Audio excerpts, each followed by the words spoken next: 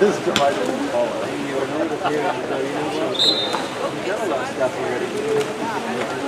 What? Well, that looks like 680 red cup. It's not? Not 680. David? Yes. Davis and yeah.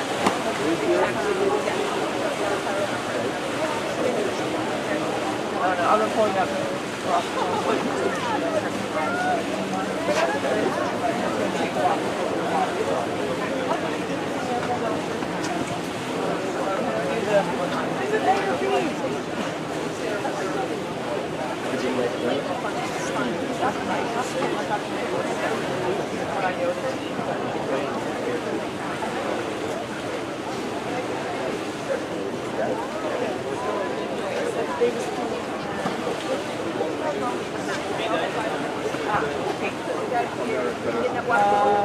This one we do need to know if it's elite or supreme. What? We need to know if it's elite or supreme. I believe this is elite. Yeah, I can do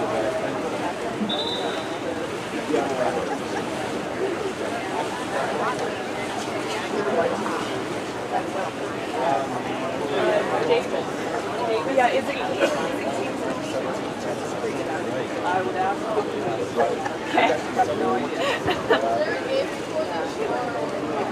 I'm sorry to bother everyone. Does anyone know if this is King's Elite or King's Supreme? King's Supreme. Thank you guys so much. I don't want to be calling out the wrong rosters. Apparently there's two teams. I don't know how to find it. Someone said something about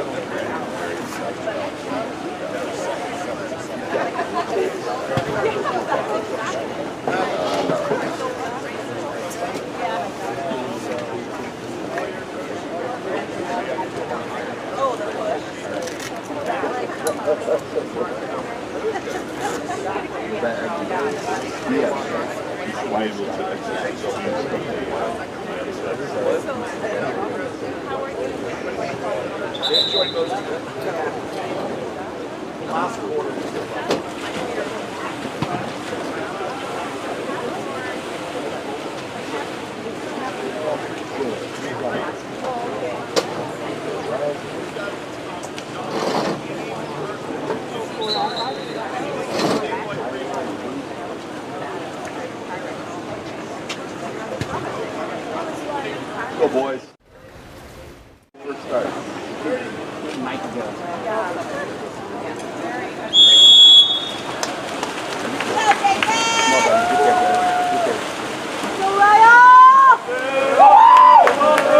Go kids!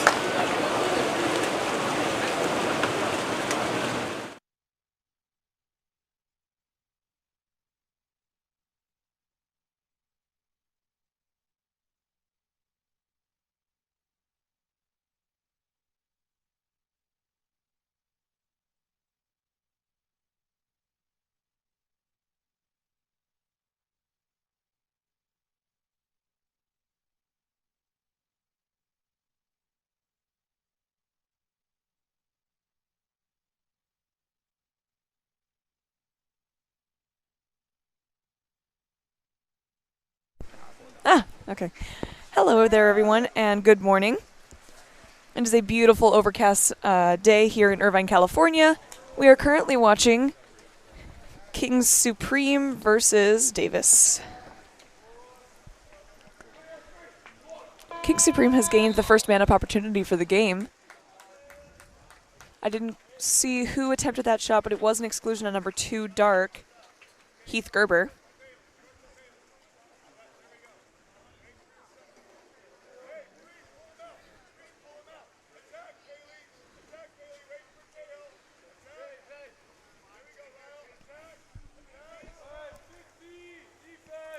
An attempted set there, skips a little bit too far, ends up in the goalie's arms.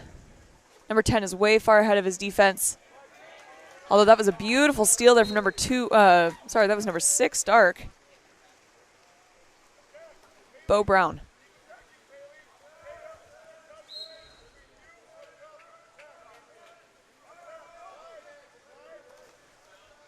Great shot block, 10 white from Caleb. Sorry, Caleb, I don't quite have your last name just yet. My rosters just got pulled up. 6 white fighting hard there. He has 2 defenders on him, doesn't let him stop him. That lob goes a little high, hits off the crossbar, back into the arms of Davis.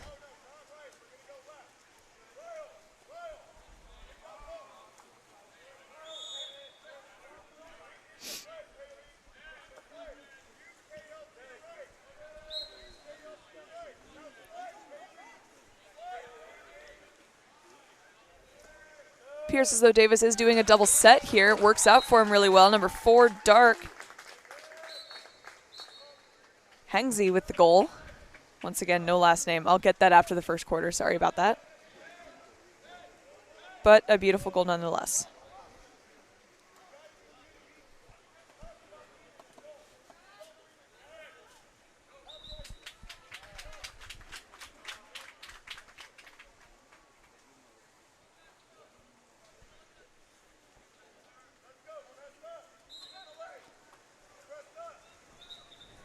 Is it recording?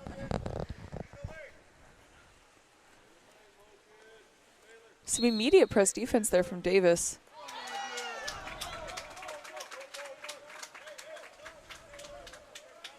It's definitely making things a little bit harder on Kings. They managed to get a drive off and exclude number 10 Dark, John Dowdy.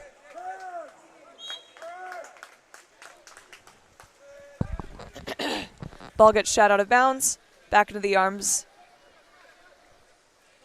of the Davis goalie.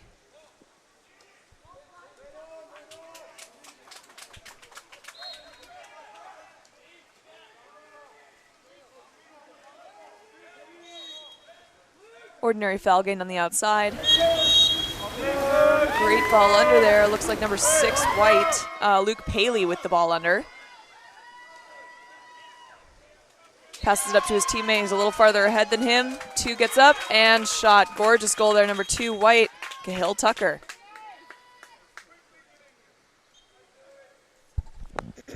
Sorry, my voice is a little hoarse. I just woke up. And that is a timeout called by Davis County. Not Davis County. Davis County's in Utah. Davis.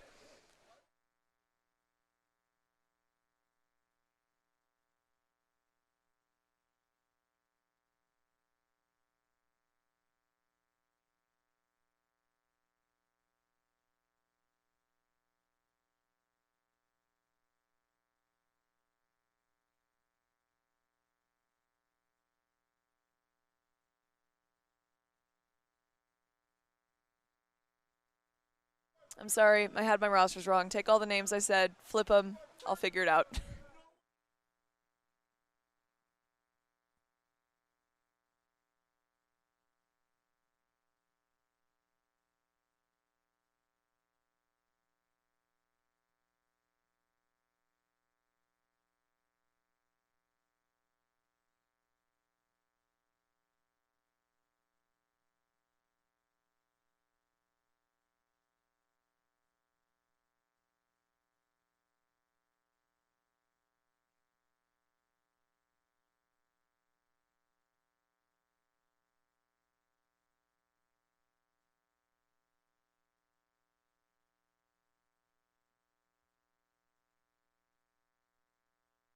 Okay, we are back from,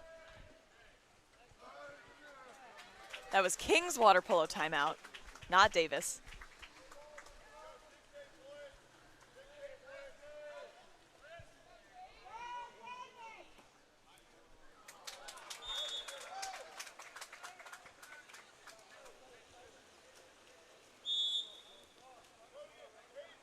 There's a lot of congestion happening in the center right here. There's about 3 players plus the 3 defenders there. Still managed to find an open window with number 10 there. He tries to get it out, ends up gaining the ordinary, or not the, that's not an ordinary, that's an exclusion on number 11, White Taylor Ford.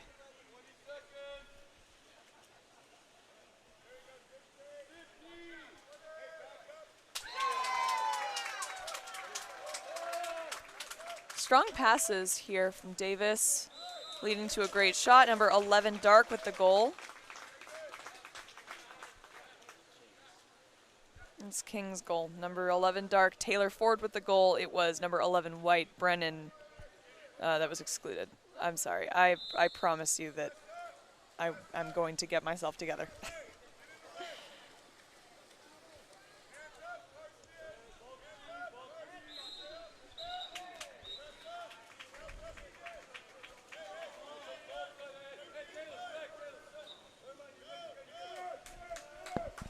Kings takes the ball.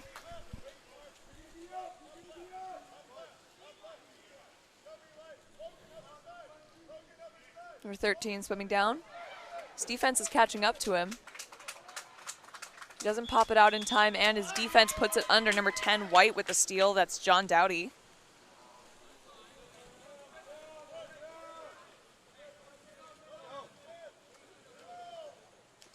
Great pop up to number 2, White there. Keith Gerber for the goal.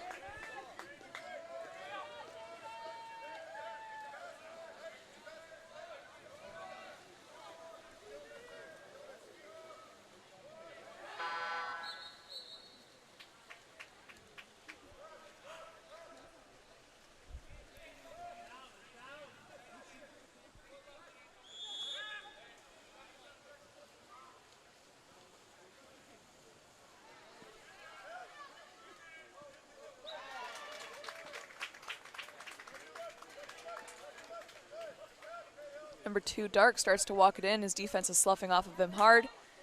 His shot bounces off of the crossbar. Number 7 manages to maintain it before it hits that lane line. Looks like that shot clock was reset. And Kings is going to get another opportunity here. Great shot block. I believe that was number 10, White, John Dowdy. Ball goes back to Davis.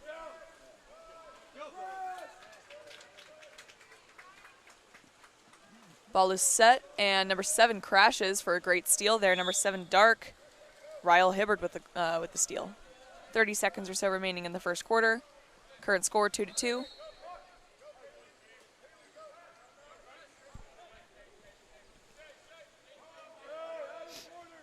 Number 2 starts to move it in, shoots it, skies it, and the ball goes back to Benjamin in the goal for Davis. 3 seconds. Looks like 6 is going to shoot it. And a great knockdown from Mark Lammons to finish off that quarter. We'll see you right back.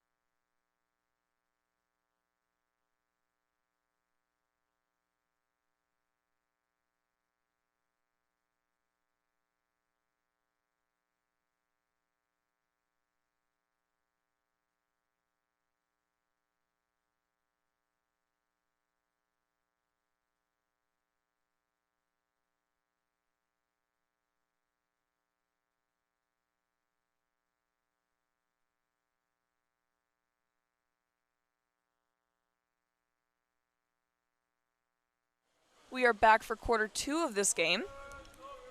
Sprint was won there by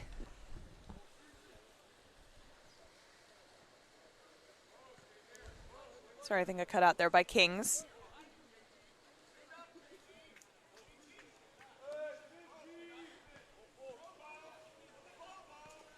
Four with an attempted skip shot. That's Luke McVeigh.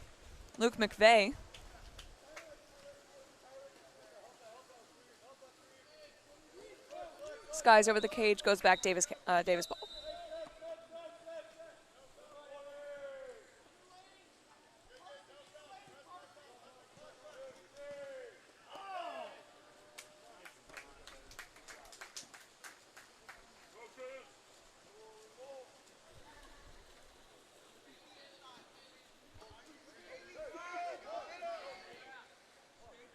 Kings starts to move the ball in. Number 7, walking. And a great skip corner shot there. Number 7, Dark, Ryle Hibbard.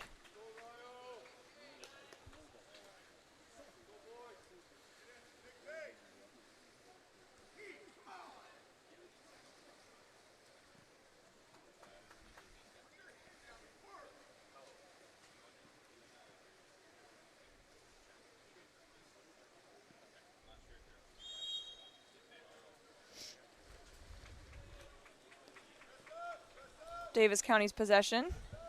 Kings is doing a pretty good job of pressing them out all the way to the half here.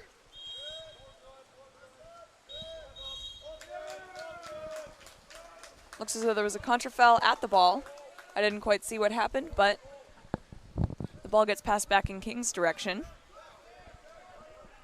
7 Dark starts to walk it in again, passes into number 14 for a really great pass and shot there.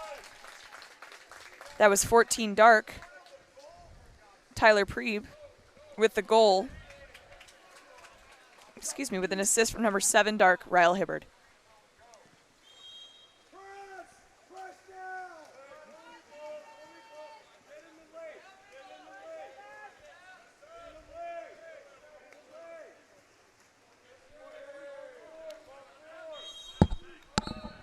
Ordinary foul gained all the way over at the half there for Davis.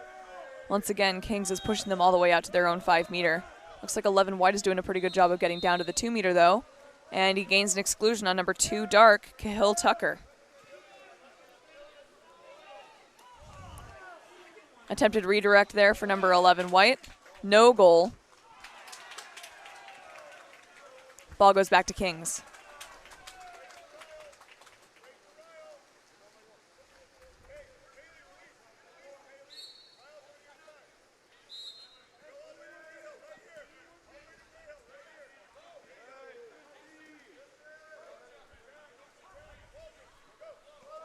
With 10 seconds remaining on the shot clock, number 2 looks to center, passes a little short, and a great steal there from number 7 White, James Cerusi.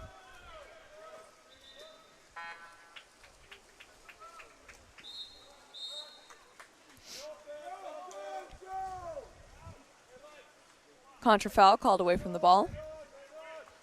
13 Dark starts to take it in, passes over to number 14. Davis defense doing a pretty good job of keeping up with them, preventing that possible counterattack.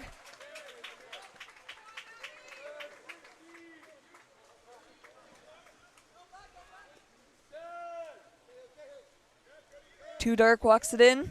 Poetry pass over to number 13 Dark. Attempted poetry pass over to number 6. Caught by number 9, pass to goalie. Beautiful one on goalie block there by number 1 Dark, Mark Lemansky. Not an easy feat. Really great block.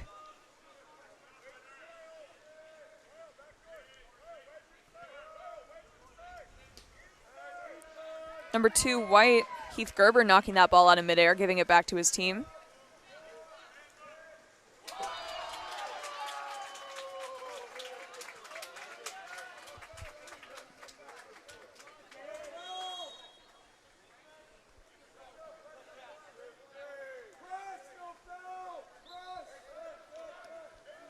A little bit of a skip pass into center there. Number 9 tries to turn, and it is stolen by Mark Lemansky. Ooh, sorry, Mark Lemansky.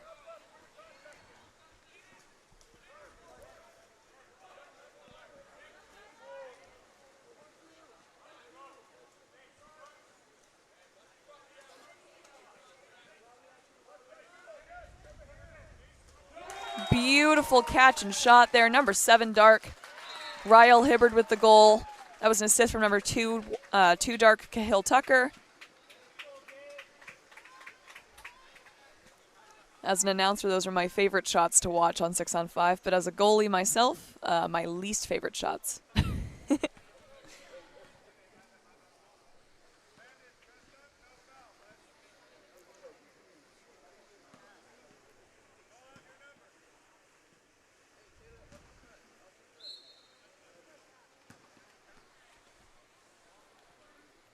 Searching for a lost cap.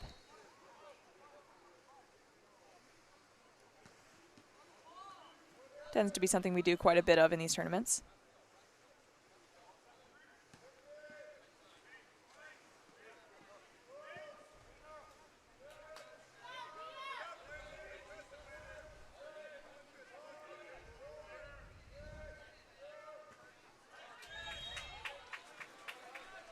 All right, and Davis starts with the ball.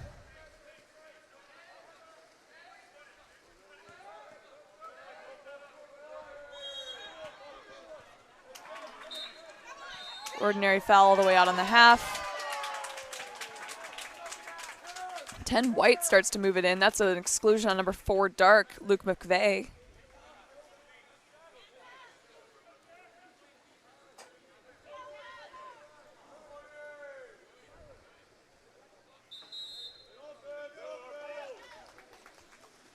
And contra foul called, giving the ball back to Kings.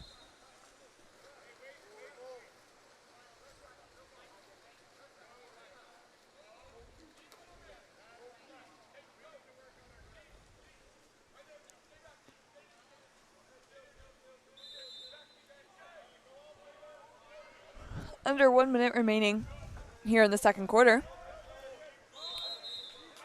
There's a ball under there.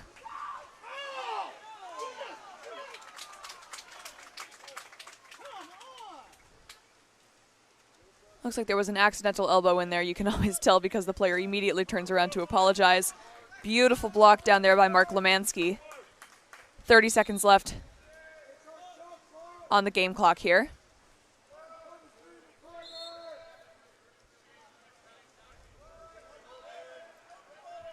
Looks like the one that got hit was number 6 White, Bo Brown.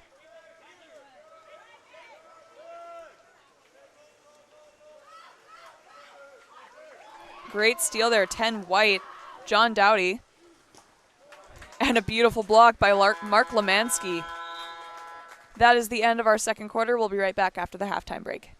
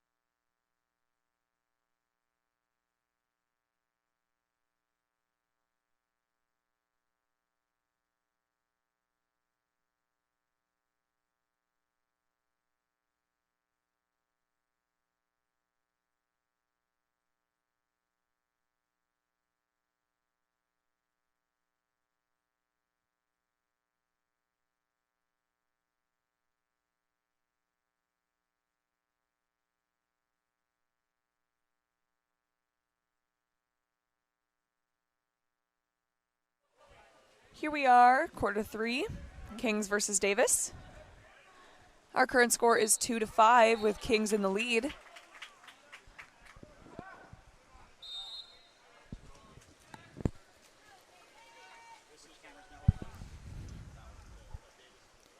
The sprint is off, and it is won by Kings. Number 7, Dark, Ryle Hibbard with the win on the sprint there.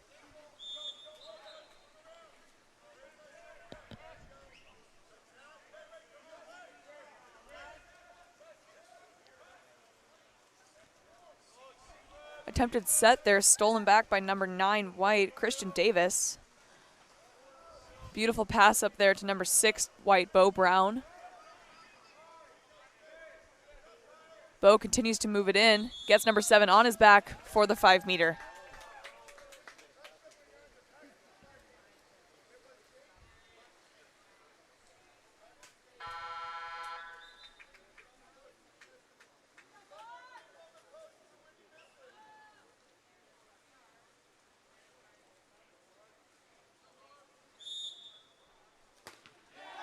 Beautiful block there, Mark Lemansky.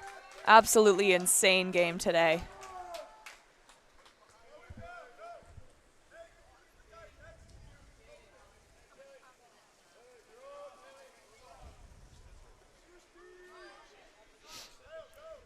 Seven Dark starts to move it in, passes down to his teammate. I can't see who that is, passes back up to 6. 5 seconds on the shot clock.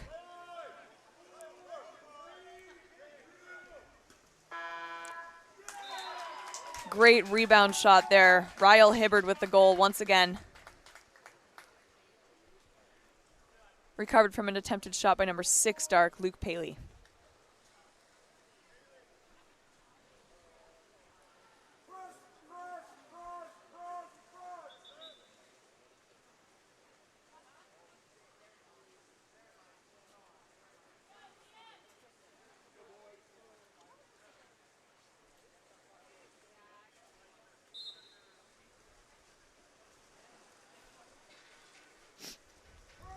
Kings has some immediate press defense here that forces Davis to pass their ball back to the goalie. Beautiful steal, number 13 Dark, Eli Bass.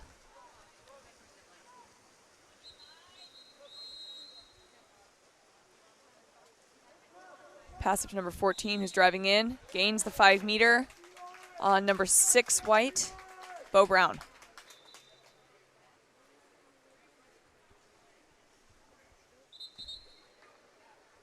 Looks like it'll be Ryle Hibbard, number 7, taking the shot. And he scores. Great goal by number 7 Dark, Ryle Hibbard.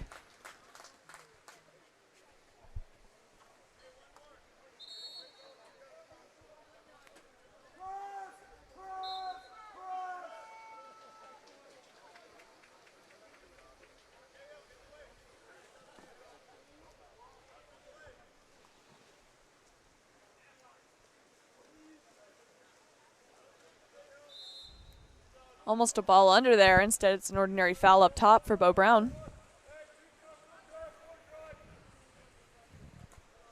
10 seconds on the shot clock. Steal there by number 13 Dark, Eli Bass.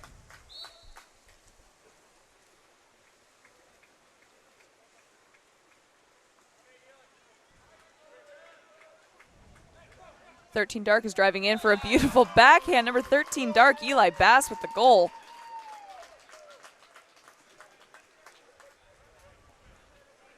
Makes our score 2-8 with Kings in the lead.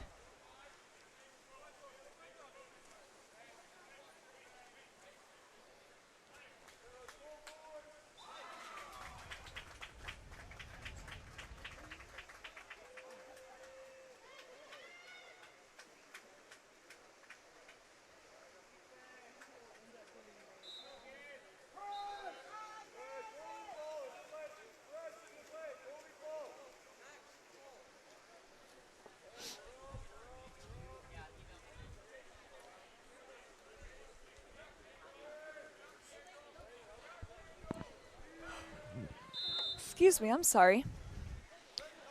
There was some good press defense there from 12 Dark, forcing number 4 as far out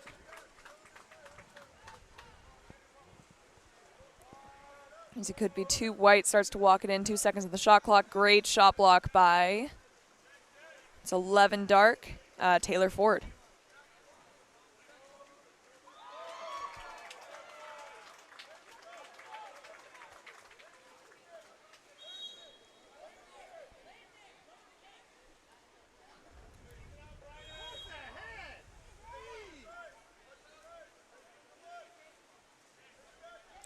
Dark starts to walk it in. His defense is still sloughing off of him. He skies the shot, and the ball goes back to Benjamin Simon.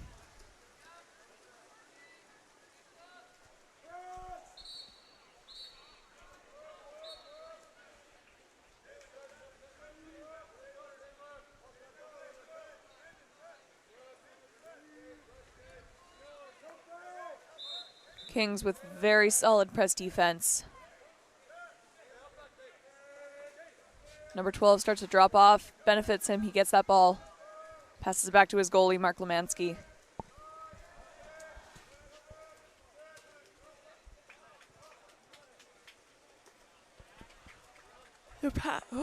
I'm so sorry, please excuse me. The pass from the goalie goes a little bit too far. Player is chasing that ball down. And Benjamin Simon gains the ordinary.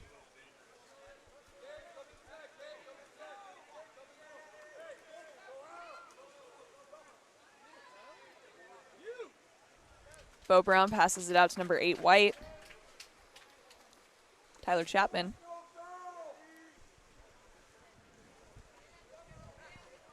Ten seconds on the shot clock.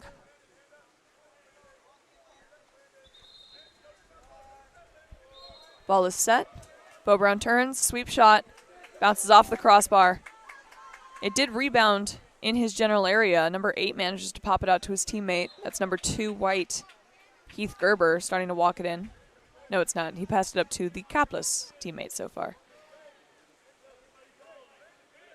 Back down to Heath Gerber. For the shot, skips wide right. That was an attempted shot by number 2, White, Heath Gerber.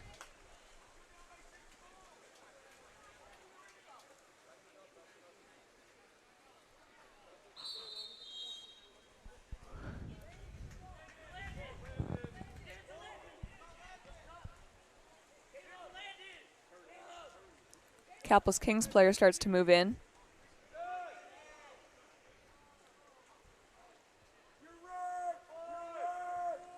Three seconds on the shot clock. And there's a ball under, I believe, from number 8, White, Tyler Chapman. Passes up to Bo Brown. And that's an exclusion on number 9, Dark, Logan Lancaster.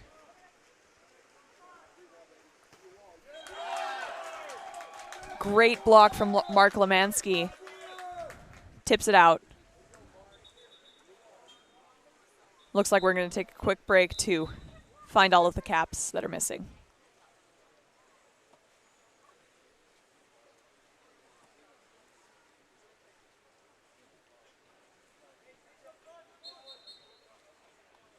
I think he spotted it.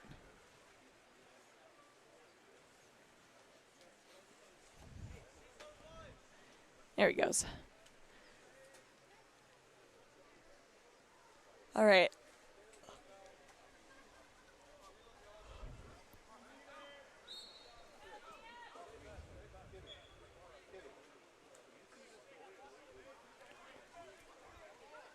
White, Brendan Fuklin. With the ball at the 2-meter, passes out to his teammates.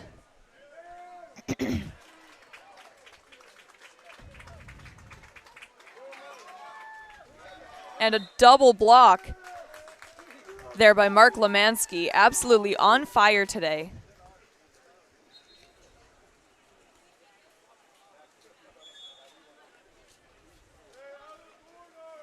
You have to have some pretty amazing leg strength to be able to stay up that long to block both of those. 12 Dark starts to move in. Passes a little bit too far in front of him. And there's a contra foul called before the white teams can get, or before Davis can get to it. Although it is still Davis ball. 3 seconds remaining on the game clock. 11 skips it for a goal. Great goal there.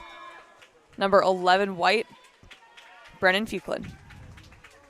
We'll be right back for quarter 4.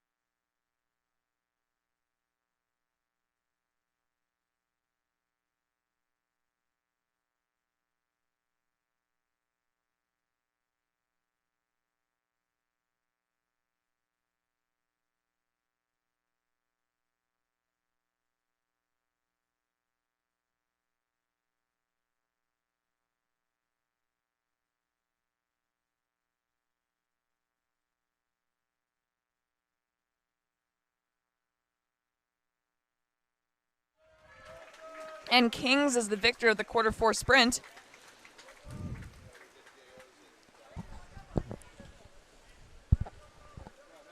Davis with some good press defense here, keeping Kings out at the half.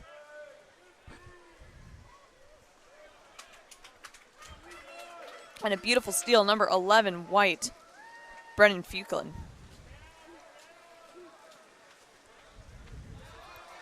And another great steal, number 23, Dark, Landon Mogg.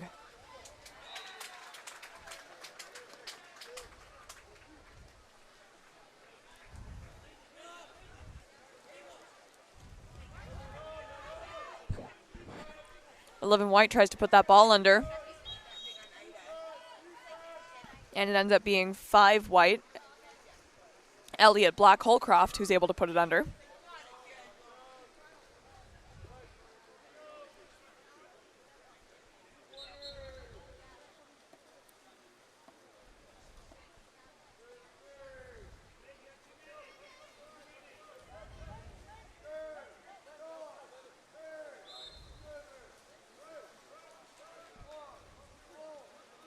An attempt on the steal there, number 12, Dark.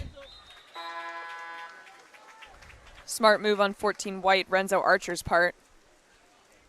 Dumping that ball in the corner very last second.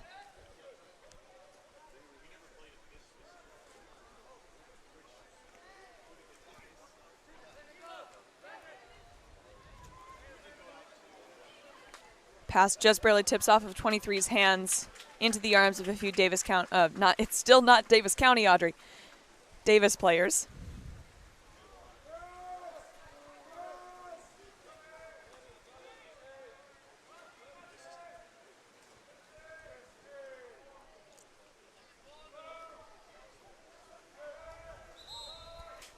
And that is a ball under by number 7, Dark, Ryle Hibbard. It looks as though Davis has a goalie change here, who just got a steal. I believe it's now Eli Bass in the goal. Although I could be mistaken, but he was number 13 in the field, and here he has number 13 in the goal, so.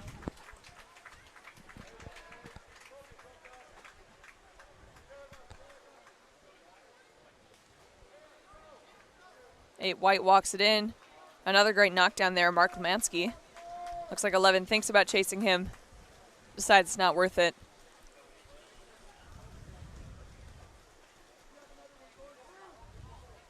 Dark passes into center. And there's a ball under by number 8, White, Tyler Chapman.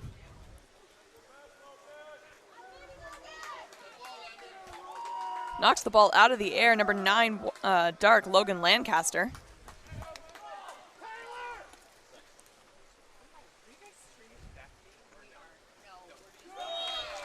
Beautiful shot and goal by number 12, Dark there, Cade Peterson.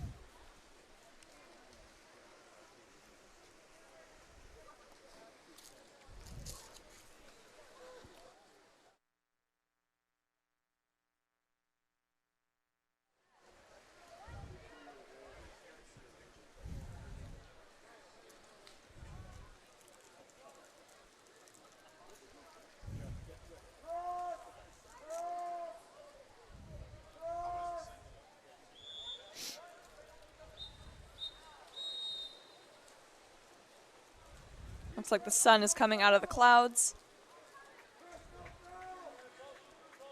Haven't quite yet decided if that's a good thing or a bad thing.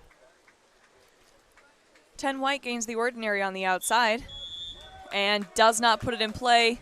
Ball goes back to Kings. 14 way ahead of his defense. Beautiful pass up to him. 14 gets up and lobs it in. That was a great goal there by number 14, Dark, Tyler Preeb.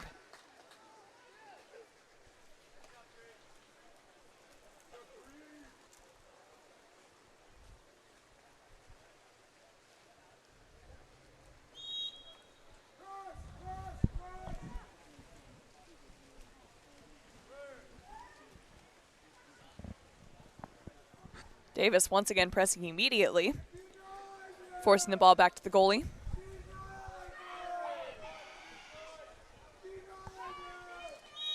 With 10 seconds on the shot clock, the ball is still back at half. 10 White puts the ball live. And there's an exclusion out of center.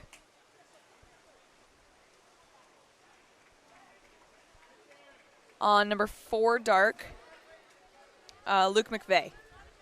I believe that's his second penalty of the game.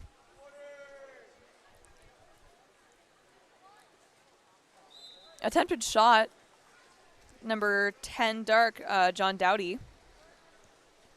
Skies the cage.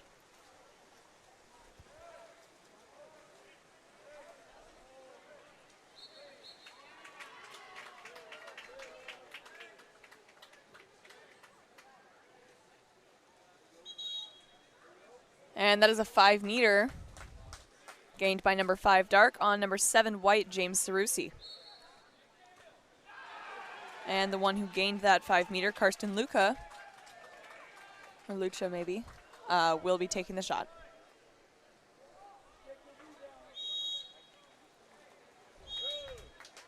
Karsten Lucha with the goal. Lucia.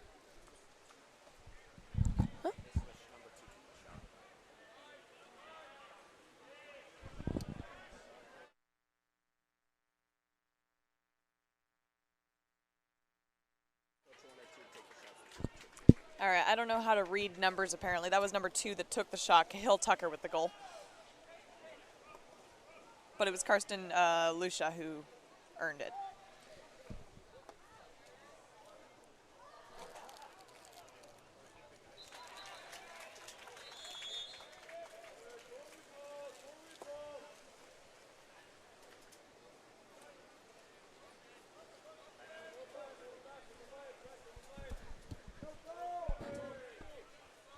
One minute and 30 seconds remaining in the fourth quarter.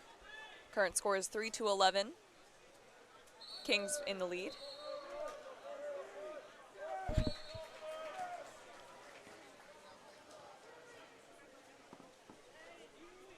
Five dark starts to move it in.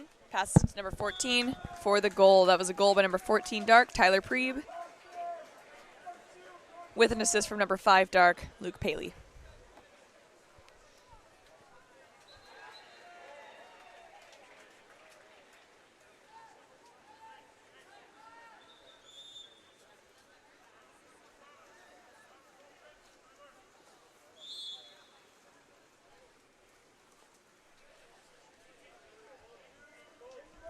Kings not letting up on their press defense in this last minute here.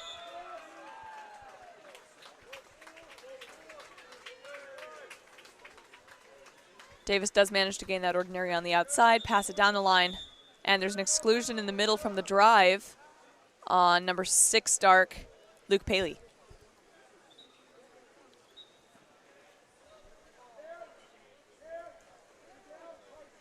Kings is pressing up top pretty aggressively. It gets them the steal. That was number 9 dark, Logan Lancaster. Swimming up for the goal. Logan Lancaster, number 9 dark.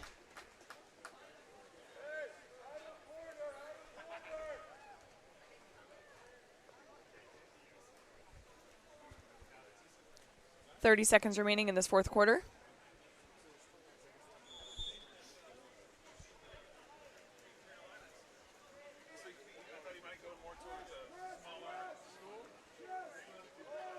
And that is another great steal, number 5 dark, Karsten Lucia.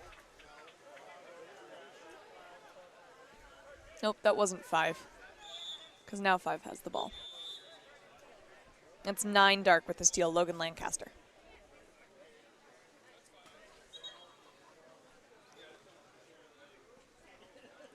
Referees are calling for the ball.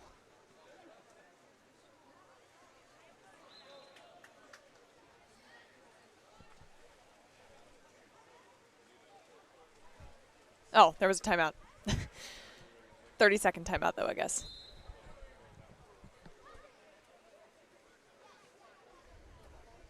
Goalie Mark Lemansky takes the ball back. 3 seconds.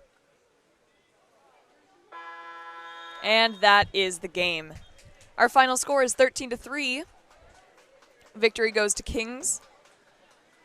Great game to both teams. And we'll see you for our next game.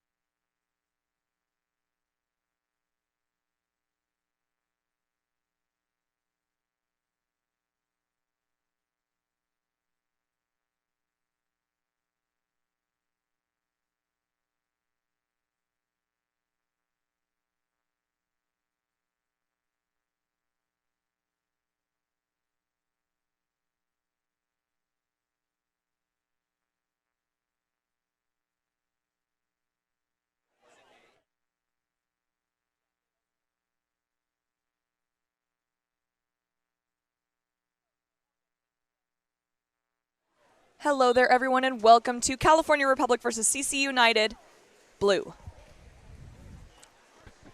Sun is peeking out from the clouds a little bit, although it's still pretty overcast today here in Irvine, California. The victory on the sprint goes to California Republic.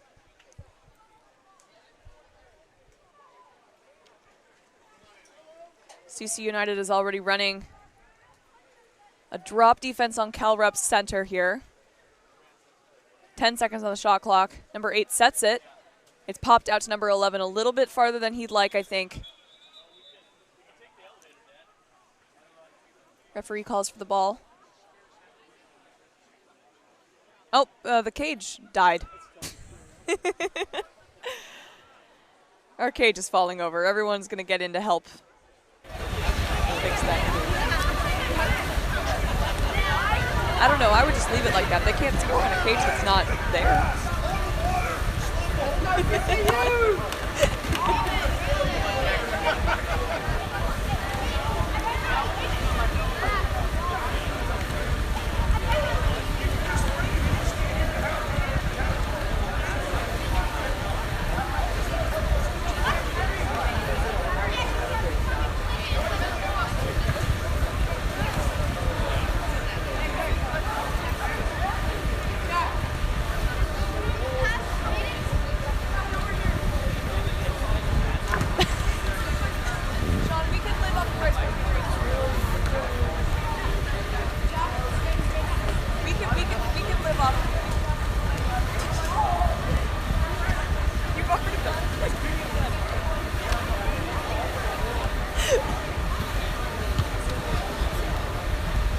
Here at the table, we have our own personal collection of Rice Krispie treats. Our boss is telling us we shouldn't live off of these, but I personally think we can and we should.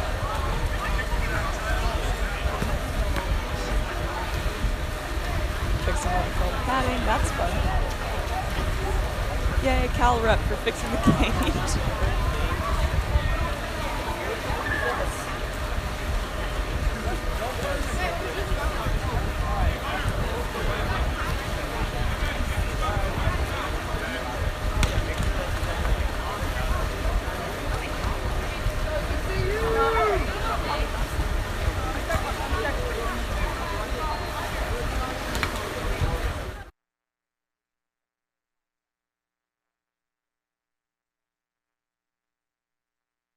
Great knockdown there from number 1, Joseph. I don't have your full last name, so I'm not even going to try and guess what the last couple letters of it could be.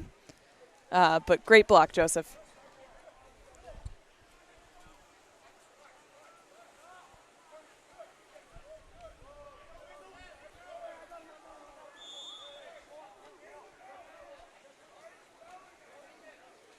Eleven White with a great shot there, but Jack Kimmel is there to knock it down.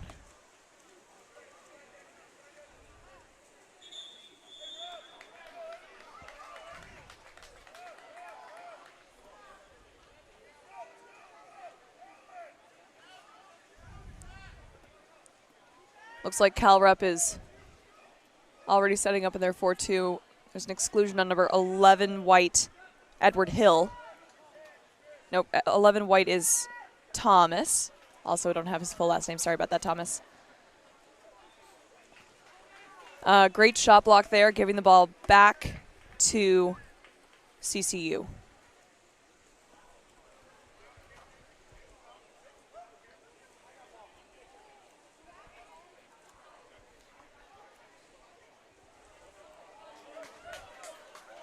Great steal. Can't even see his number just yet. I think that's number 5 probably. Yep, number 5 gains the 5 meter on number 3 White. So Noah Cole with the penalty.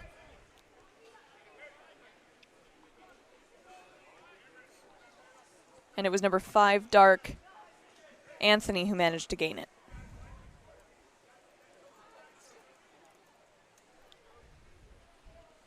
11's taking the shot. Beautiful block. Joseph, absolutely gorgeous. Manages to tip it out. It'll give Cal Rep another opportunity at the 2-meter.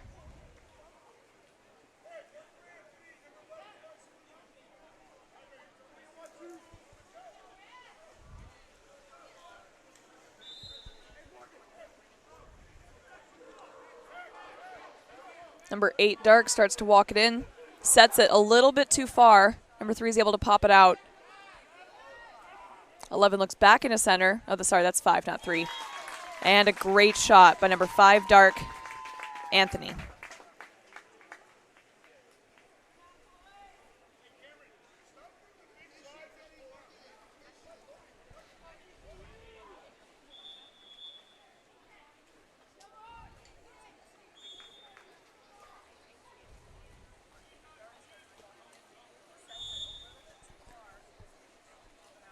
Ordinary on the outside there. 16 puts it live, gets it over to number 11.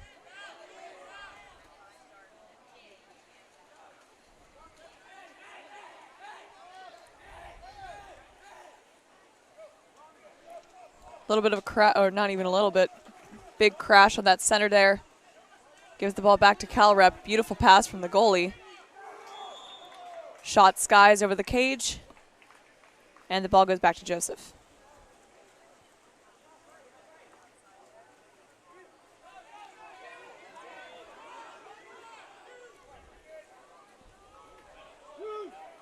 Number 9 continuing to move in.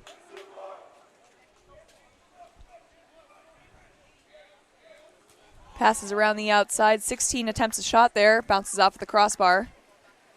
And it's recovered by Cal Rep.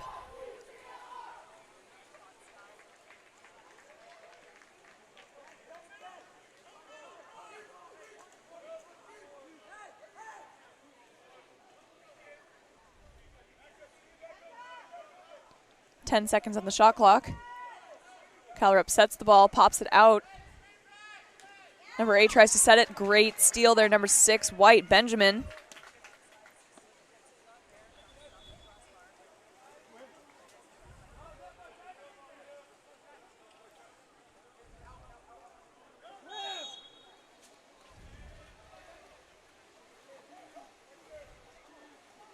Attempted shot, number 2, White. William Devon. Just went a little high. That's an exclusion on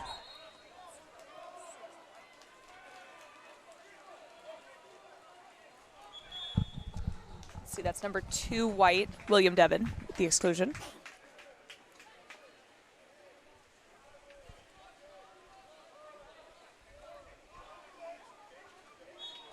And looks like that 5-meter possibly was drawn on number 16. These goalies today have been insane. That was another block by Joseph.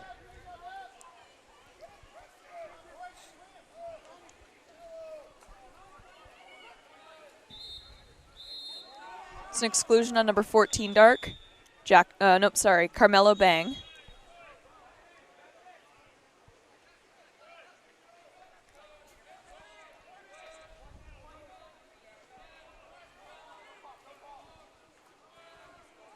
Give CCU an opportunity here. They have 3 seconds remaining on the man up. Teams are even. That last second shot from number 10, White, Samuel. I promise I'll have these last names after the first quarter.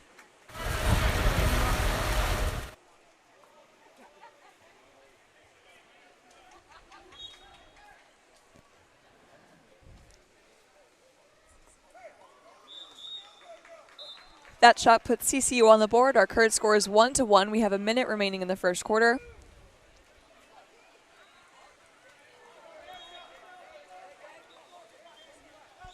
Ball is set, and there's an exclusion on number 12, White.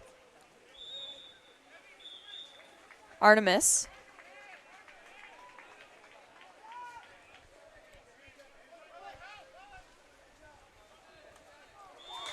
Beautiful shot there.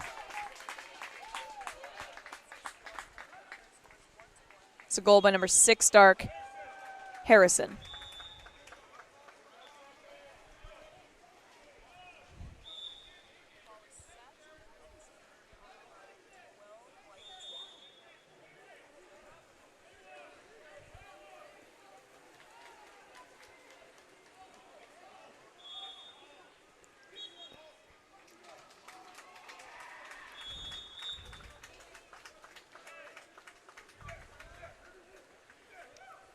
A little bit of a struggle back and forth for the ball there. CCU manages to gain that ordinary. Ball is set. 8 pops it out to 12. 10 seconds on the shot clock. And a good stop there. Number 13, Dark, Jack Kimmel.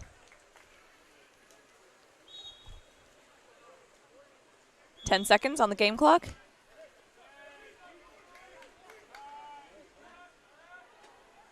Almost a really good backdoor pass there.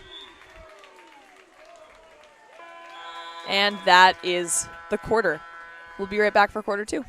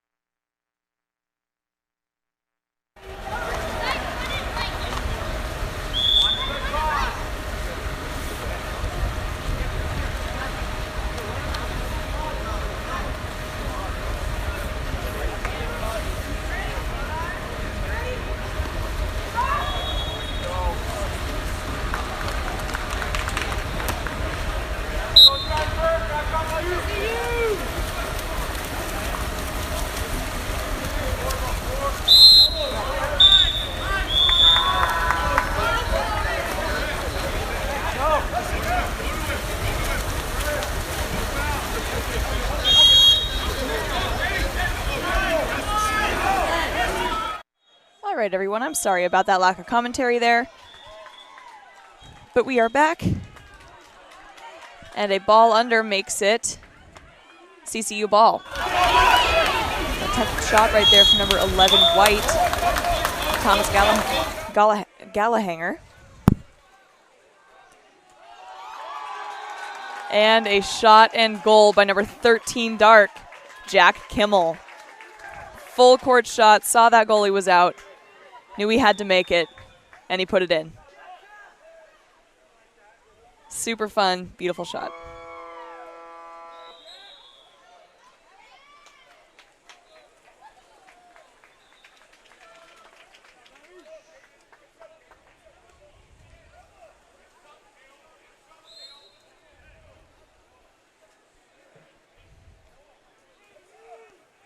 .16 White starts to turn his defense in the middle. Oh, sorry, that's 10 White. And he gains that 5 meter on, I think that's number 8 Dark, Morgan Madrill. It'll be 11 White taking the shot, Thomas Gallahanger.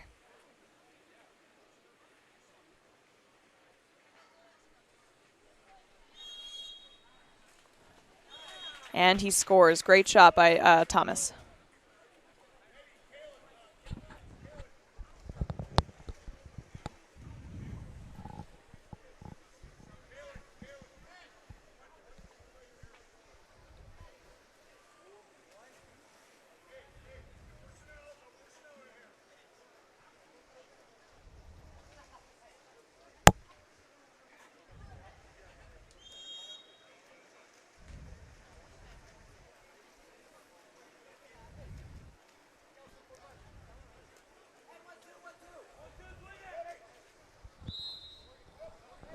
Ordinary foul on the outside. Cal Rep is running a double post up here. 10 seconds on the shot clock. Number 7 starts to walk it in. 5 seconds. 7 shoots it. Great tip out there. Joseph Ketchin.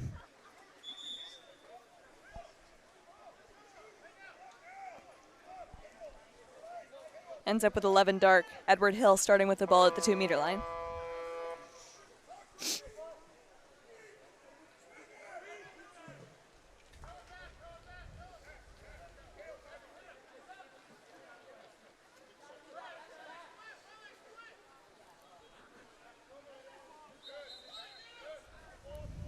Ten seconds on the shot clock. There was a knockdown there, not quite sure by whom. 3 seconds. And another tip out there, Joseph Ketchin. I believe that was an attempted shot by number 8 Dark, Morgan Madrin. Or Madrill.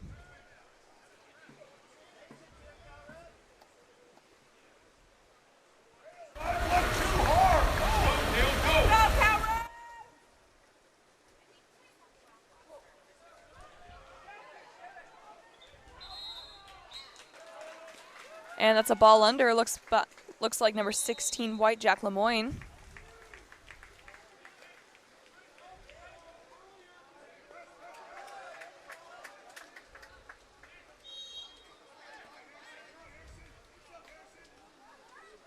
Ball's passed into number 2 of the center for a great turn and shot. Number 2 White, William Devine with the goal.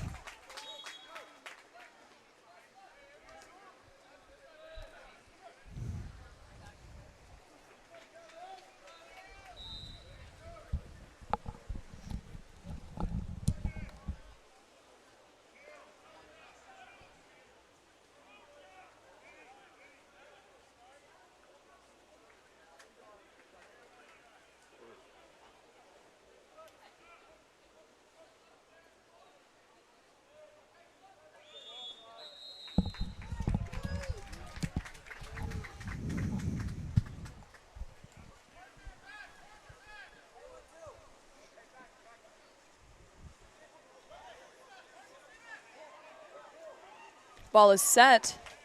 Great turn and shot there, but an even better. There's a block there by Joseph Ketchin, but it did touch the lane line right after. And Cal Rep will get another opportunity here at the 2 meter.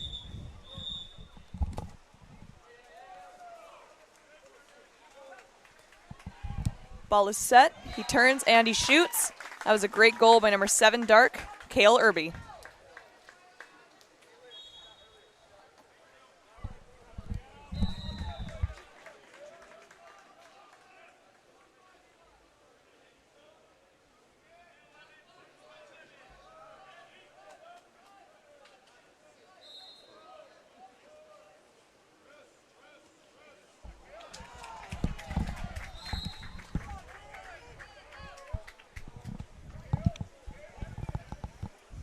It's an ordinary foul on the outside, pass into number 8. Great block there by number 13 Dark, Jack Gimmel. An exclusion on, appears to be 17 White, Jack Lemoyne.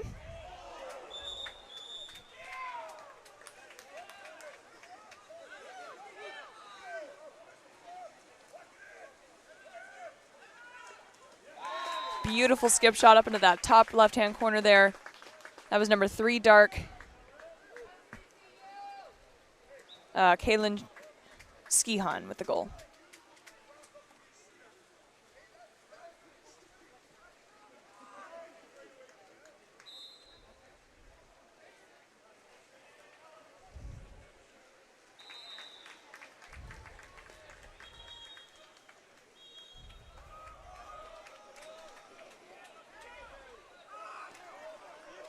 Lots of heavy press defense results in a steal for number 9 Dark there, Charlie Stoddard. Pass goes a little short, bounces off of his teammate's back.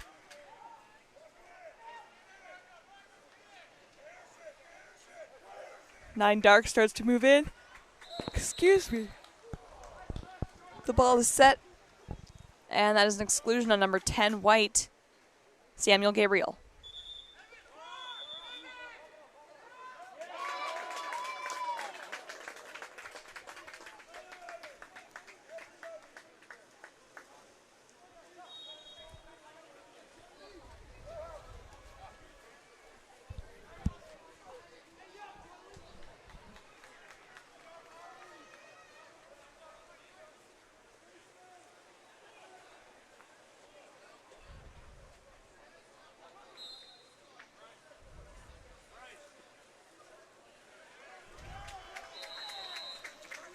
Under a minute remains in this second quarter.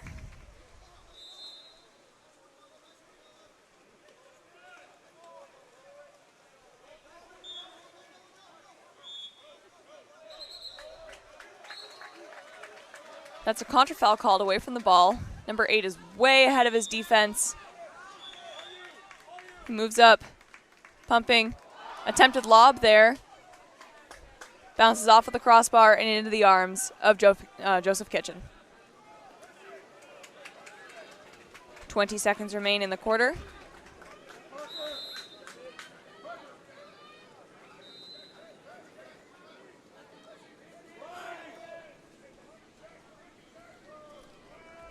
Ten seconds. Risky pass in the center there. Number 10 uses the advantage that everyone thought that there was a whistle when there was none for the goal. Samuel Gabriel with the goal.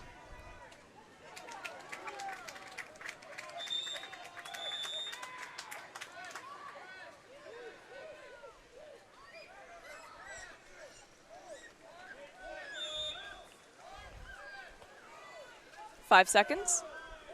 Looks like number 13 will take another shot here. And that is another knockdown by Joseph Ketchen. We'll see you back for quarter 4.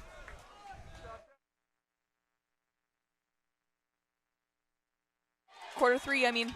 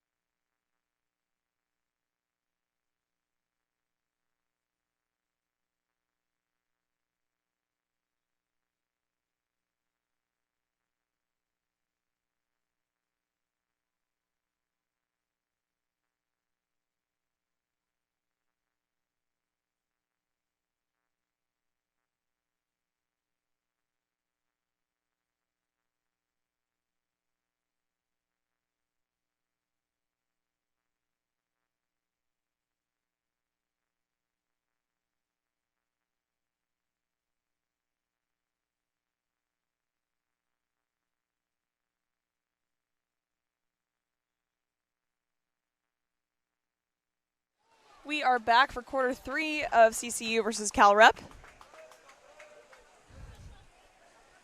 Victory on the sprint goes to Cal Rep.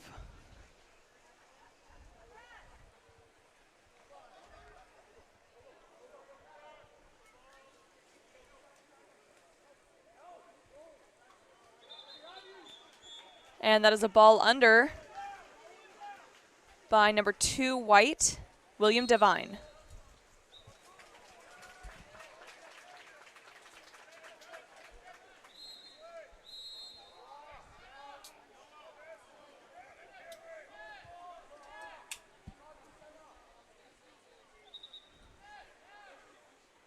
Eleven white walking it in for a beautiful corner shot. 11 white, Thomas Gallagher with the goal.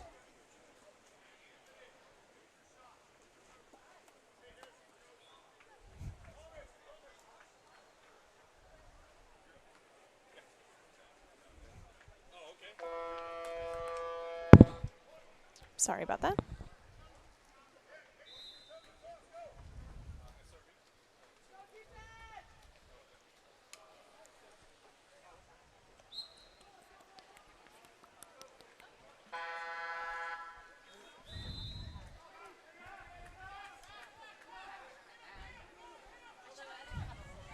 That pass was inside the 2-meter.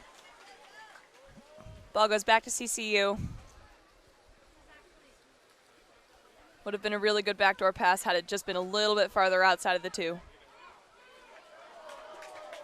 Great steal there from number 1, Troy Barker for Cal Rep. Oh, no, sorry, that's still number 13, Jack Kimmel. I only saw the 1 for a second there.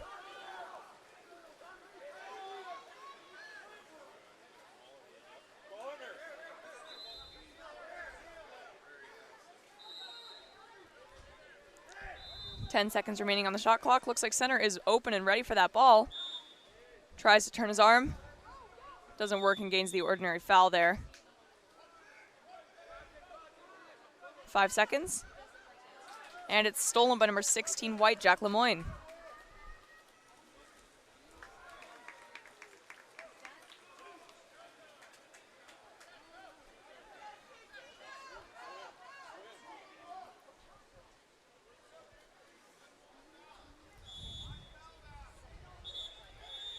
And that's an exclusion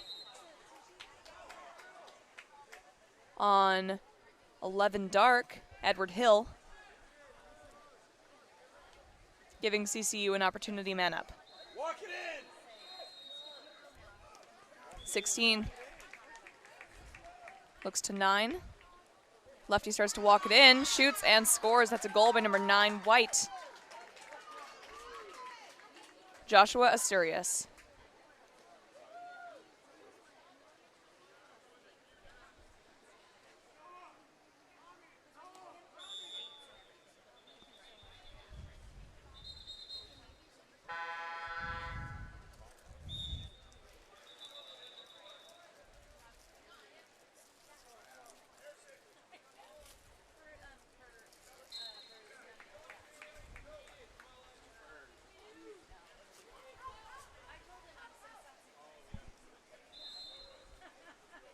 Ordinary foul on the outside.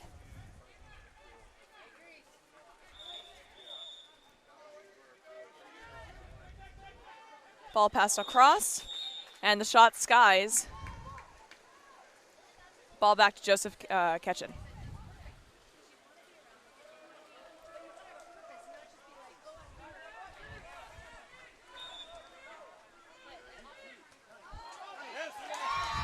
Nine gets up big, shoots it.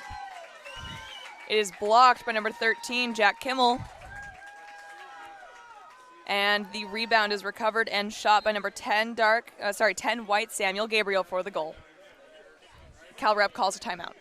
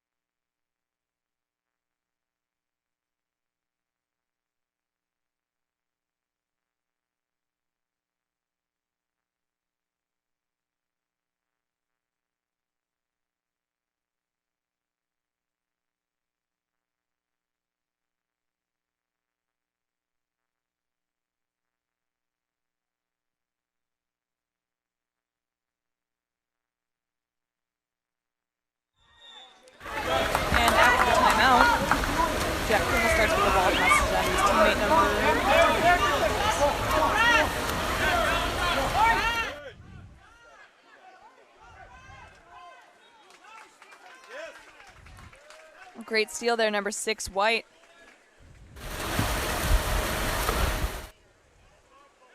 Benjamin Gronkbach. I think that's what that is. I'll have to double check my handwriting on that one. Attempted backhand, number 12, White. Artemis Balui. Bounces off of the crossbar. And it's recovered by Jack Kimmel. Lots of back and forth happening here. Our current score is 7-7, 2 minutes or so remaining in the third quarter.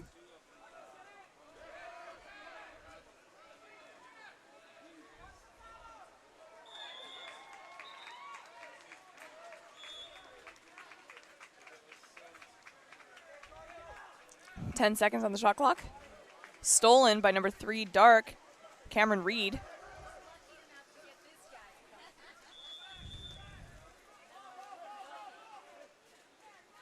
Ball is set.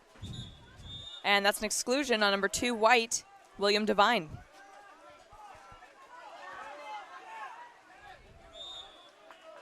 A few CCU players come out of nowhere trying to knock that ball out of people's hands.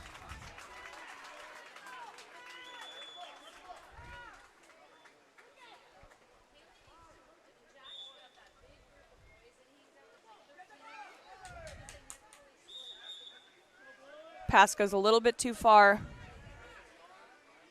They get it back out in the field of play as soon as possible, but they are already even. Number 14 with the goal, Carmelo Bangs. Very last second, I don't even think that he expected to make that one.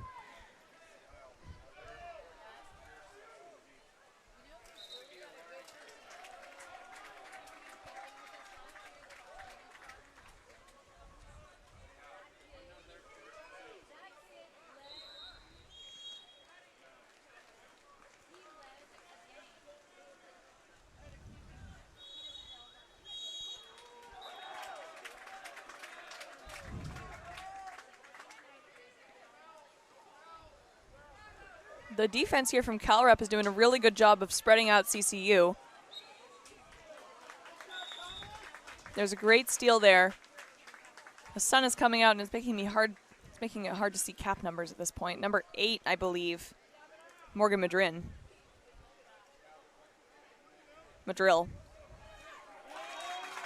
And that was a great shot and goal by number 5, Dark. Anthony Benedetti.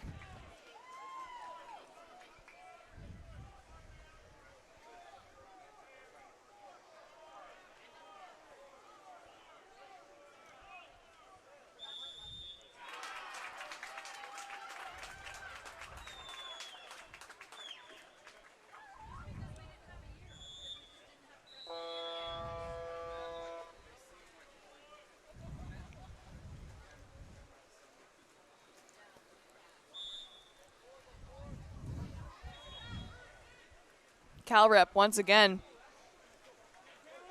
pushing out CCU as much as possible. CCU gets the ball back with the ball under. That was 9, White. Joshua Asturias with the steal.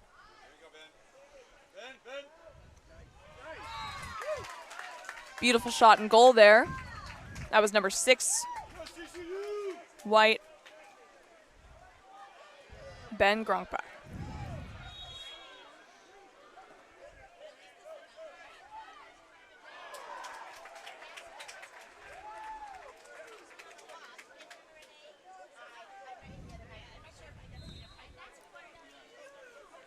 Ten seconds left in quarter 3. Current score 8-9. Cal Rep in the lead. Beautiful block from the CCU goalie, and the time is out before he can make that rebound shot. We'll be back for quarter 4.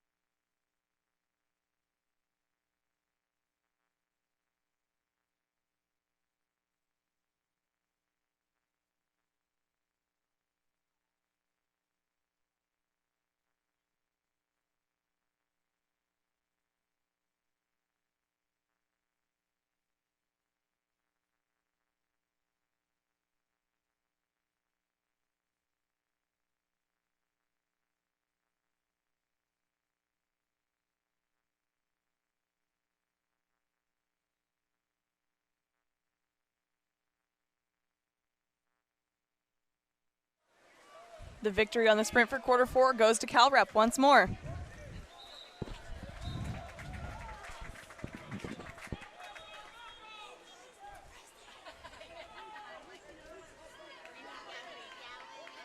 Some really strong press defense here from CCU.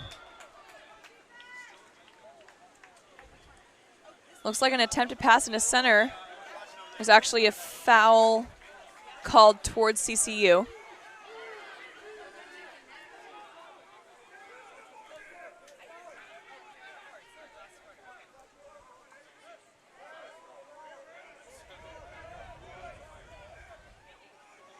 Some really solid passing from CCU here. That was a great steal, though, from the center. I think that's number 3, Dark, Cameron Reed with the steal.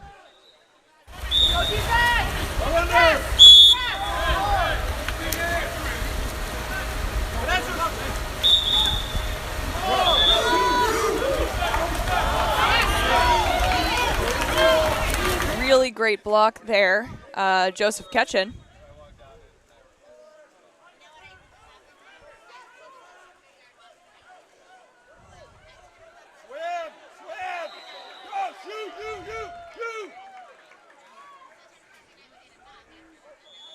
Nine White earns the ordinary. 10 seconds remaining. Never mind, that's an exclusion. Off of the drive on number 6, Dark. Harrison Firmer. And there's a timeout called by CCU.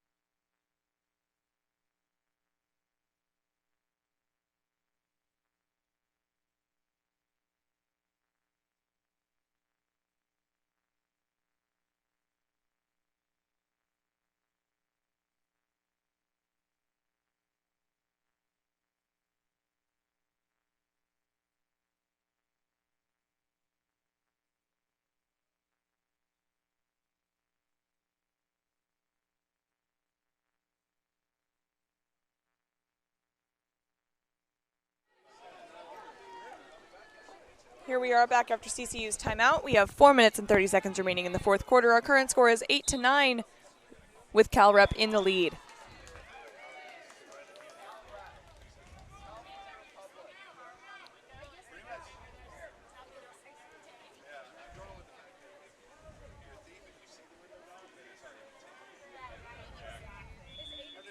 Some pretty solid passing around here.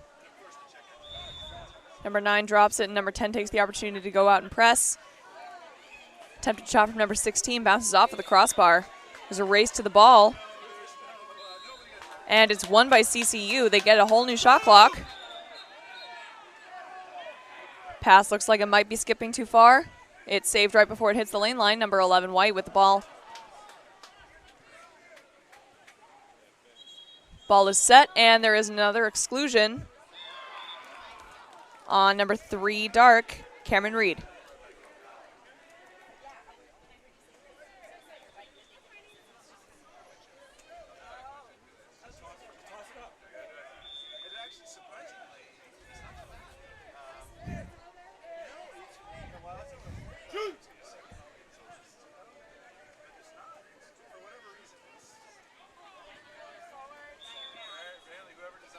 Beautiful shot by number 3, White.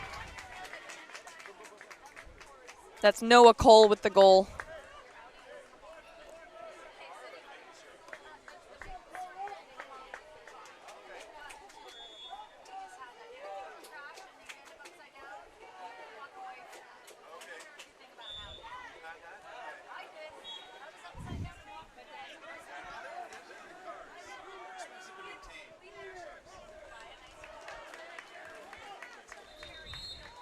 And there's an exclusion on number 3 white, Noah Cole. That is his second exclusion of the game. 3 minutes remaining in the fourth quarter. Cal Rep passes the ball around. 10 is looking to shoot, and there's a great knockdown there from Joseph Ketchen. Prevents the ball from going in. Our current score is tied at 9. We'll see who'll be the first to break that tie.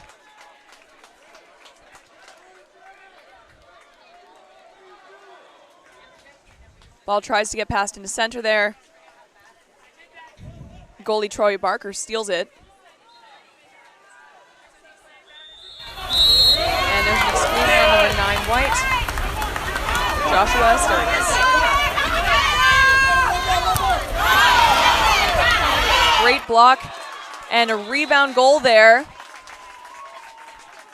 by number 3 dark, Cameron Reed. Off of the rebound from, I believe, number 10, Thomas Zhang's shot.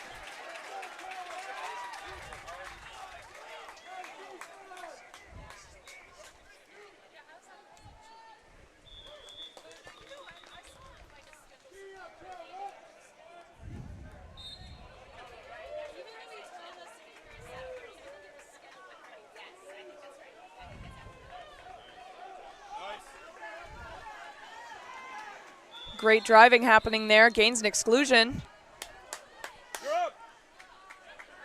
That's number 11, dark, Edward Hill, that's been excluded.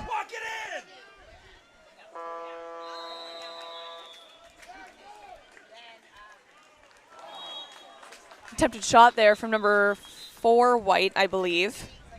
Logan Codon.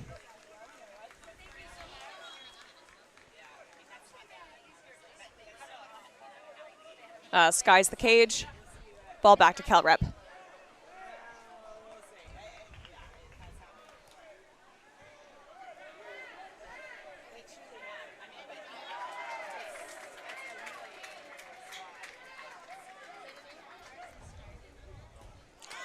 Attempted shot there. Attempted rebound shot. Both blocked by Joseph Ketchen. Joseph lets the ball touch the lane line. It is a 2-meter for Cal Rep. With a minute and 30 seconds remaining, they are ahead by 1. Looking to extend their lead.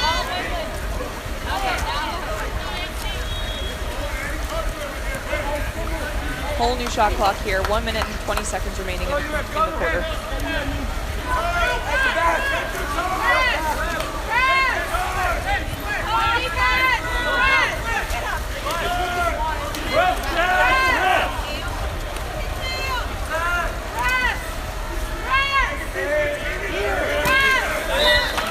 Attempted shot there. Can't quite capture the reflection. It skies the cage. Joseph Ketchen, beautiful pass from number 4 white there. Logan Codon. And the ball is stolen by Troy Barker. Goalie for Cal Rep. Cal Rep calls another timeout. 51 seconds remaining on the clock.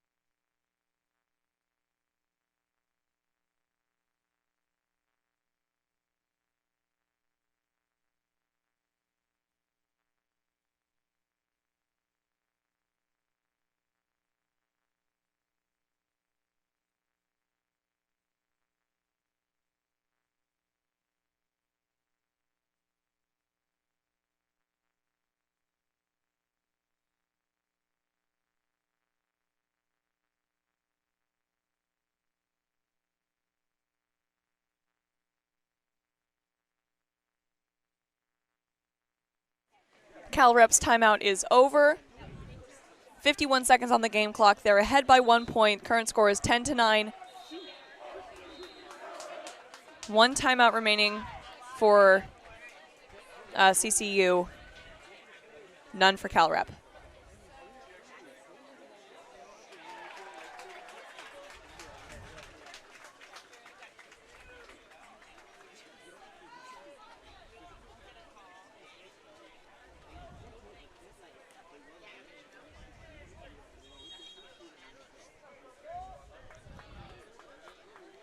Goalie Troy Barker just trying to slow down the clock.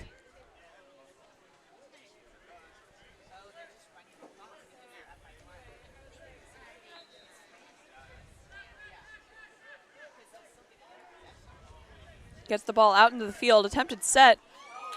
Players crash. Beautiful knockout there by Joseph Ketchin. Once again, however, lets the ball touch the lane line. They have 30 seconds on the game clock, on the shot clock. Cal Rep is spreading. It's a good old game of keep away with 20 seconds remaining on the clock.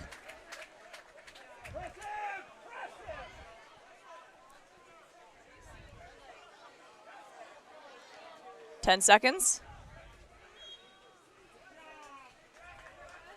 5. And that is the game. Our final score, 10-9. Cal Rep with the victory. Both teams played super hard, so congratulations to both. And we'll see you for our next game.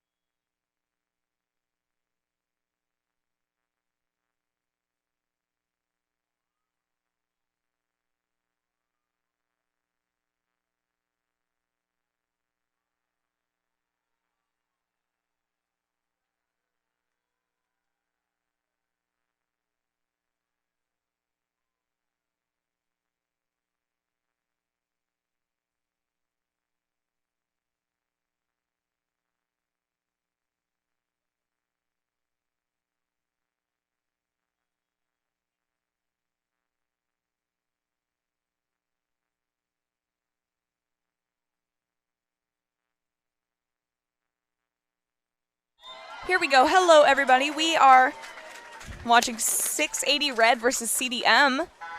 680 Red is in the white caps, CDM in the dark caps. 680 Red with the victory on the sprint here.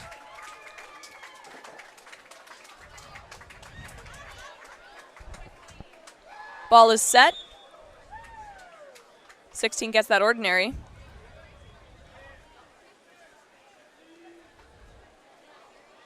.12 open on the top.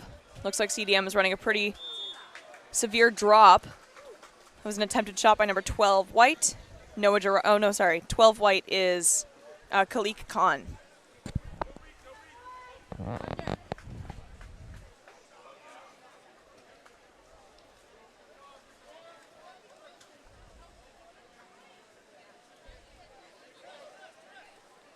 Great skip shot there, number 3 dark. Nathaniel Evans skies the cage. Looks as though we saw a tip-off on Trevor Alamio's hand.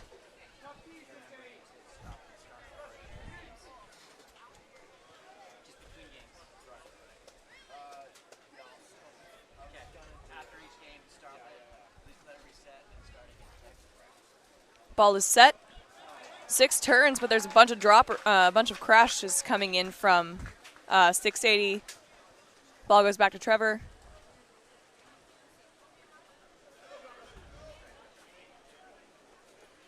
Beautiful skip shot there. Number 12 white, Khalik Khan with the goal.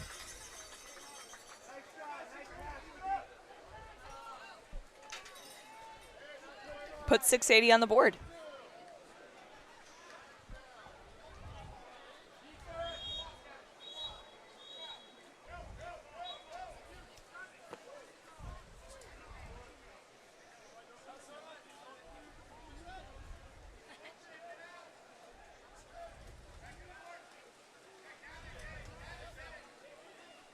Some really solid passes coming from CDM here.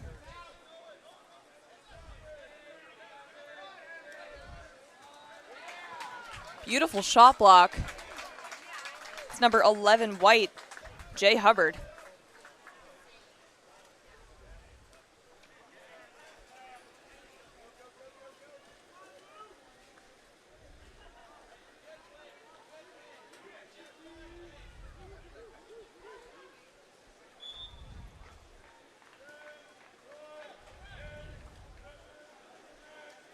Lots of good ball movement happening here. Some really solid press defense from CDM, though. 3 seconds on the shot clock. 11 white.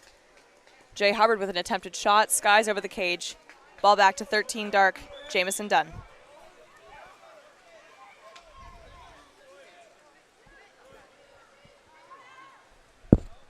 CDM with a lot of drives going into center. Backdoor pass. Shot skies. That was an attempted shot from number 8 dark, Carson Simonson.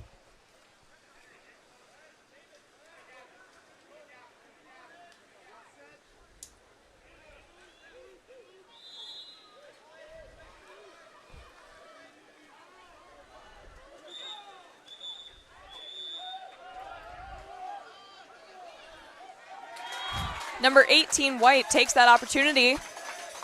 Seeing that everyone else thought that there was a whistle, Caden Polo with the goal.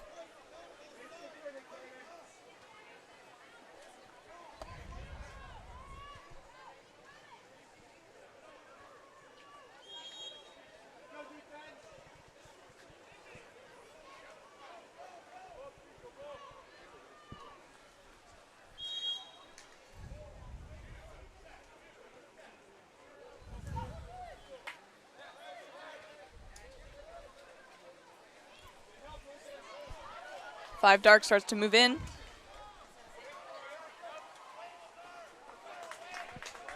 Sorry, what?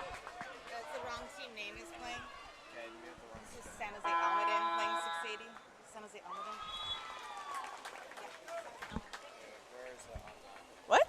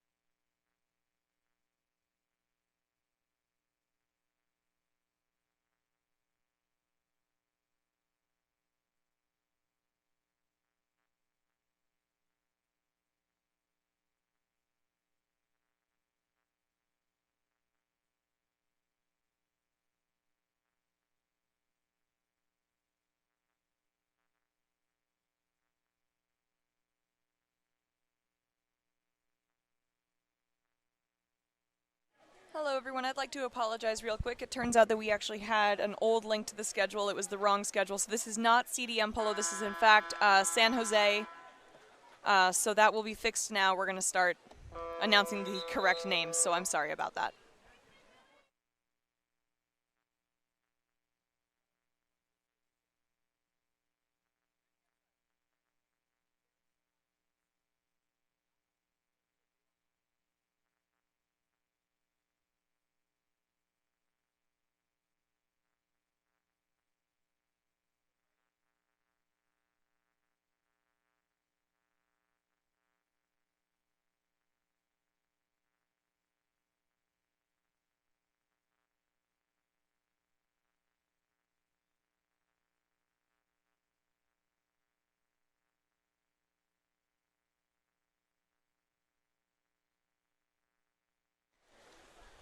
And we are here with San Jose versus 680 Red.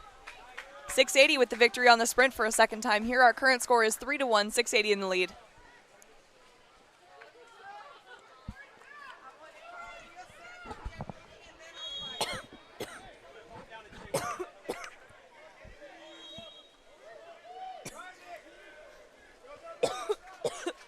The ball is set, and there's a crash. Number 2, Dark, puts it under. Aiden Ross.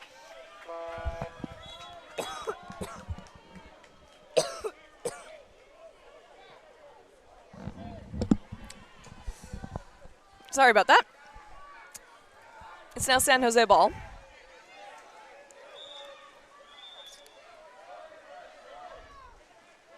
'18 sets it.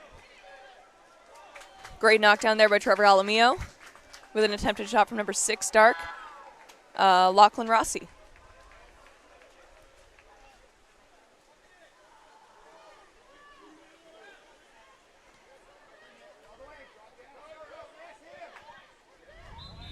And that is a 5-meter drawn on number 7, Dark, Liam Ambergy.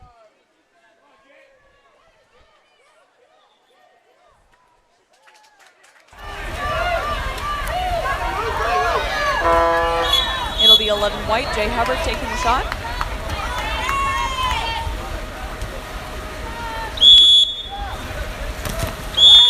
And he makes it. That was a goal by number 11 white, Jay Hubbard.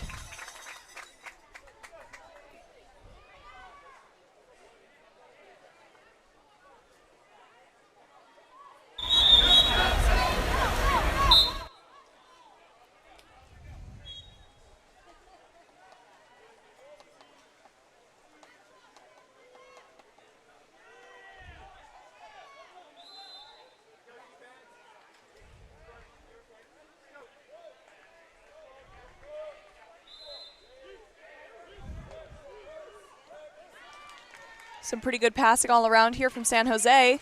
Number 5, White, though, knocks it out of the middle, Evan Hoffman.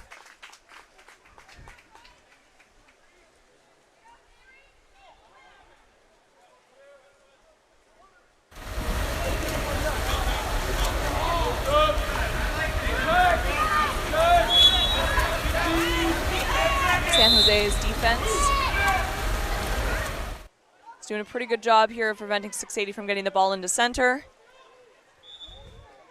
Pass goes wide and ends up in the arms of number 13, whose name I do not have on this roster. 680 with another steal there.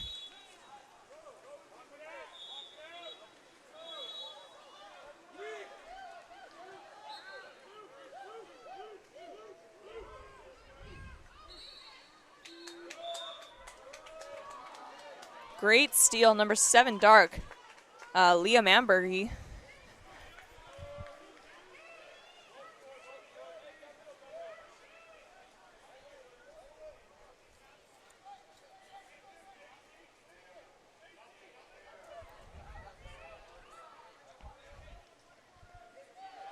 San Jose gets the ball around, 10 seconds remaining on the shot clock. Ball's in set, 7 turns for a sweep shot. It bounces off of Trevor Alamillo's back and into the cage.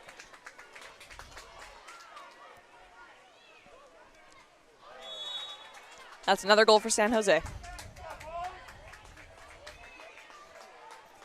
That's rough. Those are the worst.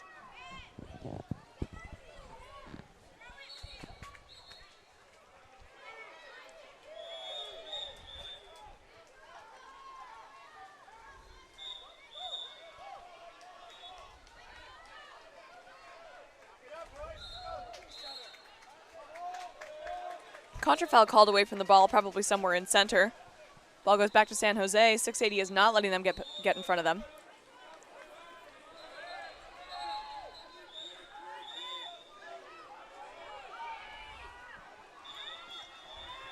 Trevor Alamillo takes a risky move, comes out of the cage, knocks that ball down, and it looks like there was a 5-meter drawn on number 17 white, Lucas Peters.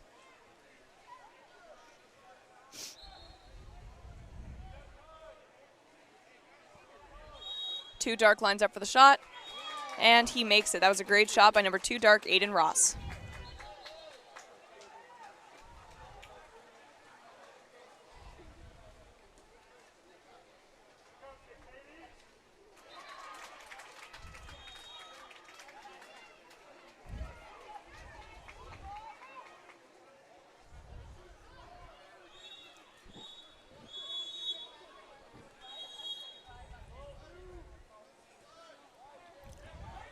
Pass to center there skips a little bit high. It's stolen by number 5, Dark Jack Gibson, and passed back to the goalie.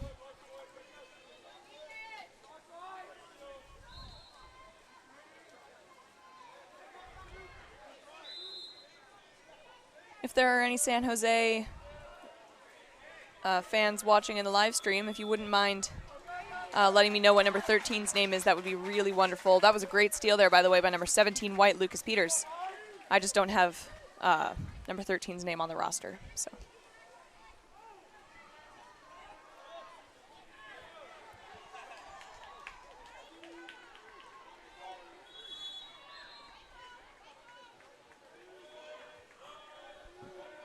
Excuse me, ball is set. 11 manages to turn and get that exclusion on number 9 dark, Jacob Press.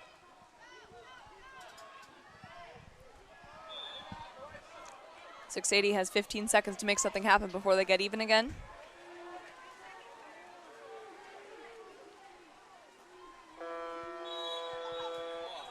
Nice catch and shot there with a beautiful block from the goalie.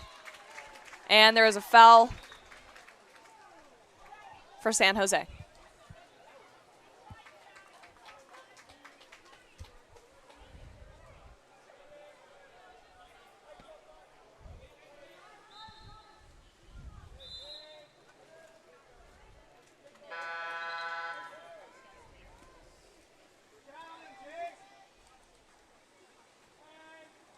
Ball is set. 11 starts to turn. Number 5 makes the ordinary happen, drops back on center. And that is the end of their shot clock. Ball goes back to 680 with 45 seconds remaining in the second quarter.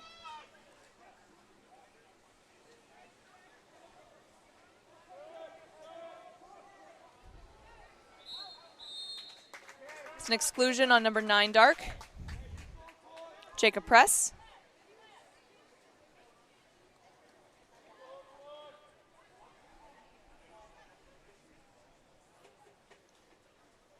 Careful passes here from 680. They're a little bit far out.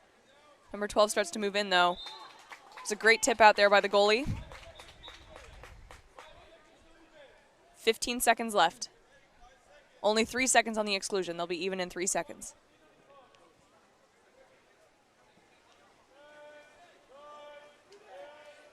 .17 with an attempted shot, bounces off of the post. 5 seconds on the game clock.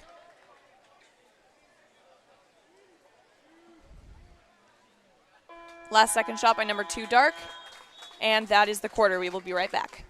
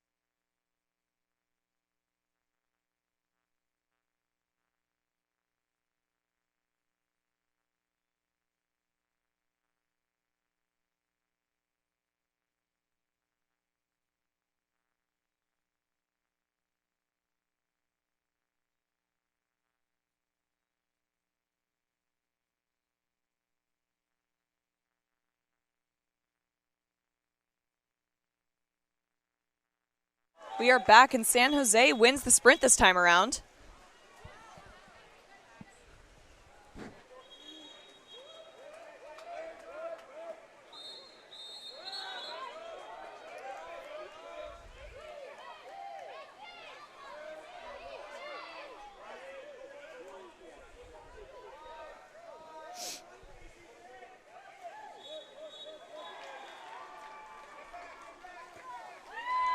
Great block there, Trevor Alamillo.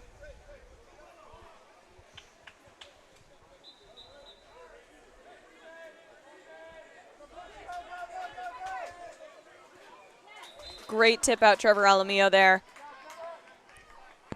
San Jose gets a new shot clock at the 2-meter line.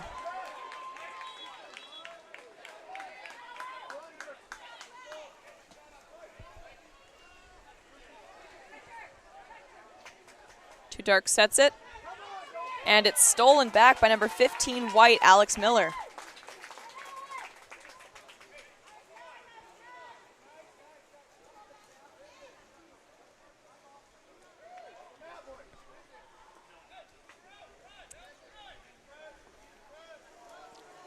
San Jose steals it back. 16 Dark, Andrew Reed.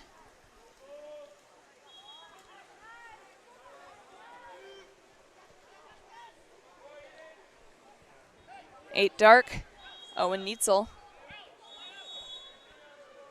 Passes the ball up. Goes back and around. We have a driver coming in the center. Crash defense comes on in. It's popped back out to number 3.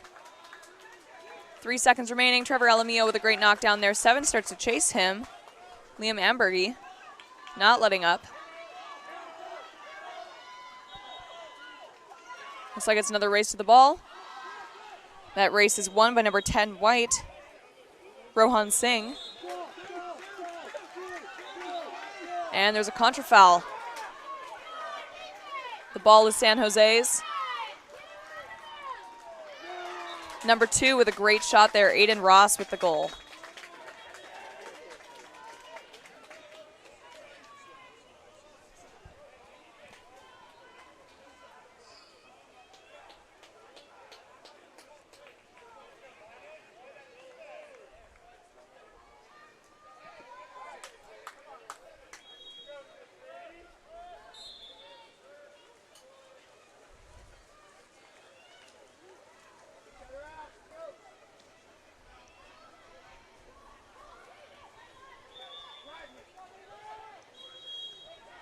And that's a contra foul from center. Number 18, Caden Polo, is not happy with that one.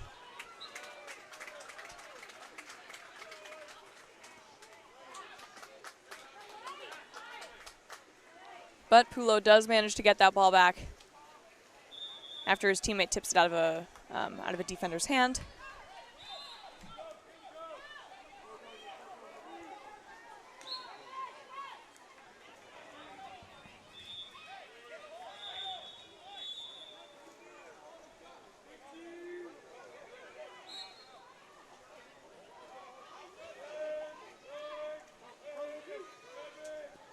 Only 5 seconds remaining on the shot clock. Number 3 keeps looking for that ordinary foul. He is not getting it. Finally, he receives it. He is not outside the 6. And the ball goes back to San Jose.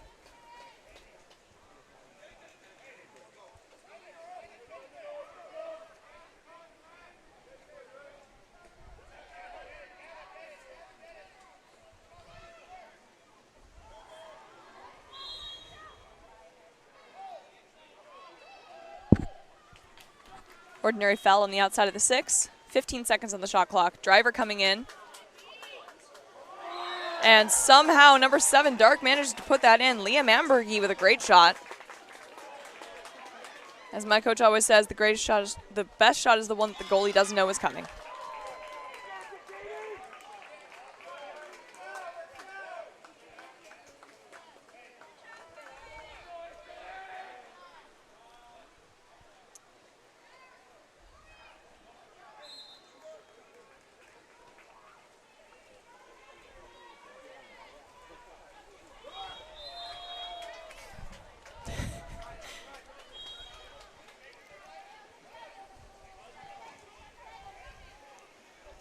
A little bit of an attempt at a backdoor pass there. There's too many defenders on him, though. And the ball goes back to San Jose.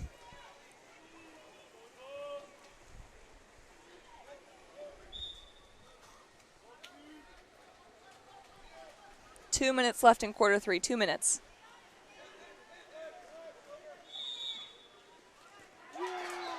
Great shot there. Number 7, Dark. Liam Ambergy with yet another goal. He is on fire today.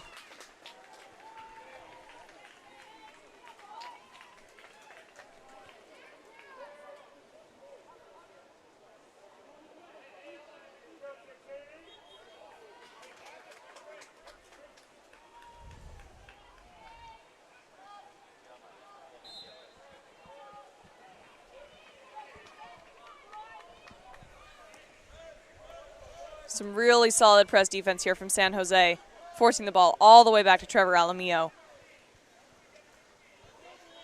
15 seconds left on the shot clock already. Number 4 tries to drive in. San Jose's defense is right in front of him, though. 10 seconds on the shot clock. Tries to set the ball. Too many defenders there, but there is an exclusion on number 2, Dark. Aiden Ross.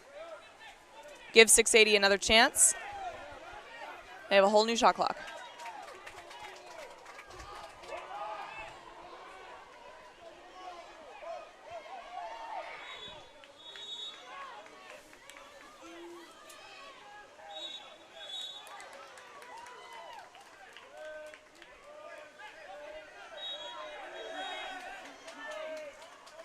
Attempted shot there, knocked down by number 3, Dark. Trey Phillips with a great shot block. Under a minute remaining in quarter 3 here. And it is San Jose ball.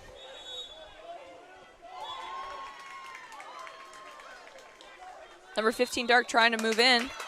Gets the 5-meter on number 2, Dark, Jackson Barnacle.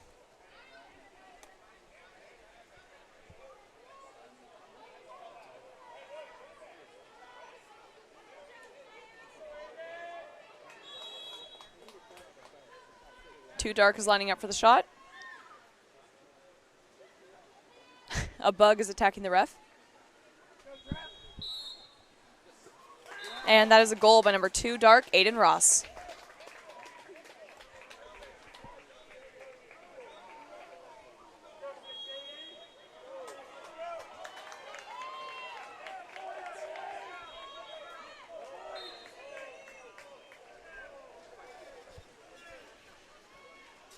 Once again, San Jose with some fantastic press defense right there. There's 30 seconds remaining in the quarter.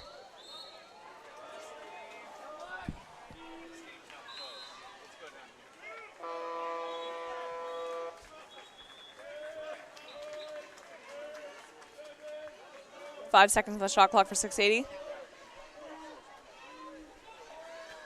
And it's stolen by 15 Dark. Luke Labres. And a 5-meter is drawn by number 3 Dark, Nicholas Borden, with 7 seconds remaining in the quarter.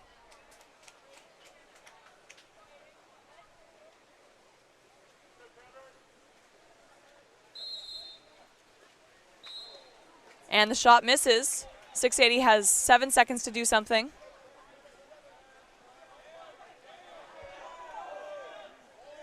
Trevor's coming out of the cage. He gets up big. He shoots it. And it is just barely knocked out by the San Jose goalie. We will be right back.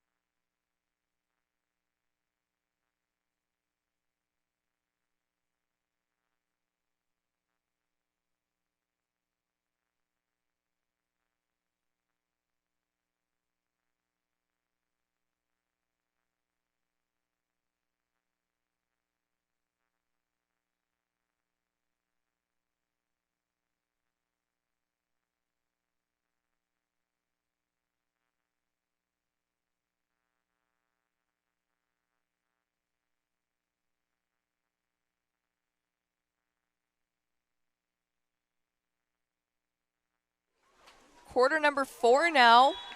The sprint is off, and it is won once again by San Jose. Our current score is 7-4. San Jose just barely in the lead. They've been maintaining that lead for about a quarter now. Maybe even longer, but I can't quite remember. We'll see what 680 can do to catch up and what San Jose can do to stay ahead. San Jose is driving in. Goalie puts it under. Trevor Alamillo with the steal. He has a player coming in the middle. 3 white with a bunch of defenders on him. Trevor makes the smart decision to pass it to a player with no defenders. Ball goes back and forth a few times. Looks like there was an attempted shot there. Fell out of his hand.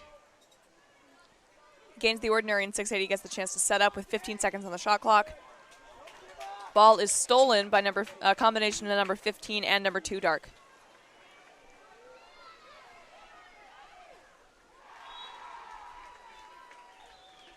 Ball's in set. Number 8 starts to turn. Shoots and scores. That's another goal by number 8 Dark. Owen Neitzel.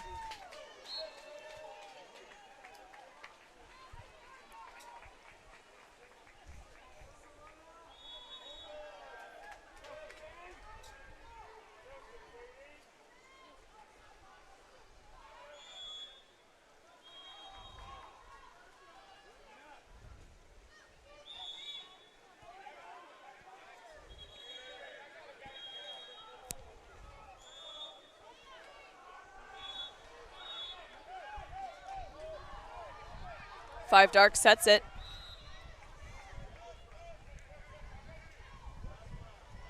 That's 5 white, my bad. Passes between 18 and 5. The ball is set, he tries to pop it out. Stolen by number 2 Dark, Aiden Ross. Great steal there.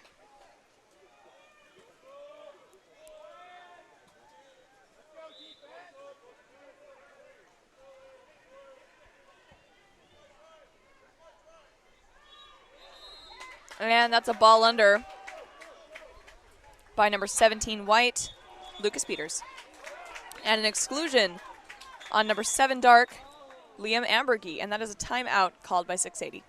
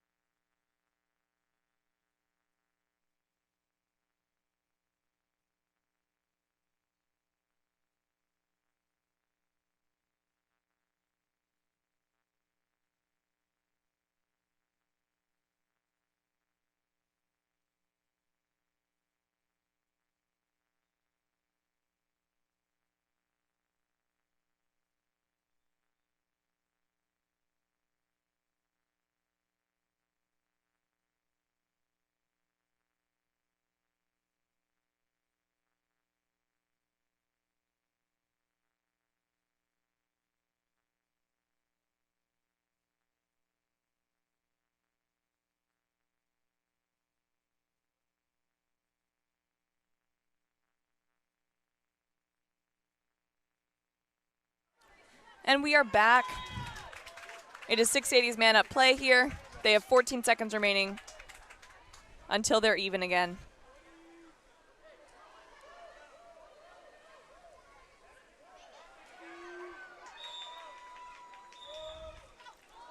Almost a really good redirect there.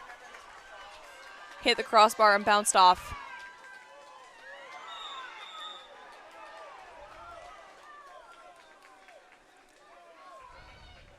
Ball's going back to San Diego now. Ordinary fell on the outside. Number 4 gets back. Some pretty good drop defense coming from 680 here. And it is stolen by number 18 White, Caden Polo.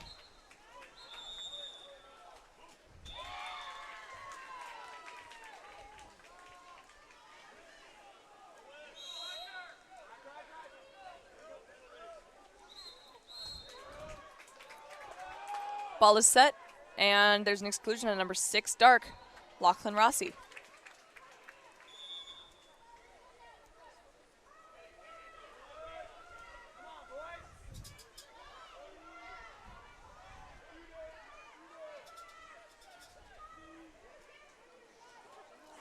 Another attempted catch and pass there. Great knockout by the goalie for San Jose. Where are we? San Jose. And there's an exclusion on number 12. No, there's a roll on number 12, white, Khalik Khan. Ref calls the ball out.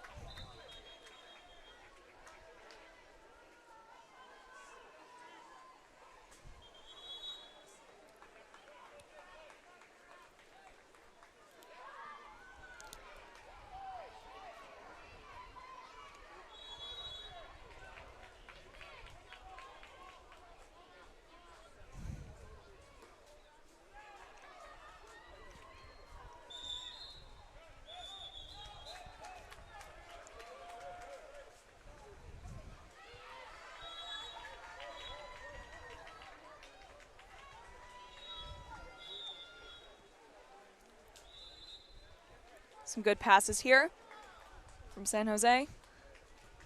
Good shot there. Bounces off of the crossbar, though. There's a race for the ball. Looks like San Jose is going to win it. And there is a new shot clock as the teams get even again.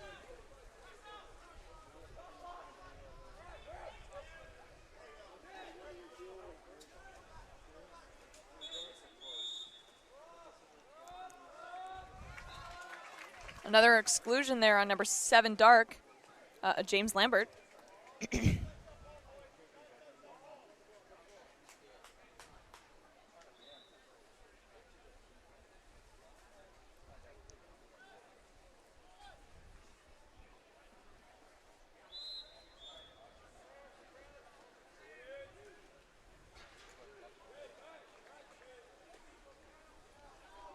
15 Dark starts to move it in.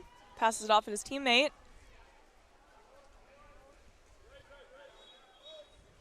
Eight fakes a few times, drops the ball, pegs it back up to 2.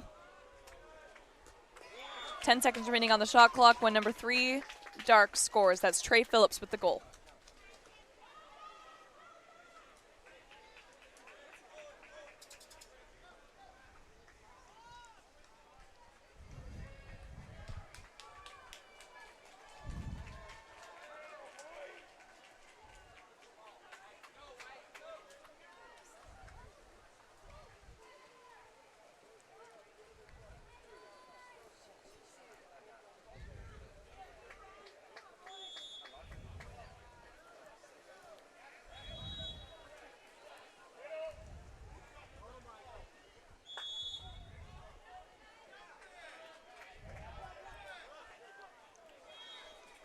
Ball's passed into center. Lots of struggle going on there. He gains the ordinary foul, though. It's set. He turns, shoots, and that's a great block down there, San Jose goalie.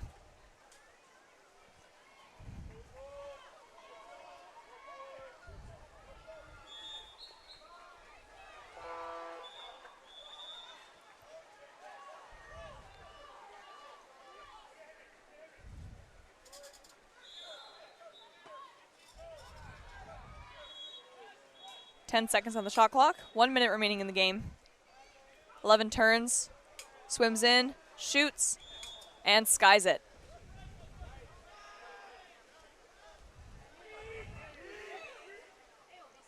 Pass, shot, and goal. That was a pass from number 11 white, Jay Hubbard, to number 3 white, Nicholas Borden for the goal.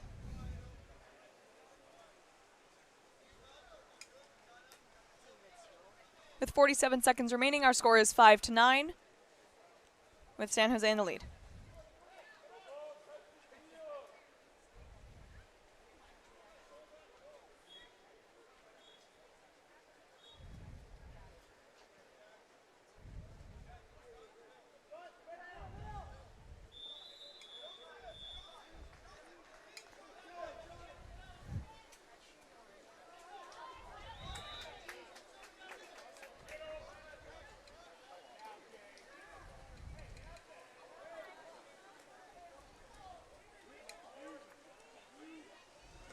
Seconds remaining in the game. Great block down once again by the San Jose goalie there.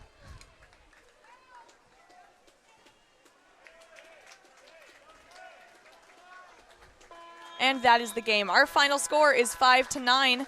Congratulations, San Jose, on the victory, and great job, 680. We'll see you guys for our next game. Thanks for watching.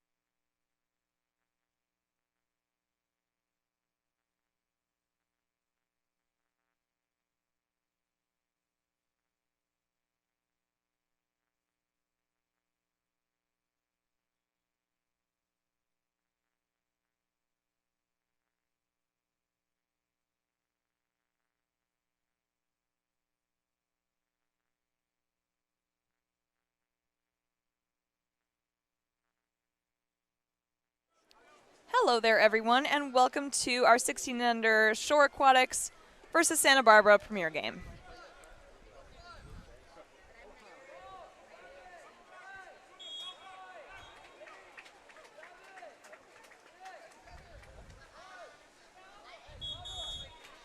And that is a 5-meter drawn on number 2, Dark. Emilio Blythe.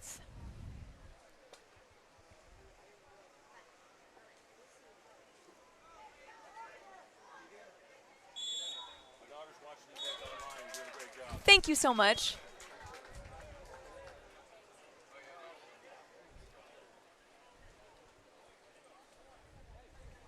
And that was a great goal there by number 4, White, Luke Hill.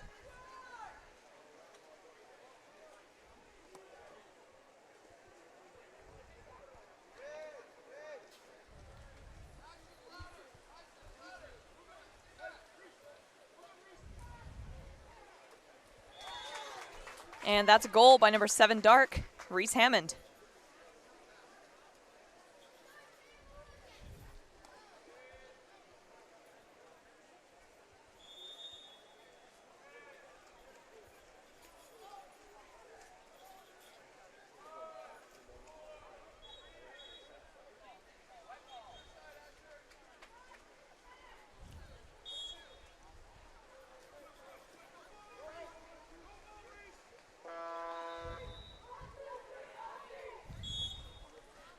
Ordinary foul there inside the 2. 12 White gets the ball, starts to move forward, 3 seconds on the shot clock. Shot and goal by number 12 White, Sean O'Neill.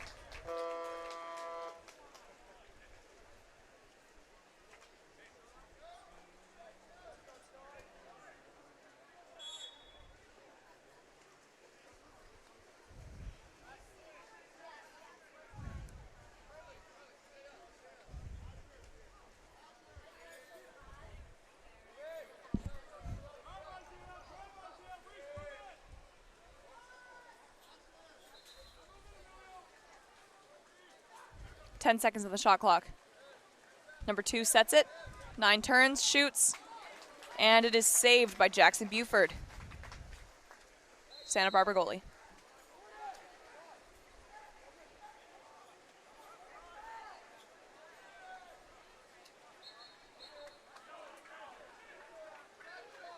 Number 12 starts to walk it in, sets it, center tries to turn and gets the exclusion on number 7, Dark, Reese Hammond.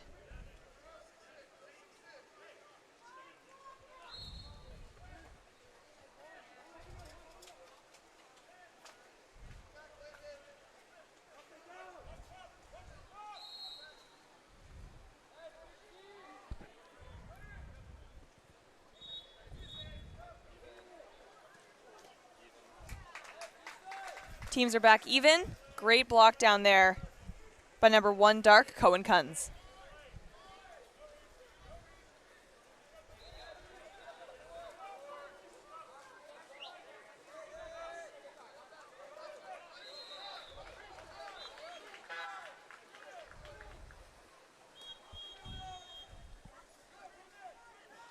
Some good passes around the outside here. It looks as though they're setting up with a double post. Beautiful block down there. Number 13, White, Landon Romo.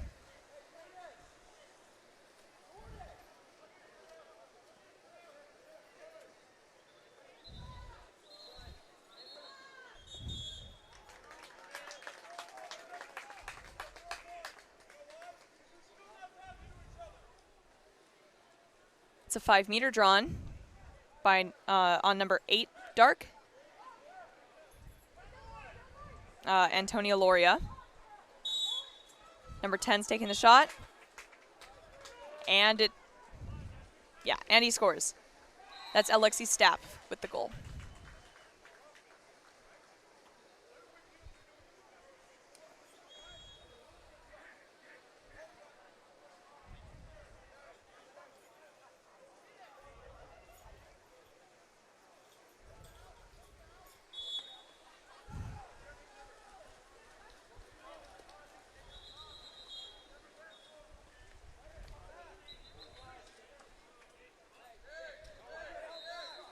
Santa Barbara's playing some pretty good drop defense here,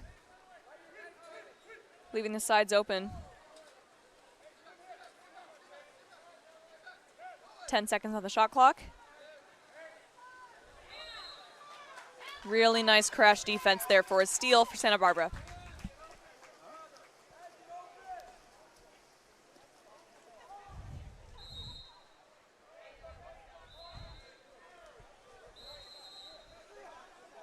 Ball is passed into center and stolen by number 7 Dark, Reese Hammond. Really great job on Shore's part.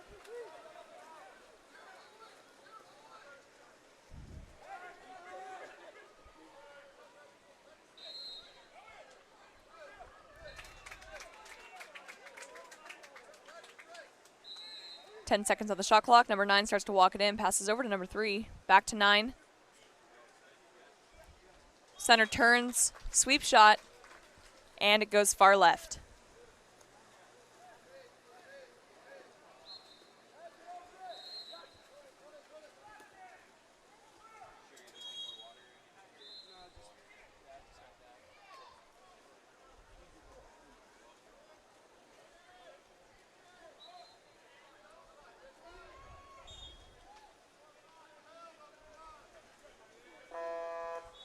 Ten seconds on the shot clock.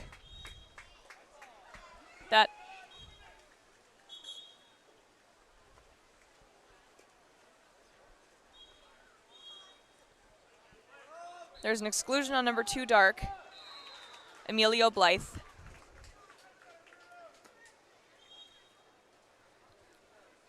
And the ball goes back to Santa Barbara for another possession.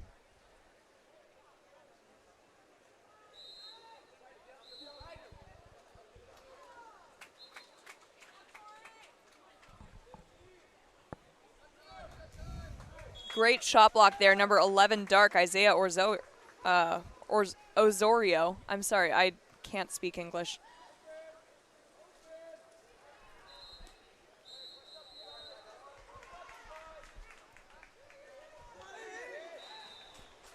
Attempted pass into center there. Great steal from number 4, White Luke Hill.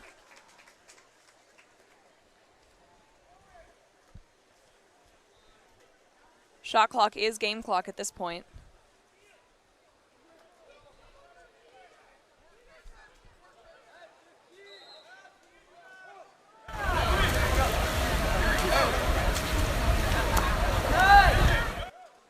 Great steal there from number, please excuse me, from number 9 Dark, Otis McAdams.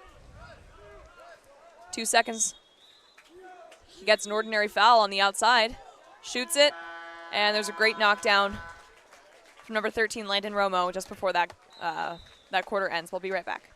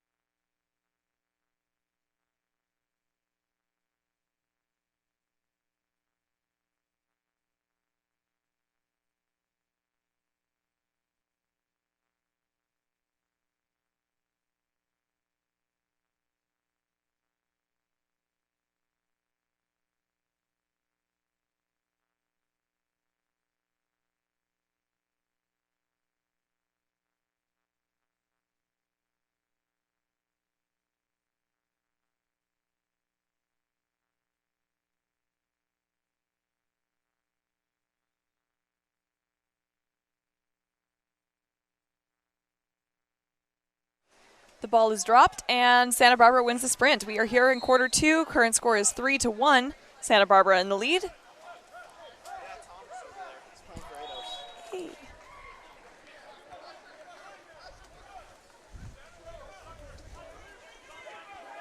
Lots of great movement here from Santa Barbara. Passing to center for a great shot and goal. Number 2, White with the goal.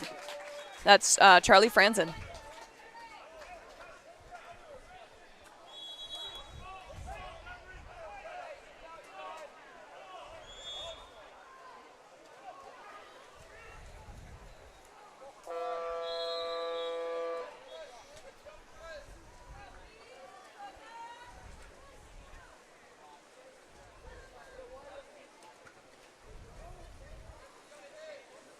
Number 7 starts to walk it in, shoots it. It goes wide left. The ball goes back to Landon Romo.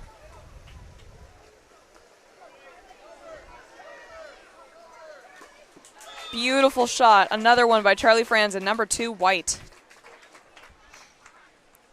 That makes our score 5-1. Santa Barbara in the lead.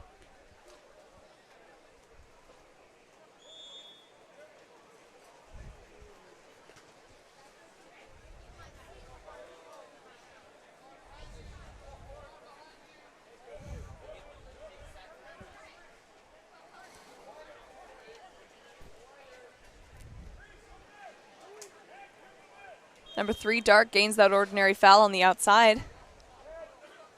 Passes up to 7, over to 5, shot, and a great knockdown from Landon Romo.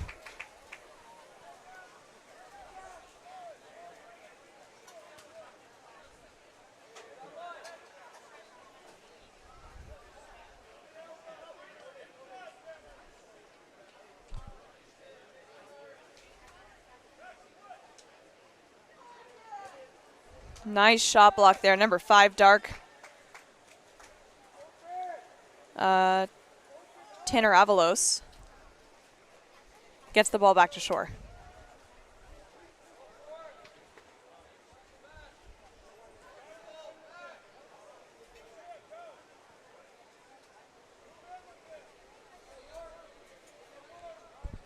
Ten seconds on the shot clock.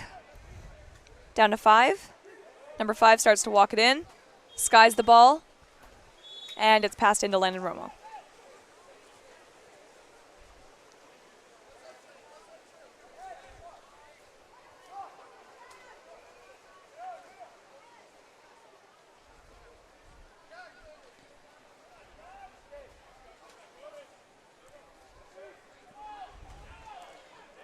Lots of back and forth with the ball here, but in the end, number 7 gets it.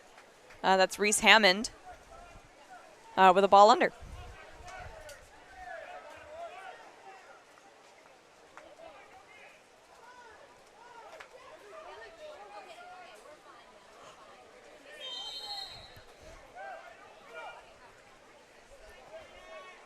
Three Dark up to 7. Number 12 almost steals it, but 11 manages to protect it.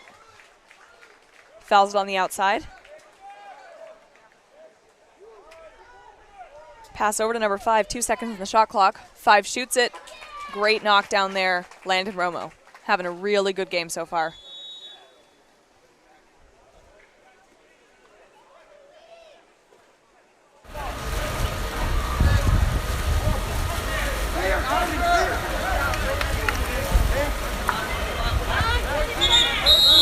There's an exclusion out of center on number 5, Dark, Tanner Avalos.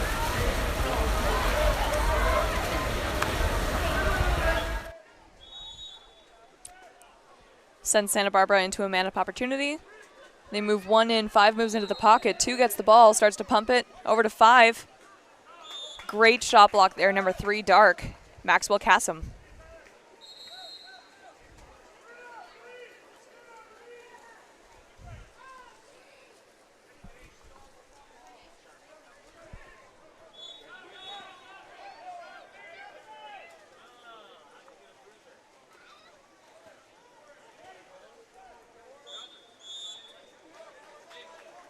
Contra foul called away from the ball, giving the ball back to Santa Barbara. Number 18 is swimming way ahead of his defense there. His defense is catching up. He shoots the ball anyway, and that's a great save there from Cohen Kunz.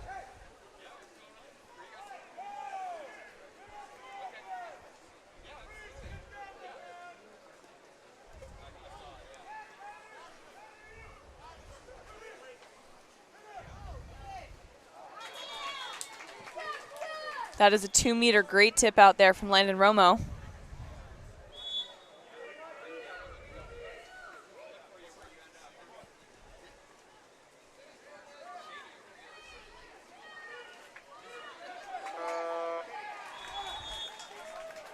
Number 9 starts to turn around, gains the ordinary. 15 seconds on the shot clock. Ball is set and stolen away by number 12 white, Sean O'Neill. Great steal there. Looks like a timeout from Santa Barbara.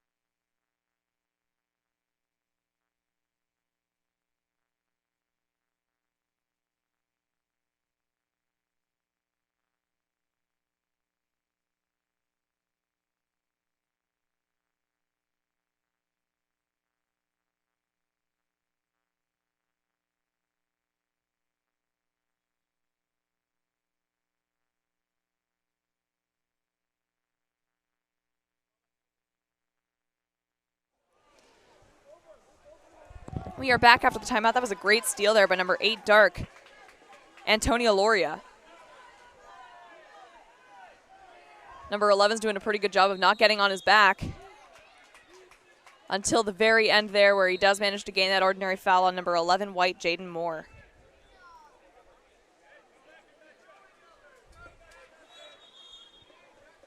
It'll be number 7 Dark, Reese Hammond, taking the shot.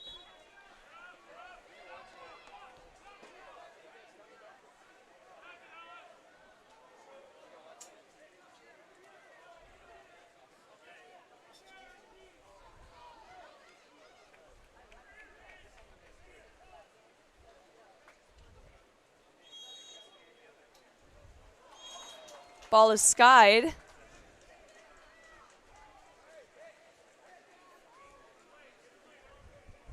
And it's handed back to Landon Romo. 36 seconds remaining in the quarter.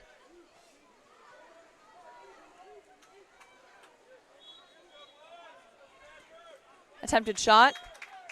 2-meter. Great tip out there, Cohen Kunz.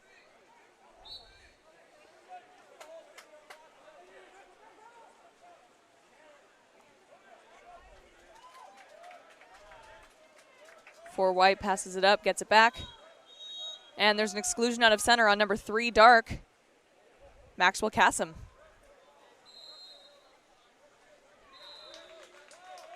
Ten seconds in the quarter. 12 in the exclusion.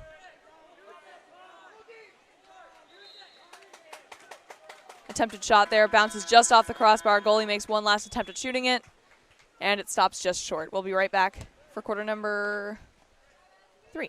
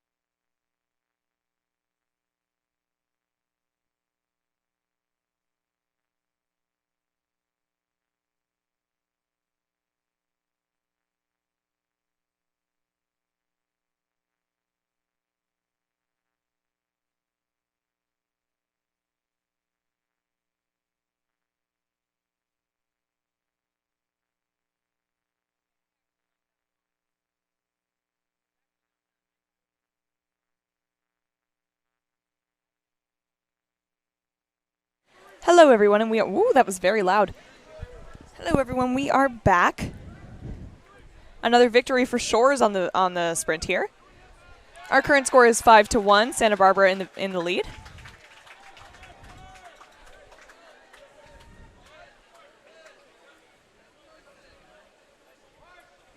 Five seconds on the shot clock. Beautiful goal there by number 8 Dark, Antonia Loria.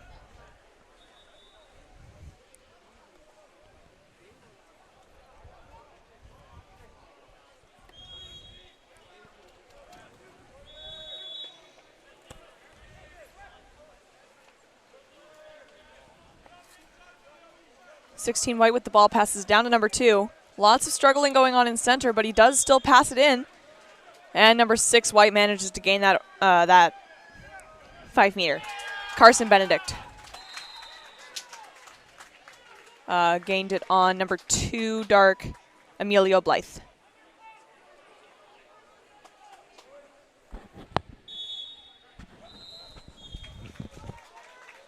And number 10 White, Alexi Stapp with the goal. That brings our score 6-2.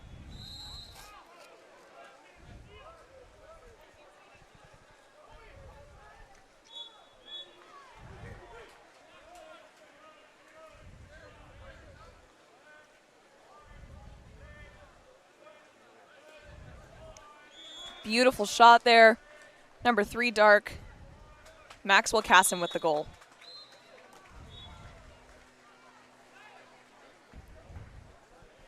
Shores is definitely cashing up at this point. There is plenty of time for both teams to make a pretty huge difference in this game, so we'll see what happens. 16 White starts to move it in, passes over to number 10 once he gets a few defenders on him.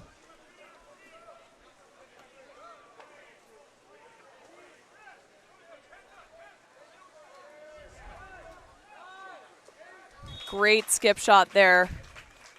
Number 5 White, Jordan Lind with the goal, with an assist from number 10 White, Alexi Stapp.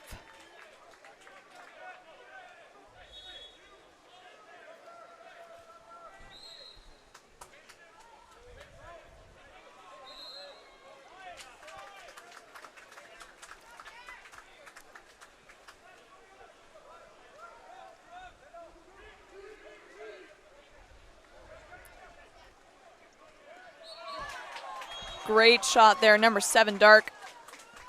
Reese Hammond fought through his defense, skipped it right under the goalie's arm. Great play.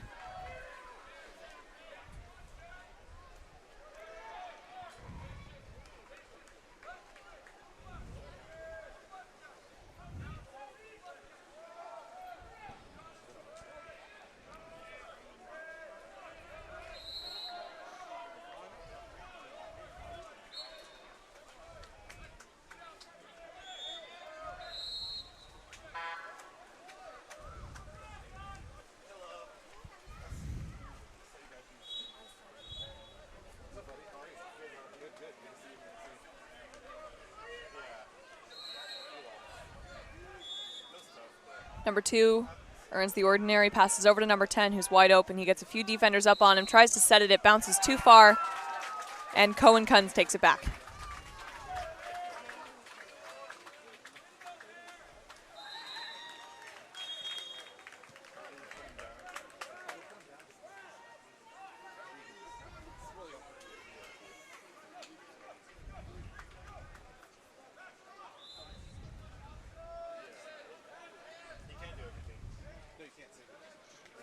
Shores with some pretty good passes here. 5 seconds on the shot clock. Attempted shot, bounces off of the crossbar and into the arms of Landon Romo.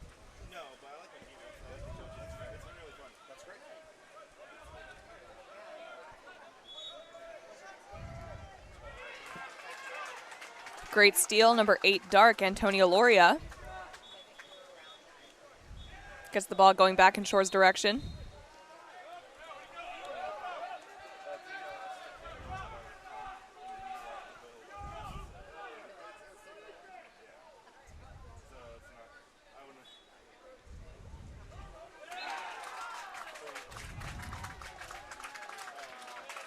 They seem a little hesitant to put it in center, but they do.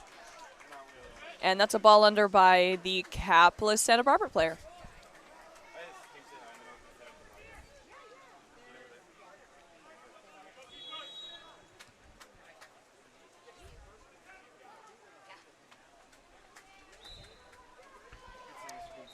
Three white starts to move it in. Shoots it. Great save there, Cohen Kunz.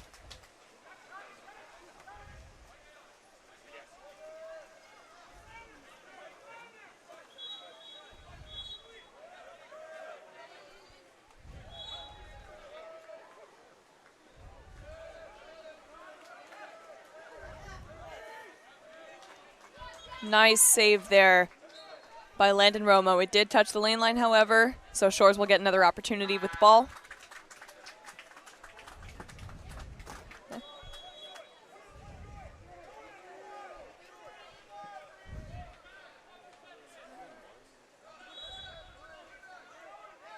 Ball's set, pops out to number 5, who starts to walk it in, shoots it, it bounces off of the corner, and it is recovered by the capless Santa Barbara player.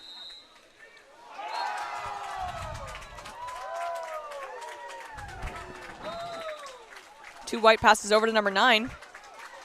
He has a defender on his back. Manages to steal it from him. Number 8, Dark, Antonio Loria.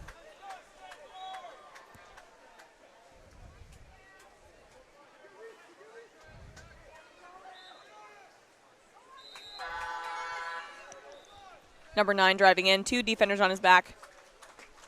He's overwhelmed by him, and Santa Barbara gets the ball.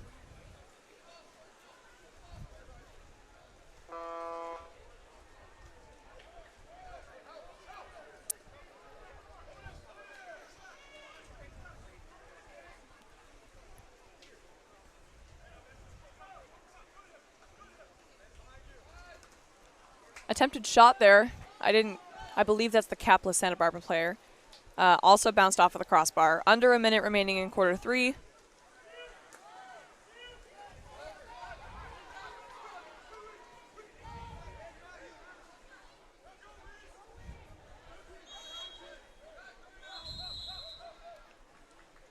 It's an ordinary on the outside. 8 Dark starts to move it in. And that's an exclusion on number 2, Charlie Franzen.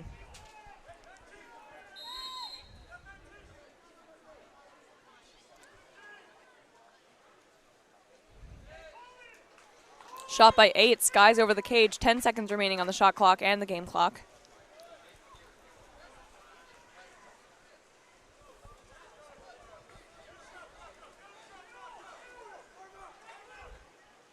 Final shot of the quarter, and it is knocked down by Cohen Kunz. We'll see you back for quarter 4.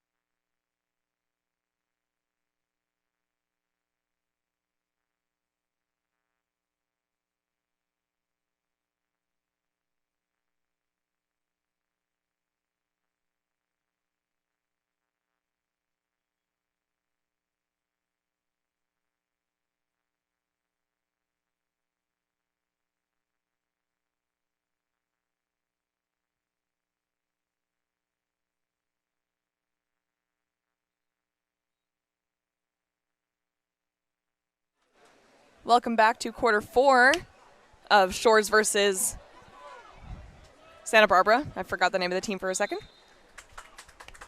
Current score 7-4, Santa Barbara in the lead. They're lining up for the sprint. The whistle is blown.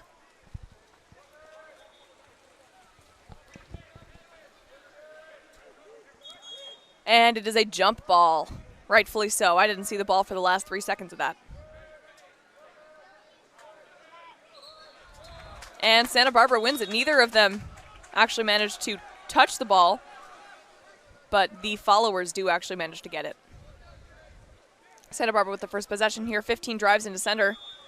Turns around and the ball is put under by whom I didn't quite see. But the ball is now at the goalie over to number 12.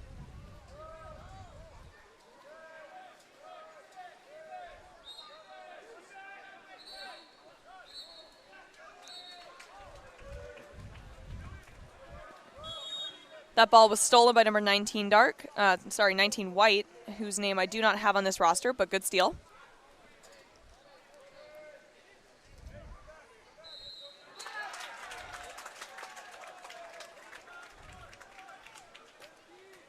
Makes me wonder if that's actually number 1, Jackson Buford. It's possible. 10 seconds on the shot clock. 15 turns, shoots it, hits the crossbar, goes just barely outside of the cage, and it is recovered by Cohen Kunz.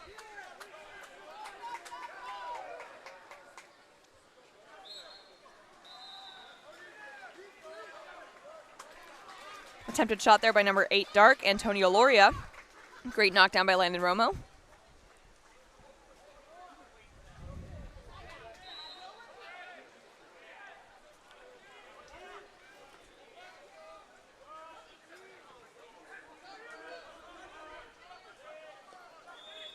And that is tipped out by either number 9 or number 12, Dark. But either way, it goes back to Shores.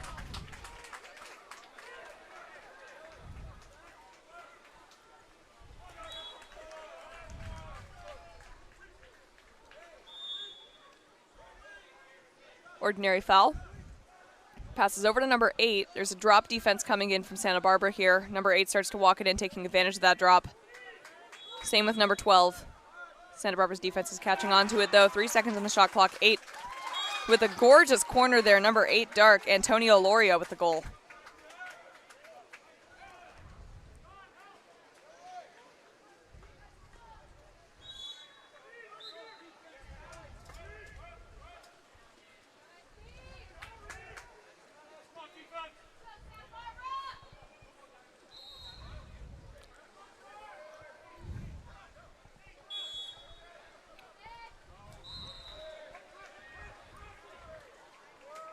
White starts to move in with the ball.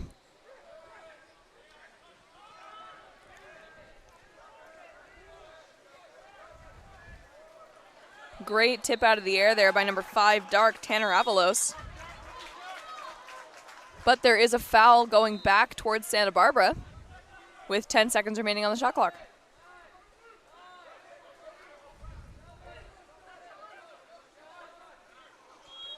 Number 12 with an attempted shot. That's Sean O'Neill. Skies over the cage.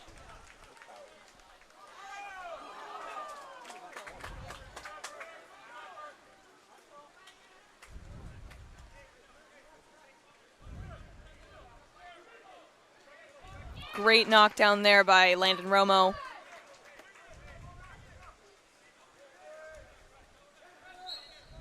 Just making sure to keep his team's lead here.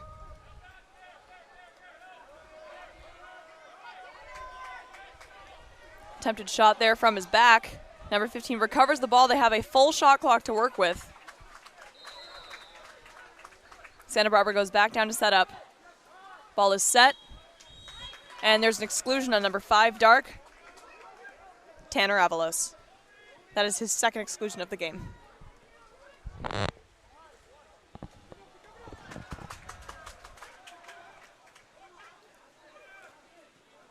Great block down there by Cohen Kunz. And a timeout called by Shores.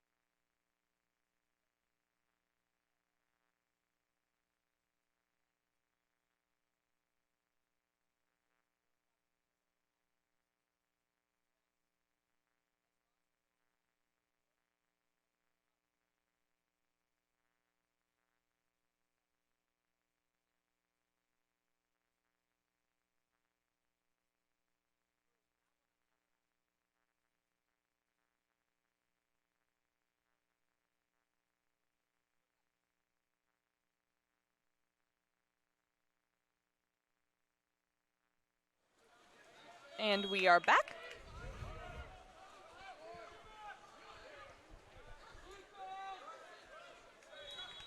Eleven Dark starts to walk it in. Ball is set.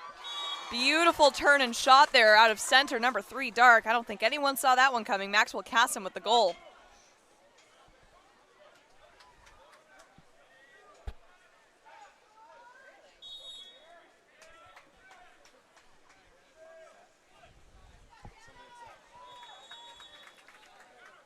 It's Santa Barbara ball, and they start to walk it in. Some super heavy press defense here from Shores. Great steal from the goalie, Cohen Kunz.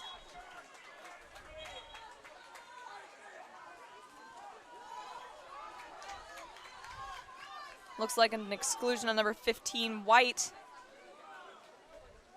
Asher Smith.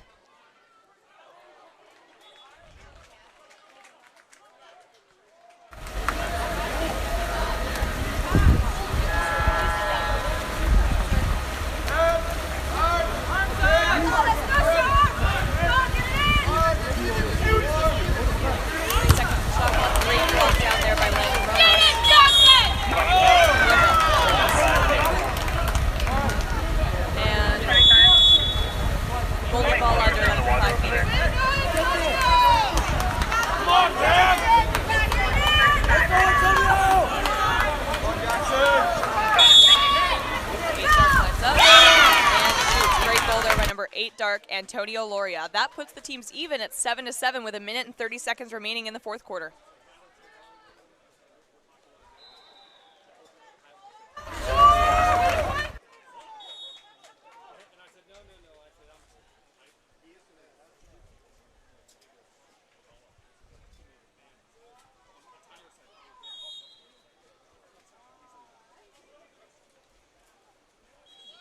Lots of driving happening here. It results in an exclusion on number 11 Dark, Isaiah Osorio. And that's an exclusion, not an exclusion, a timeout called by Santa Barbara.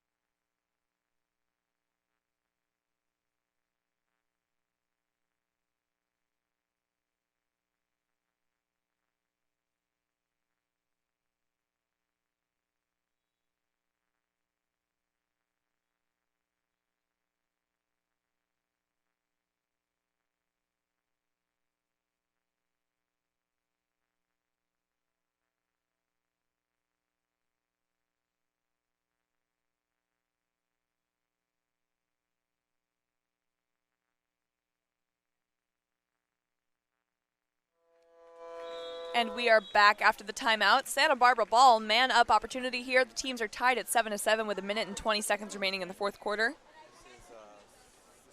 I don't know, did I pack enough information into that one sentence for you?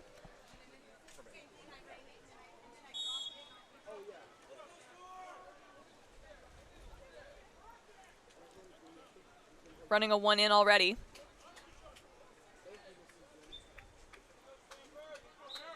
Some decent passing happening around the outside. Pass all the way across. Great knockdown there from number 6. Santa Barbara still gets the ordinary foul. Teams are even. Beautiful pass over to number 12. Number 12 gets so high out of the water, and a gorgeous block from Cohen Kunz. 45 seconds on the game clock. What? Right. Teams are still tied. We have 10 seconds remaining. Beautiful steal there, number 4 white, Luke Hill. He is breaking away. No defenses near him. He has a couple defenders catching up to him, and he shoots and scores. That is a goal for number 4 white, Luke Hill. With 21 seconds on the clock, that puts Santa Barbara ahead by 1, 8-7. Shores, rightfully so, calls a timeout.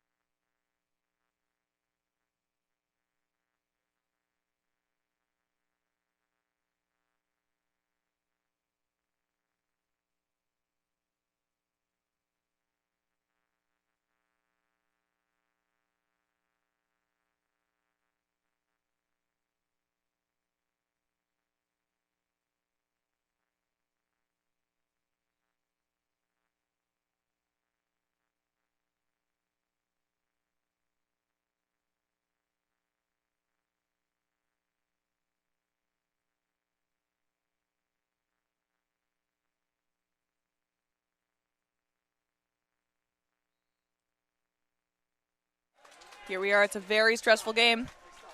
20 seconds left in the fourth quarter. Current score is 8-7. The team that is currently behind does have possession of the ball.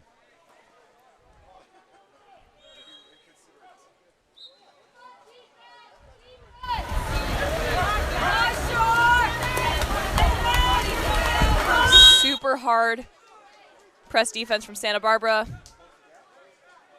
Trying to run that drop, making sure that no ball. And that is a contra foul. Ball goes to Santa Barbara. 7 seconds remaining on the clock. It's just a game of keep away now. And that is the game. Our final score, 8-7. Santa Barbara just barely with the win. Although congratulations to Shores for a really hard-fought game. You guys did great. Go ahead and join us for our next one. Thank you all so much for watching.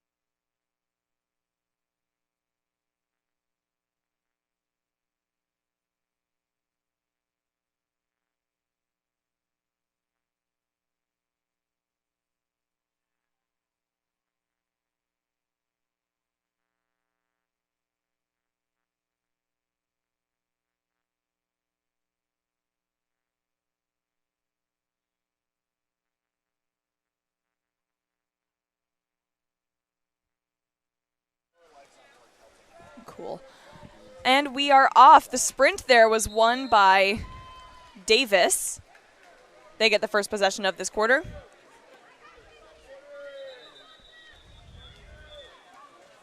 Also, hello everybody, and welcome. My name is Audrey Hall, and I will be your announcer today for this Royal Black versus Davis game.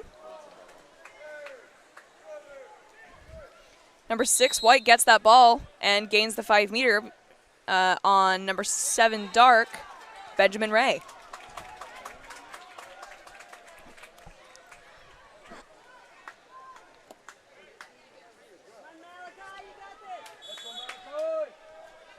And that is a great shot and goal by number 6, White, Bo Brown.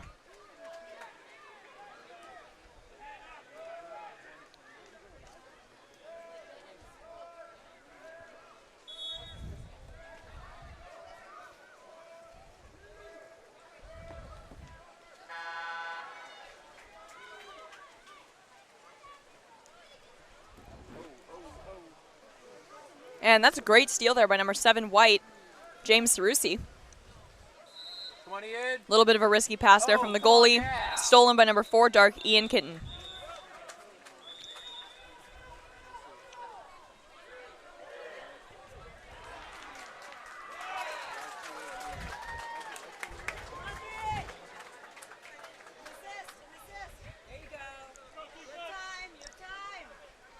Eight, Dark starts to walk it in. Passes over to number 7.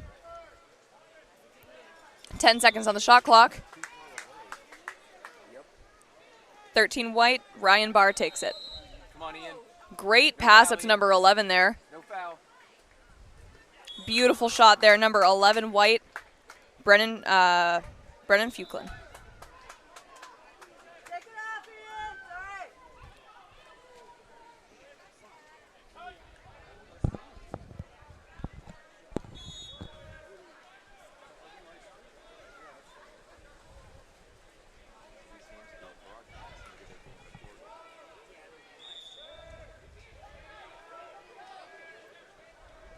Seven, Dark starts to move in. Beautiful tip out there by number 13, White, Ryan Barr.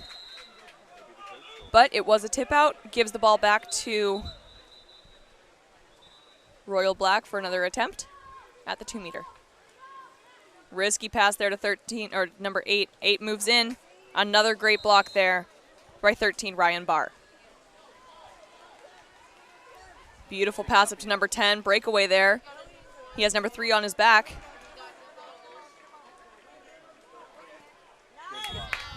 Gorgeous block out there by Hayes. You gotta be quiet, the microphone can hear you. Number 1, Malachi Maresh with a great block. 10, White. John Dowdy starts with the ball at the 2 meter. I'm not entirely sure what the contra foul is for, but it is a contra foul, giving the ball back to Royal.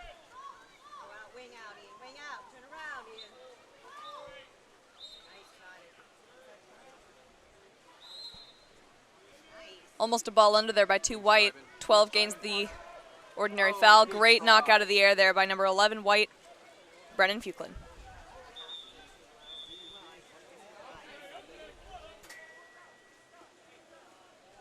All right, Tarn.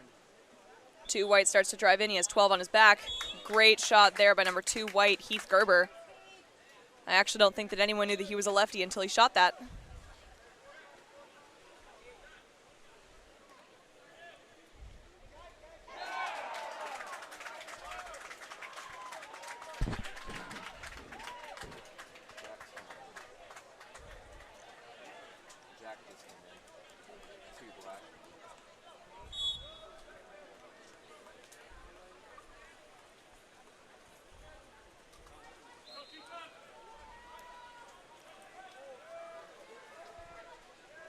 Some pretty hard-pressed defense here from Davis.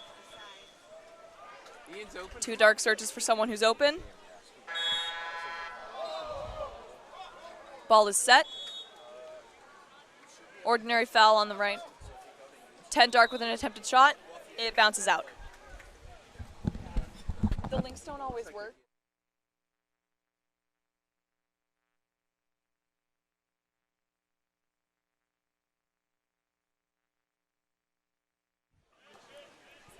6 white starts to walk it. Hits the post. Great knockdown there from Malaki Maresh.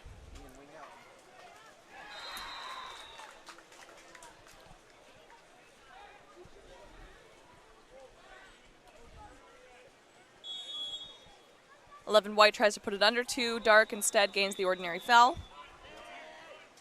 Sets it. And a great steal there by number 4 white, Hengzi Wang.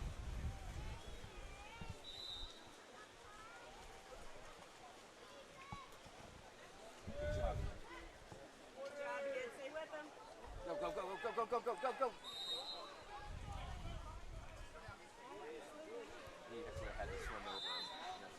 10 seconds. Go, Ian. Come on, buddy. It's a race for the ball, and it's won by number 6 white. 3 seconds on the shot clock. Number 8 white makes the smart decision to dump the ball into the corner, and there's a contra foul just before the shot clock runs out.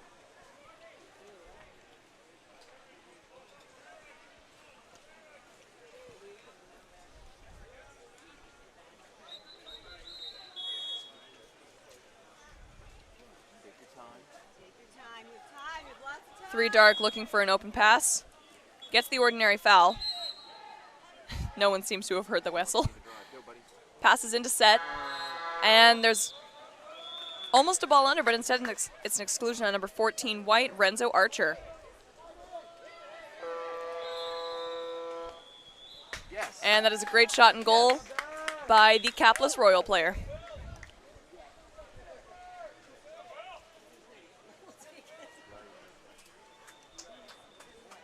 How's Amelia doing?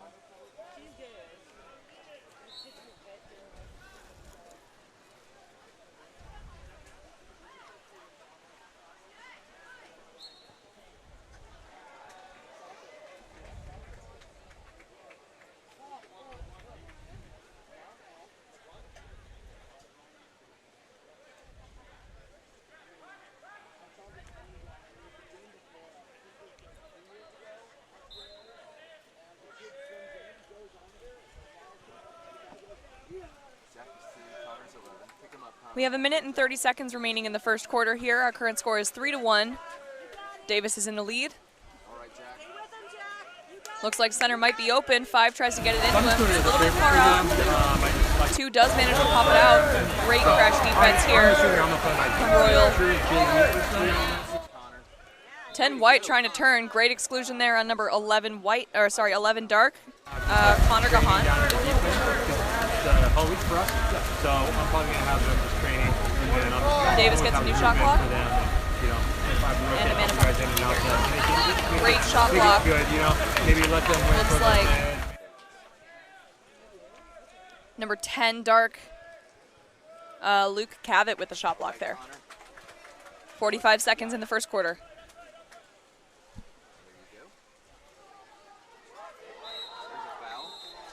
Number 7 goes over the center's, goes over the center basically entirely. Number 7, James Cerrusi, is excluded.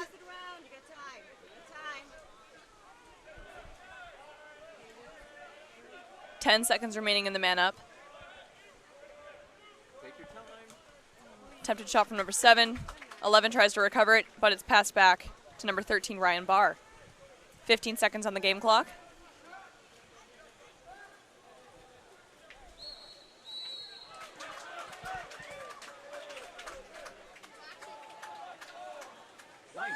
Great steal there from number 8, Dark, Cristiano Sandino. And that is the first quarter.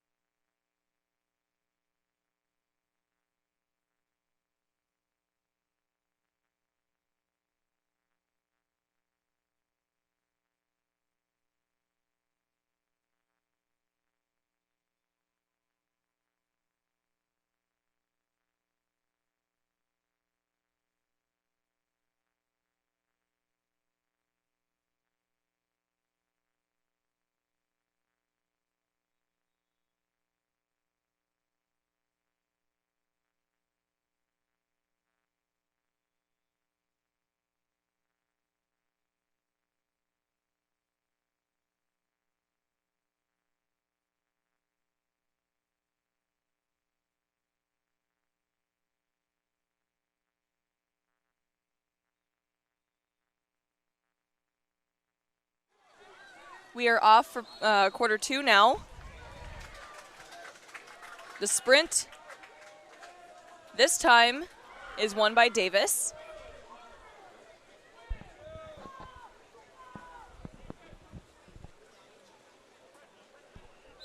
Seven White pops it back out of center. Looks like Davis is running a double post up. See if it works out for him with the defense. 10 seconds on the shot clock. Risky pass over a defender into center. And that's an exclusion on number 7 Dark, Benjamin Ray. Okay. Yeah, I'll send you the dates and then you can That's look his and second see if it exclusion of works the game out. already. Yeah. Pretty careful Then I about will know what's staying exactly in when this that's game. probably August. Right, so. Yeah. It's a new shot clock. Yeah, of course. Awesome. All right, man. 15 seconds. All right. Okay. Good luck in your next one.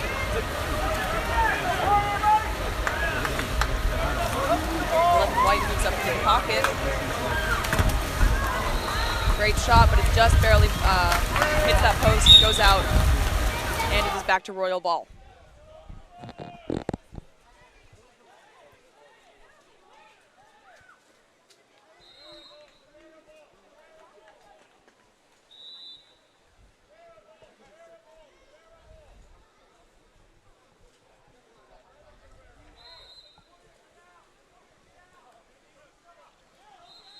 Pass all the way over to the far corner. 10 seconds left on the shot clock.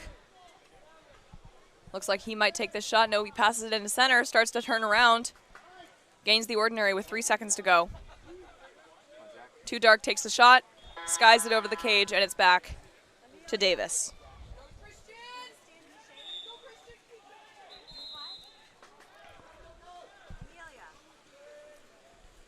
It's a ball under, making it Royal ball once more.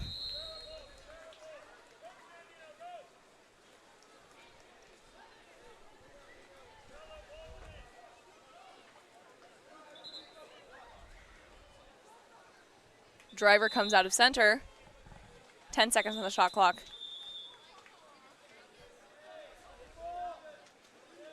Five seconds. Ball's all the way out at half. Gets passed into center.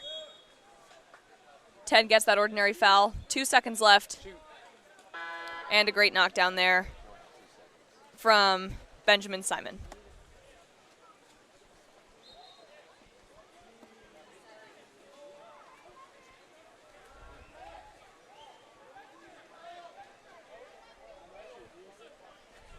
White starts to move in. Shoots it and scores. Gorgeous shot there, 11 White. Brennan Fuquelin. It's his second goal of the game. Our current score is 4-1 with Davis in the lead.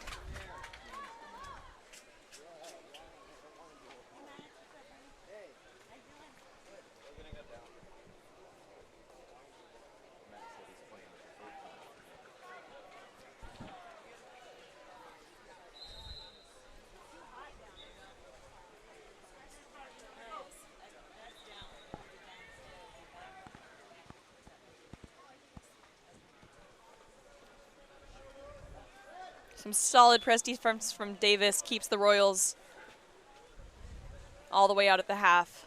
7 starts to move in though. 10 seconds on the shot clock.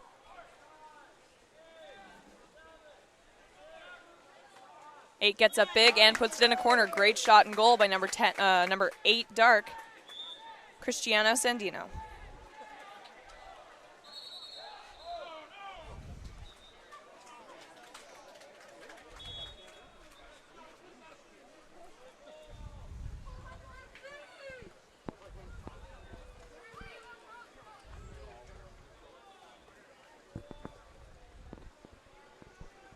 Sir, could you please sit down? Sir. Could you please sit down? Yeah, sorry, I just need to be able to see the whole field. Thank you.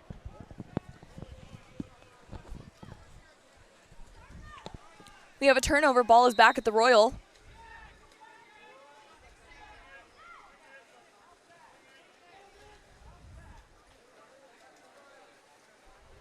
Nine Dark with the ball, being pressed all the way out by 5 White. All the way almost over to his 6 meter.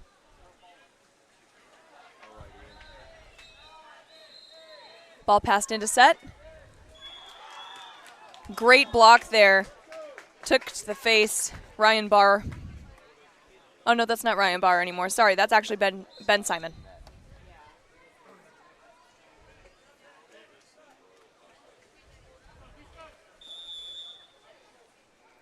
Royal Black gets another opportunity at the possession here.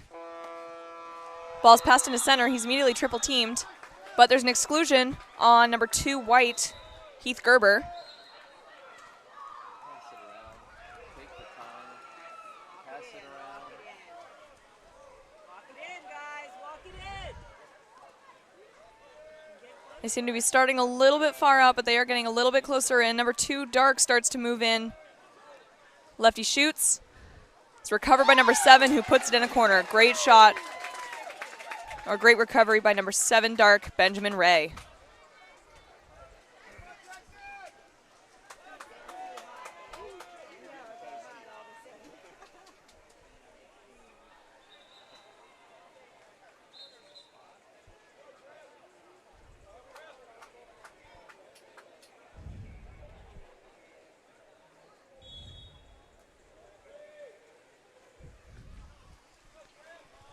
Ball's passed back immediately to the goalie because of the Royal... I was about to say the Royal Press. Sounds so fancy.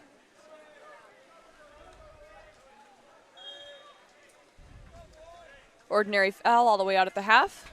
Risky pass into center there is stolen away by number 8 Dark, Cristiano Sandino. Go, Ian, go. Keep driving, keep driving. Hold up short at the 2. And that is a ball under, I believe, by number 7 White, James Cerusi.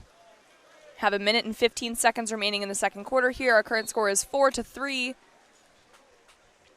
Royal Black has been doing a pretty good job of catching up, but Davis is still in the lead just by 1.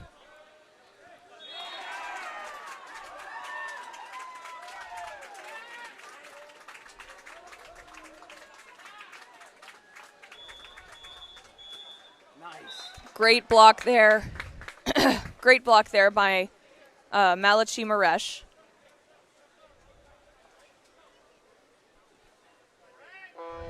Gets the ball to Bo. Gets the ball to Bo Brown at the 2-meter. Great passing to number 10, but he's overwhelmed by a few defenders there. Ball is given back to Royal goalie. Beautiful pass up left there. Very safe. Plenty of time. We've got 15 seconds remaining on the shot clock here. Ball's passed up to number 7 at the half. 10 seconds on the shot.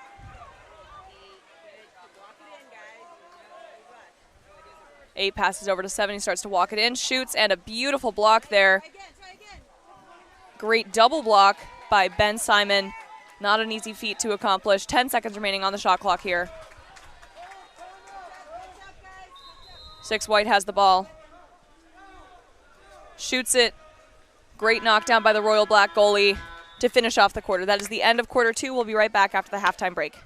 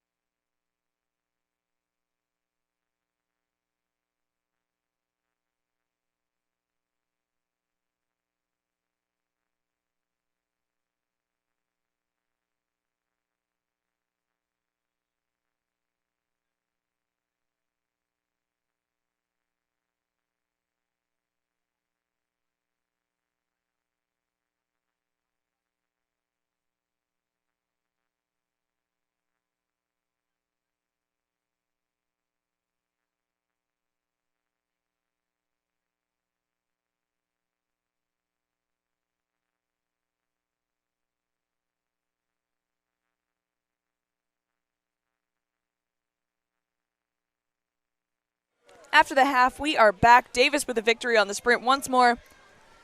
It's quarter 3. Our current score is 4-3 with Davis just barely in the lead. Both teams have been fighting very hard for this last couple quarters. There's a great crash defense there on number 8 Dark, or by number 8 Dark, Cristiano Santino.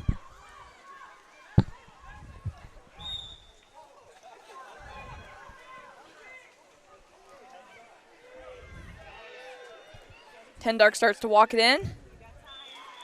Shoots it. It bounces off of the right post there. Ball goes back into Ryan Barr.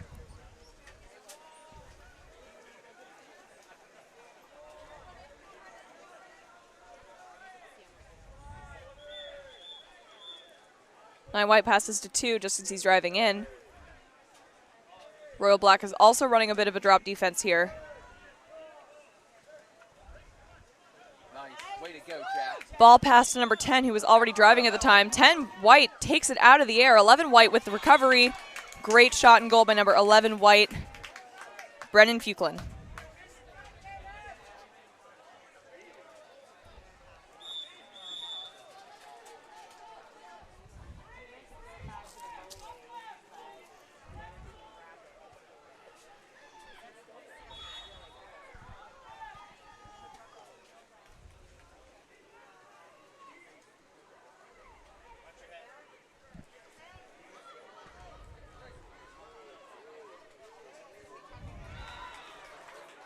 Ball's set, and there's an elbow thrown, giving the ball back to Davis. They've got 9 up and ready to receive the ball. No defense on him. Number 8's catching up pretty quick, though. 8's doing a great job of getting in front of him without getting on his back, but not quick enough. Number 9, White, Christian Davis, with the goal.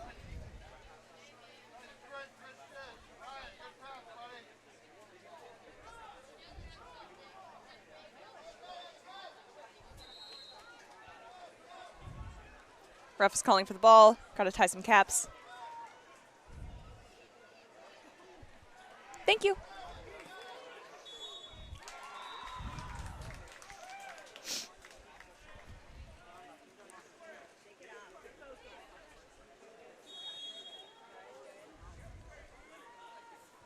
Ordinary foul for Royal. 7 starts to move in. There's an exclusion out of center, number 9 White, Christian Davis. That ball's about to touch the lane line. Luckily, number 3 manages to catch it.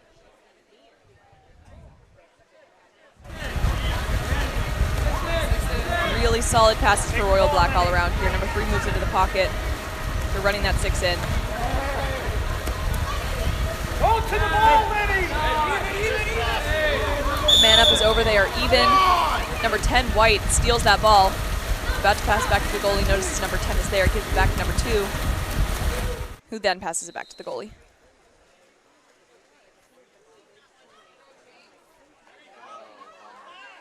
Number 7 driving in, passes over to the weak side. Number 10 for a shot. Great goal there by number 10 White, John Dowdy, with the assist from number 7 White, James Cerrusi.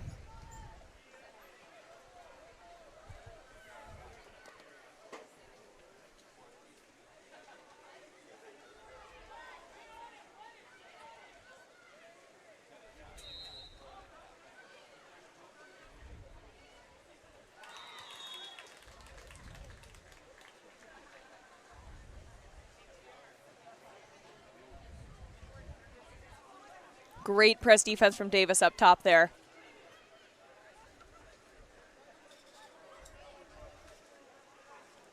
Heavy drop on that double post up, though. Royal Black starts to move the ball in. 10 seconds on the shot clock. Gains the ordinary on the outside.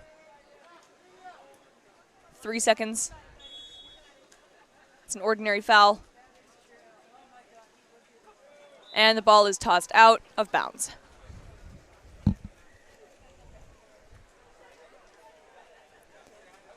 Ryan Barr passes down the field.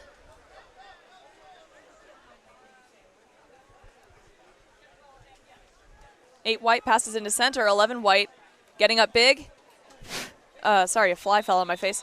Or landed on my face. A fly fell on my face. That attempted shot from number 11 White, Brennan Fuchsland. Fuchslin. I know how to read. Bounced off the crossbar. Ball goes back to Royal Black. They now have 10 seconds remaining on their shot clock. 2 turns for a gorgeous shot there. Number 2, Jack Varela with a beautiful shot. Lefties come out of nowhere. Coming to you if you got your phone.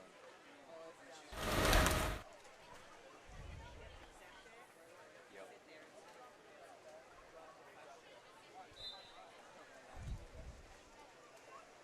I'm sending it to emails. Can you accept it?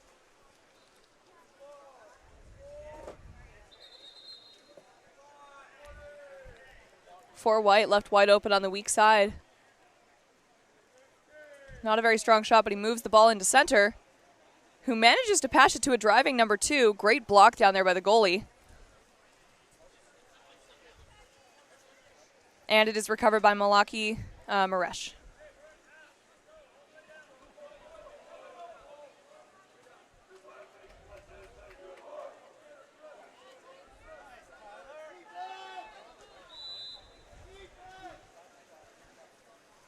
Got a couple of Davis players swimming a little bit ahead of their defenders, not enough for the goalie to feel comfortable passing it to them for a counterattack. Davis goes down, sets up. For White starts to walk it in. Passes it in for a beautiful redirect from number 11 White, Brennan Fuchslin.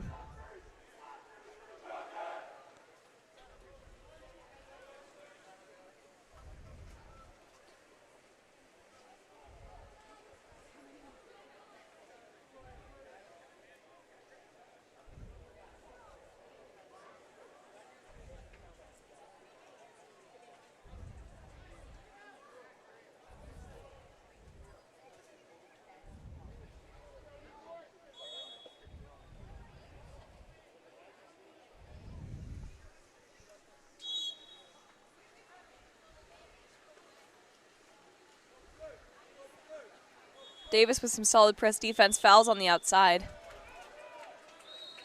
12 Dark puts it live, sets the ball, and there's an exclusion on number 3 White, Raymond Prawl. Whole new shot clock. We have under a minute remaining in quarter 3.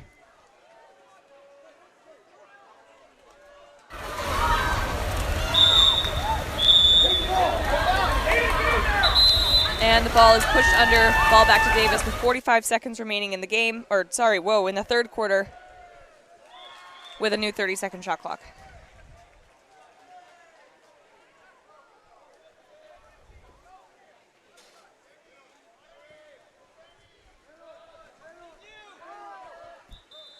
Great ball under there, 10 Dark, Luke Cavett.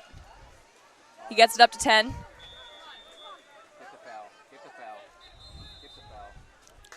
Very well done on the 5-meter there. Luke Cavett gets it on number 14 White, Renzo Archer. That's his second penalty of the game.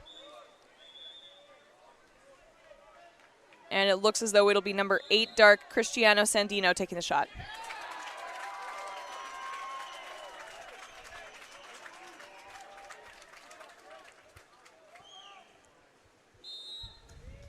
Beautiful shot by number 8. Cristiano Sandino. 20 seconds remaining. Our current score is 8-5. Davis still in the lead, and it's Davis possession.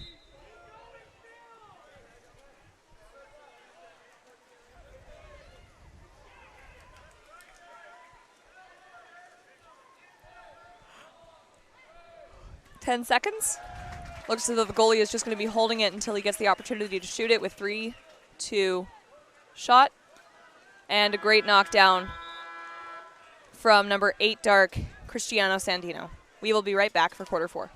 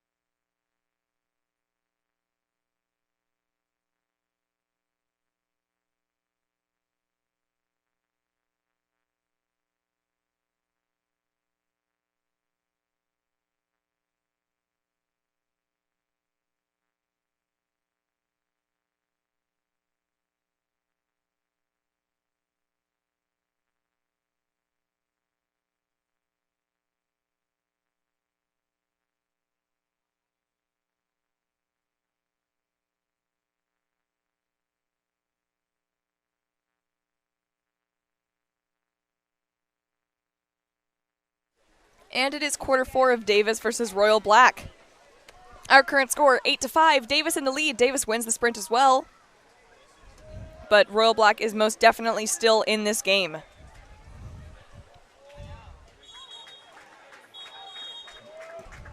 Ten white with a great pass into center there. There's an exclusion called on number 7 dark, Benjamin Ray. I believe that's his 3rd exclusion of the game, but I could be wrong.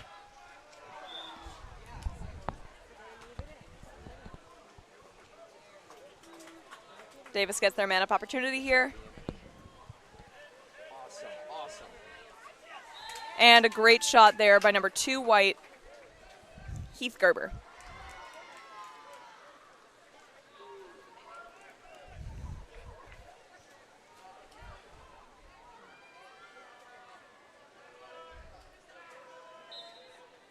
All right, Ian. Show us what you got. That's Ian Kenton with the ball. 4 dark starts moving in. 10 white attacks. Passes it into center, and 6 white puts it under. Bo Brown with the steal. Gets it back to his goalie, Ben Simon. Ben with a gorgeous pass up to number 11 white. Way to pick him up. Pass is weak. Really great defense here from Royal Black. And that was a beautiful shot and goal by number 9 white, Christian Davis.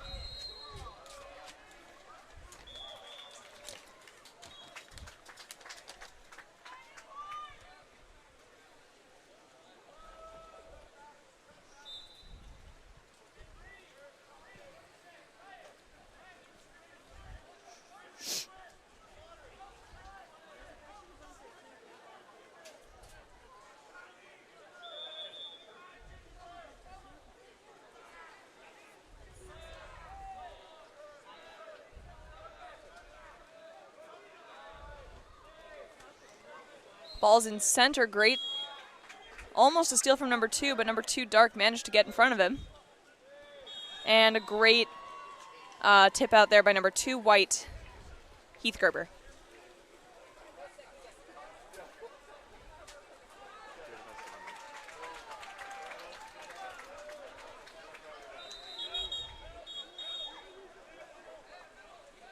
That's an exclusion on number 10 dark, John Dowdy.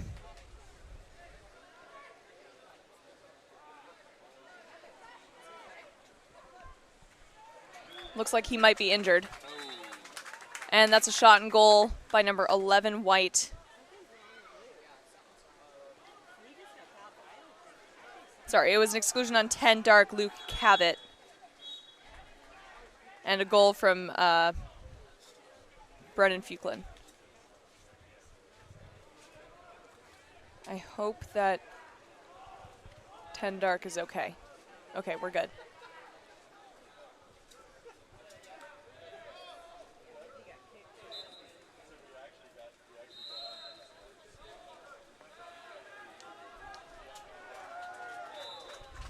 Five dark tries to put the ball under. Instead gives 12 the ordinary foul. 4 dark doing a really good job of protecting the ball there, but Davis doing some pretty hard press defense. Great pass into center. He's overwhelmed by 3 defenders though. He's not giving up, but the ball goes to Royal Black. Oh no, sorry. Ball goes to Davis.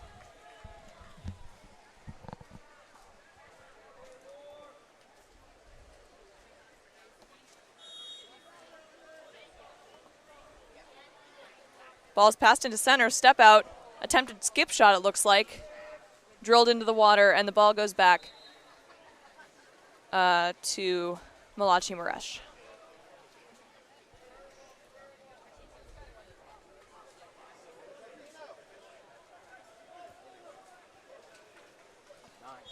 Attempted shot from number 8 dark, Cristiano Sandino. Just went wide left, and the ball goes back to Benjamin Simon.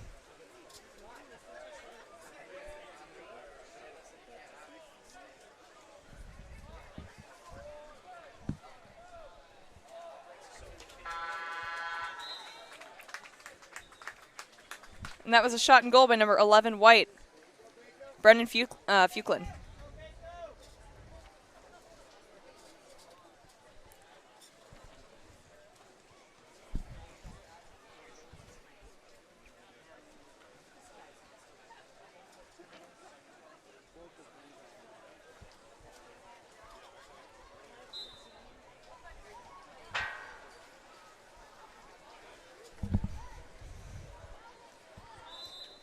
Foul up top. Passes down the line.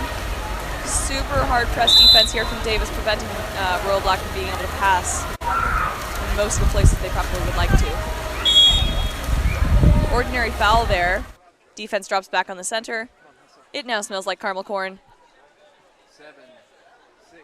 Dark 3 up top. Great shot, but it goes a little bit wide right. 2 minutes remaining in the fourth quarter here.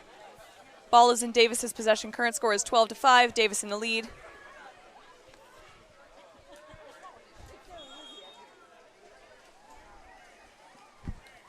Oh, nice. Great steal there by number 8, Dark. Cristiano Sandino. Smart pass over to number 9. Now a 2v1. Attempted shot from number 9. 9 recovers and skies it just barely.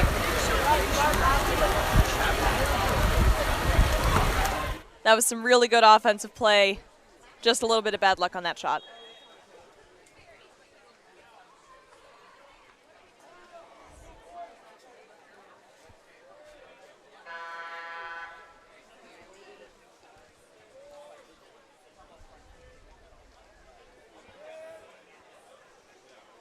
For White starts to walk it in.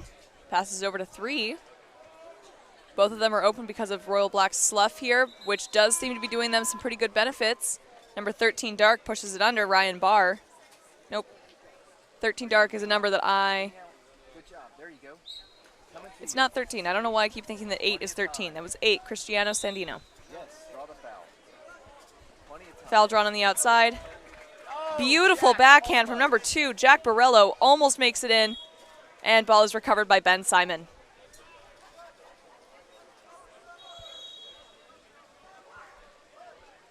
All right, Megan, airdrop.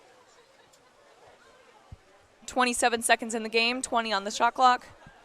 Looks as though Davis is just trying to run the clock out.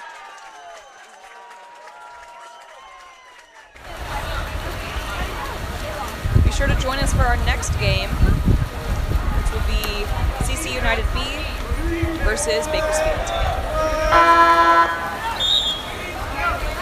Ball gets dumped all the way into the corner. 5 seconds on the game. 5 seconds left. 3, 2. And that is the game. Fantastic play from both teams. Some really good water polo out there. Our final score is 12-5 with Davis with the victory. Once again, be sure to join us for our next game, Bakersfield versus CC United.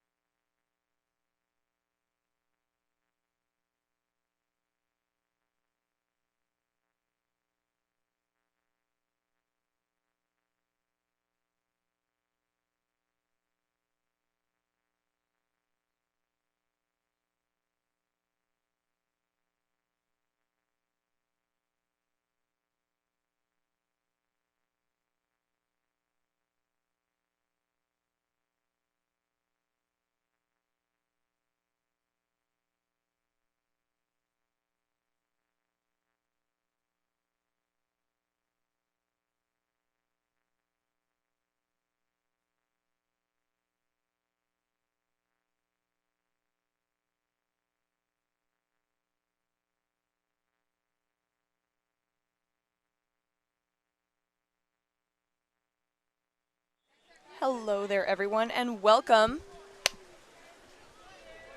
We have Bakersfield versus CCU, and the victory on the sprint goes to CCU.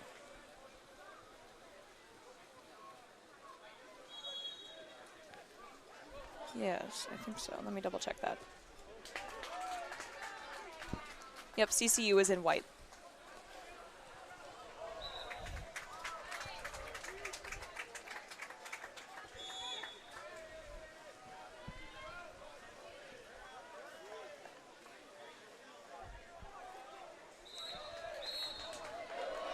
That is a 5-meter earned on number 11 white, I believe.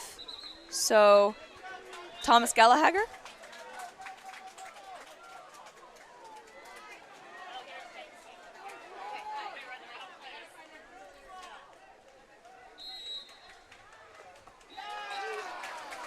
And that is a goal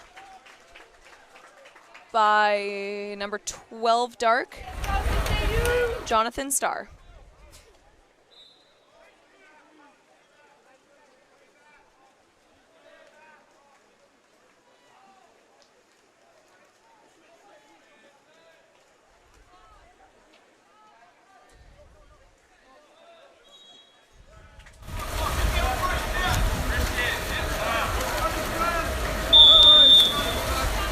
Nice pass into center there. 6 starts to turn. Beautiful shot. Number 6 white.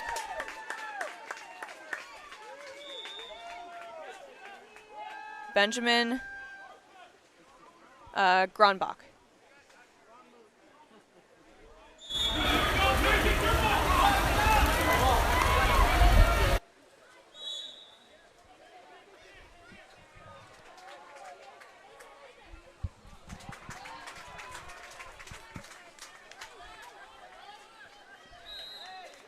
It's a foul on the outside there. Ball gets set.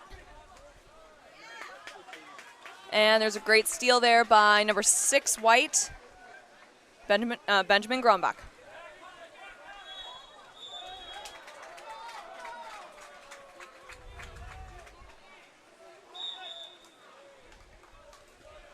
Nice block there. Number 1 dark, Alexander Person.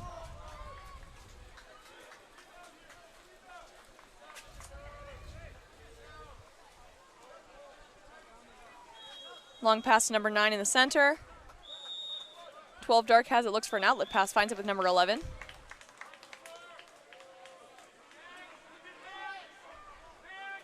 $10 remaining on the clock.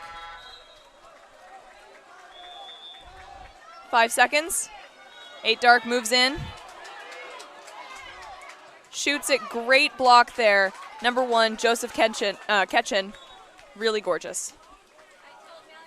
There's a rogue ball coming in from another field. Ref calls for the ball so we can get it out.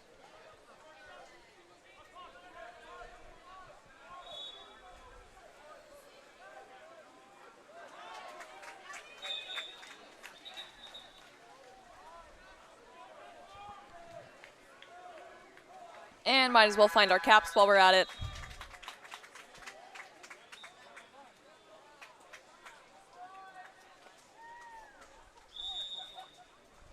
And here we go.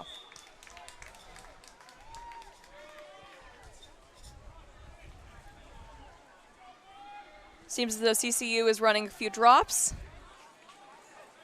So that center defense seems to have things handled for himself. Number 11 white, Thomas Gallagher with the goal, with the steal. Gets the ball going back to CCU. Nice shot, nice goal by number 3 white, Noah Cole.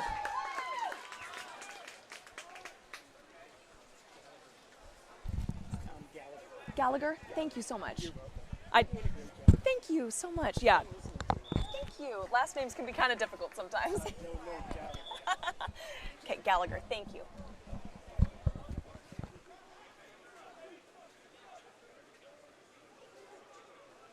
Oh, I must have misspelled something. Okay.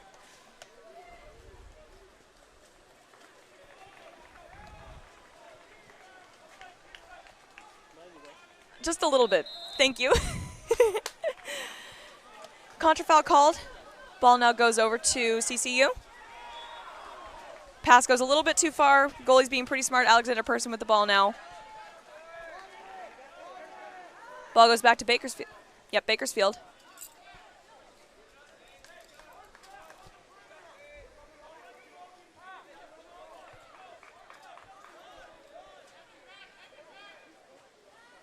Beautiful sidearm shot. Number 11 Dark. Nope. 11 Dark is Kenneth Molina. Great goal.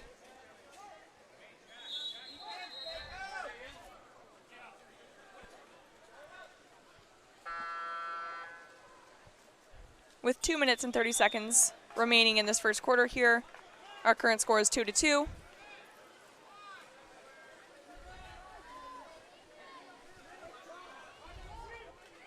Ball's in set. 10 seconds. Attempted sweep shot there. Just barely tipped out by number 1, Joseph Ketchen. Nope, that's Alexander Person. I'm reversing my rosters. Sorry about that.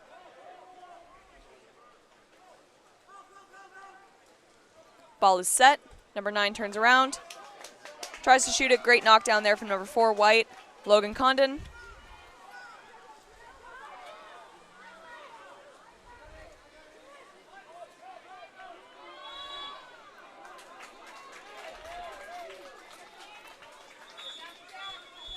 And that's an exclusion on number 14, White.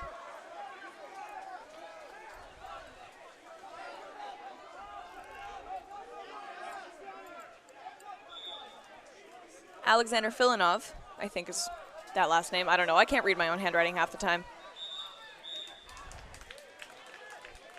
Gives Bakersfield a man-up opportunity here. They have 3 seconds remaining in the man-up. Teams are even. Great shot block. Number 4, White, Logan Condon.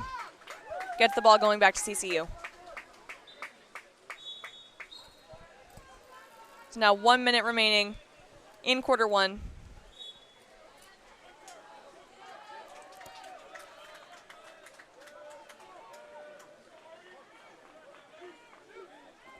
White shoots it, skies it over the cage. 50 seconds.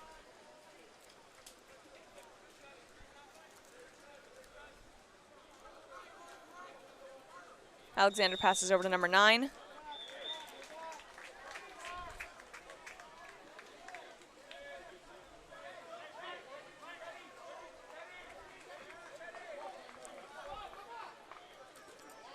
Great knockdown. Joseph Ketchen. They have 1 full possession to work something out here. Try and break that tie. CCU makes their way down. Trying to get past Bakersfield's frontal defense here at center. Find a window. 12 tries to sweep shot it. It's knocked down by that capless Bakersfield player. 5 seconds remaining. 9 shoots last second with a great knockout from 10 White, Samuel Gabriel. We'll see you back for quarter 2.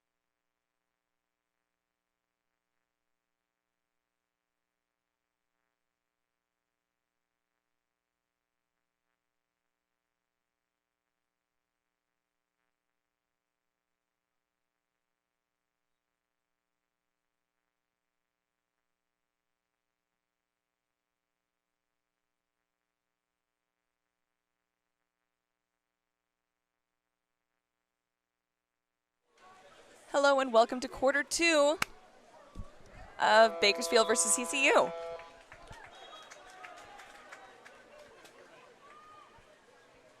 As always, we love to see your support for your athletes. Go ahead and leave it in the live chat if you'd like to. We love to see where you're watching from, who you're supporting. We love to see that our streams can reach all corners of the country. Mostly California in this case, but you know. The ball is dropped in the water, and the sprint is won by CCU. CCU's second sprint win. They set it. 16 passes over to number 2. No defense on him. He shoots it and scores right off of that sprint. Number 2, White, William Devine with the goal.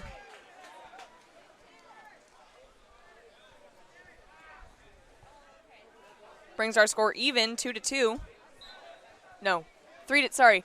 That pulls CCU ahead, 3-2.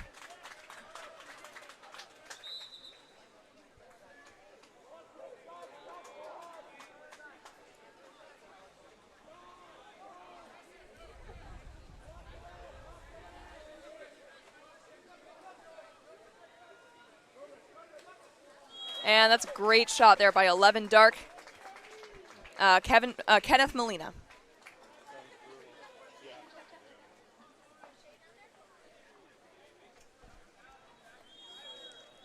Score is once again even.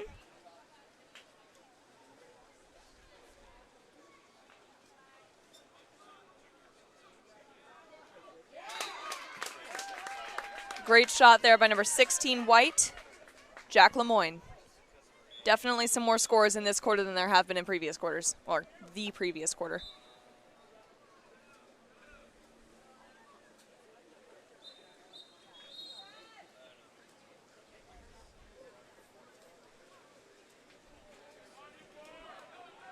Ball goes to number 12, whose defense is sloughing off of him not for long.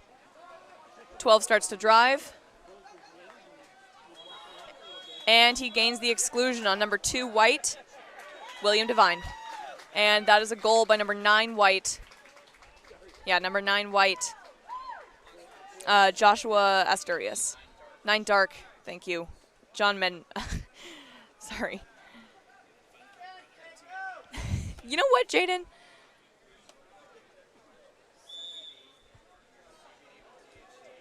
The producer's telling me to get it together. I know I need to get it together.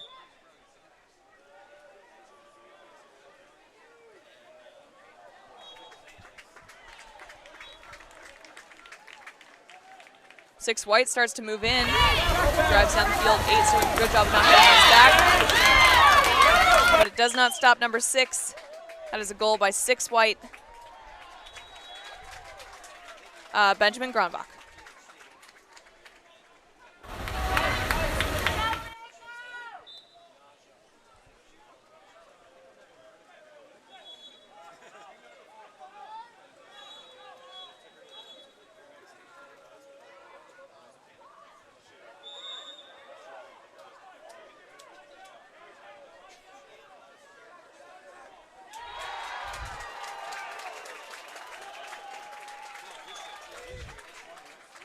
Passes down the line. There's a little bit of a race for the ball. 7 Dark wins that race. Shoots it, knocks it just off of the crossbar, and it touches the lane line, giving the ball officially back to CCU.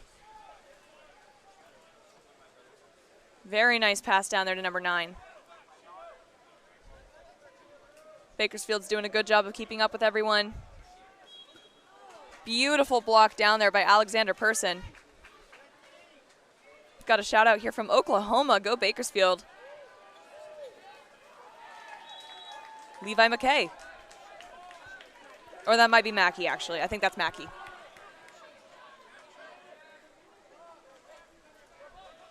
Ten seconds remaining on the shot clock here.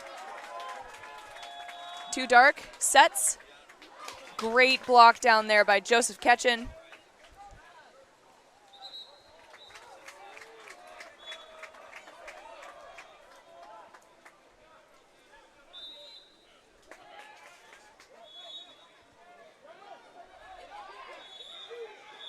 Ball is set, 6 turns, shoots, and it goes a little bit wide left.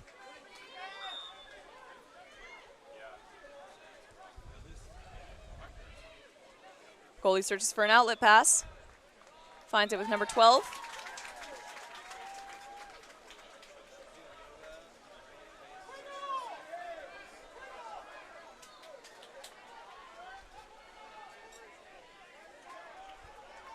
A little bit of a struggle in center there to get the ball. He does manage to pop it back out to 11. And that is the shot clock. Ball goes back to CCU. 2 minutes and 30 seconds remaining in quarter two.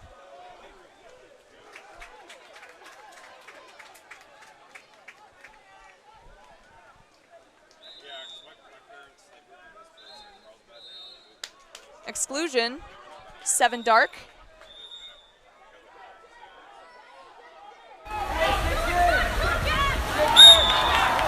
Move into a man-up opportunity. They're running a 6-in. 2 moves into the pocket. Shoots and scores. Absolutely gorgeous shot there. Number 2 white, William Devine.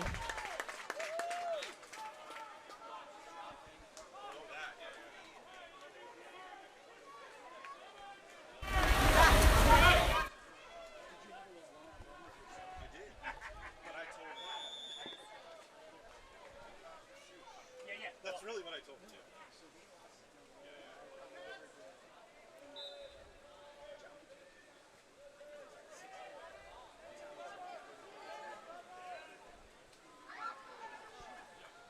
'Great defense being played here by CCU. Bakersfield's doing a good job of driving them out, though. They get a pass into center. Risky pass back out to number 10 there. 10 seconds on the shot clock. 10 starts to move in. His defense is shot blocking. It's not a great angle for a shot. 5 seconds. One last attempt to get it up to number 11. It's caught by 4. Got a couple of people in here cheering for Zane. Number 2, Zane Gabriel. We have a lot of fans in the chat right now. Great block down there by number 1, Dark, Alexander Person.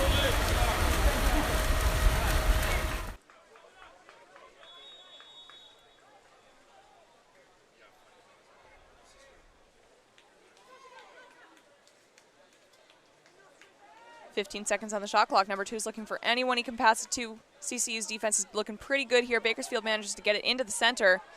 Pops it out to 2. First shot, almost a goal there. Great knockdown, though, by Joseph Ketchin. Got under a minute remaining in the second quarter here. Great steal by the capless Bakersfield player. Going back down the field, ahead of his defense. His defense is on his back. Number 4 is coming in from the side, too. Passed over to number 9. 9 has no defense, shot, and goal. Number 9, Dark, Joshua Asterius. Nope, sorry. Number 9, Dark, is actually John Mendibaru. Got just a little over 30 seconds here in the first quarter. Second quarter, thank you, Jaden. I don't even know what year it is at this point, apparently. It's like 1942, right? 17 starts to walk it in.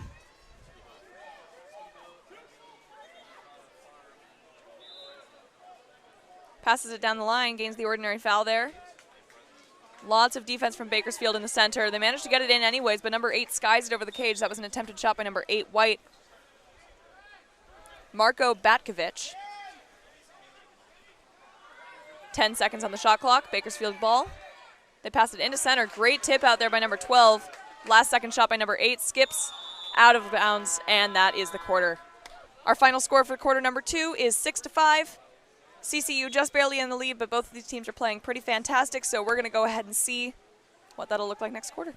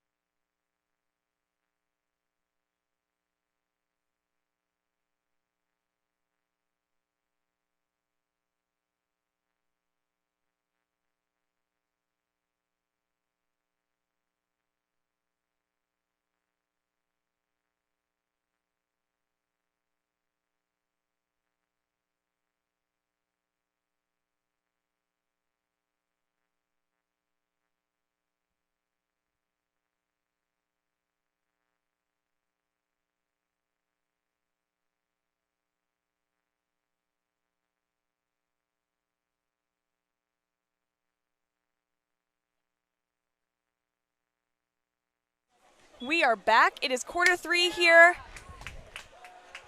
Currently CCU, once again with the win on the sprint. They have 3 out of 4 wins. Well, they haven't even done the 4th sprint yet, but they have won 3 of them. CCU versus Bakersfield, our current score is 6-5. CCU in the lead just barely, but both of the teams are playing really hard. This is going to be a fun game to watch. Ball is set. Immediate turn and shot. Great knockdown from Alexander Person.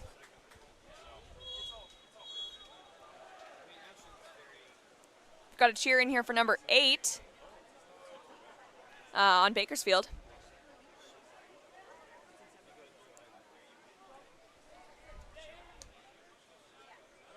Ten seconds remaining on the shot clock. It's a race to the ball, won by number 3, White, Noah Cole. He starts sprinting down the field. He has a defender right in front of him. Number 2 is doing a really good job of making sure he's not on his back. Ball's over at the 1. It's set. 9's trying to get it out, but it is pushed under by number 7. That's number 12, Dark, Jonathan Starr.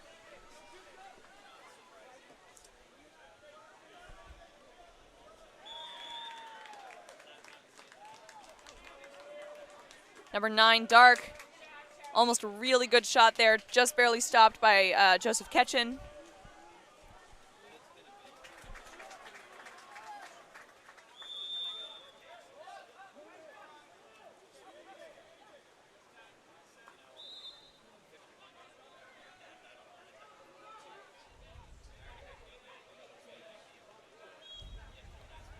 Nice pass into center there for a gorgeous sweep shot from number 6, White.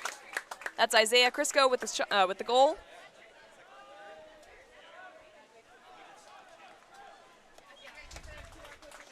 Putting CCU ahead yet again by 1, or by 2.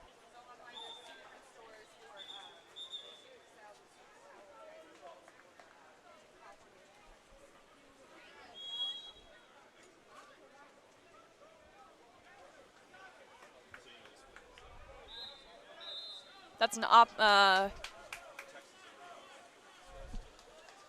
contra foul. That's what that's called. I don't know why I forgot. Contra foul called. Goalie just barely hits his teammate on the head with the ball. I have done that plenty of times. Not fun. Number 3's trying to drive past. It looks like he's being impeded on the swimming, but manages to pass the ball down the line anyway. Ball's passed into center. Shot. Almost a goal. And a 2-meter is called. Alexander Person managing to knock it out of the goal just in time, but it hits the lane line, and it is CCU ball once more.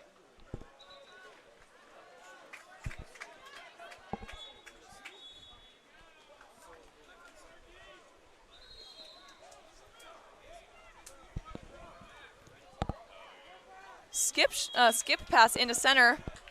Ball is put under by number 2, Dark. That's Zane Gabriel.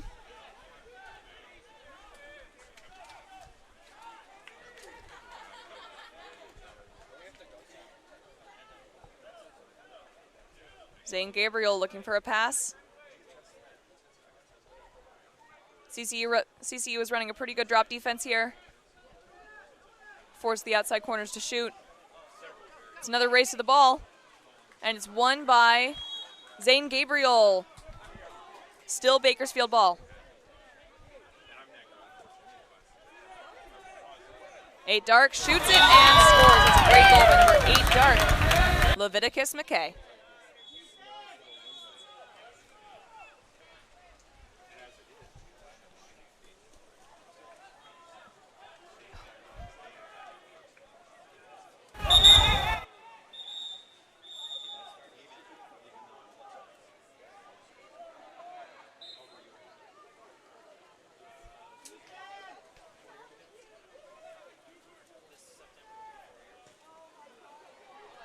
Number 4 driving in towards the goal.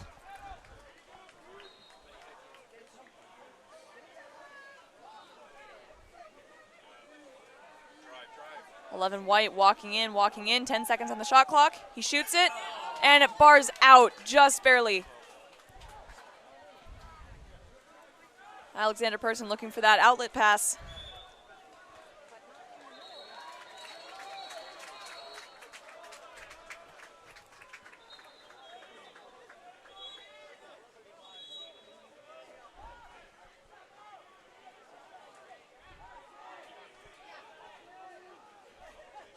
10 seconds remaining on the shot clock. Attempted skip shot there. I believe that was probably tipped off of one of the CCU players' hands, although I couldn't quite see who. Ball goes back in CCU's direction.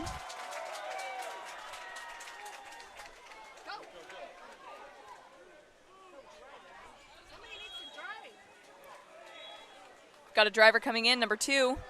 Passes it into him. Steps out, shoots, and a gorgeous skip shot goes right underneath the goalie's arm. Number 2, White, William Devine with the goal. Current score, 8-6. We have 1 minute and 45 seconds remaining in the third quarter.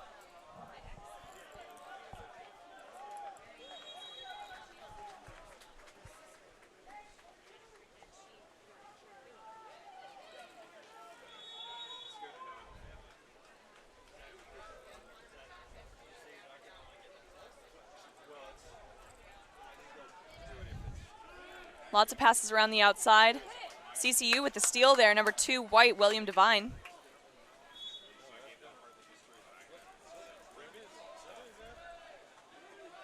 Number 5 driving in. Earns the ordinary. To number 11, skip shot, beautiful block there. Number 1, Alexander. Pretty safe pass up there to number 10.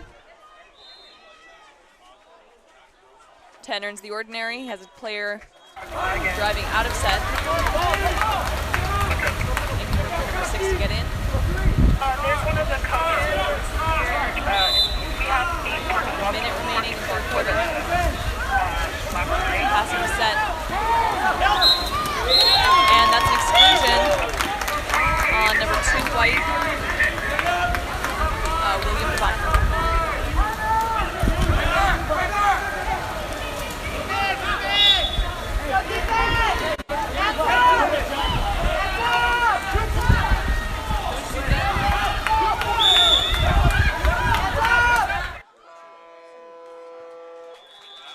And that is a goal by number 8, Dark,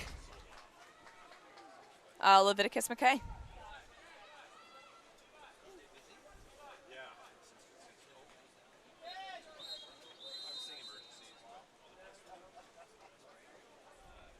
Oh, he goes by Levi. Okay, I will call him Levi.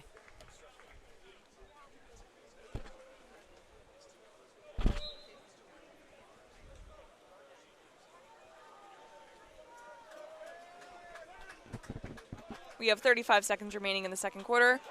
Great steal there, number 12, Dark, Jonathan Starr.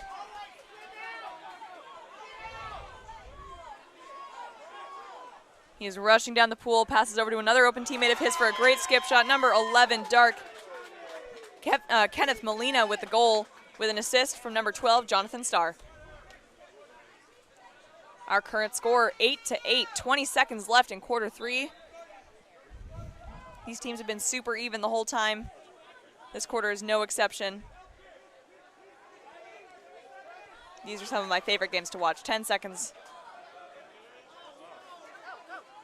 14, White has a little bit of a breakaway there. He turns, and number 10 is playing some pretty good press defense. He did not hear the foul happening. That's an exclusion on number 10. And it just barely goes out of the cage at the very end of that quarter. We are tied 8-8. Might as well be going into this fourth quarter 0-0. We'll see you back then.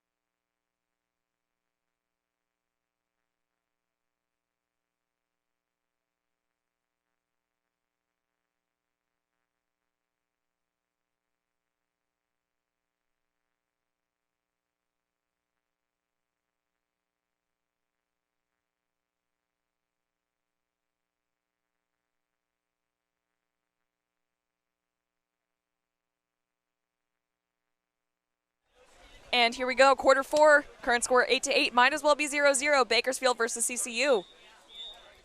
A little bit of a tussle on that sprint there, but it does go to CCU for the 4th time in a row.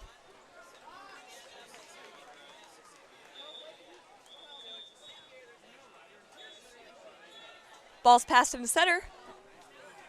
Great stop there by Alexander Person.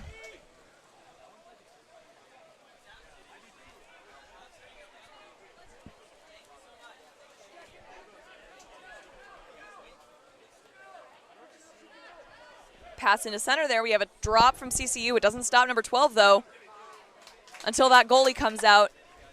Then it's a steal from CCU. Smart goalie coming out of the field like that. Very stressful, but he has a field player there to defend him. Ball goes back to Bakersfield.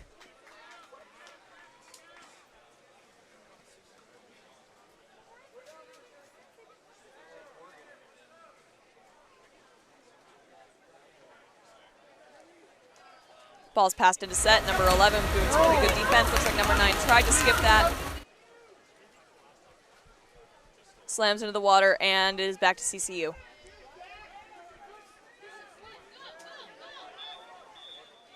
Backdoor pass for a gorgeous shot. Absolutely beautiful there. That was number 6, White. Benjamin Gronbach with the goal, with an assist from, I believe, Noah Cole, number 3.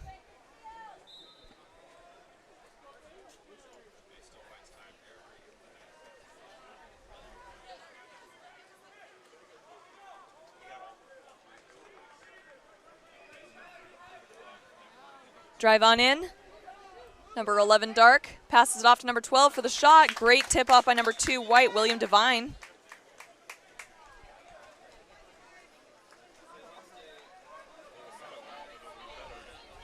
Nine White starts to move in. 2 catches on, goes up to play defense. 6 White is being dropped off of, passes it into center. Very risky with 2 defenders on him already. And the ball is pushed under by number 12, Dark, Jonathan Starr.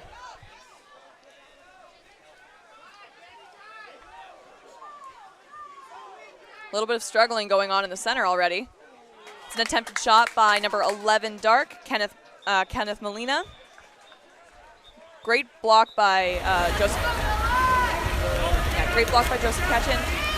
It did tip out, and it will be Bakersfield ball once more in the 2-3. New shot clock.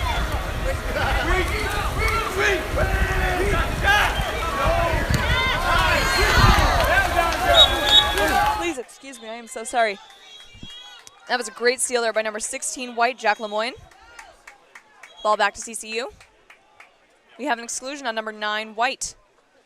No. Nope, 9, Dark. John Medinbaru. And CCU calls for a timeout.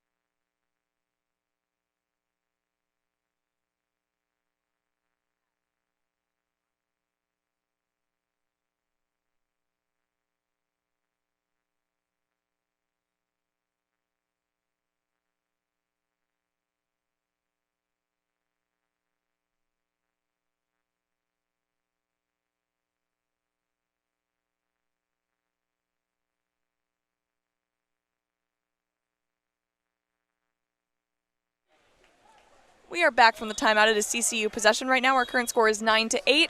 CCU in the lead just by 1. 3 minutes and 42 seconds remaining in the 4th quarter. We have a man-up opportunity here with 10 seconds remaining. Some pretty good passes going around here. CCU gets even. And a beautiful shot from number 9, White. Joshua Asturias gets in. This puts CCU ahead by 2 once more, but we do still have 3 minutes and 23 seconds left. Plenty of time.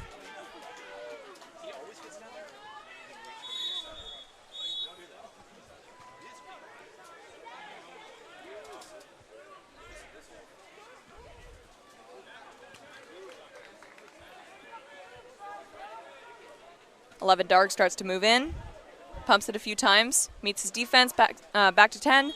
And a great tip out once again from number 2, William Devine. He is on a roll with those shot blocks.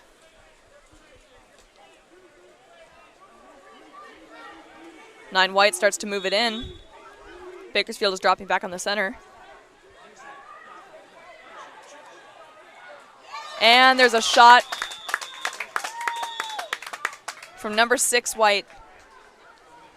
That's Benjamin Gronbach. Current score 11-8. Still 2 minutes and 45 seconds left though.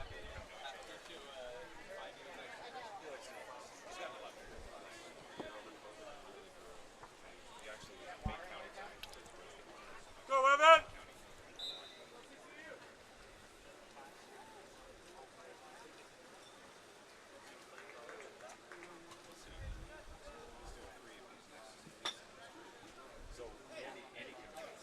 $12 Dark over to 7.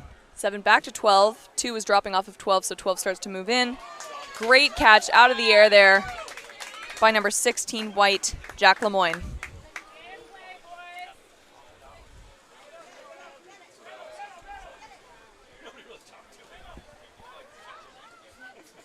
Attempted skip shot by number 2, blocked down by number 12 Dark, Jonathan Starr.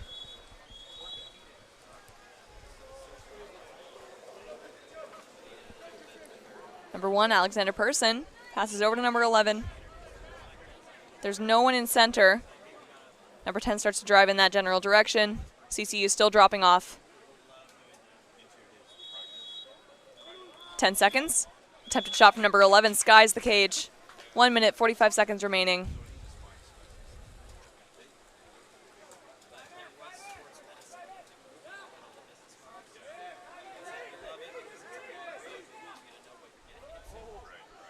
Almost a beautiful backdoor shot there. Stolen away by Alexander Person, number 1 Dark, with a little help from number 12, Jonathan Starr.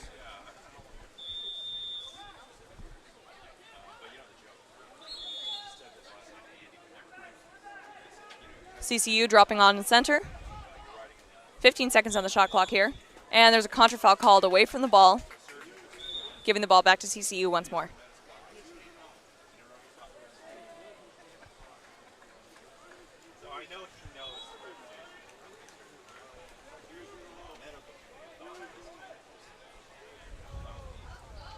Great steal, number 10, Dark. That's Jack Marikel. Very risky pass up to number 2. Goalie is out of the cage. Goalie's out of the cage.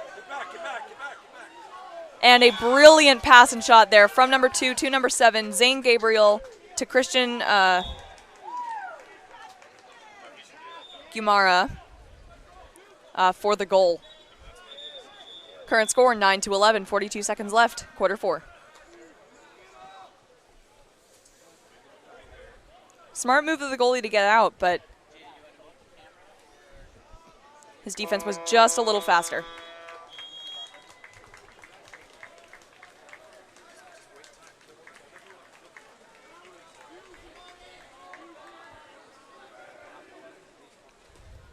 Looks like at this point CCU is just trying to slow down the clock a little bit. They only have 30 seconds left on the game clock and 15 on their shot clock.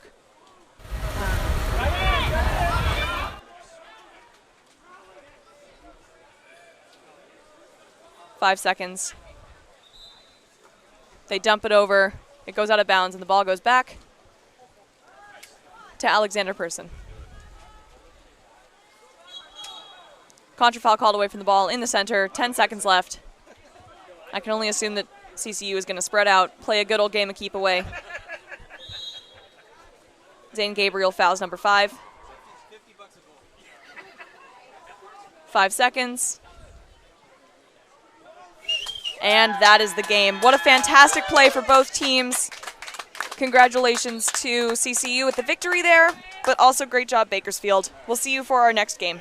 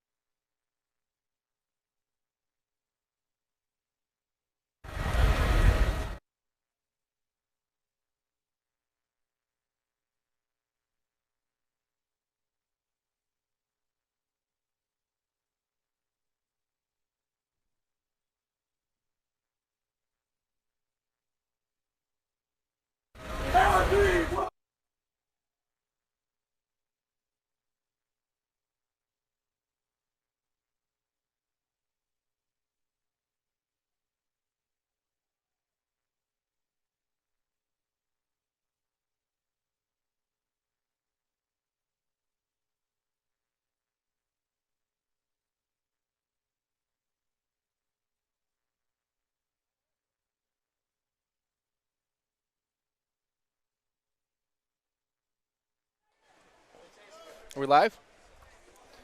Is it good? All right. Hello. Welcome to the Woollett Aquatic Center in Irvine, California. Beautiful day for some water polo. In front of me, we've got a 16 and under championship game between American River in white caps and San Jose in the dark caps. American River wins the swim off. Thanks for tuning in to Game On Live Studios. Immediately looking into the driver on the left side, but that pass goes just a little bit wide, recovered by the goalie. Let me get my rosters here in front of me so I can give you some more information there. Here we go, San Jose. The ball near half tank. Flips over to number 2, that's Aiden Ross with it. Back to the middle, number 3, Trey Phillips. Nearly sneaks it past the goalie, but Carson Taggart's with the save.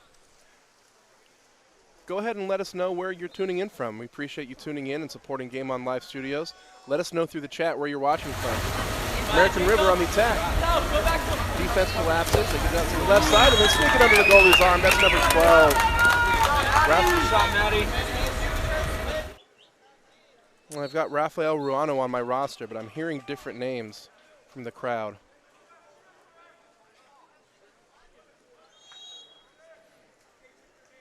Nice shot, though, snuck in under the goalie's right armpit. Now here comes San Jose. Foul in the back court, looking into center, nothing there. Now they're going to try to work it over to the right side. But center swims out, now they've got nothing going on.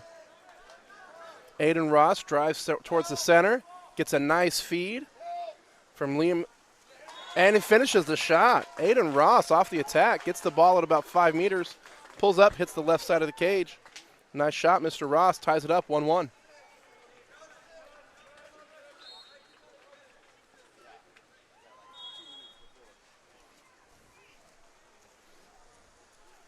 Here comes American River, 4:45 left to play.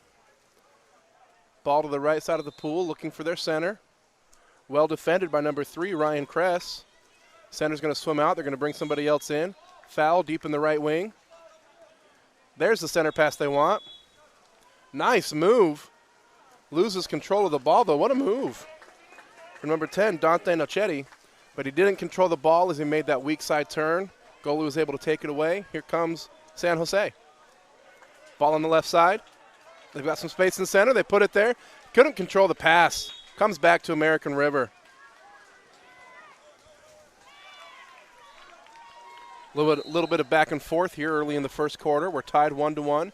Coming up on 4 minutes left to play. Deep outlet pass to the left corner.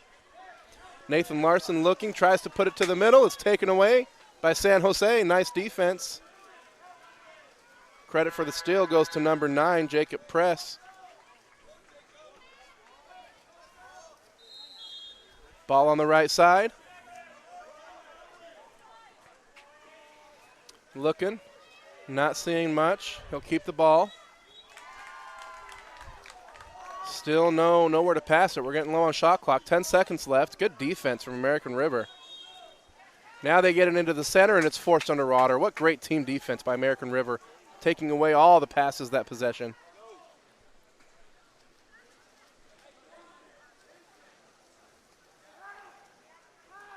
That pass into center, just a little bit off the mark. Ref rewards an ordinary foul. Picked up, pass to center cage. And there's a shot from number 10. That looks like Dante Nochetti getting up big on that one. Puts his team up 2-1.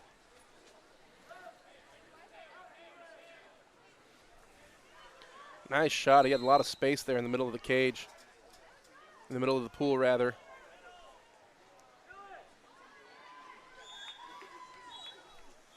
Here we go, coming up on 3 minutes left to play. American River leading it 2-1. It's a foul on the right side. Ball's put in play. It's early in the game still, but San Jose has not had much happening in the way of center. A lot of their offense is based on drives, just like that one was there. Earned exclusion from number 15, Luke Yabres. Couldn't connect on the shot, though. Good opportunity, good try for San Jose. American River, on the other hand, has had some pretty strong center presence early. We'll see how things change throughout the game. But it hasn't just been one person, it's been several. And there's another one right there. This time it's number 5, Nathaniel Jones, posting up on the left post, getting the feed. Dante Nichetti earning the penalty.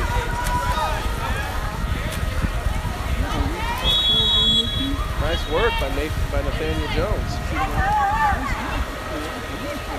Dante steps up to take the penalty. He scored the last goal for American River. Looking to add to his total. There's the whistle, and it's in the back of the net. Nice shot.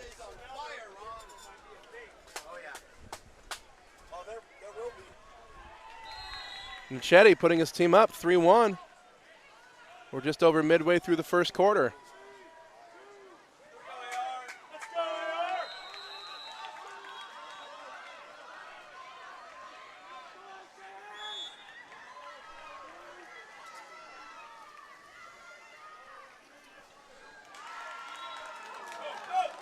Here comes San Jose. That pass taken away.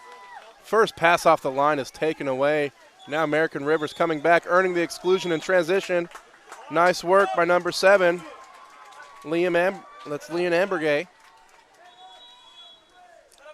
Power play opportunity for American River. They're going to take their time. They're going to be patient with it. 20 seconds on the shot clock. Into the post and another penalty. Another penalty. You're allowed to contest the pass, but you can't grab the arm of a player attempting to receive the ball in that red zone. Nice catch by the officials. Another penalty opportunity for American River. A chance to go up 4-1. And it's Dante Nichetti again, stepping up to take the penalty. Last time he skipped it to the right. Let's see what he does this time. This time he skips it to the left. Dante Nichetti puts his team up 4-1. 2:05 left to play in the first. A big lead for a first quarter.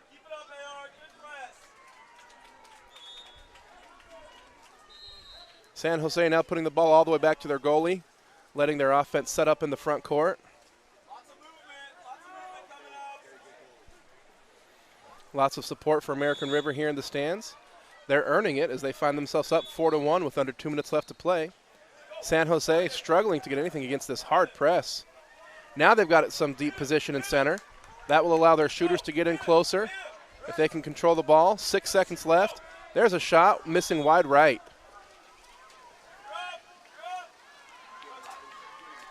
That was number 5, Jack Gibson on the try. Much better offense for San Jose, more controlled. Here comes American River.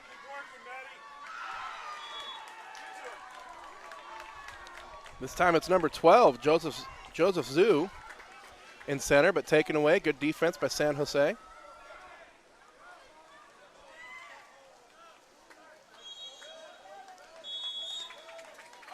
Pass controlled on the right side.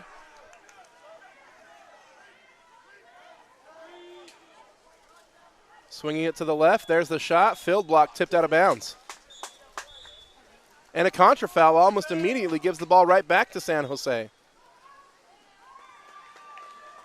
That contra foul going against number 12. San Jose with another try. Lakey and Rossi earning deep position. And able to convert is number 7, Liam Ambergy. Nice shot by Liam Ambergy closing the gap. His team trails now 2-4. That shot made possible by the deep center position of number 6, Lachlan Rossi. The last few possessions he's been working extra hard, earning deep position and allowing the perimeter shooters to collapse.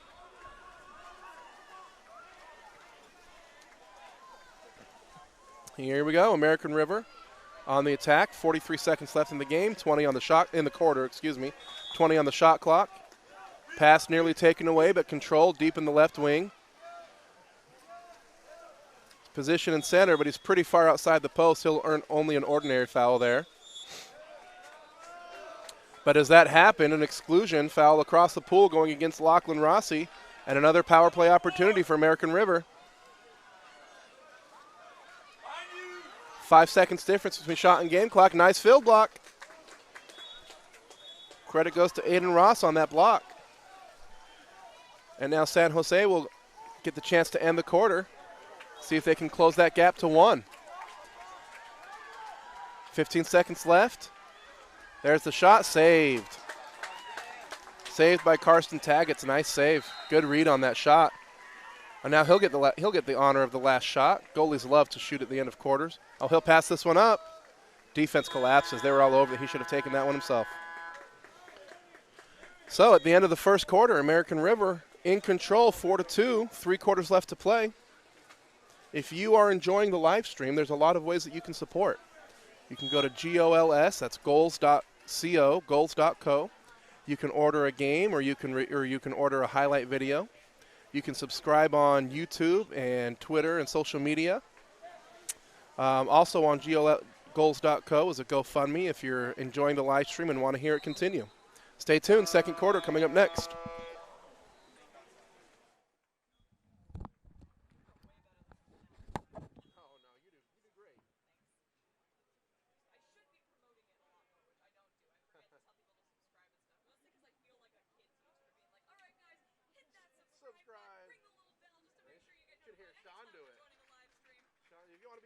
Kids, hit the button. Sean's fearless. I missed who scored the first goal for American River. I miss who scores the goals all the time. Usually it's because I'm like trying to find the name of the person who just got excluded and then Right. someone scores and it's like, wait, no, hold on. Gets easier by the third and fourth quarter, but that first quarter, it's a lot of this. Back to what. And especially like once you've started like, because I mean I basically have the entire 6 City Red roster memorized at this point. Like I just know who people are. So it's easier when they're playing because then I only have to look at one roster. True, it's true. Man, what a facility. I will say I have liked. Yesterday we got 2 people in the chat who were saying like poggers and stuff as if it were a Twitch stream. It was super fun. Potters? Yeah, poggers. Is that a, It's a term used in Twitch streams or whatever. really, what does it mean? Yeah. So like that's super cool. It's like it's poggers. Okay, okay. But it's fun. So I had a couple of people do that, and I was like, yes, poggers indeed, Mr. Fish. His name was Mr. Fish. I don't know what he was It was like in the middle of these people, like, I can't remember what they were doing. I think they were like criticizing the camera work or something like that. Uh-oh. Mr. Fish is in the middle of it, goes poggers. I was like, yeah, dude. What's the cable connecting these two? If we just, is it this one? Not sure.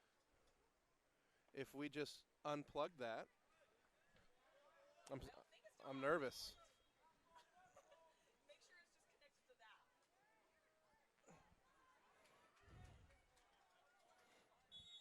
Yeah, it looks like it. We'll give it a try later. At like halftime when we have time. And we're back for the second quarter of play. San Jose wins the swim-off. They trail by 2, but there's a lot of water polo left to play. Andrew Reed with the ball, passes it to the right side. Jack Gibson, a lot of activity there in center. Lachlan Rossi working hard, now swimming out. Referee calling the ball out, but the players don't want to stop. Both referees now trying to get the attention of the players. Tell you, when you're in the zone, man, you're in the zone. When you're ready to score a goal, that's all you hear. Double exclusion call going against Nathan Larson for American River and Andrew Reed from San Jose.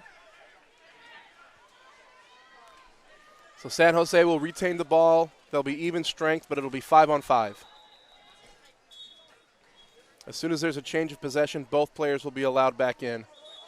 Another exclusion call. This one goes against number 7, Caden Rutan. Now it's San Jose with the unique 5-on-4 power play opportunity. Don't see these often. Oh, no, ball pops right out of his hands. That was a missed opportunity for San Jose. He'd love to have that one back. That was Owen Neitzel. Ball just slipped right out of his hands. He looked like he was in a good position to shoot that.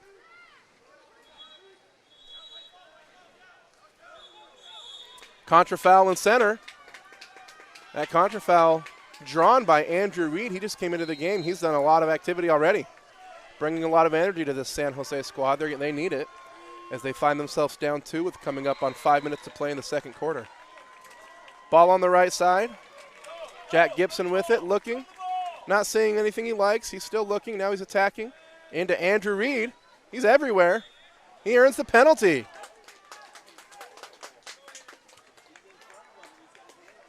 Andrew Reed earning great position in front of the cage. Earns the penalty. An interesting call. Usually penalties are reserved for taking away what would be an imminent goal. The positioning there was just a little bit questionable. But the call's the call. And Aiden Ross steps up and takes the penalty and closes the gap. San Jose trails 3-4. A term I've heard referees use is the range of acceptable calls. Often there is more than one call appropriate to any given situation, and it can be up to interpretation or angles or situations. So that was within the range of acceptable calls. Ball on the left side. They try to go inside, but no position there. Liam Ambergy takes it away easily. Now here comes San Jose. A lot of energy from the San Jose squad here in the second quarter. Andrew Reed controlling the ball at the point, putting it into center, deep position, kicks it back out. Liam with it. Liam looking. Passes it across to Lachlan Rossi. Back to Liam. Quick shot, easy save. Nice save by Karsten Taggets, getting in the correct spot. Midfield exclusion going against number 5. That's Jack Gibson, another power play opportunity for American River.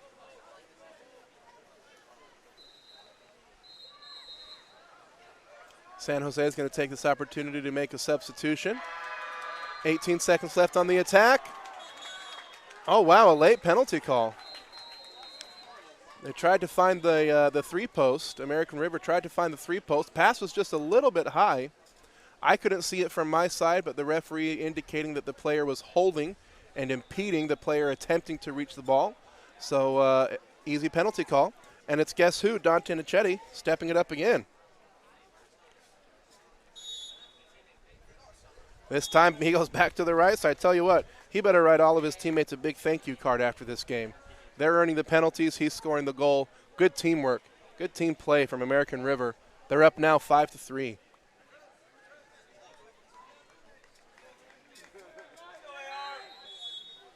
Okay, San Jose trailing only by 2. 3:43 left here to play.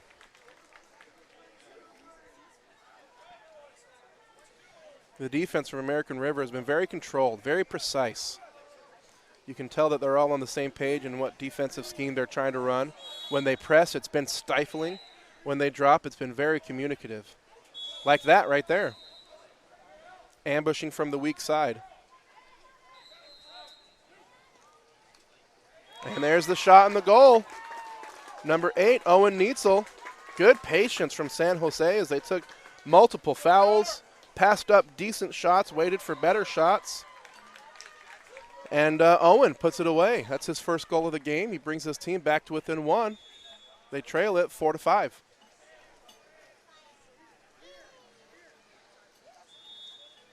Foul deep in American River's backcourt. Puts it in play. Now he's trying to advance it up the left side. They've played a lot of offense there this game already. Another exclusion. Whew. All over the place. This time it goes against Owen, who just scored the last goal. Now he'll take a timeout in the penalty box. Here comes American River. Both of their power plays have actually resulted in penalty calls by getting the posts open, feeding it into the posts. We'll see what they do here. Working it around the perimeter, left side, down to the left wing. He'll attack, he'll look, put it across to Andrew Donlin. He'll put it back up to Dante Nichetti, who puts it away, this time by himself. No penalty needed for Dante Nichetti as he scores his 5th goal of the game. 5 for him already. They better cover him up.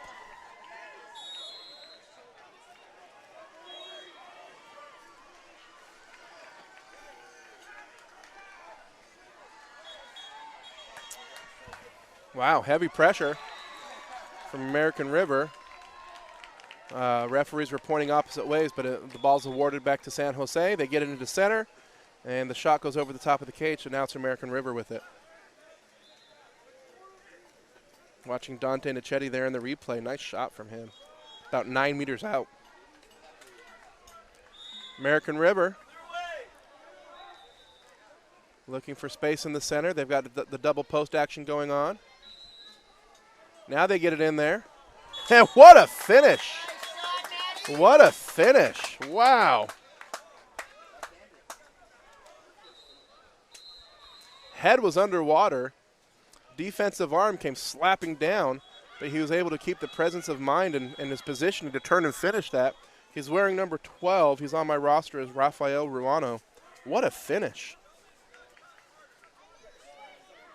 Let's watch that one on the replay right here. Into the center, cap comes off, head underwater. Nice finish. 7-4 now, American River. Stretching out their lead once again. 3 matches their largest lead of the game. San Jose's pulled it to within 1 twice. Exclusion foul going against number 10, Dante Nichetti. It's exactly what San Jose wants. They'd love to force him on the bench. San Jose on the power play. Moving the ball around.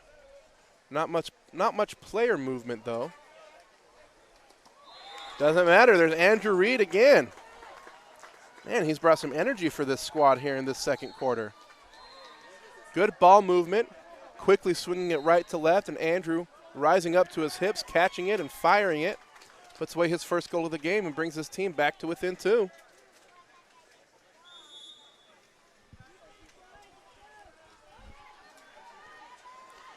Once again, if you're watching, go ahead and let us know where you're watching from, whether it's here local or somewhere else. Let us know where you're tuning in from. American River, ball in the right corner. Exclusion foul. Yeah, easy call. Good catch, ref. Goes against number 5, Jack Gibson. Another power play opportunity for American River. They've had several. Good ball movement, swinging it left to right, attacking. Looked like it went in, but it hit the wrong side of the net. That was Devin Charamuga. Probably not the shot that they wanted there. Low angle, very low percentage shot there, especially that early in the possession. Here comes San Jose, trailing by 2, coming up on a minute left in the first half. Ordinary foul near mid-tank. Now they put it into the center. That shot falls short, way short, and it's recovered by the post defender.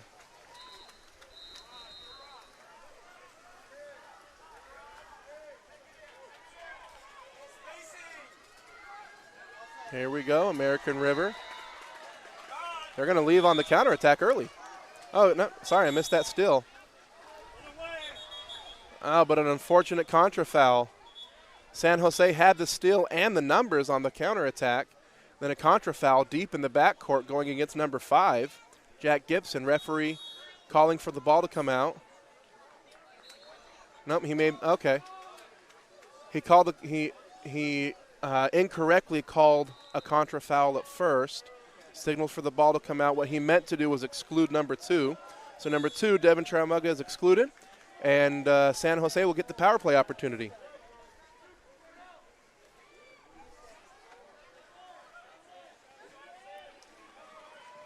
Oh, and they put it away early.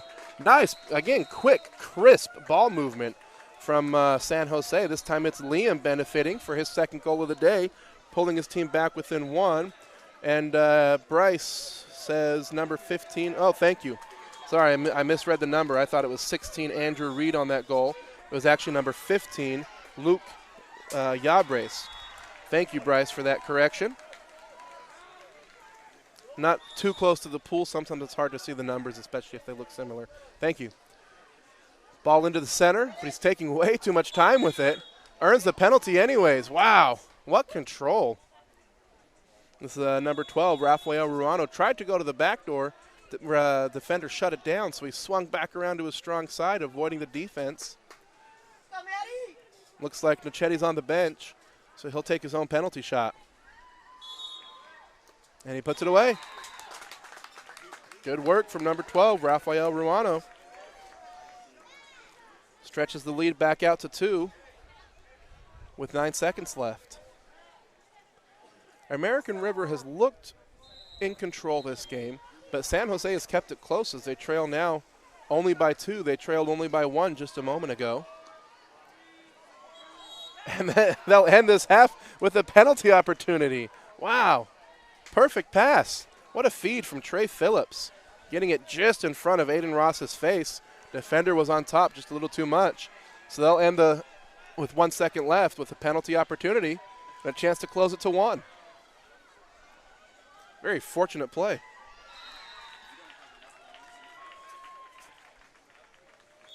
Ross will take his own penalty. Off the bar. He won't have time for the rebound. Oh, he'd love to have that one back. That's a shame.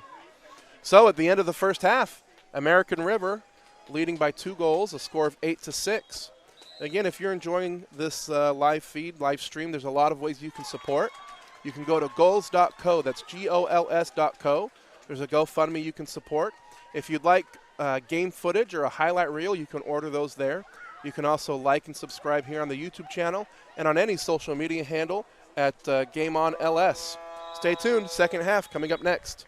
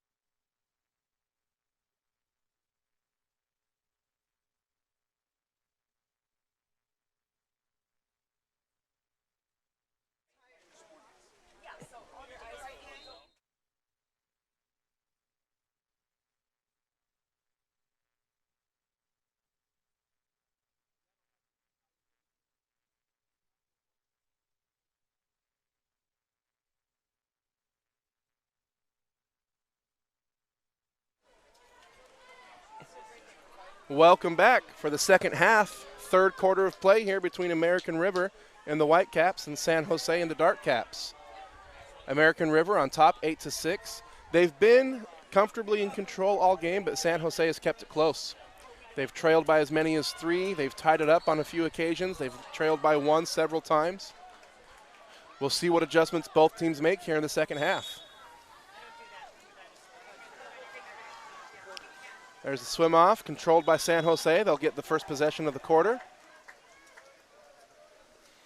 Andrew Reed has the ball. He was a big spark for them in the second quarter.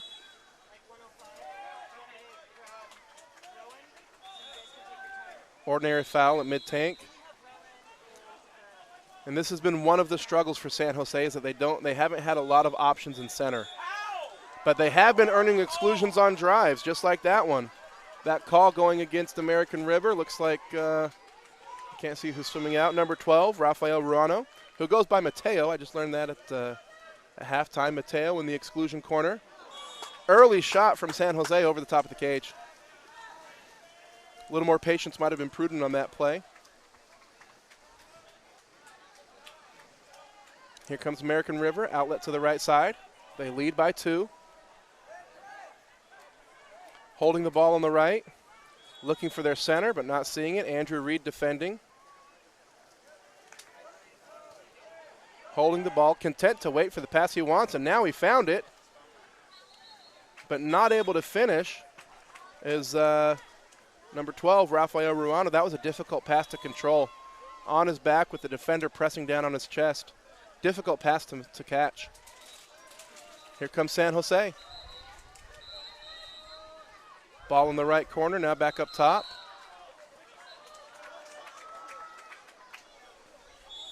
They've got Lachlan Rossi in center. He's had the most luck. Exclusion foul going against number 7, Caden Rutan, for interfering in the free pass. Another power play opportunity for San Jose. They haven't had much success on these in the game. Let's see how they convert this one. I guess that's not true. They scored on 2 in the other quarter. This time, number 7 again. He missed last time, but that did not deter him from putting that one away. Liam Ambergy puts away his 3rd goal of the day. Brings his team back to within 1, and this is what I'm talking about. San Jose fighting, clawing hard, playing hard, keeping it close. They're only down 1, 4:16 left to play in the 3rd quarter. I left my shoe underneath there where you got it.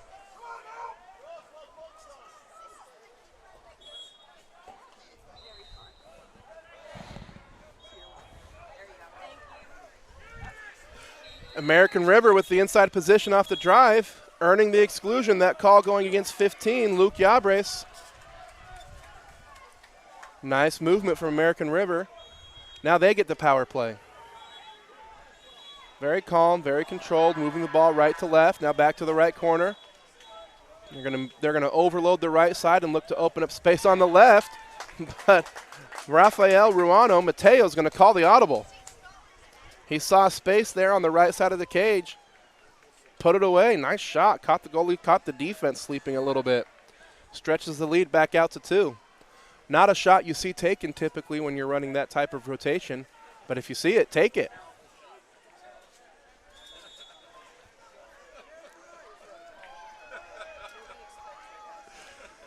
And now it's San Jose trailing by 2. Andrew Reed with it, passing it to the right side. And there's another goal for number 7, Liam Ambergy. He's come alive this quarter. He's got 2 goals already, keeping his team in the game. No hesitation on that shot at all. No hesitation. Full of confidence, Liam Ambergy.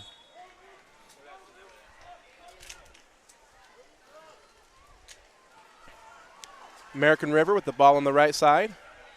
Playing very patient. Not forcing any unnecessary passes. And that's what they're going to get, another exclusion. This one against Owen Neitzel, another power play for American River. Immediately they go to that, again, that 6-in rotation to the right. Bobbled the ball a little bit, but he got it out there safely. Dante Nichetti, too much space, bounces it off the crossbar. That's not a guy you're going to want to leave open. Nice save on the rebound. Rebound came to number 7, Caden Rutan. Goalie was all over it. That's Mark Harrop in the cage. Nice save. San Jose, ball in the deep right corner. Nothing in center. He'll try to make a move himself. Earns the ordinary foul. There's the drive back up top. Liam Ambergy has it. 10 seconds on the shot clock. He's at half tank. Passes it to Andrew Reed. They give him space. Back across to the right side. Force the shot off the bar. San Jose will recover in a new shot clock. Well, if you're not going to score a goal, that's the next best thing you want to happen. Ball deep in the left corner. Still nothing in center. San Jose struggling in center all game long. The defense from American River just playing very well, executing very well. And there's the backdoor sneak. Attacking from the weak side from American River is, if he'll stop swimming, I'll tell you who it is. I can't see, but what a defensive play there from American River. Now they're on the attack. Very methodical, very patient with the ball. There's the shot off the left post, out of bounds, San Jose ball. They're going to try to go one-on-one. Liam Amberg controls the pass. He's fouled. He can shoot that if he wants to. He's at about 9 meters. He wants to. Saved by Karsten Taggets. Why not? He's scored 2 already this quarter. He's feeling it.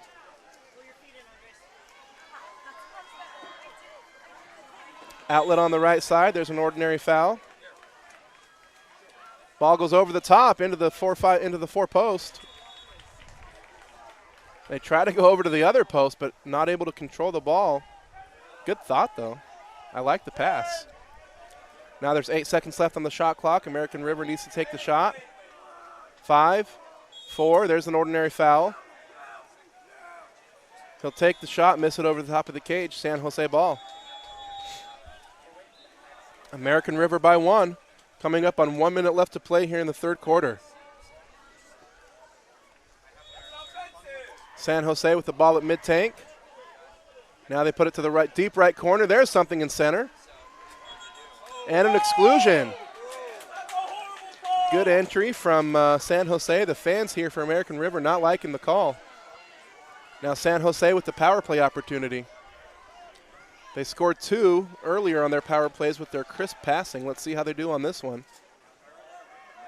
Not much individual player movement, but the ball is moving very quickly. Nice save by Karsten Taggets. That shot from Owen Neitzel didn't quite get his body in the right position that he needed to for that shot. Easy save for Karsten Taggets. 4 seconds difference between shot and game clock. American River with the ball on the left side. They've got deep position in center. They put it there. Pass falls a little short. San Jose steals and recovers with 8 seconds left. And here they go. They've got a breakaway. He's all alone. He's got time. He's got the ball. He's got the goal. Jacob Press ties it up for the first time this quarter with 2 seconds left. What a heads-up counterattack from Jacob Press. Ties it up. It was 8-6 at the end of half, and San Jose has fought their way back into this game. It's 9-all. Dante Nichetti can't connect on the last second shot. So we're going to go into the fourth quarter, 9-9. Stay tuned. That fourth and final quarter coming up next.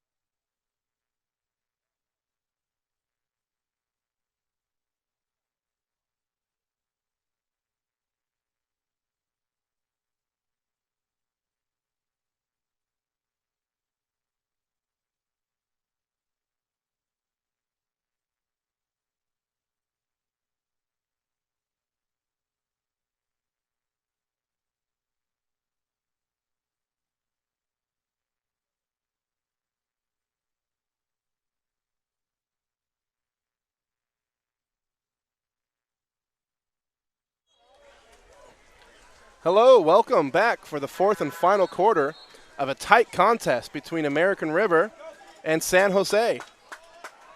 American River has been in control most of the game, but San Jose has fought their way back to an even score, and it's 9-9 here. Ooh, aggressive play, aggressive defense from San Jose there, forcing the ball under. I feel like that's a call that could have gone either way, but that ball's going to be awarded to San Jose. Looking for their first lead of the game. They've never led. They've trailed by one. They have it tied up here. Jack Gibson with it, fires from about 8 meters out. Misses wide right. Now it's American River looking to retake the lead that they've had most of the game. In fact, the only other time it was tied was when it was 0-0. Foul at about 9 meters. Ryan Kress with it, passes it to the right corner, Andrew Donlin. Back to the top, missing over the top of the cage is Rafael Ruano. Now it's San Jose with the counterattack. Oh, he doesn't see the ball.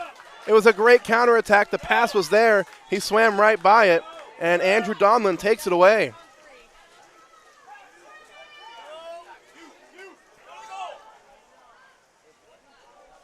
That wild pass, I'm not sure who that was going to. It was either an overpass to number 5 or an underpass to number 11.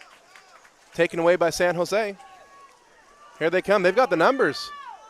Late in this game, it's San Jose attacking in transition.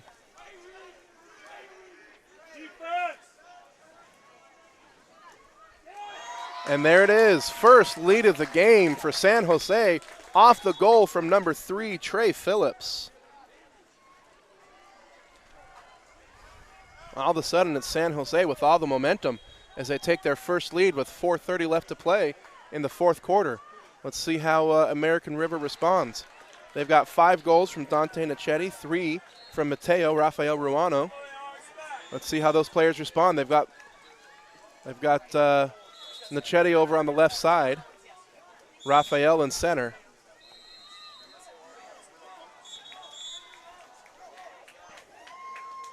As Nichetti goes to post up, he creates a little too much contact with the defender and earns a contra foul. Everything going San Jose way this quarter. Jack Gibson with it at mid-tank.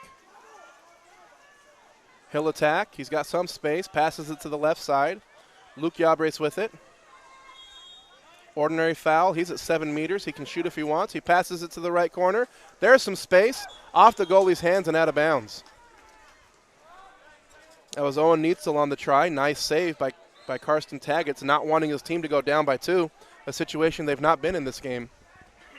Now it's San Jose with the fresh possession in the left corner. 3:50 left to play. There's the drive in center cage. The defense swarms. Goalie takes it away. Good swarming defense from American River. Here they come.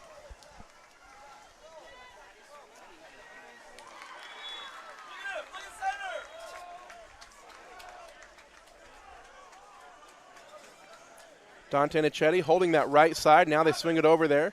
He turns and seals. He wants the ball. Oh, they put it to him, but the defense is all over it.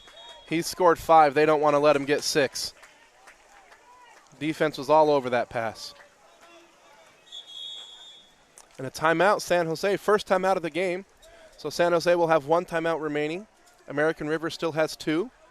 Stay tuned. 3:12 left to play. It's San Jose on top, 10-9.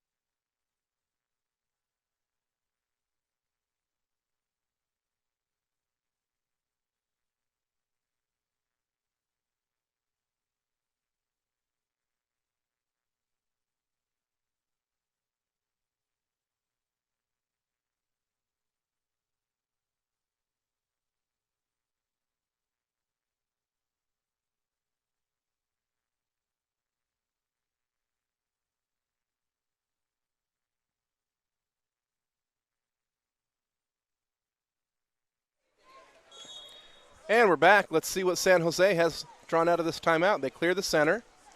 Lachlan Rossi now driving into the middle. Lots of contact there. Lachlan earns deep position. He gets the pass, gets to the ball, but pushes it underwater. He can't make a move. He couldn't make a move with it. He got great position, just couldn't finish the shot. And now coming back the other way is American River. So the missed opportunity from San Jose turns into a counterattack opportunity for American River, and Nathan Larson puts away his first goal of the game to tie it up, 10-10. Here we go, 2:50 left to play now, 10-all. What a tight contest. The defense from Mateo Rafael Ruano puts the ball underwater, picks it up, takes the shot himself. No help needed for Rafael Ruano as he put the ball underwater, took it away, put it in play, attacked, slid, and puts it in the top left corner and regains the lead for his team. What a series there. Put that one on the highlight reel. American River back up by 1. That only took 10 seconds.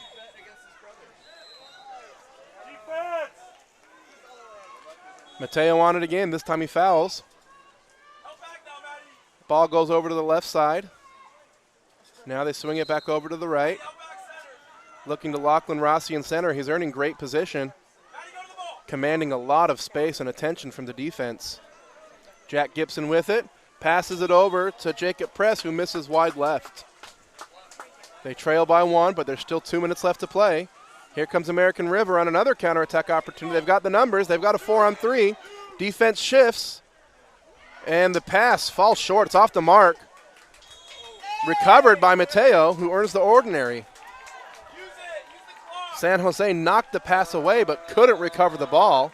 Mateo got to it first, and now it's San Jose ball. Shot from number 6. That's Nathan Larson, saved by the goalie. Game's starting to get a little bit chippy there in the middle. Not surprised. It's a tight game. A lot on the line here. Ordinary foul for Owen Neitzel. Puts the ball in play. Waiting for the pass he likes, not seeing it. Jack Gibson driving into the center, gets the ball. And defense swarms. That swarming defense puts the ball under. A little bit of an advantage again for American River. Defense recovers well. Now they close out. That's a good foul there.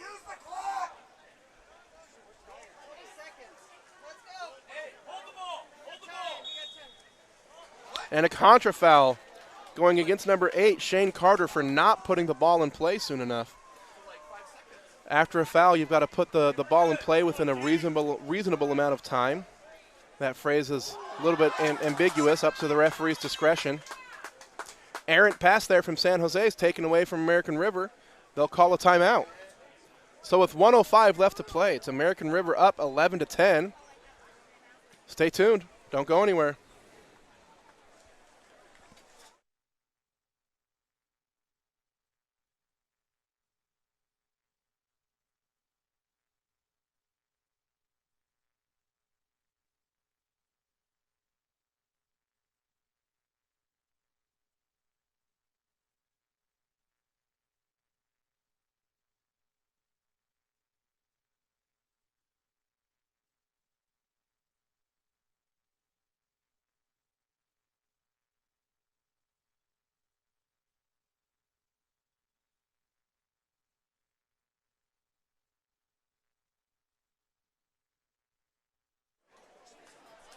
So with 1:05 left to play, and American River up by 1 and in possession of the ball, they're going to want to use the whole shot clock.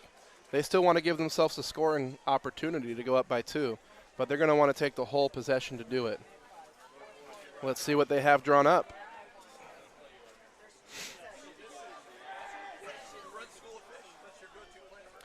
Now San Jose, on the other hand, they're going to want to foul early, stop the clock, play hard and high up in the lanes, and get something on the counterattack.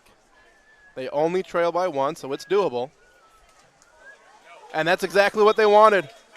That was perfect defense from San Jose, playing high up in the lanes, forcing the pass to the other side, and earning the steal. And the penalty. Number 2, Aiden Ross, doing all the work, playing high up in the lanes, earning the steal, swimming hard, cutting in front of his defender, and earning the penalty. This is a big one. He missed one at the end of the second quarter, looking for a little bit of redemption here. And there it is. Aiden Ross ties it up with 53 seconds left to play. Still plenty of time for either team to put another couple goals on the board, but right now it's tied 11-11. Big goal, big play for Aiden Ross. That was perfect defense. I want to talk about that again. That whole play was created by the defensive positioning of Aiden Ross. Positioned his body really high up in the lane, which forced the pass to come over the top. Aiden anticipated that pass and jumped to it before the offensive player could. What great defensive instincts. He's trying to do the same thing again here. Both teams have a timeout left. American River saving theirs, not using it yet.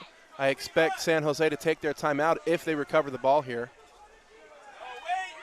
Lots of space. And Dante Nichetti on the attack, on the try, but saved out of bounds by Mark Harrop. That's a nice save, but they'd love to have that ball back. Now it's American River with the last possession of the game. Potentially. Let's see how they do. Coach holding that timeout air horn, waiting to see what comes naturally. 15 seconds left. Good defense from San Jose. They're playing like the game is on the line. There's the foul. And the shot wide right. 10 seconds left. And there he's asking for the timeout. There, I was wondering what was taking him so long. So with 10 seconds left, 11-11, San Jose with the ball, the opportunity for one shot to win it all. Let's see what they draw up.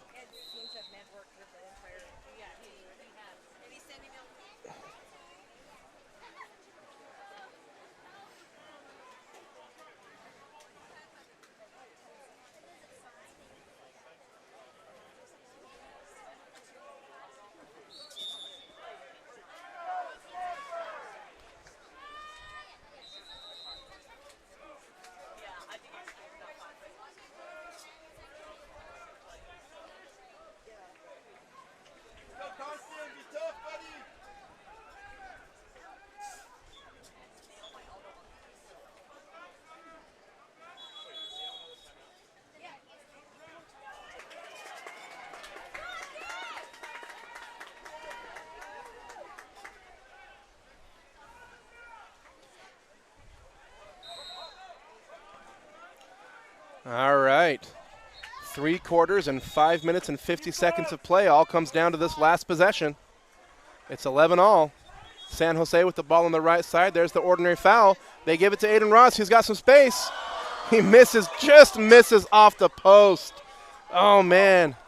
That was an inch away from barring in. It hit the right post and came right across the face of the cage. Another inch to the left, and that would have been a highlight reel game-winning shot. Instead, it's still tied up, and American River calls a timeout with just 1 second left. They'll have a chance to draw something up for a last-second desperation shot. Oh, man. A matter of inches on that shot.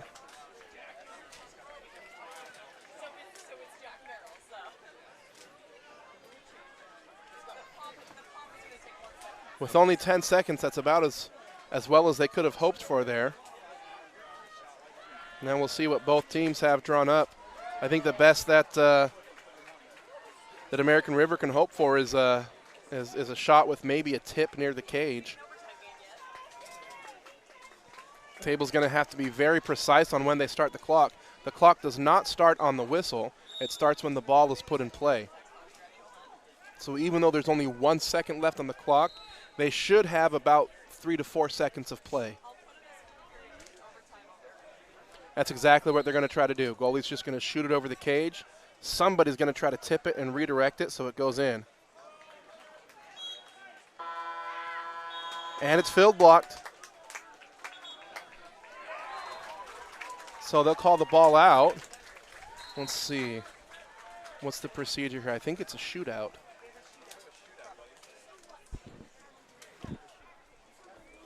So in a shootout, both teams will select 5 players, and they'll take turns in a best-of-5 series. If it's still tied after 1, then they go into the second round, which is a one-on-one scenario.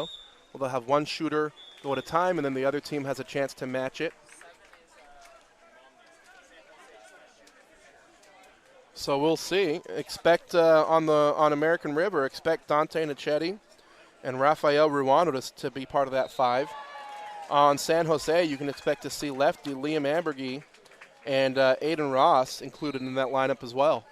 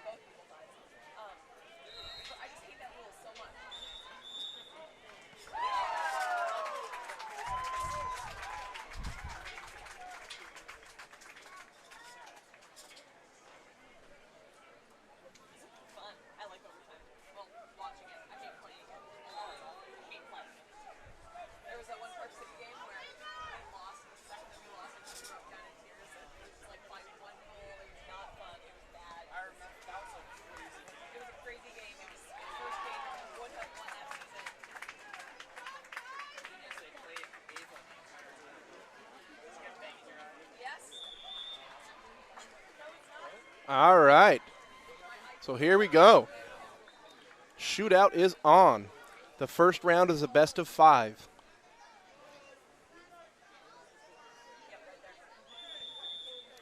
So shooting first for American River, Dante Nichetti. No surprise there.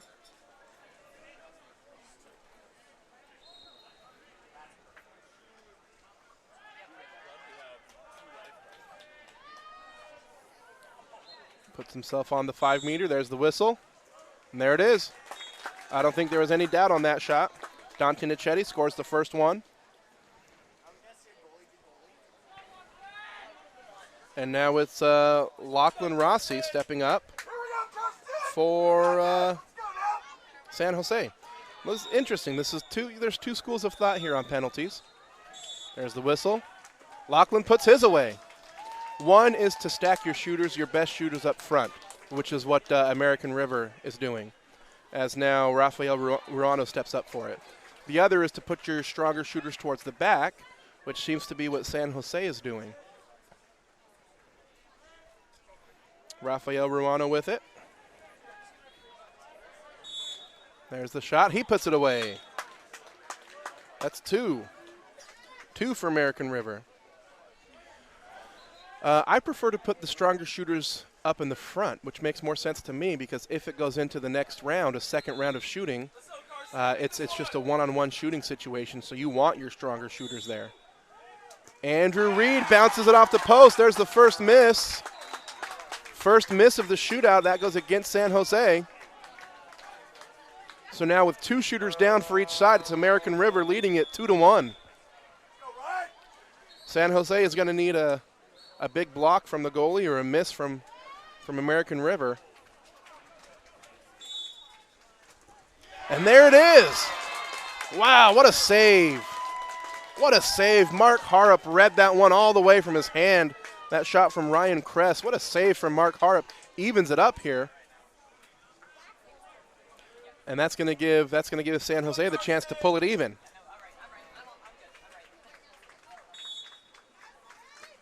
And another shot off the post. Oh, no.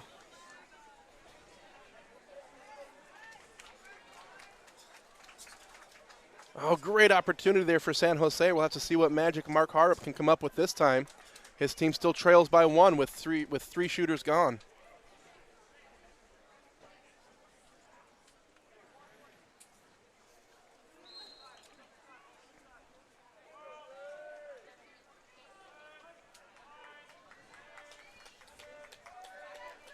3 shooters gone, and American River leads it 2-1 here in the shootout.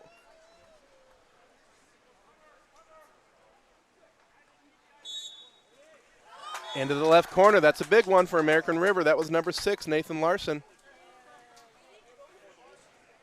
So a lot on the line with this shot. If San Jose misses it, it's over. There's no way they can recover. They need this one to stay alive. It's lefty Liam Ambergay stepping up for it. He's their leading scorer on the game. And he puts that one away, and he keeps the hopes of San Jose alive.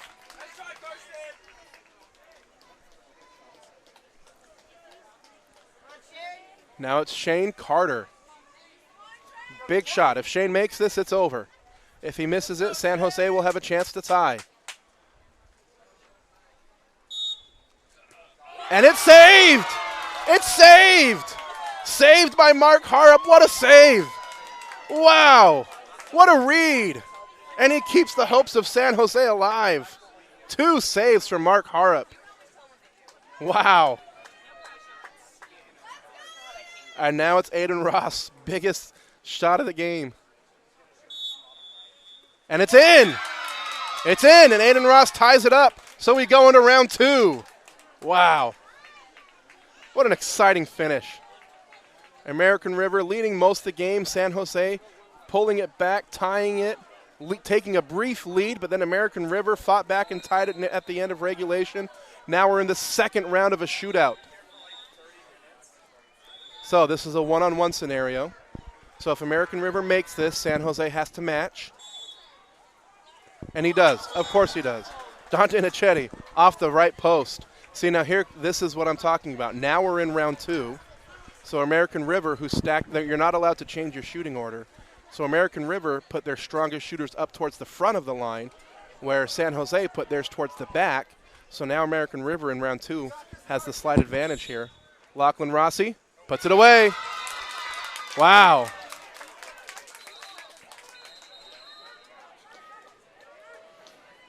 Yay for Bakersfield from France, from Joshua Braun. Is, let's see, which team is Bakersfield? We've got, I'm not sure which one associates with Bakersfield. There's Mateo putting it away. That's Rafael Ruano. So again, this is a one-on-one. Round 2 is a one-on-one situation. So if Andrew Reed misses it, it's over. If he makes it, the third shooter from each team will get a chance. And it's in. Wow. We go to the third shooter.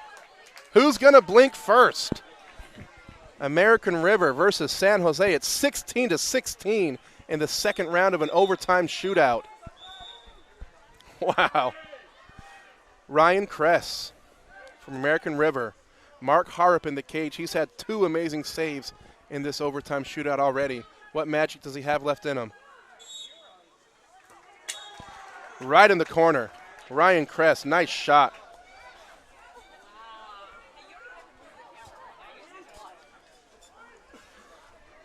Now Luke Yabres for San Jose.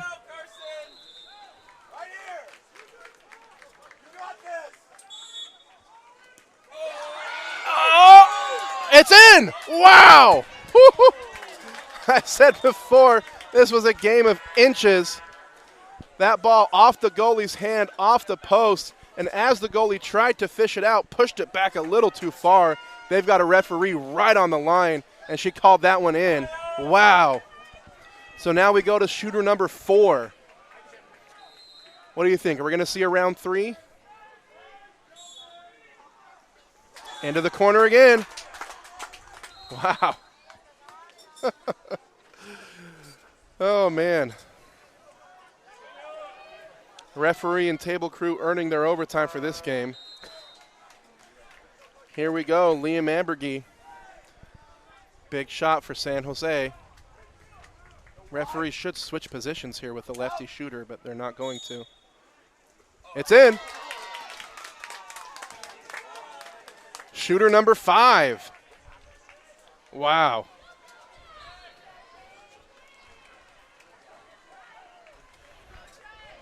It's Shane Carter from American River shooting against Mark Harrop from San Jose.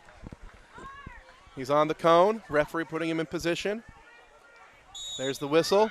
In the corner again. Man, what is American River seeing? Almost every shot this round has hit that same right corner.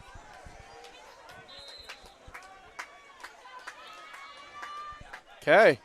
Aiden Ross, the 5th and final shooter here for round 2. If he makes it, we go to round 3. And it's in. And it's in. Round 3. 19-19. Wow.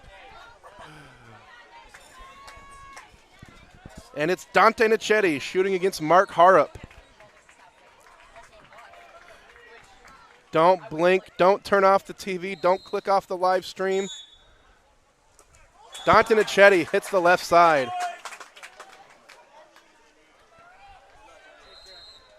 And now it's Lachlan Rossi against Karsten Taggets. This is more swimming than the goalie's probably doing an entire game. Back and forth from the sideline to the cage.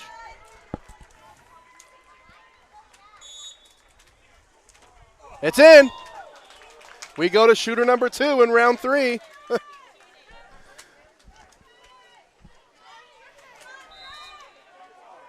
Well, this is the farthest I've ever seen an overtime shootout go. Rafael Rurano, Mateo.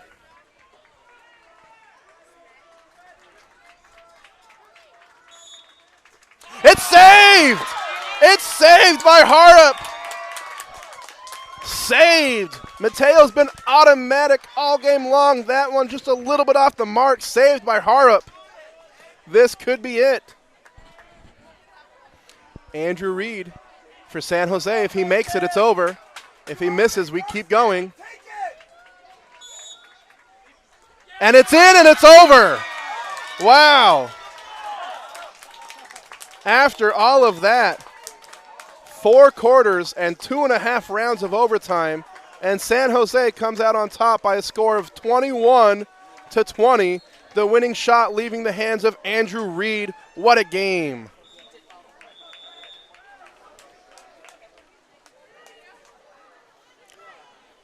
Stay tuned. Hopefully the next game is just as exciting between West Valley Gold and Shore Aquatics. That game coming up next.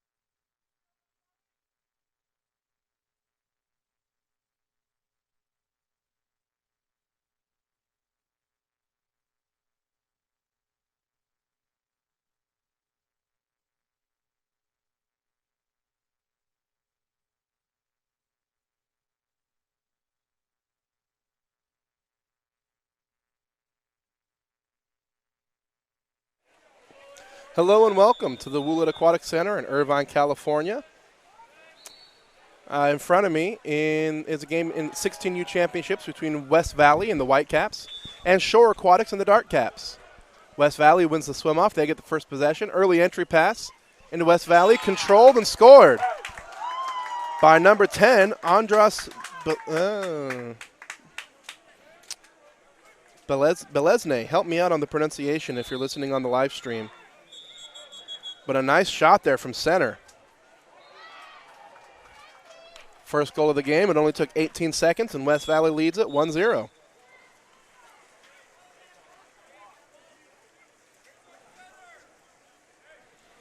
Thanks for tuning in to Game On Live Studios. Again, we're broadcasting from the Woollett Aquatic Center. It's a beautiful day here in Irvine, California. West Valley takes the ball away from Shore. And scoring early and easily in transition is number 3, Giancarlo Marquez. As West Valley looks comfortably in control here in the first minute of this game. They lead it now 2-0. Quick defense turning into early offense for West Valley. Let's see what adjustments Shore can make. They're going to need to take care of the ball a little bit better than that. Now they get fouled in their back court. Swing it over to the right side. Reese Hammond with it. He's fouled. They've got space in center. They pass it up. They go down to the corner instead. Now they try to go into center. It's taken away. It's Otis McAdams with the try from center, taking just a little bit too long with the ball, giving West Valley defense a chance, time to swarm and take it. Good pressure there on the wing. Nice defense there from Shore Aquatics. Very nice defense, putting heavy pressure on the ball, forcing bad passes. Good defensive stand from Shore. They get the ball back and a chance to put their first goal on the board.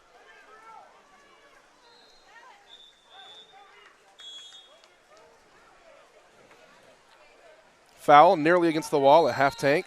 Now they go down to the corner, but the pass is long and it's taken away.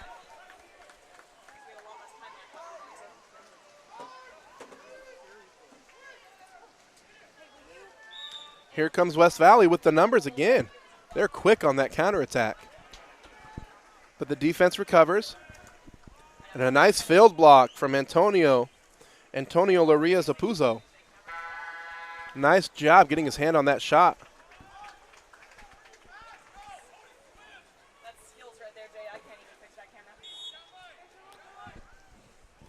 Shore puts the ball in the right corner, looking for center. Now they've got it. They decide to go across the pool instead. They've got some post-up options. They put it to number 2. That's Emilio Blythe with it. Now they put it into center. Ordinary foul. 8 seconds left on the shot clock. Clear back in their own back court. 3 seconds left now. Another ordinary foul. He's going to have to shoot it or dump it. He takes the shot. Easy field block. Recovered by West Valley. I say easy because it looked easy, but that's really not. That was a nice field block. Nice job of him getting up on his legs and tracking that ball.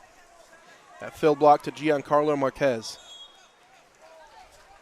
Contra foul against West Valley. Shore Aquatics has the ball.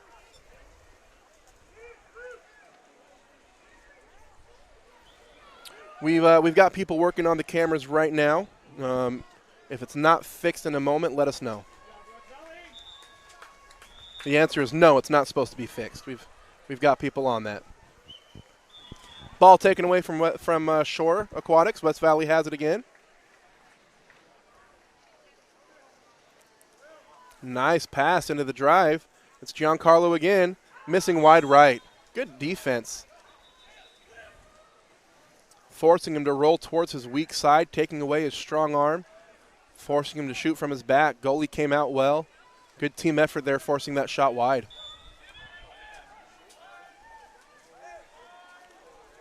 Oh, the pass into center can't be controlled by Otis McAdams. It bounces off his hands back into West Valley. 2 early goals from West Valley in the game, but since then it's been pretty even. Lots of back and forth, good defensive stands from both teams. Now it's West Valley with the numbers again. Missing wide right again. This time it's Nathan Javier.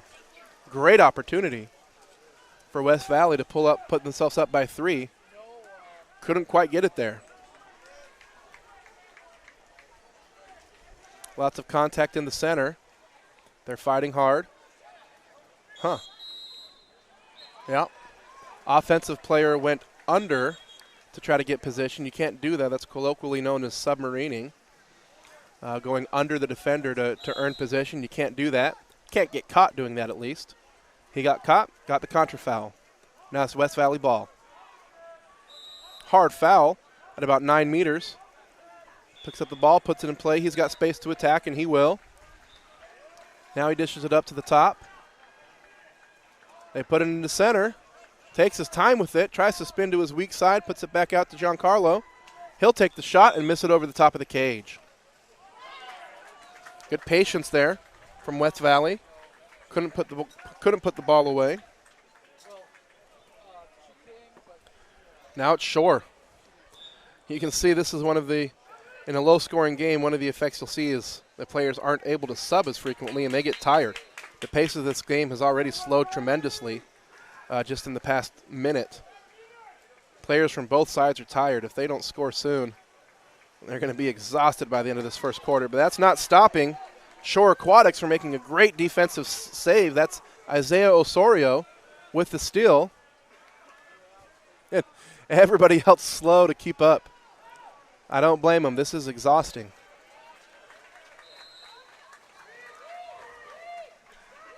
Back into the post. Ordinary foul. That's Isaiah Osorio with it. Defense swarms, takes it away. Reese Hammond didn't see the defender on his backside. Long pass nearly taken away, but picked up and flicked in by number 5, Ryan Tang. Good presence of mind to see the goalie leave the cage to try to steal that ball and just loft it right over the top of his head. Now here come the subs.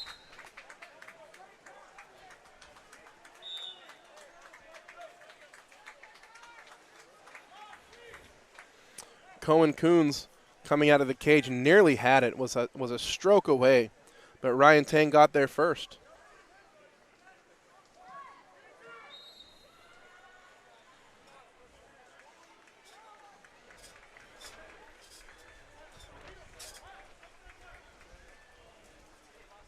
Here we go, West Valley. Taking a well-deserved break here so Emilio Blythe can recover his cap. Okay, 45 seconds left to play in the first quarter. Shore Aquatics still not yet on the board. Several defensive stands, struggling a bit on offense. Let's see how they can finish the quarter. 20 seconds left on the shot clock. They put it into center. That was Reese Hammond stepping out with it. Couldn't get the shot off. It was a great move. He got up big. Thought he was going to take that. They go back into him. This time, he earns the ordinary. Don't call an ordinary there. Why are we calling ordinary foul? Come on. I didn't like that call. That was a good move by Reese Hammond, but he shot after the foul was called, so it goes back the other way. 14 seconds left. West Valley has it. Over the top, that'll be a contra foul. Now with 10 seconds left, Shore will end this quarter. 5 seconds left. They need a shot. There it is, over the top of the cage. Oh, you don't want to do that. If you're going to take the last shot, you need to make sure that it's the last shot. He shot that with 3 seconds left.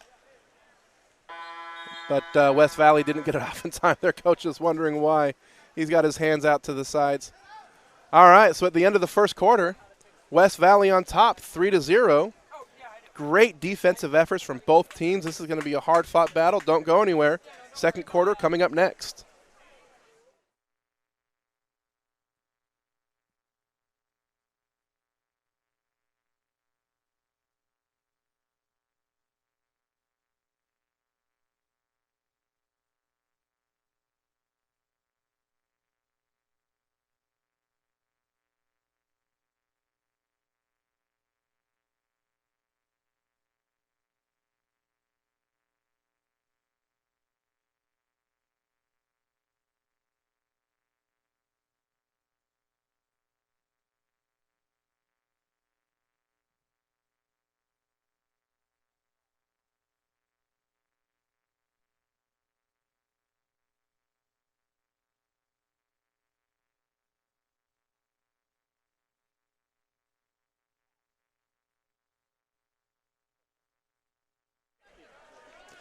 If you've been enjoying the live stream, there's a lot of ways you can support Game On Live Studios. You can go to goals.co, that's GOLS.co, and you can donate to the GoFundMe. If you want to see live streaming continue and if you want to see water polo continue to be brought to you in the comfort of your home, go ahead and donate to the GoFundMe. You can also buy games and highlight reels from that same website. So if you're looking to put together a college resume and some highlights, that service can be done for you on GOLS.co. You can also support by liking and subscribing to our YouTube channel, or you can find us on Twitter and Instagram at GameOnLS. So here we are at the second quarter. It's 3-0. West Valley on top of Shore Aquatics by 3, but it's been a hard-fought defensive battle so far. West Valley scored 2 goals quickly, and then another one right near the end of the quarter. And that's how they've earned their 3-goal advantage. Shore has been battling hard, but has yet to find their way on the scoreboard. We'll see what adjustments both teams have made here in the second quarter. West Valley puts it into the center. A lot of space. A lot of time. Wow. Great move by number 10, Andres Belesne. Just couldn't put it into the back of the net. The crash from Shore Aquatics, very slow to react there. Gave Andres way too much time. He got off a beautiful shot. Now it's Shore moving the ball to the left side, but the pass falls short. Taken away by Wiley Haga, who also earns the exclusion foul against us. I've got my rosters mixed up. Ball stolen by Nathan Young. Exclusion foul goes against Isaiah Osorio. But then West Valley can't connect in transition. Gives up the power play to try to score in transition, and they lose the ball. Goes back to Shore Aquatics. They escaped one there. Let's see if they can capitalize now on the offensive end. Shore Aquatics looking for center, trying to swing it over to that right side. Now they do. Center's got the position. Defense drops back. Now it's Antonio Loria looking, passing it over to the left side. 5 seconds left. There's the shot. Easy save by Leo Wall. Deep outlet pass into the left corner. Now goes inside to Giancarlo. Goalie comes out on it and earns the contra foul. Good effort. He got burned in the last quarter doing that exact thing, but this time he takes the ball away and earns the foul. That's Cohen Coons in the cage for Shore Aquatics. Into the center, and there it is. The bubble is burst for Shore Aquatics. It's Maxwell Chasm putting Shore on the board, scoring his first goal of the game. They trail now 1-3. Will that open the floodgates for Shore Aquatics? Let's see. I just edit it so it looks so much better when you edit it. You know, add special effects, explosions, smoke. West Valley netted 3 goals in the first quarter. They've yet to put one in the cage this quarter, but there's 4:18 left to play. They've got the ball at mid-tank. Giancarlo with it, working, spinning. Goes to the left, switches back to the right. Putting the moves on his defender, now gets it into the center. And ball goes underwater. There's the defensive effort we saw from the first quarter.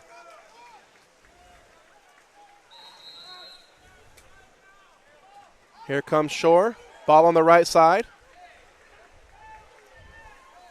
Maxwell Chasm goes into the post, gets the ball back, turns and fires. Saved by Leo Wall. Nice reactions there. Not great position from Maxwell Chasm. Needs to get much deeper and closer into the post. He does that 2 meters closer. That shot probably goes in.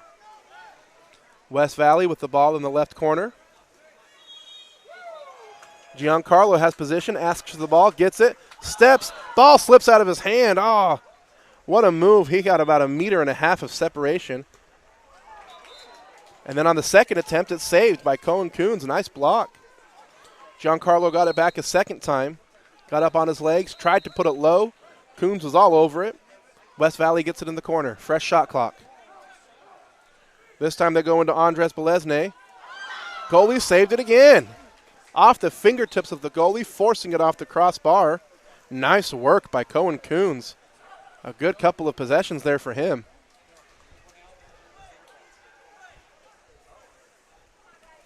Tanner Averos with it. Goes into the center. Maxwell fighting and earning. Can't see. There's an umbrella in the way. I think it's a penalty. It is. It's a penalty. Maxwell Chasm with the extra effort, fighting through 3 defenders, maintaining his position, earning the penalty.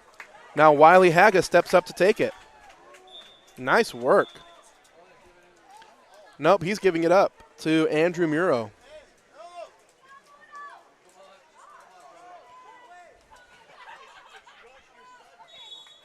There's the shot and there's the goal. Nice skip to the top left corner from Andrew Muro. And now they trail 2-3.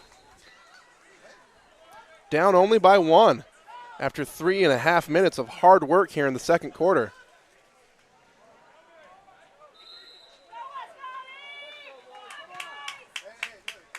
Okay, that's 2 in a row for sure. Let's see how West Valley responds. They've had several opportunities, have had some unfortunate luck. Giancarlo with it. Andras Belesne in center. Now they're working it over to the right side. Giancarlo's going to drive. There he goes. Gets deep position. He's got inside. Good pressure on the ball. They can't get the pass to him. Nice save. Cohen Coons again. Making a huge difference here in this second quarter of the game. Those are great shots on cage. Shore Aquatics with the ball on the right side. Looking for center. Not finding it. Once again, we need deeper position. Otis McAdams trying to push his defender back into the post. Shaking his head. He doesn't want it yet. Hank Sander with it. Now puts it into McAdams. Pass comes off to the left. Giancarlo takes it away. Nice spin move. And we've got a contra foul.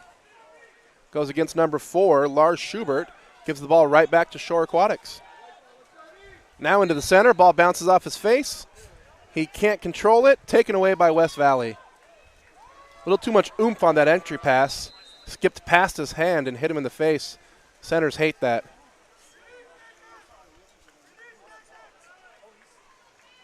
West Valley outlets the ball to the right side. They lead it still 3-2, but they haven't scored yet here in the second quarter. Now they find Andres Belesne inside, who earns the penalty. Nice movement, nice ball movement, nice entry pass there from West Valley. Good team play. Ends in a penalty opportunity. Giancarlo's going to step up to take it.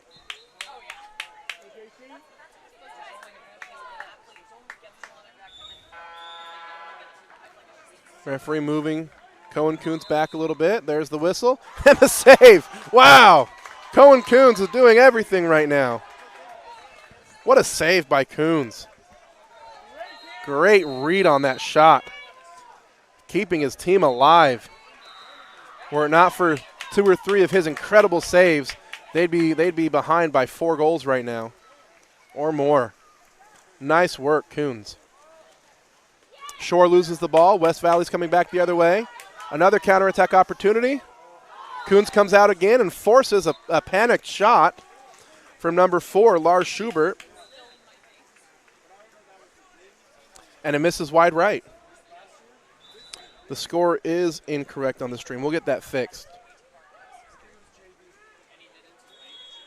No, that's what we've got.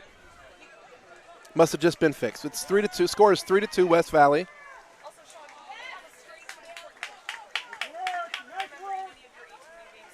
Shore tries to go inside to the middle there. 2 many defenders in the area. It's taken away. Let me just double check here. Make sure we've got it. 3-2 West Valley. 3-2 West Valley.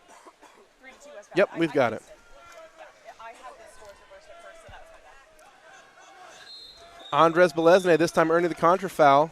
They're going to him and Giancarlo almost every time. They're big bodies there in the middle, taking up a lot of space. Doing a lot of work there for West Valley. 17 seconds left in the half. Entry pass again, skips right on by. Too bad. There's a lot of contact from the defense, but when the pass is that bad, it's not really considered to be in the offensive player's possession. So West Valley will try to take the last shot of this quarter. 2-1, and they do. That shot won't be good if it goes, but it falls short anyways. So second quarter was all Shore Aquatics as they fought their way back into this game. They trail now by 1 West Valley leads it by a score of 3-2. Stay tuned, second half coming up next.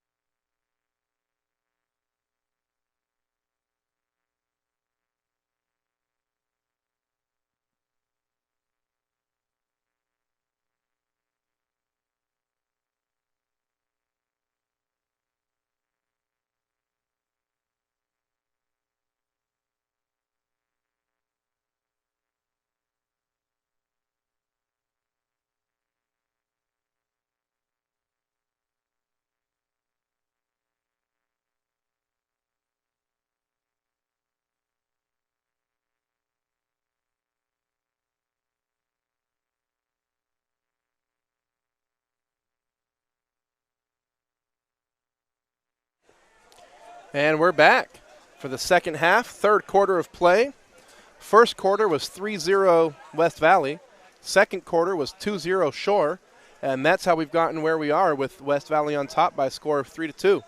A goal each from Giancarlo Marquez, Ryan Tang, and Andres Belesne from West Valley.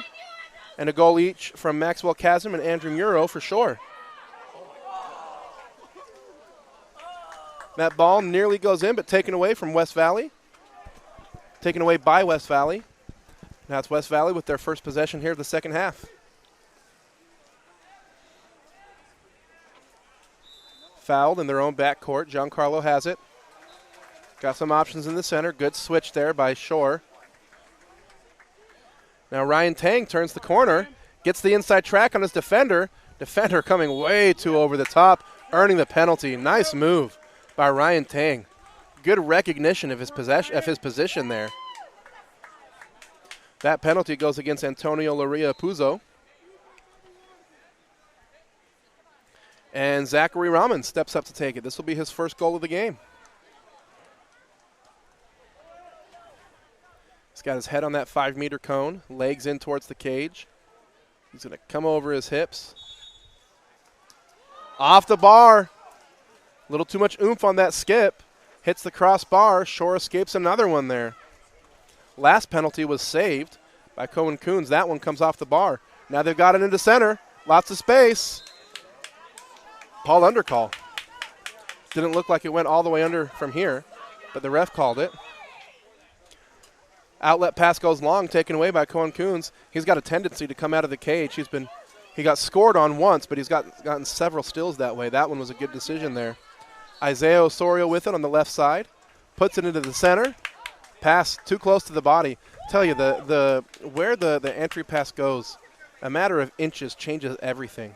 That pass was just a little too close, so the defender was able to get a hand on it and tip it out.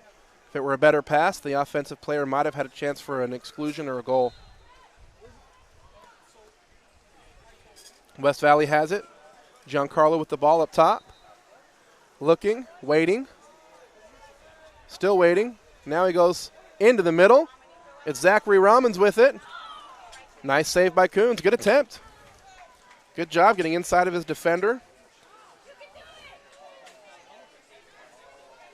Here comes Shore. No advantage here for Shore. West Valley defense has covered it well.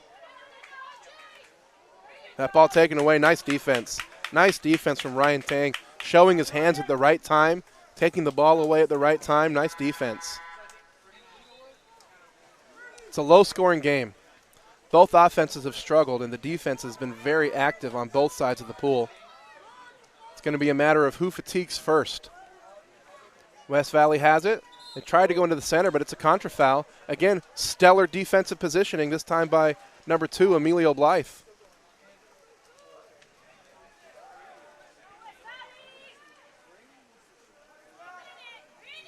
Oh, errant pass there from Otis McAdams. Didn't quite look over to where he was passing. Went right into the hands of West Valley. And now here they come. They've got numbers. They've got the inside advantage. They go inside. Giancarlo saved by Coons.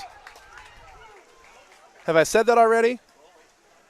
What a save by Cohen Coons. Another one in his book. Now here comes Shore Aquatics. Now they've got the center. They've got the position they want. Good move. Off the goalie's chest. Wow. He's going to fill that one tomorrow. Reese Hammond steps out with the left hand, puts a strong shot right off of Leo Wall's chest. Great job by Leo Wall positioning himself there right in the shooting path. Now here comes West Valley.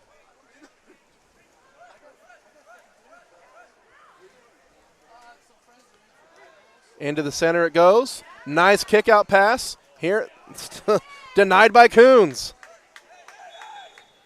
Nice kick out pass from Andres Belesne over to Zachary Ramons, who had an open lane to the cage. Saved by Coons. We're going to make a lifetime substitution here. That wasn't done correctly. Uh-oh, referees didn't catch that. The player leaving the pool needs to swim all the way to the exclusion area before the new player can come in. That did not happen. Should have been another exclusion for the player entering the field of play illegally, but the referees didn't catch it. Shore escaped one there. They missed the shot, though, and the ball comes back to West Valley. They try to go into center. Another contra foul. That's Emilio Blythe again. He's been working very hard on his defensive positioning, and he's earned 2 contra fouls this quarter. Minute 23 left to play here in the third. Neither team has scored yet. 15 seconds on the shot clock. Who's going to score first this quarter? Foul deep in the right corner. That's a good foul. Not a great shooting angle from there. He crosses it over to Hank Sander. Pass skips by. He has to swim out to get it, but Nathan Javier gets there first.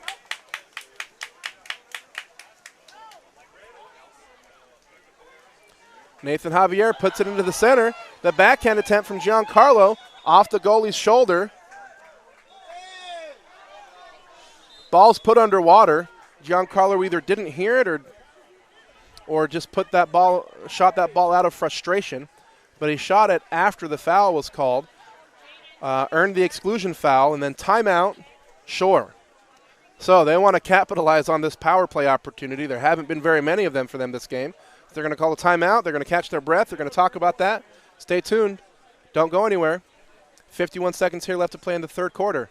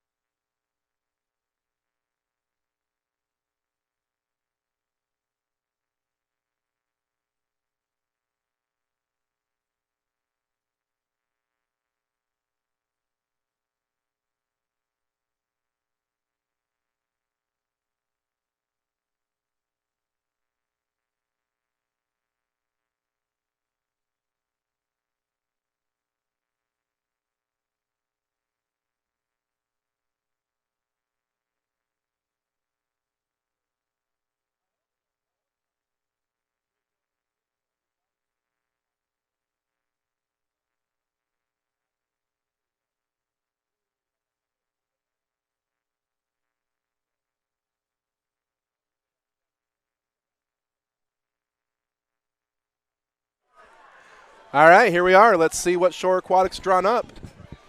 The scoring opportunities have been few and far in between, so they need this one here to close the gap and tie the game up. They're moving it over to the right side. Players are rotating to the right. They're going to try to open up space on the left side of the pool. They get it to Andrew Muro. Takes the shot right away. I don't know if that's what they drew up, but I think a little more patience there would have been good. They had more time. Generally, the more time you can take on your power play possessions, the more you can move the defense, the more you can move the goalie, the more space will open up for you. But they missed that one. Here comes West Valley. Ball on the left side. They've got Zachary Rahmans in center. He's being pushed out hard by Wiley Haga. Nice legs there from Wiley. Shot saved by Cohen Coons. Here comes Shore, 5 seconds left. They're going to take the last shot. Missing wide left. Oh, they did it again. If you're going to take the last shot, make sure it's the last shot. There's a second left, which is just enough time for them to get one more shot off. It's not going to go in. But if you're going to take the last shot of the quarter, make sure it's the last shot of the quarter. So after a scoreless third quarter, it's West Valley still on top 3-2.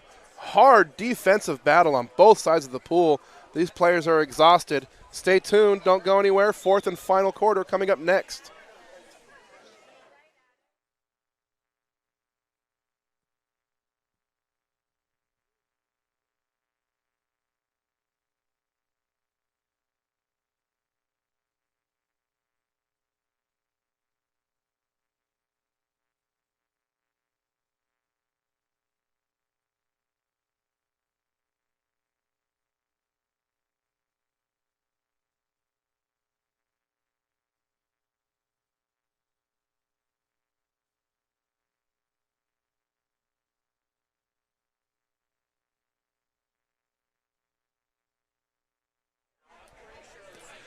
Splash, you're absolutely right here in the comments. Shore goalie just denying everything.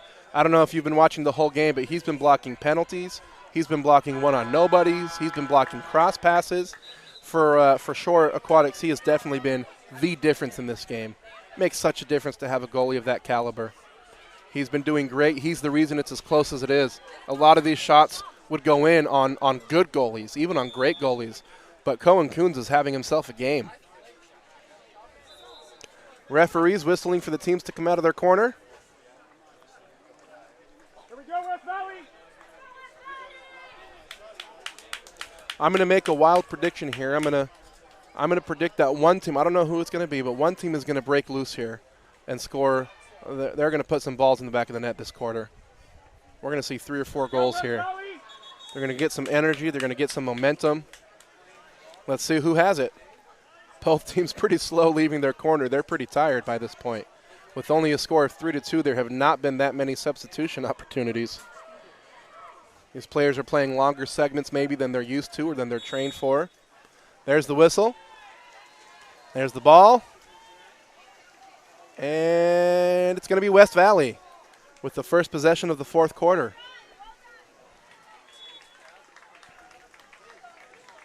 Rahmans has it. Ordinary foul, now over to the right side. Some good movement here from West Valley, isolating the 4-5 side. Now they go into the center. Andres leans way back to get the ball, and they've cracked the wall of Cohen Coons. He hasn't been scored on in 2 quarters. But West Valley gets one there. Nice shot from Andres Belesne, his second goal of the game. Puts West Valley up 4-2. It's only a 2-goal lead. But in a game that's 4-2 in the fourth quarter, 2 goals becomes a lot. Let's see how Shore Aquatics responds. They've got the ball in the left corner, trying to run some isolation here themselves, but they pass up the center opportunity. He was right there. Now they try to get it to him, but from the wrong angle, and the defense is going to take that one away. They move the ball to the wrong spot. Here comes West Valley. They lead now by 2. A goal here, putting themselves up by 3, would match their largest lead of the game, and at the pace that the game's been played at, might be it. We've got the ball on the left side. Now they swing it to the middle. That's Nathan Javier with it, looking. Now he's putting it in play. He's attacking. He can shoot it if he wants to. He's going to try. Saved by Coons.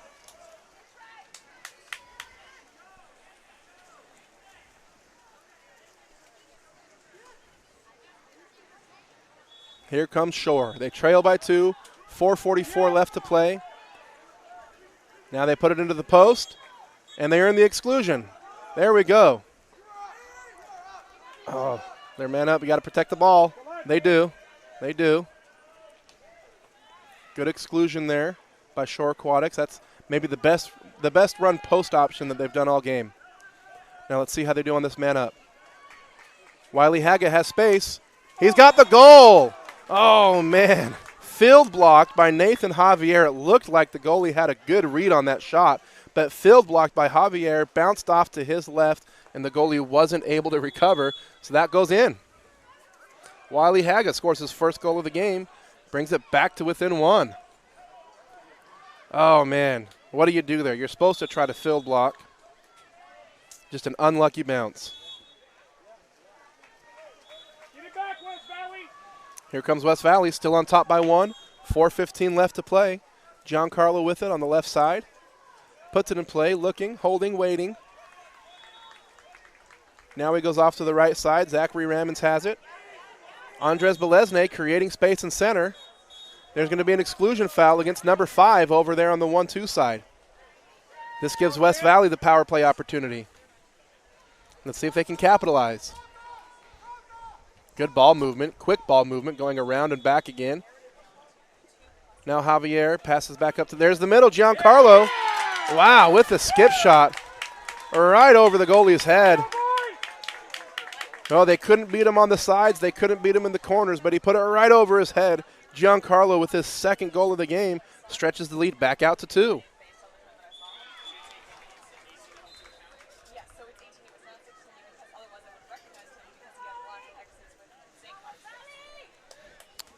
Here comes Shore Aquatics. They trail now by 2. 3:30 left to play. Plenty of time. But they're going to have to put a few more goals here on the board. And there's one. Tanner Avalos making it look easy. Attacking and shooting from about 6.5 meters. Finds the top left corner and brings it back to within 1 again. Splash, she's on the 14U team, so this is going to be you next year, Splash. This is going to be you on the 16U team here.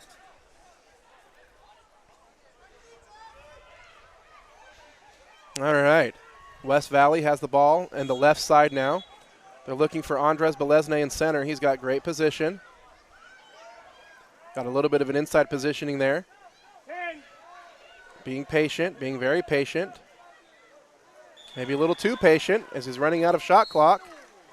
Giancarlo takes the shot, but not before the contra foul is called. And now Shore Aquatics coming back the other way with a chance to tie it up. 2:53 left to play. Both teams have been a lot more aggressive offensively, taking a few more chances, and it's been paying off for both. Into the center, but the pass falls way short. Taken away easily by West Valley. Again, the placement of that center entry pass is so important. That one was just a little bit too long, so it goes back to West Valley. But then the outlet pass, nearly taken away. And there's the contra foul. Andres Belesne and Emilio Blythe fighting for it. Andres got to it first, but held his player under just a little bit too long. Now here comes Shore Aquatics. 2:20 left to play, 20 on the shot clock. They trail by 1. They put it over to the left side. It's Tanner Avalos. He scored the last time with it. This time he passes it up. Ordinary foul. Isaiah Osorio has it. Looking for somebody to pass to. Now he finds it on the right side, and it's taken away. Taken away by Nathan Javier. Good defensive effort. Here they come, trying to stretch out the lead by 2. Ordinary foul on the left side. Belesne working hard in center, now sliding out, giving room to Zachary Rammons instead. Good foul there on the left corner. Giancarlo has it. He's going to want to take that shot. And he does, but it's saved by Cohen Coons. Good defense, just harassing defense there, not letting him get a clean handle on the ball. And now Wiley Haggett comes the other way. He gets to it just in time to protect it, earns the ordinary foul. Nearly taken away there by a swarm of West Valley defenders. Into the center it goes. Isaiah Osoria tries to put it over the top, saved, and timeout West Valley. 1:22 left to play. West Valley on top, 5-4.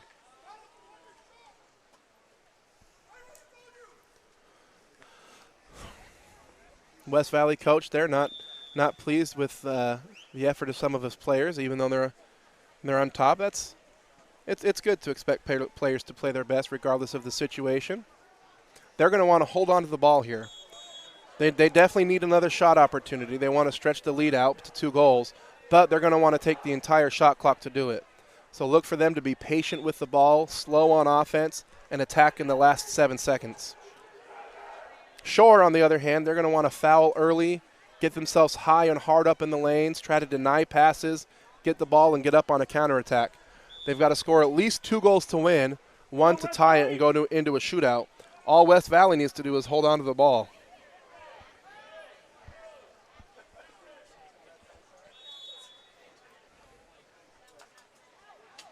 And there's the whistle.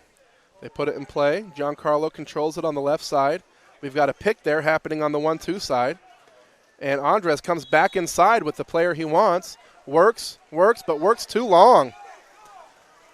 Takes too long with the ball, and Reese Hammond comes down and takes it from him. They've still got a timeout left. Coach holding on to that air horn. He's going to let this play out naturally. He's going to save that timeout for the next possession if they need it. He's got it. Oh, why did he pass the ball up? Reese Hammond has it. Tries to go inside to number 2, Emilio Blythe. Passes just a little bit over the top. Blythe can't control, and now it's West Valley. Up by 1, 45 seconds to play. There's a foul. That's what they're going to want to do. Try to foul and stop the clock. Play hard and high up in the lanes. But who is that? Zachary Rahman's forcing them into a drop situation. Great positioning there by Zachary, forcing the defense back. And it's taken away. Taken away by Shore. And timeout. So 24 seconds left to play. Shore still down by 1. That's been the story most of the game. This will be their final possession of the game. Let's see what they can do off of this timeout. They've struggled working the ball into the center. Most of their shots have come from the perimeter. So we'll see how they can counter that this last possession. Look for them to run drives and picks to try to isolate and get the matchup that they want there in the post. They won both of their games today. Go West Valley!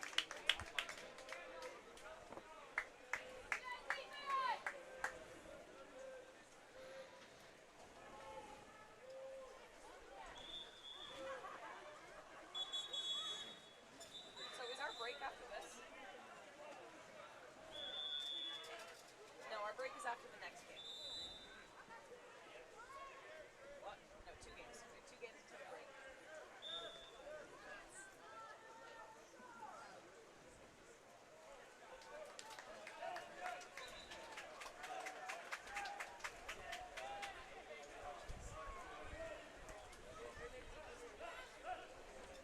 Come on, kid.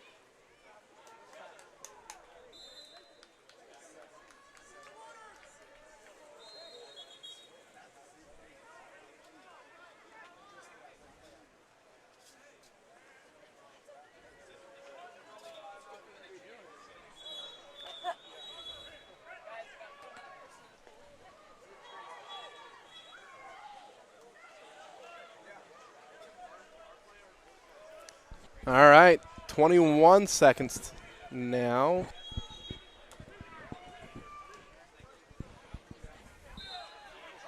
Shores was a player short. They sent one more guy in there.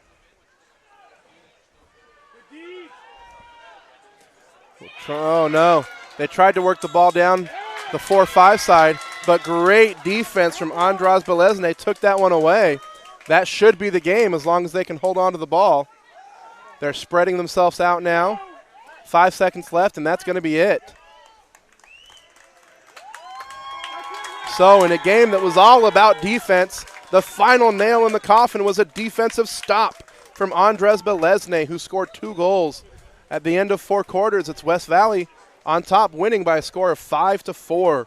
2 goals apiece from Andres Belesne and Giancarlo Marquez, a goal from Ryan Tang. On the other side, a goal from Maxwell Chasm, Tanner Avalos, Wiley Haga, and Andrew Muro, and several fantastic saves from Cohen Coons. Next game, right away, is King Supreme and Royal Black. Stay tuned for that game coming up next.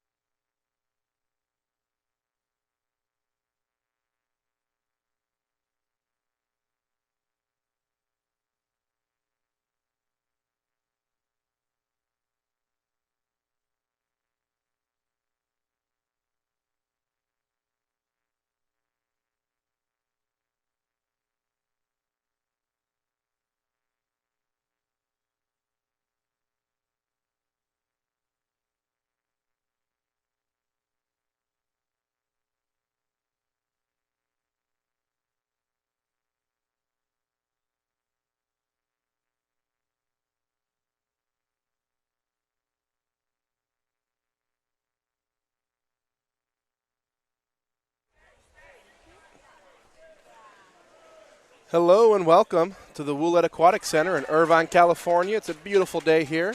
Perfect day for some water polo. In front of me, we've got a battle of royalty between, in the white caps, King Supreme, and in the dark caps, Royal. There's the swim off, and Kings win it. It's been a great day of water polo so far. Several tight games. One went into a triple shootout. In this first possession, Royal takes it away. Swarming defense there. Credit for the steal goes to Luke Cavett. And now here they come the other way.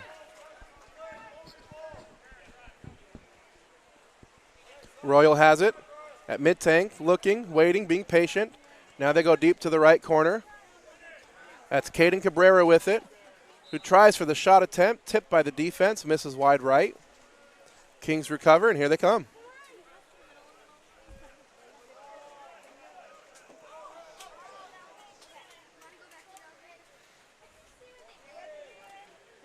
Both teams being very patient in these opening possessions, feeling each other out. Kings go down the left side into the center. Can't get the shot off. They kick it back out. 6 seconds left now. He's going to have to take that shot, and he finds a way to put it in. That's number 15, Carson Waldrum, with the first goal of the game, patiently waiting, studying, and lobs it over deep to the right corner. Goalie couldn't get there. So in the battle of royalty, it's Kings on top first, 1-0.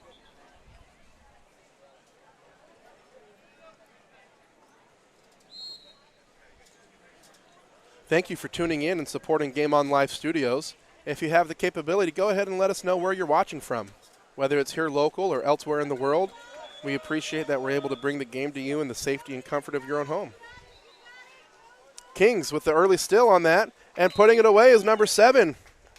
This time it's Ryle Hibbard with the steal, turning defense into offense. Puts his team up top 2-0 early here in the first quarter.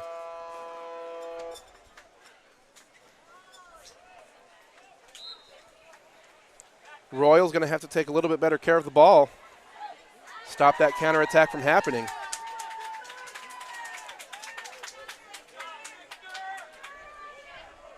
Pass over to the left side. Heavy press from the Kings. Really making that ball movement tough for Royal. There's a foul in the left corner. And there's the shot. Shot won't count though. Foul happened inside the 5-meter cone. It was blocked anyways. Outlet pass to the left corner.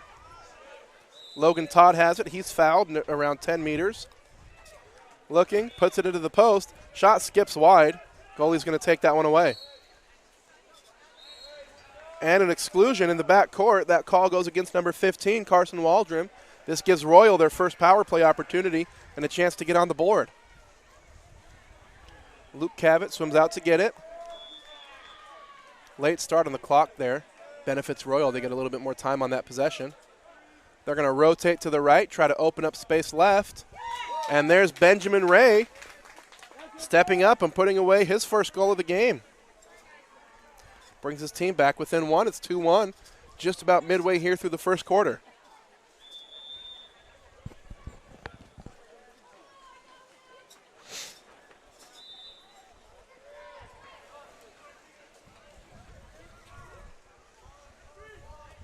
Kings looking to answer. They've got the ball on the right side. Looking for Tyler Prieb in center. He's being well defended. Defender not giving up the angle there. Ball's put in play after the foul. 10 seconds left in the shot clock. Nice spin move. That's by number 10, Caleb Cavalla. The ball's taken away. Good defensive help from Cristiano Sandino. And now it's Royals with the numbers. They've got the advantage. Oh, and the shot goes wide right. A little bit of a miscommunication on defense there from the Kings. They actually were at even strength. That was 3-on-3. But one of the defenders swam away from the ball, thinking that there was somebody open across the pool, but he was covered as well. Here come the Kings. They have the ball on the left side. Ryle Hibbard with it. He's already got a goal today. He's attacking now, looking to make it 2. He passes it off to number 3, Logan Todd. He'll go across the pool. Nice pass. Couldn't quite control it. Taylor Ford, left-handed player, deep in his corner. If he had caught that, that would have been a great goal opportunity.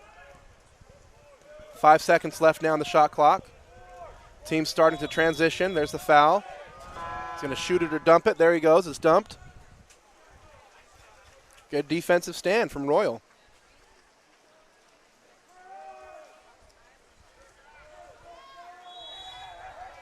There you have it, trailing by 1. Foul, nearly at mid-tank. Looks like they're trying to work it around to the right side.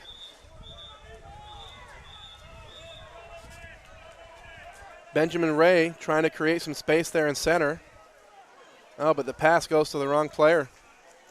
Jack Borello saw him, thought about getting the ball, but didn't quite look.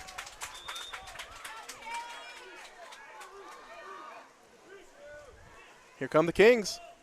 This time it's Luke McVeigh with space and time. What a save. Rebound controlled and saved by Malachi Marish. What a save. Great read on that shot. Got out to his suit, leaned into the shot. Nice save from Malachi. Here comes Royal. Nice move. Caden Cabrera with the great spin move towards his weak side, earning the exclusion. Another power play, passes it, gets it right back. Oh, and misses just wide of the cage. Great idea there. That was the right play. Pass it out, get it right back. He's gonna want that shot back. Great play there from Caden Cabrera.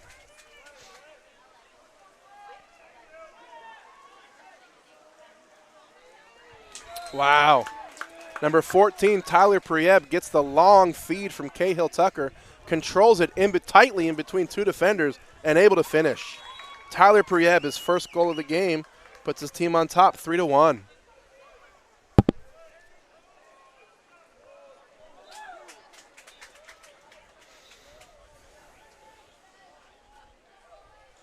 Just over a minute left to play here in the first.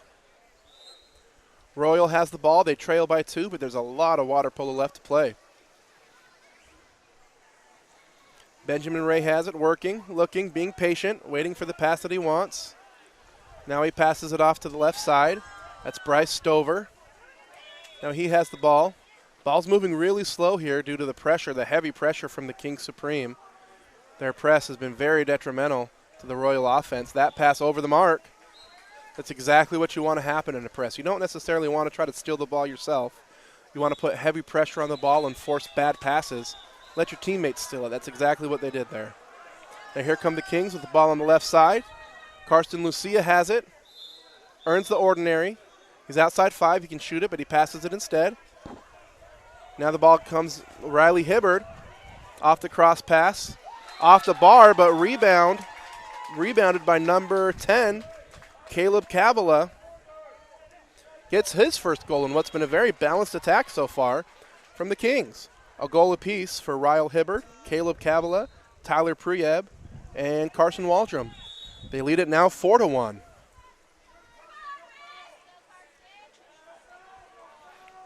Lucky bounce there for the Kings, unfortunate bounce for Royal as they stopped the first shot but couldn't control the rebound. 2 seconds left in the quarter. There's the shot, easily saved. And at the end of one, in this battle of royalty, it's Kings on top, 4-1. Stay tuned, second quarter coming up next.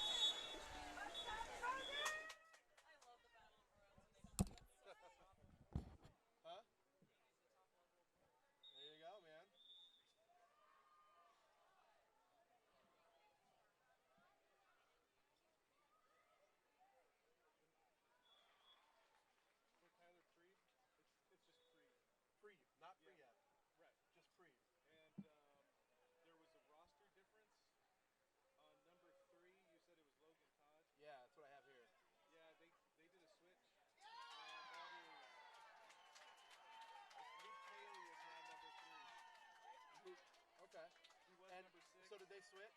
Yeah, Luke Todd isn't playing. Oh, he's not playing at all. Okay. Logan Todd's not playing. Todd isn't playing. Okay, appreciate that. Sure, no problem. Luke Paley. I'll take him out. And it's just Prieb. Yep. Okay. Thank you. I want to let you go, but he's my son. He's your son? Yeah. All right, awesome. He had a nice goal in there.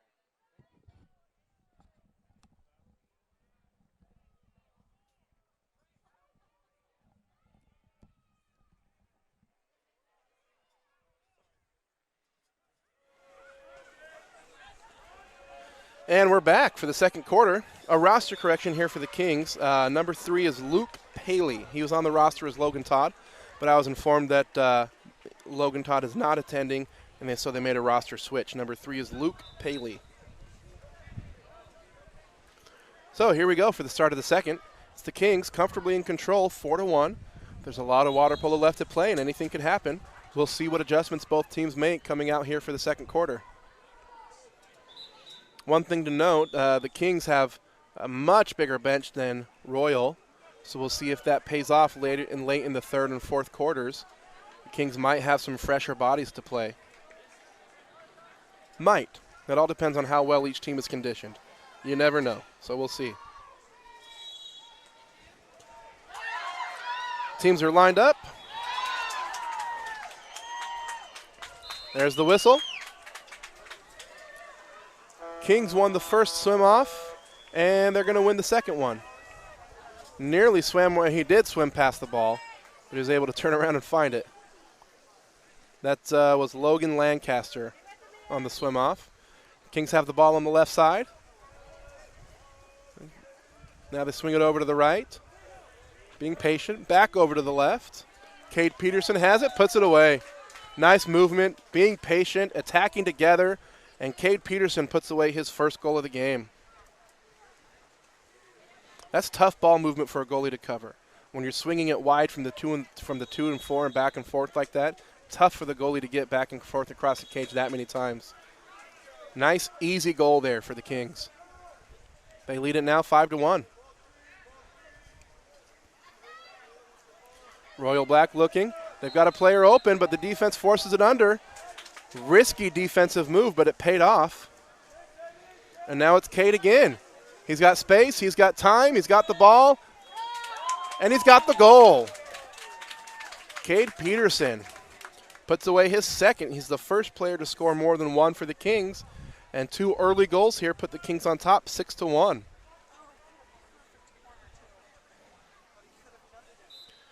Called that a risky defensive move because had he not gotten the ball, Royal would have had a player wide open in front of the cage. That's the kind of play you better get it, or else you're going to be having a conversation with your coach. But he got it, and it paid off.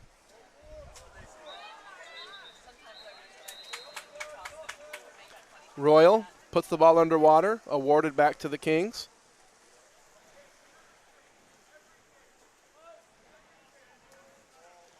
Ball on the left side. Cade Peterson has it.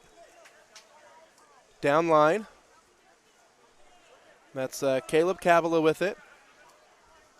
Defense hedges and recovers and takes the ball. Nice little stunting action there from Luke Cavett. Good defensive stand. Now let's see if they can turn that into some offense and get themselves a little bit closer. They trail by 5.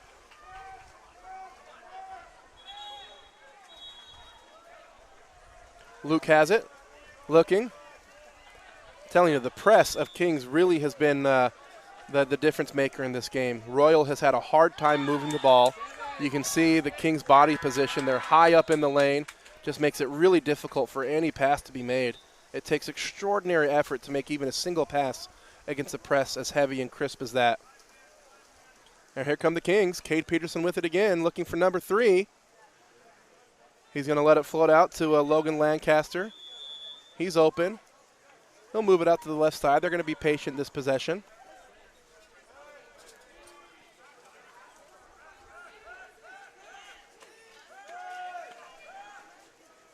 Into the center it goes.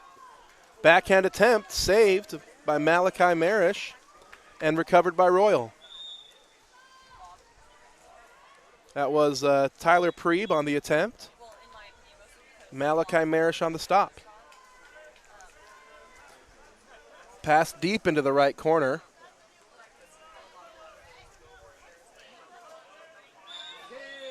Now it's Cristiano Sandino with it. He's got space. Nice save, recovered by Royal on the rebound, and there it is. Cristiano Sandino with the first shot, saved by Mark Lemansky, recovered by Jack Borello, and he put it away. His first goal of the day closes the gap a little bit. They now trail it 2-6. Nice lucky bounce there for Royal. Makes up for the lucky one that Kings had earlier. They're going to need a few more of those. They're still down by 4, but there's still 2.5 quarters to play. Now, the way you beat a heavy press defense like this is with movement, but ultimately you've got to be able to make passes. If they're going to play that high up in the lanes, then what they're giving up is a drive to the cage, but you've got to be able to make passes. So we'll see if Royal can make that adjustment here.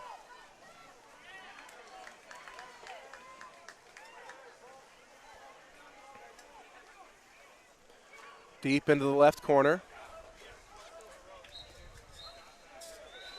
Now they've got the ball. They try to go all the way across. They get it there. Nice pass over to Connor Gahan. Tries for that shot. He had to. Shot clock was running out, but saved by Lemansky. Deep outlet pass. Nice spin move by Cahill Tucker, but well defended. He has to spin it back out. But Kings have the numbers.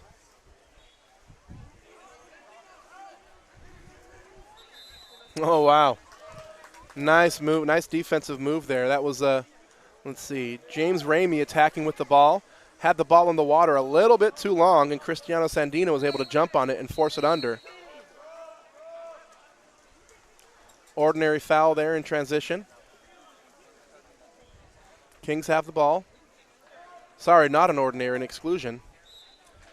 And while that was happening, number 2, Cahill Tucker, puts away his first goal of the game using his left-handed arm down there deep in the right corner. Stretches the lead back out to 5.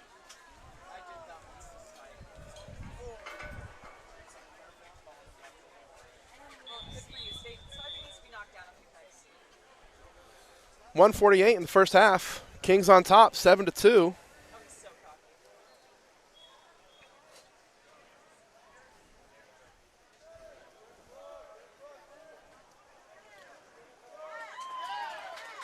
And there it is again, just struggling to move the ball. They keep passing to stationary receivers. Against a press like that, you've got to move. You've got to drive and release and pop. You've got to move. Nice save by Malachi. Rebound comes out to the Kings. They'll get another chance at it.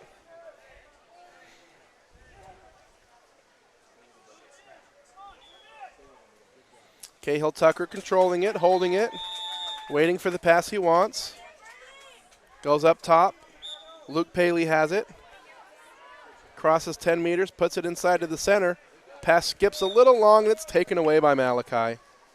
Good read on that pass from Malachi.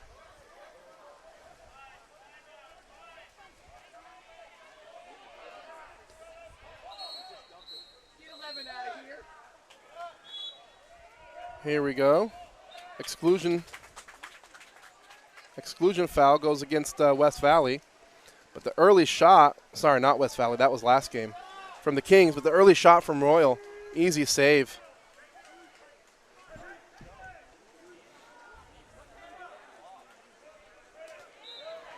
And that early shot on the other end turned into a counterattack for the Kings. Number 10, Caleb Kabala gets his second goal. Got to take better care of the ball, especially when you have a power play.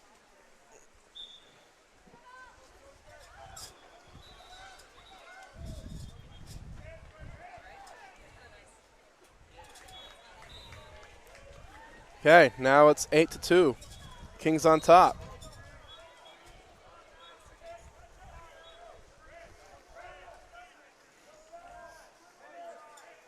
Nice move by Benjamin Ray, getting around his defender. Takes the last second shot, falls short. That's the end of the first half.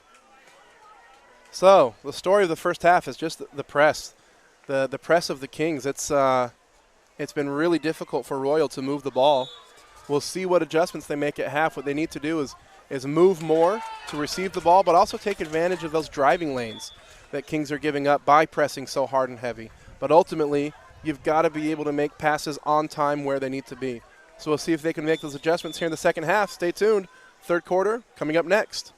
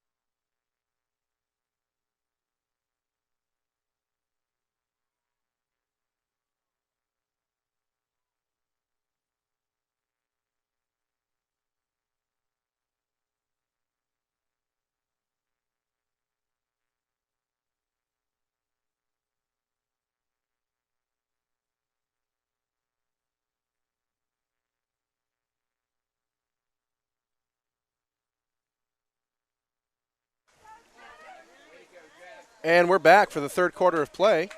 Sorry for the interruption there. Kings won the swim-off. Good defense from Royal, taking away the center entry opportunity. Kings on top by 6, but it's not insurmountable for Royal, especially with a few offensive adjustments, and believe me, I've seen crazier things. So we'll see what they can do here. What they need is more movement, not only to receive the ball, but also taking advantage of those open driving lanes. Saw a little bit of that there. Pass was just a little bit off the mark, but that was a good sign from the Royal offense. But coming back the other way, it's Cade Peterson taking advantage of his speed, putting away his third goal of the game. He leads all scorers with 3. Caleb Cavilla has 2, and a goal each for Cahill Tucker, Ryle Hibbard, Tyler Preeb, and Carson Waldron. On the other side, it's Jack Borello and Benjamin Ray with a goal apiece.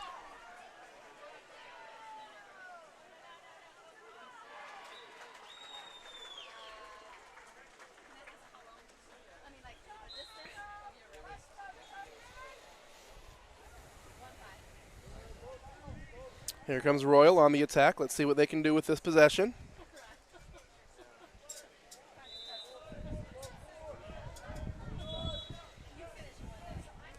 Good ball movement. Nice shot. That's a good attempt from Caden Cabrera already. 2 possessions with much more movement, much more activity than the first half. So we'll see if that continues to pay off for them.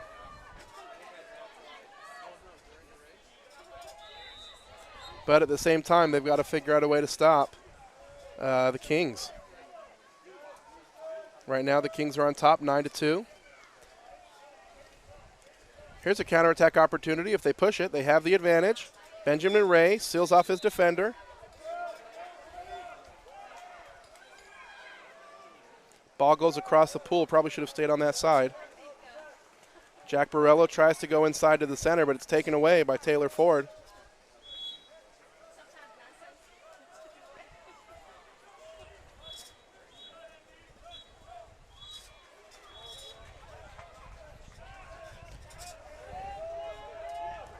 Nice defense. Luke Cavett climbing the arm of Caleb Cavilla. Does a great job controlling the ball amidst 2 defenders. Controls the ball and earns the ordinary foul. Now goes across the pool, and there's the shot in the goal from number 8, Cristiano Sandino. Nice effort there from Royal, starting with the great defensive play from Luke Cavett. And the assist from Luke over to Sandino. His first goal of the game.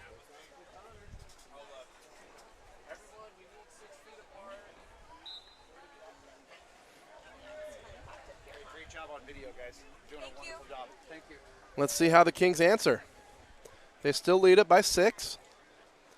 But I've seen a much more organized, much more focused, much more potent offense from the Royals here in the third quarter. Shot off the bar from number 3, Luke Paley. Rebound recovered by King. Into the post now.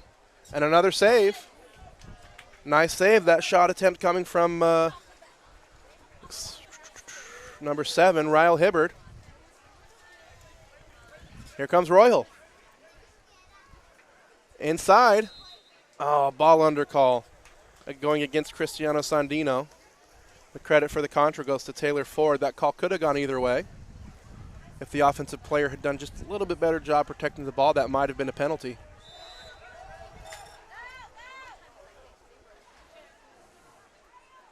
Royals recover well on transition. Force the Kings into their half court. Saved and blocked out of bounds by Malachi Marish. That shot from Carson Waldron.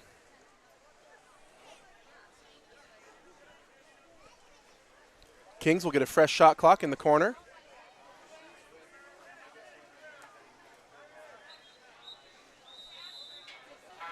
Ordinary foul. Ball's put back in play. Defender can get on him again, and he does. Waldron attacking on the left side. Tries to put it into the center, but the ball skips right on by. Logan Lancaster couldn't control it. Here comes Royal.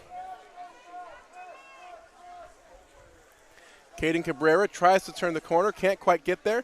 Goes across. Wow, what a finish. Cristiano Sandino. What a finish, catching it from his weak side and able to turn his wrist and finish his second of the quarter. All of a sudden, Royal coming to play here in this third quarter. They trail now by 5, but they've got a lot of momentum.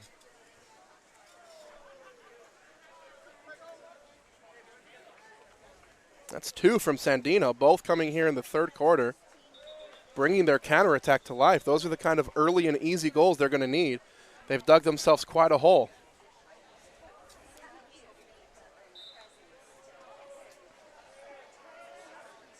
Kings with it. Over to the right side. Luke Paley controls into the center. Waldron spins towards his weak side and earns the exclusion. Immediately out. Wow, what a quick heads-up play. Immediately out to Ryle Hibbard, who puts it away quickly without hesitation for his second goal of the game. Every time Royal tries to work their way back into it, the Kings have answered, making life very difficult. But do not expect Royal to give up. They're playing with a lot of energy right now. Caden Cabrera controls the pass on the left side. Working into his defender. Rises and fires, saved by Lemansky. I don't mind that shot. When you're down by 6, you need goals. To get goals, you got to shoot. Deep outlet pass to the left corner.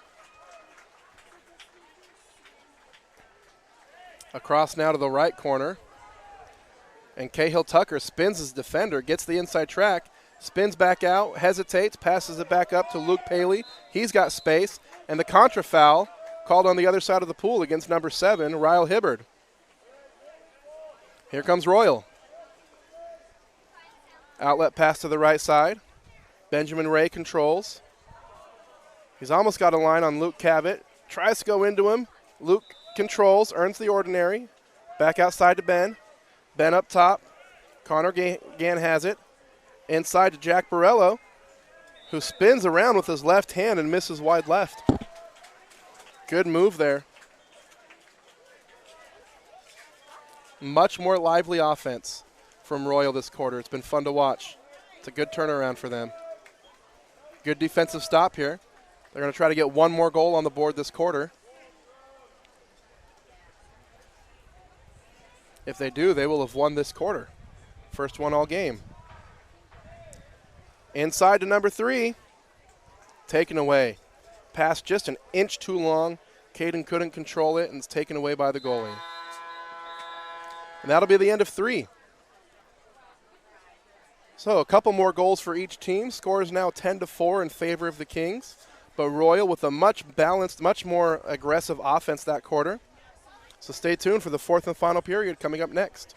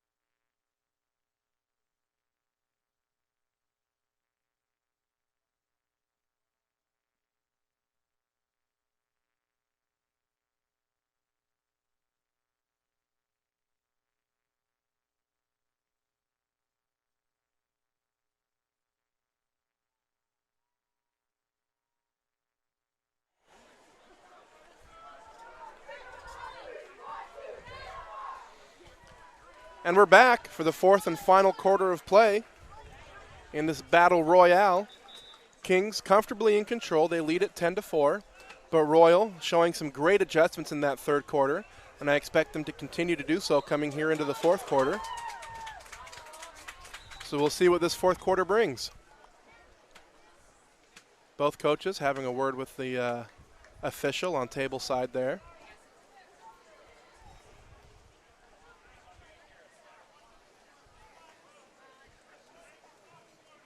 Looked like a friendly discussion, nothing to worry about.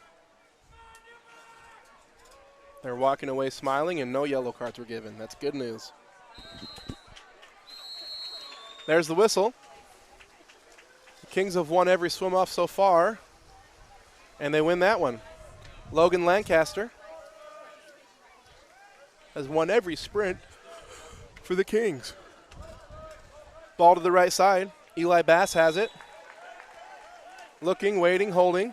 Now goes inside. Long entry pass taken away by the heads-up play of Malachi Marish. Good read on that pass. Pass wasn't that long. It landed well, but the goalie was there. Bryce Stover has it. Now goes inside to Caden Cabrera, who turns inside, can't quite control the ball, and it's taken away by the goalie. He was almost there. Good teamwork on defense there from the Kings. Now here they come on offense.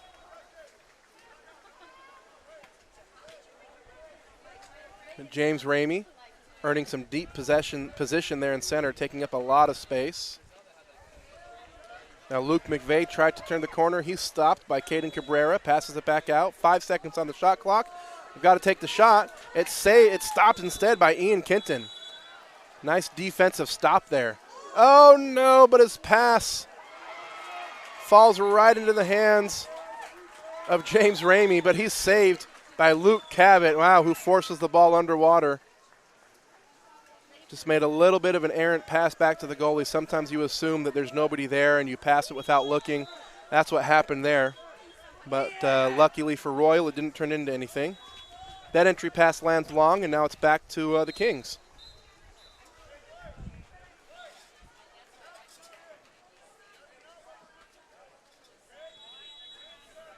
Timeout, Kings. We're running a little bit behind schedule here if you're tuning in waiting for the next game. We're in the fourth quarter of this one. The next game will get started right away. A few games ago we had a triple overtime shootout. That put us just a little bit behind schedule. Next up, let me get that information for you here. All right, looks like next up we have Republic, and Bakersfield. Looks like California Republic and Bakersfield coming up next. That should start probably in about 8 minutes, but we've got to finish this one first. Kings on top, 10-4.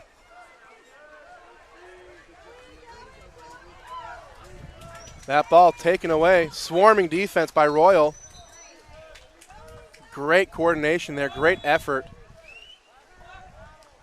Now they go back to goalie. 4 minutes left to play. Luke Cabot has it.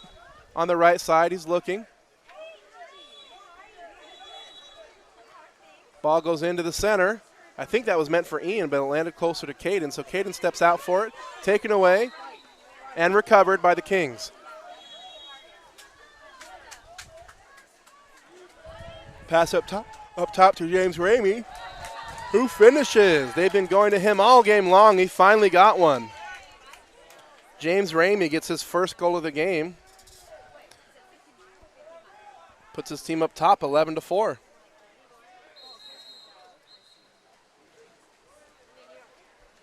Kings making a few substitutions here. They're substituting their whole line. Confident move there from the Kings coach, putting in his second line as his team is up top. Of course, it's not really his second line. He's got a lot of starters in the game right now. Just making a full line change.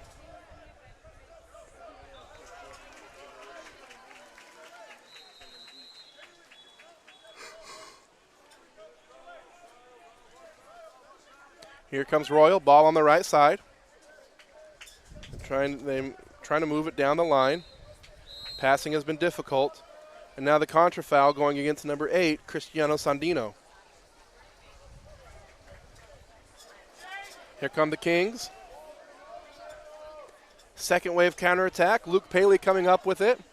Slides in front of his defender, but now spins out and is forced to pass it out to Cade Peterson, who will rise and fire, and it's saved out of bounds by Malachi.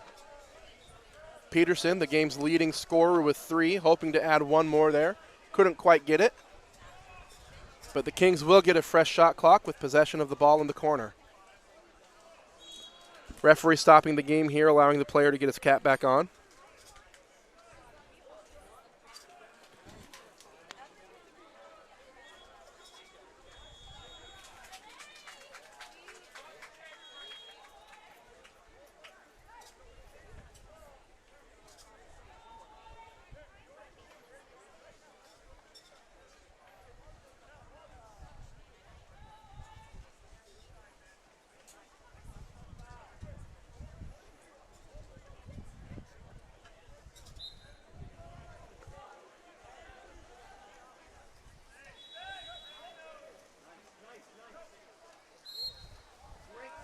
Nice defense from Royal.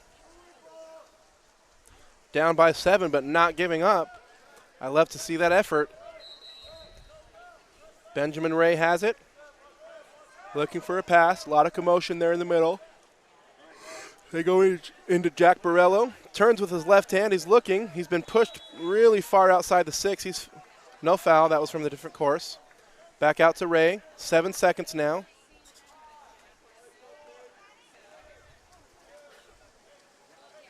Ball taken away by the Kings as a 50-50 pass. But Cristiano Sandino not giving up on it, forcing the pass to fall short, taken away by Cabrera. Got a little 2-man game going on here now. Borello comes in, makes it a 3-man game, rises and fires over the top of the cage. But what effort from Royal.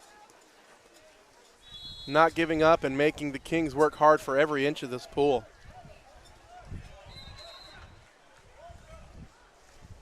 Deep outlet pass from the Kings. Over to Cade Peterson in the middle. Now they go into the center. Ordinary foul. Out to Cahill Tucker. Tucker looking back over to Peterson. He's got space, he's got room, skips it over the top of the cage.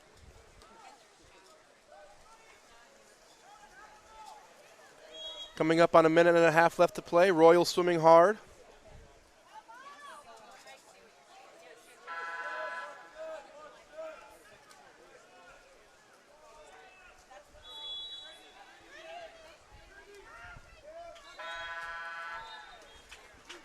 Now down deep into the left corner, but not a lot of shot clock left. Coming up on 5 seconds.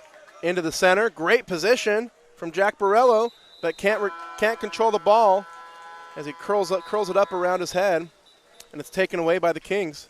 Timeout, Kings.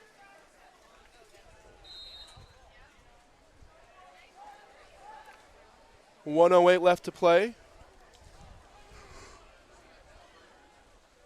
Kings are going to make another full line change here.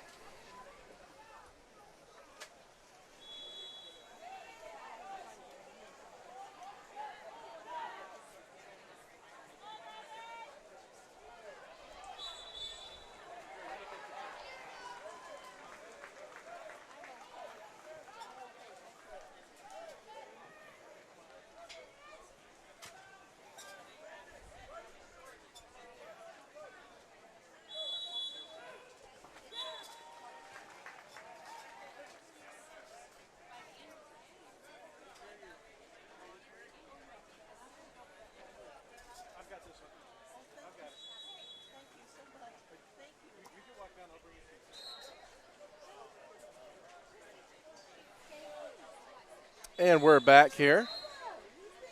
A minute left to play now. Kings have it in the left corner.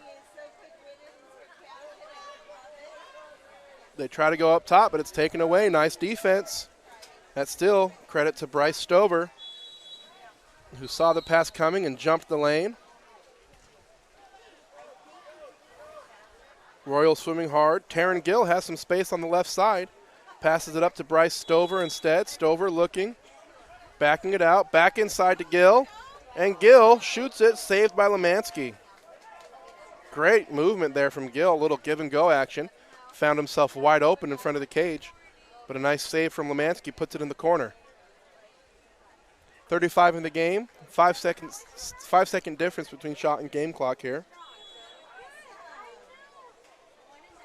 Ian Kinton passes it out from the corner. Jack Borello with it. Tries for the lob shot, but bounces it off the crossbar.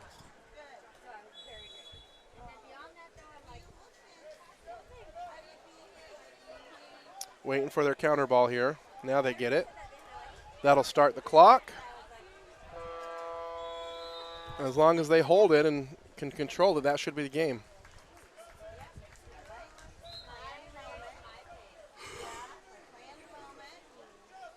Inside pass there to Taylor Ford, taken away. And looks like Royal's going to get one more crack at it.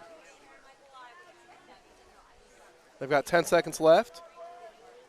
Looks like the goalie wants to take this one himself. He's going to. And it's field blocked by Tyler Preeb. And that'll end the game. So at the end of 4 quarters, Kings comfortably in control most of that game. They win it 11-4. Royal with some nice adjustments at halftime that evened it up, but not able to gain any ground. So stay tuned. Next up is a game between California. Let's review the scores first for the last game. We should do that. Cade Peterson led the way with 3. 2 goals each from Caleb Cavilla and Ryle Hibbard, and a goal apiece from Carson Waldrum, Tyler Preeb, James Ramey, and Cahill Tucker. On the side of Royal, 2 goals from Cristiano Sandino, both of them coming in that nice third quarter for Royal, and a goal each from Benjamin Ray and Jack Borello. So next up is a game between California Republic and Bakersfield. Stay tuned. Coming up next.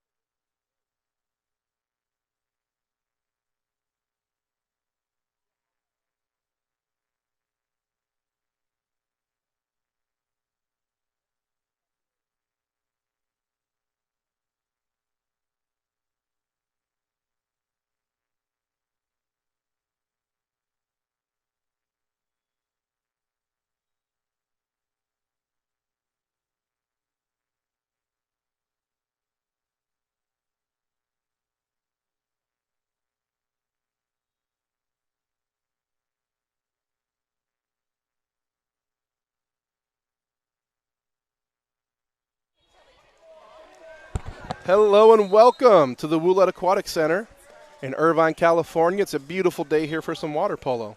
In front of me is a game, a 16 and under championship game between California Republic and Bakersfield. Cal Republic wins the swim off, but the ball's turned over immediately to Bakersfield.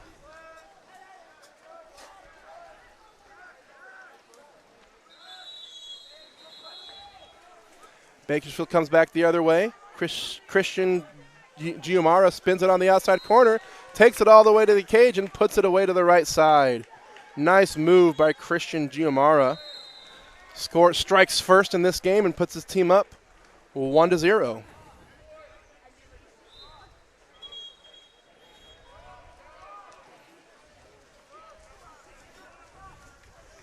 Let's see how Cal Republic answers. They move the ball over to the right side. Edward Hill with it, passes down the line to Morgan Madrill. They've got some space in the post. They put it there. Anthony Benedetti with it. Earns the exclusion. Looks like he lost the ball a little bit, but he got the exclusion. That foul going against Jonathan Starr. Cal Republic gets the first power play opportunity of the game. They've got it in the right side, attacking, faking, putting it back up to the top. Ball's not moving very well. Typically you want the ball to move a little bit quicker in a power play like this. Advantage already gone. Players back in. That shot filled, blocked out of bounds. Bakersfield coming back the other way.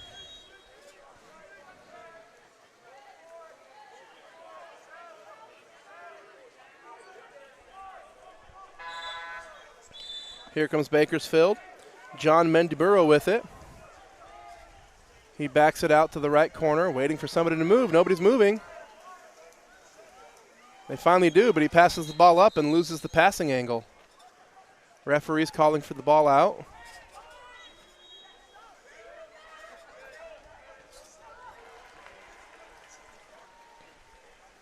Looks like there was a table error there.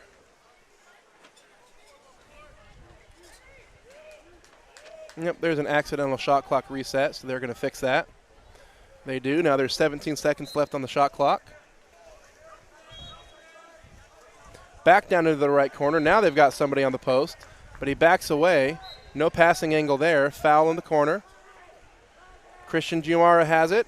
Taken away. Swarming defense by Cal Republic. Sorry, that was not Giamara. That was Kenneth Molina. Either way, nice defense by Cal Republic, and here they come. Looking for their first goal of the game. Up to the middle. Edward Hill has it. Down into the right corner. Looking, waiting. Still sliding, still attacking. He might take that shot himself. Nope, defense gets on him. Exclusion foul goes against number 11, Kenneth Molina, holding just a little bit too much from behind. Cal Republic nearly loses, but they recover nicely. A little bit of confusion there. Now they've got it. Edward Hill tries to go into the two posts. It's taken away. Oh, man, Bakersfield just did not recover the ball very well. And Anthony Benedetti came streaming after it and was able to force it out of bounds and get the ball back. Bakersfield had the ball. Nobody picked it up. So Cal Republic gets another possession from the corner. Benedetti tries to spin to the inside. Nice defense from Molina as he counterspins and takes that ball away. Nice defense. Hi, Michelle Spade from Oklahoma. Thanks for tuning in, and thanks for commenting. As that happened, Giamara, with his second goal of the game on the breakaway, puts his team up 2-0. Christian Giamara showcasing his skills early. He's got 2 goals already. We're halfway through the first quarter.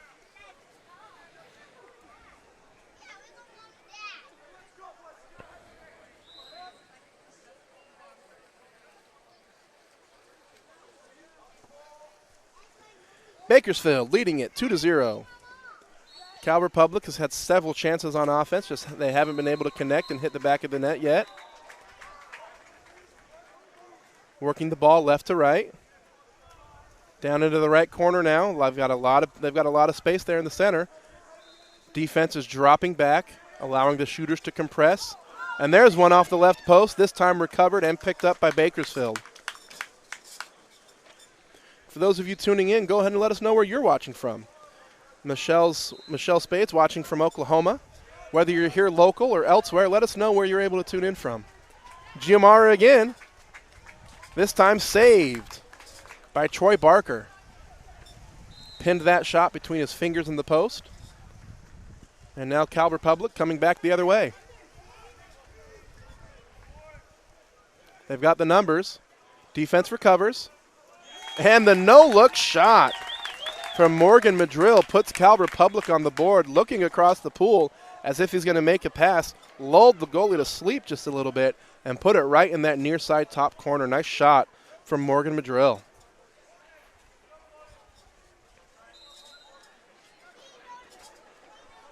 Cuts the lead in half. They trail now 2-1. 2:16 left to play in the first quarter.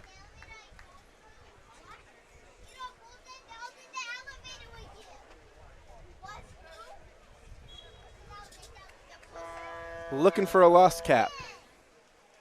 There they go. They found it.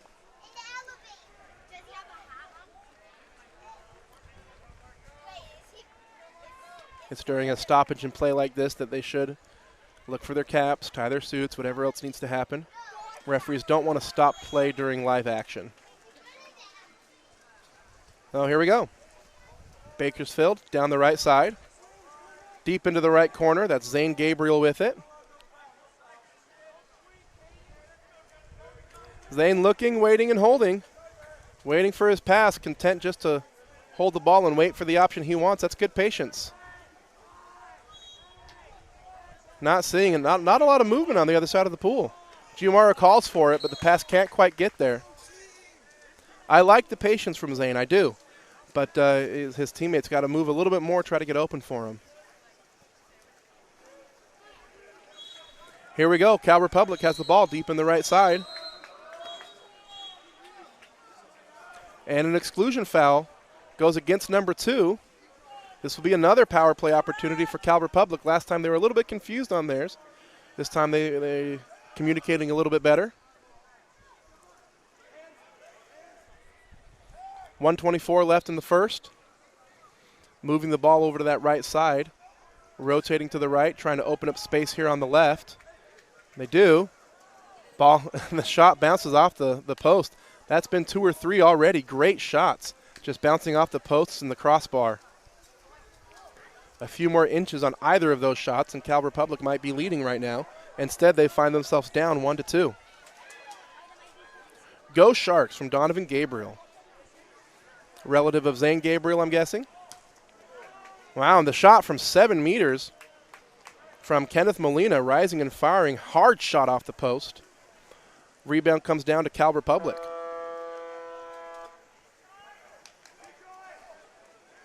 Being very patient on their offense. Now they outlet it to the left side. Edward Hill has it. He's got some space to attack. Passes it to the right side instead. Cameron Reed now attacking, faking, tries to go into the center.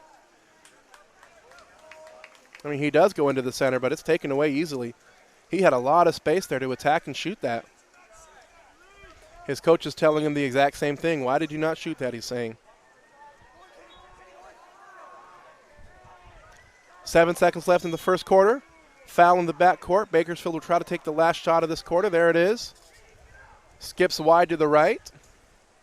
And with 2 seconds left, now Cal Republic will get the last shot. There it is. Oh, nearly goes in. Goes over the goalie's hand, but misses wide right of the cage.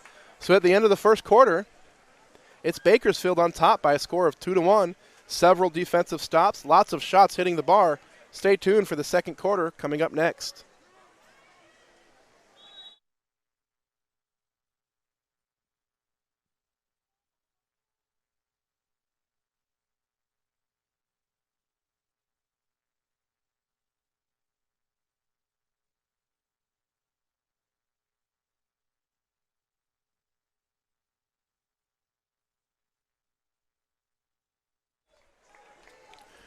We do appreciate you tuning in from wherever you are. If you appreciate the live stream, there's a lot of things you can do to support Game On Live Studios. You can go to goals.co, that's GOLS.co. You can donate to the GoFundMe if you'd like to continue to see live streaming services like this happen. You can also order a single game or a highlight video. If you're trying to put together a college resume, those can be very helpful. You can order those through that website there. You can also like and subscribe to our YouTube channel here, or you can find us on any social media with the handle @GameOnLS.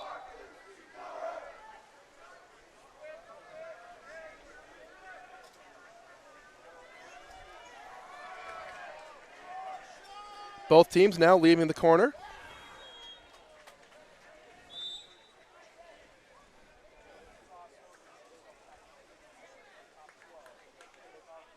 You could see this both ways. You could say Bakersfield is only on top by 1, or you could say they have twice as many goals as Cal Republic. Depends on how positive you want to be. They're both true. Here we come for the second quarter.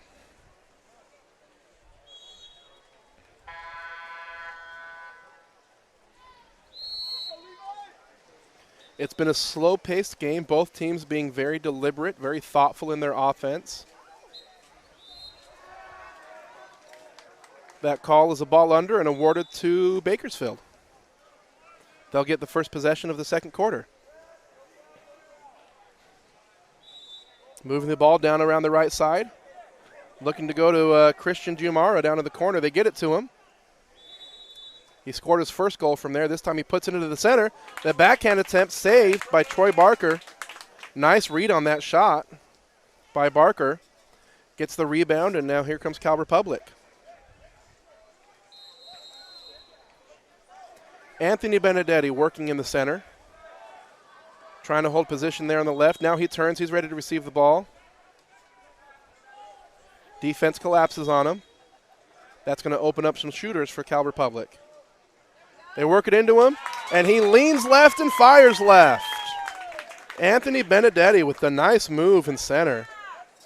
His first goal of the game, and that ties it up. It's 2-2.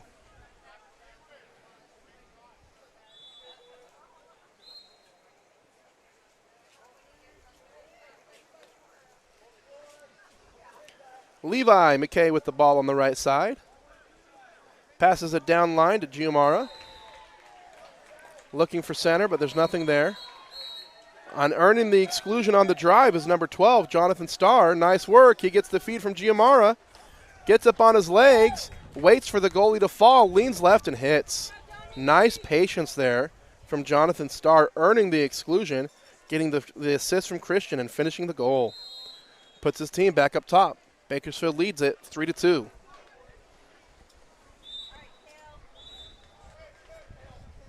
Some substitutions here for Cal Republic.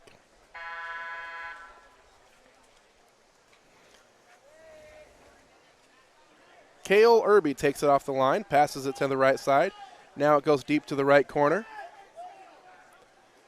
Into the center, but quickly taken away. Nice defense. Nice read on that pass from Kenneth Molina. That was Anthony Benedetti with a great goal on it last possession. They weren't going to let him do that again. And here comes Bakersfield. Levi McKay with it, puts it into the center. Lots of space. That's Jonathan Starr. Can't quite get the inside track, but he earns the ordinary foul. Goes across the cage to Giamara, saved by Troy Barker. Nice save. That was a 5-to-1 pass. From one side of the pool, clear all the way over to the other side. Troy Barker, great job getting on his legs and getting his body there in the right position to make that block. They try to go to Benedetti again. He wasn't ready for it. He throws his hands up in the air. He's not happy about that pass, and now it's Giamara coming the other way, and he hits. Giamara on the breakaway puts away his third goal of the game already. He's got a hat trick, not even halfway through the second quarter, and he puts his team on top 4-2. Nice support here for Bakersfield on the chat. Thank you guys for tuning in.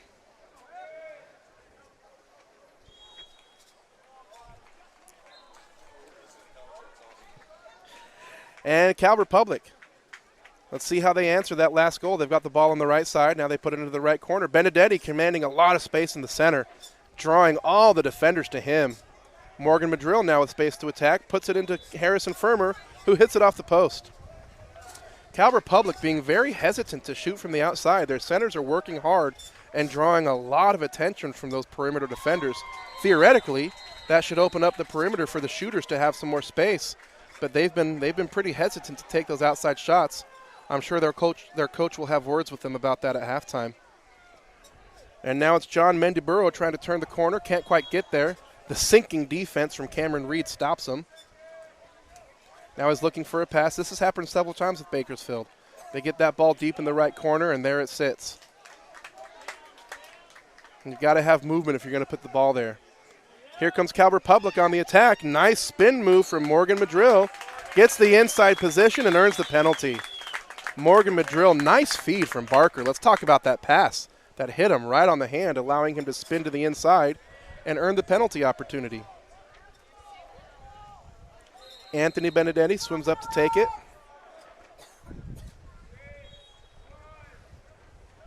Taking his time about it too. He's been playing center the last few positions, and that is an exhausting position.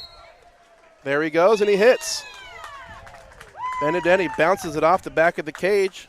His second goal of the game brings his team back to within one.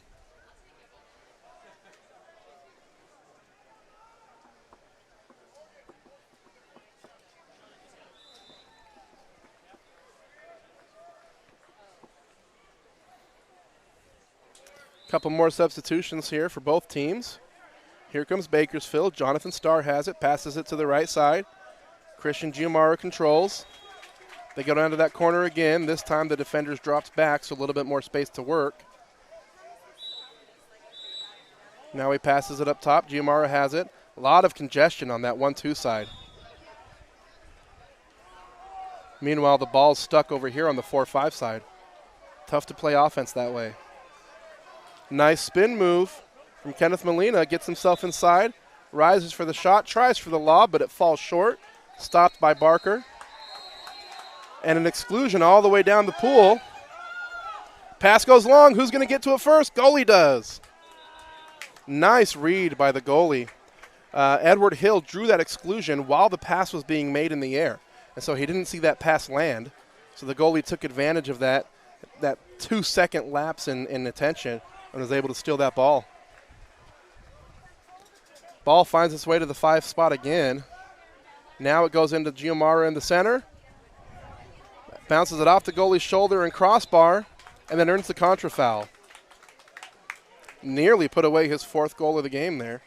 Inches off. Nice save by Barker. Outlet deep to the right side. Back up top to Edward Hill. Across to the left side. Cameron Reed has it into the center. Lots of time. Harrison Firmer turns and hits.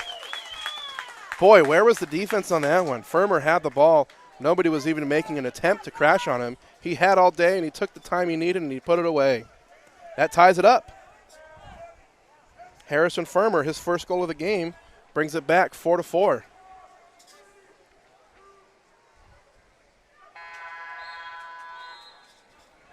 I'm looking at the Bakersfield bench here. They've got a lot more listed on their roster, but on their bench they only have 3 subs. I wonder if fatigue is already starting to set in for those boys. Because that possession there, the ball went into center and nobody even made an attempt to crash and steal it. We'll see if they make some adjustments. Here they come on the attack. It's a tie game now. Contra foul, that goes against number 6, Isaiah Crisco. Cal Republic coming back the other way, looking for their first lead of the game.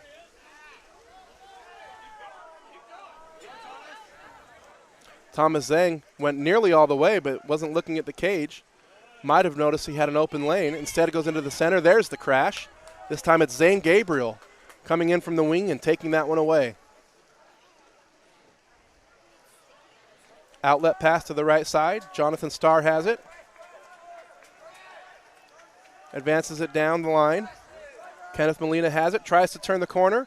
Can't quite get there, but he's got a teammate with inside water. Nice pass and earns the penalty. That's Isaiah Crisco on the drive. The nice feed from Molina, resulting in a penalty opportunity for Bakersfield. And Jonathan Starr steps up to take the penalty. He's got a goal already today, looking to add to that total and make it 2. You're watching this one, William? Here he goes.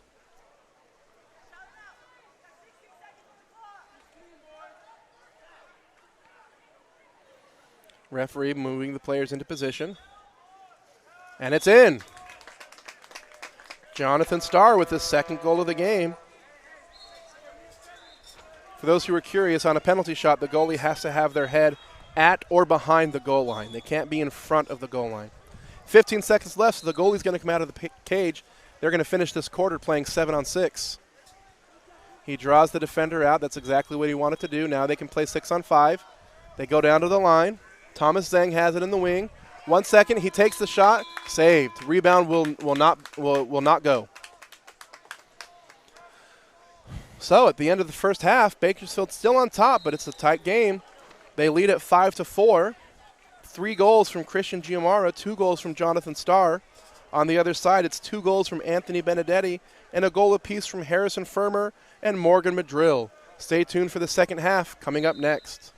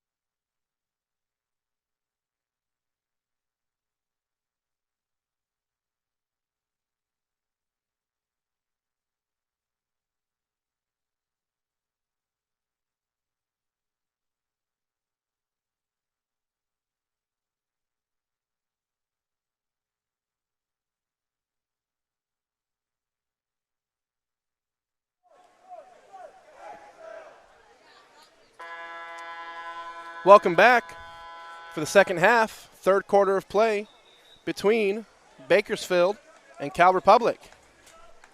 Bakersfield leads it by a score of 5-4. Some stellar play on both sides of the ball. Great offense and great defense.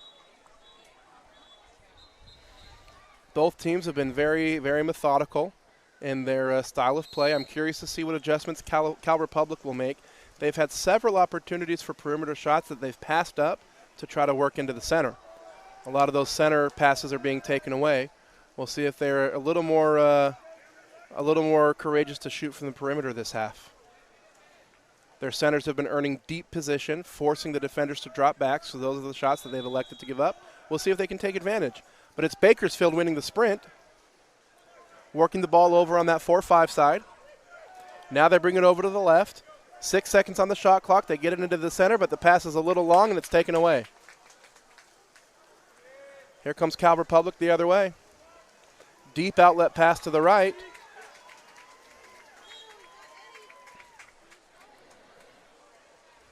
Up to the top. Anthony Benedetti has it. Now it's into the center, but the pass is just a little bit off the mark and taken away by Bakersfield. I'll tell you, the placement of that center entry pass is so important. A matter of inches can make all the difference, like it did on that possession. Now it's Bakersfield with it. Molina into the center. Pass is just a little long, and there's the same thing again. Pass was off just by a few inches, and so instead of a penalty, it's a steal. Deep outlet pass to the right side. We're going to see some give-and-go action here. Gives it, gets it right back. Great read by the goalie.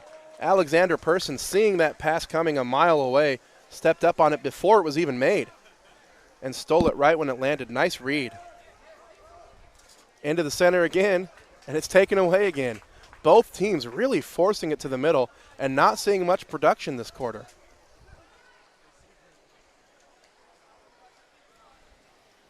Here comes Cal Republic. Keeping it up top. Benedetti has it. Deep into the right corner. They've got some inside space there. Ordinary foul. Back out to the corner. Benedetti drives into the post again. Backhand attempt saved by Person. Alexander Person. Another nice save from the Bakersfield goalie. Outlet to the left. Down line, pass a little long. Giamari controls. Ends up with inside water, but pushes it underwater to try to protect it. Ball's awarded back to Cal Republic. And comes back to Bakersfield. The rules do state that the player closest to the ball must take possession of it. So what happened there was the player that was closest actually swam away, which is an indication to the refs that they don't want possession. So it was turned back over to Bakersfield. Into the center it goes, and it's taken away. Different possession, same story. Both teams are going to have to try to figure something out that's a little bit different. The goalies are being really aggressive to take away that center play this quarter. Working the ball to the left side, this time into Benedetti in the middle, but he passes it back out because the defense collapses. Now there's some space, they go right back to him. Now he's got some room, and he puts it away. Nice patience from Cal Republic. Nice patience from Benedetti, giving up the first shot, waiting for a better one. He puts away his third goal of the game. That ties it up.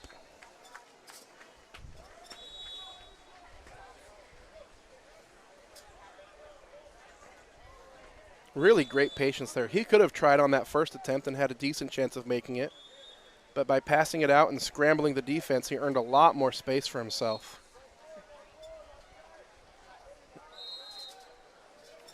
Here comes Bakersfield. Tie game. Let's see how they respond.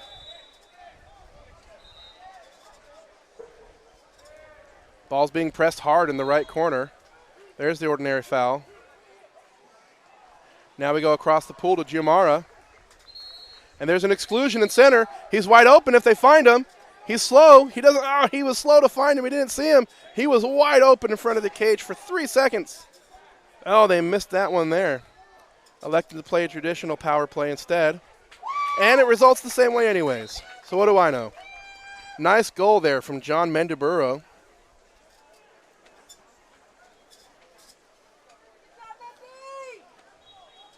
That power play is a result of the earned exclusion away from the ball, exclusion in center. The defender came over the body of the offensive player to try to regain position, and you can't do that. At least you can't get caught doing that, and he did. Good response from Bakersfield. They take the lead back. They're up 6-5.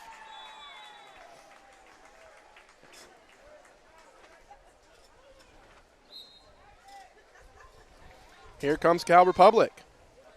Cameron Reed has it. Advances it across half tank to Morgan Madrill. He takes a look at center. Sees center has the left side, so they're going to work it back around to the left side. Well done. Good recognition there. Now they go in. He turns. Barely tipped out of his hand. Looked like that was number 10, Jack Miracle, who just got there barely in time to tip the ball or jostle the arm and force that shot to fall short. Good defensive effort. Nice cross pass over to Giamara. Saved by Barker. Excellent read on that. I'm very impressed with both goalies here. Reading the play and moving their bodies to the correct spot. You don't have to lunge as far if you get your body where it needs to be. Into the center. It's Firmer again. It's taken away again. Both Firmer and Benedetti have had some great moves in center, which is why the defense is focusing on them so hard, which makes it harder to go there later in the game. Nice move. Jonathan Starr spins around, earns the exclusion, spins his defender like a top. Nice move, Jonathan Starr. Earns the power play opportunity for Bakersfield. Now they're moving the ball patiently. Giamara has it. Passes to Molina. Molina down to Starr. Starr, Giamara, Starr. Now they're moving to the right side, back up to Giamara. Oh, it looks like it fell off his hand, almost went in anyways. But the ball undercall will give the ball right back to Cal Republic.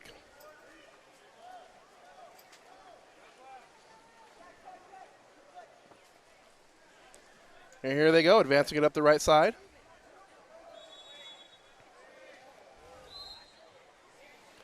Defenders all in position, good defense. Thomas Zhang puts it in play, passes it over to the right. Edward Hill has it, brings it back center. Now passes it to Madrill. 3 seconds left, we need a shot. Thomas Zhang will take it and hit! At the last second as the shot clock was expiring, Edward Hill with no fear gets up on his leg and leans left and hits the right corner of the cage. Edward Hill with his first goal of the game ties it up. 6-6 again. 25 seconds left in the third period. Bakersfield should look to take the last shot of this possession here. They want to take a good one, but they don't want to leave any time for Cal Republic to get another shot on goal.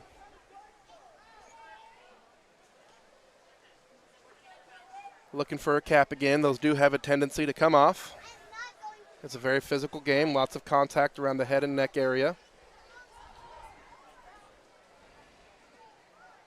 It can also happen if you don't tie your cap very well. I don't know what was the case here, but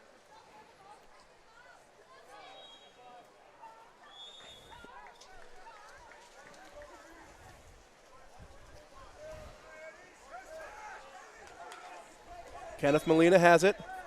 Looking, waiting for center, takes the shot himself. Thought he could catch the goalie off guard. Nearly did, but Barker was there. Now he's going to swim up, and they're going to play at 7-on-6.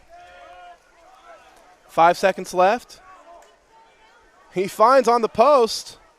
It's a good find, but they can't control the pass. And that shot saved out of bounds. Decent opportunity there as Troy Barker found Thomas Zhang all alone inexplicably on the post for some reason. It looked like Christian Giamara was swimming to the corner, thinking either he was excluded or maybe that the quarter had ended, and gave Cal Republic an opportunity to score, but it was saved by Alexander Person. So we're going into the fourth and final quarter with a tie score of 6-6. Stay tuned for that final period coming up next.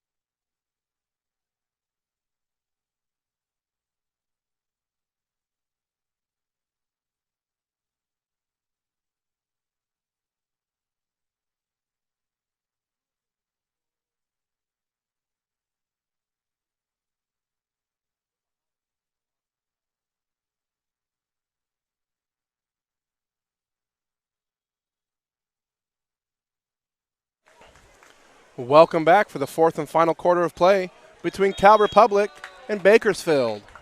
It's been a tight contest, and it can't get any tighter than this. It's tied going into the fourth quarter. Cal Republic wins the sprint, immediately calls a timeout. They want to try to get on top early in this fourth quarter. Next game up, and we are behind schedule considerably. A few games ago, there was a triple overtime. It was a 3-round shootout. It was exciting, but it put us behind schedule. So the next game up is between American River Blue and 680 Red. So if you're tuning in for that one, just be patient. That game will start as soon as this one's over.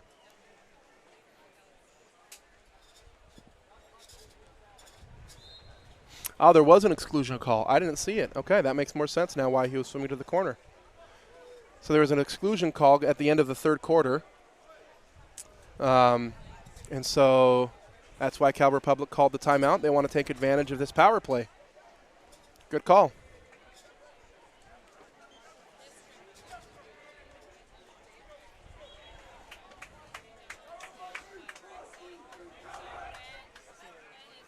Let's see what they have drawn up. I'm betting it's going to include number 5, Anthony Benedetti. He's got 3 goals already this game.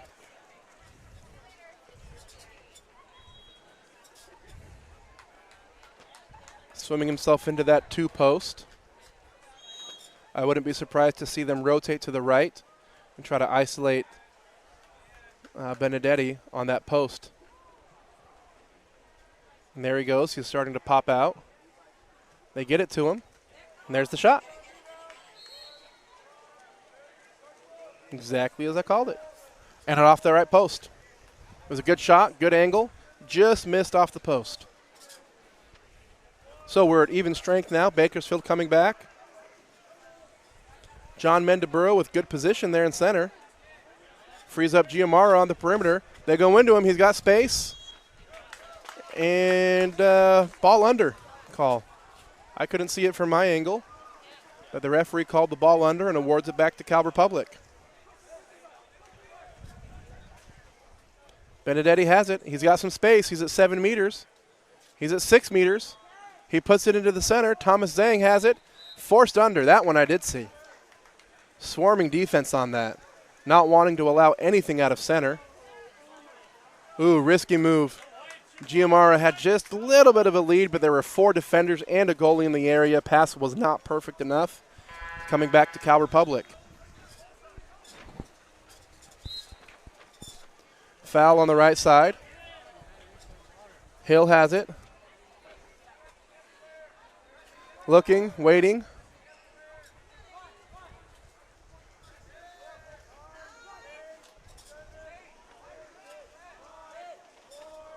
Now goes into the center with 3 seconds left. Benedetti has time with 1 second left on the shot clock. Spins his defender, gets the goalie off his legs, and puts it right over his head. What a move by Benedetti.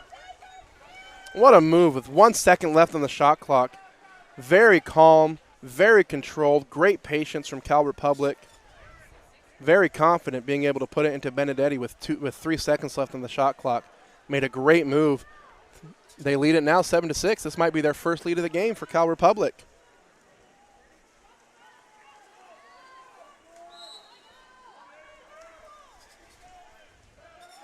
Let's see how Bakersfield responds. They go to Giamara on the left. Tries to turn the corner. He gets fouled instead. He puts it in play. Working hard in the center is that's number 12, Jonathan Starr. Not able to earn position, though. Now they get it to him. And he turns it towards the strong side, but there's just too many defenders there. Too much congestion in the middle. It was a good move.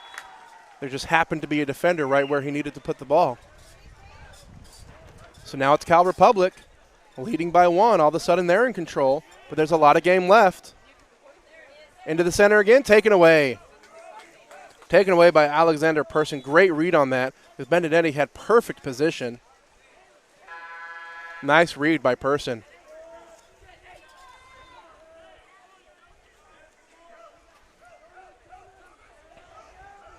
Into the right corner. Kenneth Molina advancing. Looking to Star in the center. But they're really collapsing. They give it to him anyways. And he shoots off his back, and it goes over the top of the cage. That's a tough shot to make off your back. Here comes Cal Republic. Deep outlet pass to the right corner. Good defensive switch. And they find some space on the left, but it's off the post. Cameron Reed with his shot just a little bit off the post. But he gets his own rebound and a fresh shot clock for Cal Republic. Cale Irby has it. Passes down to the left side. Deep in the left corner, back up top to Irby. He takes his shot, and he hits back of the cage. The players didn't know it hit the back post and bounced out. Immediately bounced out, so it didn't look like it went in, but it did. Cale Irby, with his first goal of the game, stretches the lead to 2, the largest lead of the game for Cal Republic. And at the right time now, with only 2:43 left to play in the fourth quarter, let's see how Bakersfield responds. Waiting for some substitutions here.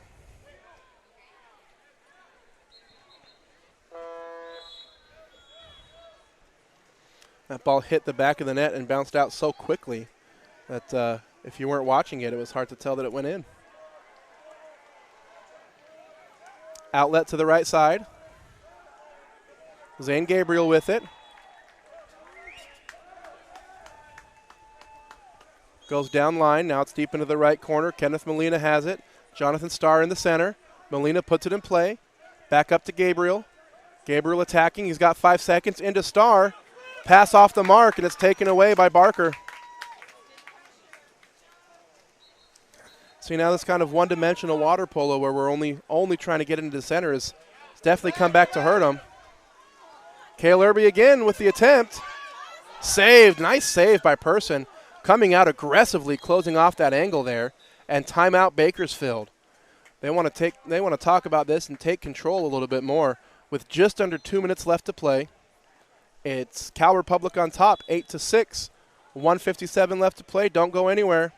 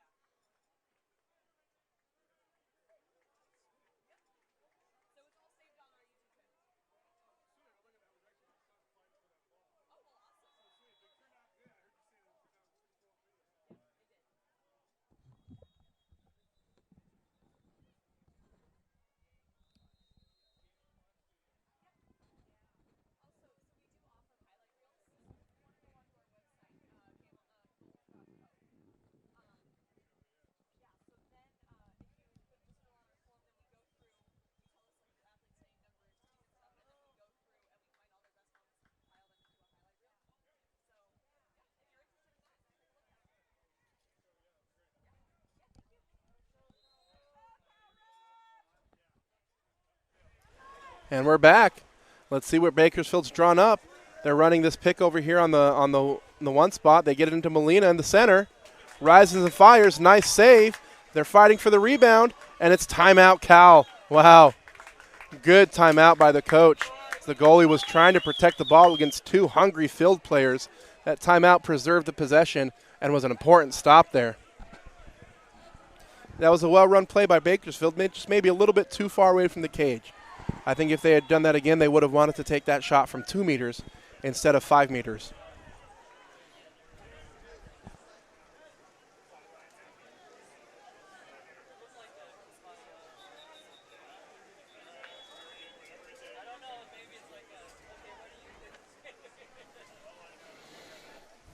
So now there's 1:47 left to play. Cal Republic up by 2 and in possession of the ball. What they're going to want to do is use as much clock as possible, still end up with good shot opportunities, but try to attack in the last 7 seconds of the shot clock. That's what they're doing here. Here they go. Edward Hill. Nice play. Gives Edward Hill a lot of space, and Person comes out to take it. His zone is huge. The ball gets anywhere within 3 meters of him, he's making a play on it, and he's getting a lot of them. Outlet to Giamara. Couldn't quite control it. Up top to Starr. Starr down line to Levi McKay. Tries to turn the corner. He's fouled. And that's going to be a turnover. for not putting the ball in play. That's unfortunate, but that still does happen. It's still a newer rule. Sometimes hard to get used to, especially in stressful moments like this one. Bakersfield in possession, under a minute and up by 2. Sorry, Cal Republic in possession and up by 2. Bakersfield needs to get on the ball and foul.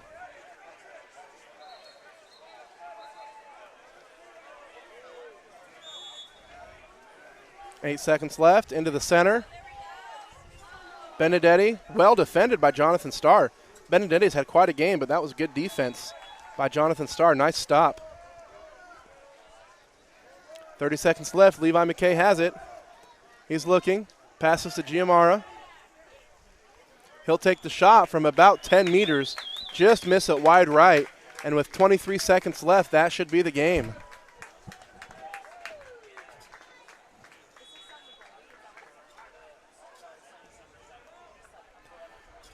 Cal Republic's going to hold the ball. They're going to run this one out. They're going to win by 2, 8-6. A great comeback game from Cal Republic as they trailed Bakersfield most of this game, tied it up late in the third quarter, and took control early in the fourth. 4 goals from Anthony Benedetti and a goal apiece from Harrison Firmer, Cale Irby, Morgan Madrill, and Edward Hill. On the other side, Christian Giamara led the way with 3 goals, 2 goals from Jonathan Starr, and a goal from John Mendaburo. Congratulations to both teams. Next up, we have a game between American River Blue and 680 Red. That game will start shortly. Thank you for tuning in.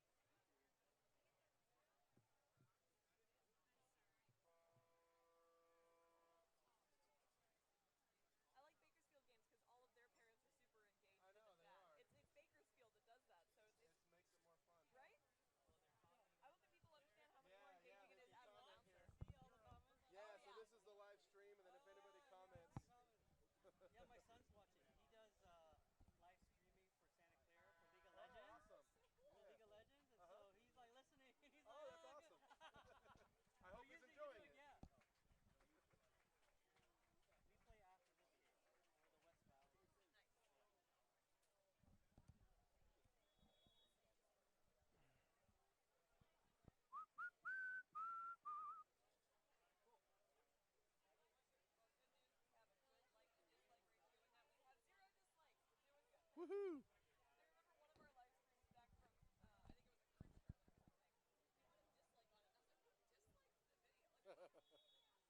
Jerks.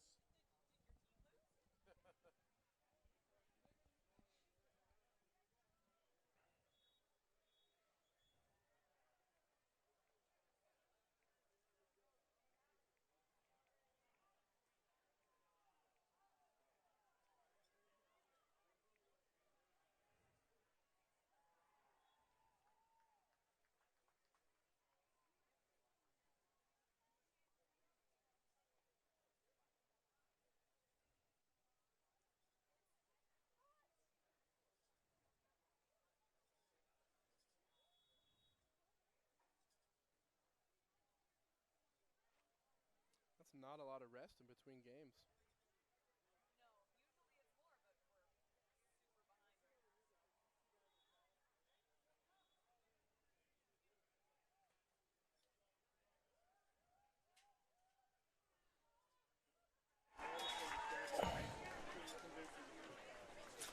Hello and welcome to the Woollett Aquatic Center in Irvine, California. It's a beautiful day here.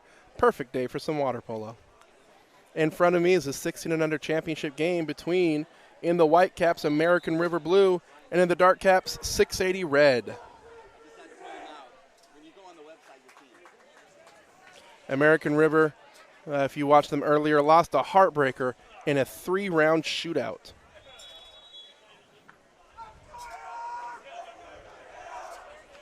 Final score ended up being 21-20. The majority of those goals being scored in the shootout.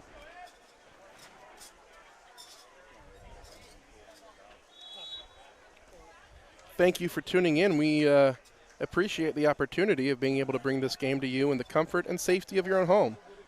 If you're able, go ahead and let us know where you're watching from. You can comment on the chat on our YouTube channel. Let us know whether it's local or elsewhere. Let us know where you're watching. There's a sprint, and it goes to 680.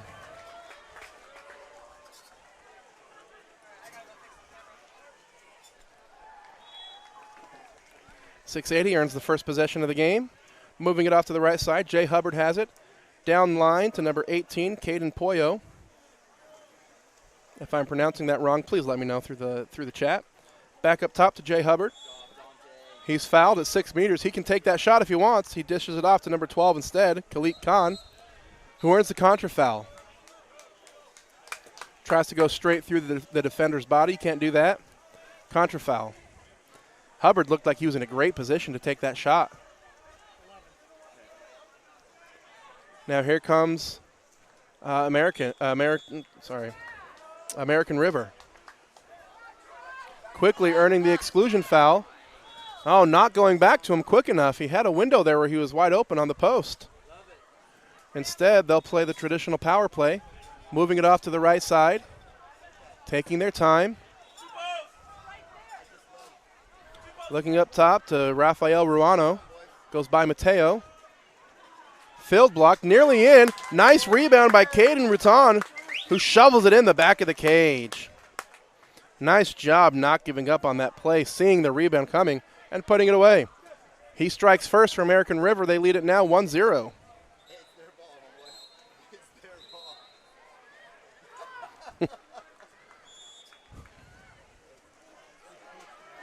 680 now with the ball. Let's see how they respond.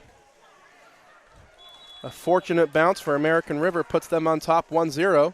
680 with the ball deep in the right wing. Now they go up top to Evan Hoffman. He's got space to attack. He is. He's faking, attacking, on his legs, off the post, and wraps around the back of the net. Evan Hoffman, nice shot from about 7.5 meters out. Ties it up, 1-1. Very nice attack from Evan Hoffman. Balanced, on control, on his legs. Waiting for his time, patiently attacking. Nice job, Hoffman. Here comes American River. Into Rafael Ruano on the post. Into number 2, who finds himself wide open. That's Devin Charamuga. Nice feed from Rafael Ruano, wide open in front of the goal. A little bit of defensive letdown there as one player was expecting to switch and the other player didn't switch. Devin takes advantage and puts his team up 2-1.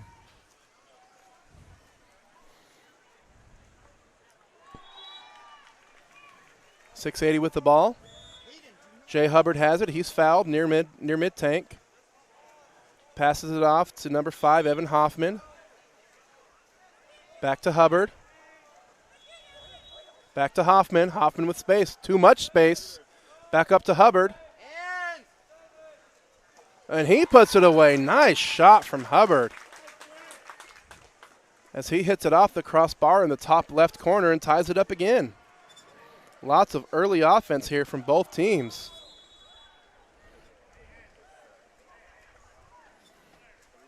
And again, a nice attack. Very calm, very controlled, very balanced. Here comes American River. They've got the ball in the middle. Nathaniel Jones with it.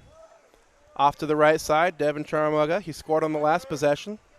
He'll attack again. He looks over to his left, passes it back up to Jones. Jones over to Ruano.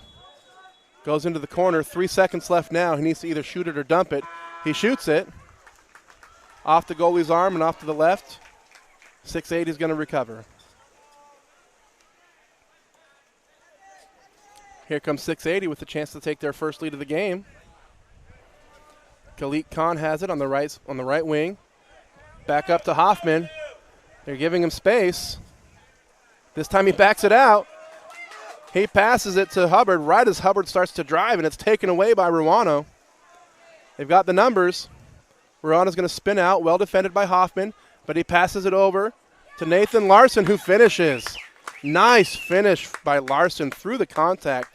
Defender on his back, working hard. Puts his team up 3-2. Lots of early offense here from both teams. We're just over halfway through the first quarter. American River on top, 3-2. They lost their last game in a 3-round shootout, and that was just about 3.5 hours ago. Pretty quick turnaround for these boys. Here comes 680, Jay Hubbard. He's fouled. Now he goes into the right post. Exclusion call goes against number 10. That's Dante Nachetti. Here comes 680 with the power play opportunity. Their first of the game, I believe. Quick passes over there on the 1-2 side. Now they bring it over to the 4-5. Hubbard has it. Up top to Caden, back to Hubbard. Across to Hoffman.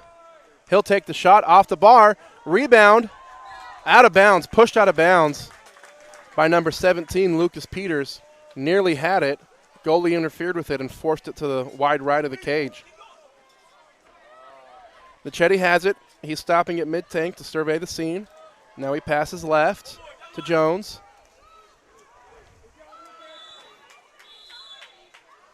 Jones is fouled. Down the left side. Lots of action there in the post. No call. No call there either. So Hubbard gets the steal. His pass back to the goalie nearly intercepted, but recovered by the drivers. Here comes 680. We've got the ball on the left side. They swing it to the right corner. Hubbard has it. Over to the middle. Nicholas Borden in front of the cage. Nice feed. Nice drop pass from Nick Borden. Down line to Caden Pollo. Just right in front of the cage. Was able to control, turn his body, and finish. And that ties it up again. Great ball movement there from 680. Any one of those players might have had a decent chance at scoring, but great patience, great ball movement, able to find the man wide open in front of the cage and work for the best shot possible.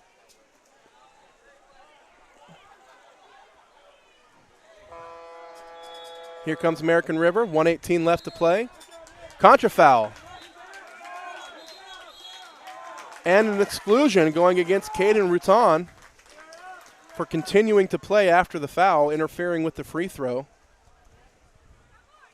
Sometimes you get in the heat of a game and you don't hear the whistle. Sometimes your head's underwater and you don't hear the whistle. So power play opportunity for 680. Hubbard has it, finds the post, and 680 takes their first lead of the game. Nice, again, another nice find by 680. Very crisp passing. Their team is very coordinated. Caden Pollo gets his second goal of the game after the nice feed from Jay Hubbard.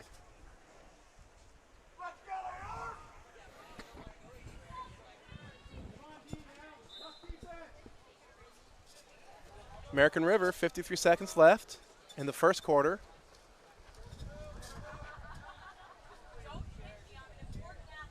Rafael Ruano has it, puts it into the center, and Ryan Kress earns the exclusion and the power play opportunity. Nice feed there from Mateo. Across the pool. Players rotate and not rotating very much. Wow. Not much space there for Nathaniel Jones to finish. But Ryan Kress puts it to about the only spot Jones could reach it, and he did, and he finished. And he ties it up. It's 4-4. Very nice feed from Kress. 29 seconds left in the first quarter. This should be the final possession of the quarter. We'll see how 680 handles it. Fouled near mid-tank. They've got some action going on over here on the right side. That's where they want to try to move the ball, and they do. Another foul. Now they're going to put it in center. Lots of space. Jay Hubbard just commanding so much space and attention there, but not able to control the ball. Caden Rutan takes it away. Goes up the line to number 3. That's Ryan Kress. Passes just a little bit too far, and the goalie takes it away. And that'll end the first quarter. Hard-fought game. Lots of offense from very capable players on both sides. So at the end of the first 6 minutes, it's 4-4. A goal apiece from Devin Charamuga, Nathaniel Jones, Nathan Larson, and Caden Rutan from American River. And on the other side, it's 2 goals from Caden Pollo and a goal each from Jay Hubbard and Evan Hoffman. Stay tuned for the second quarter coming up next.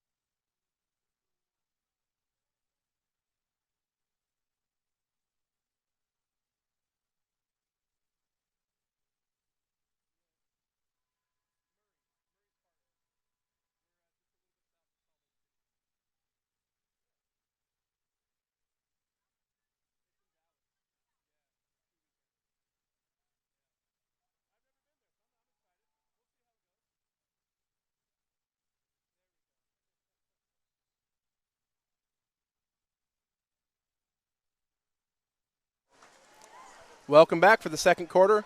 American River wins the sprint. They get the first possession.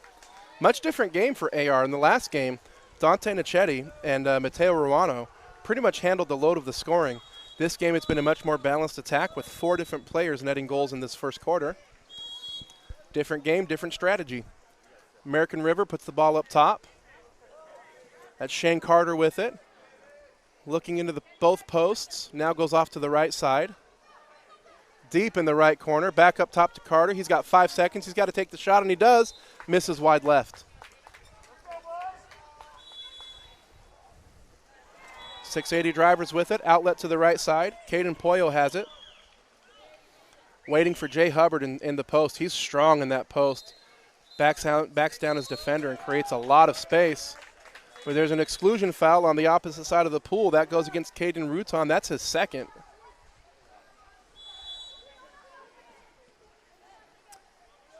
Power play opportunity here. They're sliding to the left, which means they're trying to create space on the right for left-handed shooter Jay Hubbard.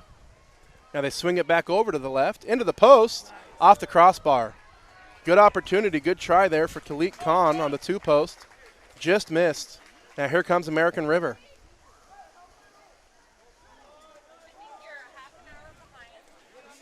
It's been a high offense, action-packed first quarter so far. Pace of play continues to be fast here in this second quarter. Dante Nichetti has it. Still looking for his first goal. Misses wide right. Don't expect him to be scoreless for long. He was the leading scorer in that last game. Many of those coming off of penalty shots. Here comes 680. Little give and go action. Right back into him, but the pass is long and taken away by Rafael Ruano. Good defense by Mateo there. Good give and go action by the 680 drivers. Pass was just a little bit off the mark. Here comes that's Nathan Larson. Tries to go deep into the left corner, taken away by Hubbard. They're looking to get Nichetti involved here in this second quarter, but that pass was off the mark. 680 swimming it down deep into the left corner, now crossing it to the right corner. He's got space, off the bar again. A lot of these are really great shots, just missing. Outlet to the left side at mid-tank. That's Shane Carter. Down into the corner. That's Devin Charamuga with it. Good defense. Showing his hands. Taking the ball away. Jay Hubbard on that defensive stop. Pass comes out to the left. Player has to swim out to get it. That kills the counterattack. Now goes across to Khalid Khan. AR's recovered well. They're at even strength now. Pass into the center, lands a little short, and it's taken away. That was a strong move by Caden. The pass was just a little too far for him to reach.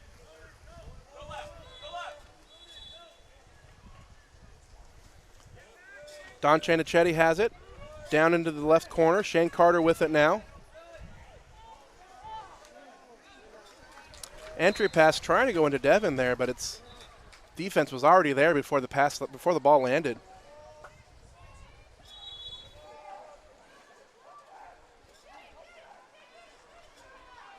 After a high-scoring first quarter, there's been yet to be a goal in this one, but there's an exclusion and a power play opportunity for 680 drivers. Lucky bounce there, landed right into the hands of 680, forcing an exclusion situation for American River.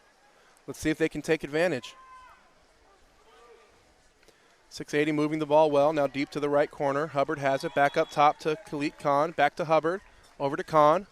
Khan now passes to the left side. Lucas Peters has it down into the left corner. Back up to Peters. Peters takes the shot off the bar again. And recovered by American River.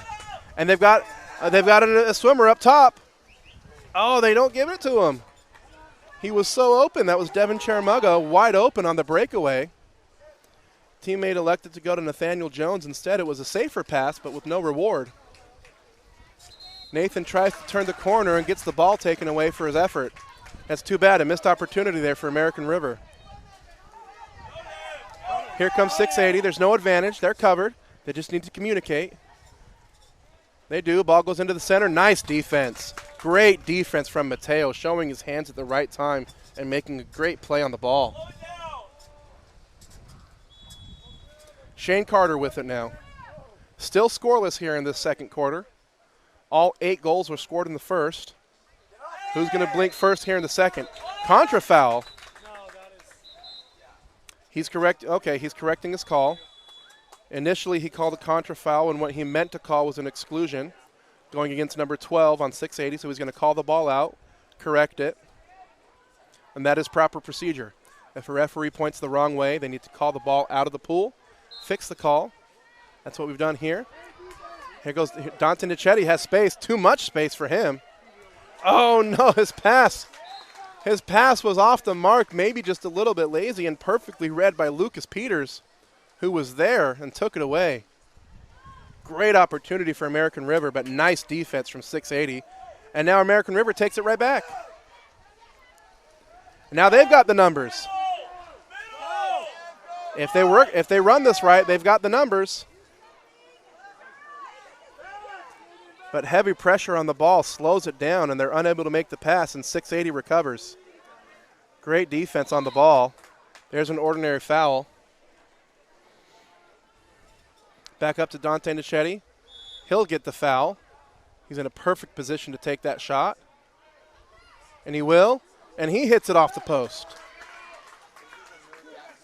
This is 16U, Stella Finstead. This is 16U Championship Division. Deep outlet pass to the left is taken away by American River, but then awarded back to 680. They've got 17 seconds in the quarter.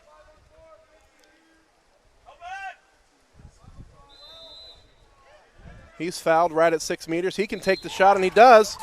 Referee calling it inside the 6. It was close, but it's up to the referee. It's the referee's judgment there on where the foul and where the ball was when the foul occurred. And there's an exclusion going against Lucas Peters. If he gets it back quick enough, he can shoot, but he doesn't. 3 seconds left, 2 seconds left. The wet pass off the goalie's head, and that'll end the half. Fantastic opportunities for both teams to get goals in the back of the net there, but neither one able to take advantage. So after a scoreless second quarter, the score remains 4-4. Stay tuned for the second half coming up next.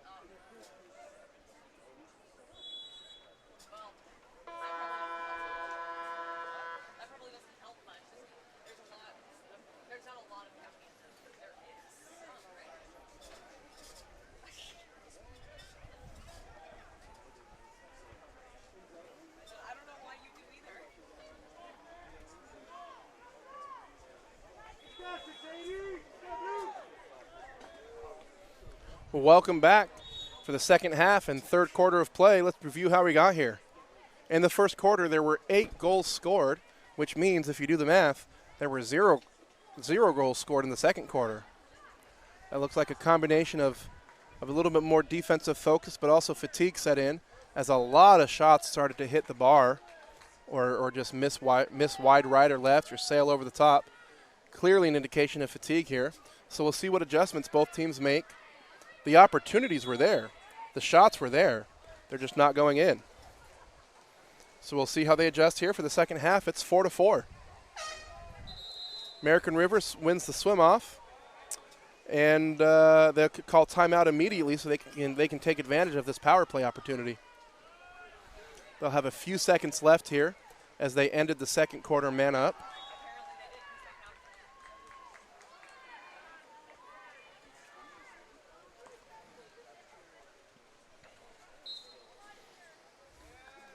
American River with the power play opportunity and the chance to go back on top and score the first goal in over a quarter of play. They're going to slide to their right and try to open up space to the left, and there it is. Making it look easy is Rafael Ruano, who with just a little bit of movement to his right opens up some cage on his left and puts it in the back of the net. And that ends the drought. American River back on top now by a score of 5-4. That's his first goal of the game.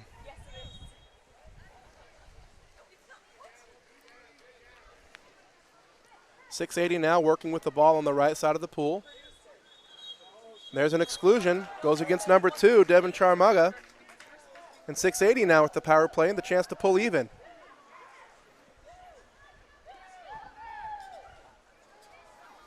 Working the ball over on the right side. Jay Hubbard now passes it over to the left. Lucas Peters has it. Back over to Hubbard. He's got some space. He passes down line to the right corner instead. Back up to Hubbard, being very patient. Down to Peters. Peters will shoot. Field blocked. Missing wide left. Nice field block by Andrew Donlin. Great job stepping over his legs and shadowing that ball, blocking it out of bounds. Here comes American River. They're going to try to pull up by 2.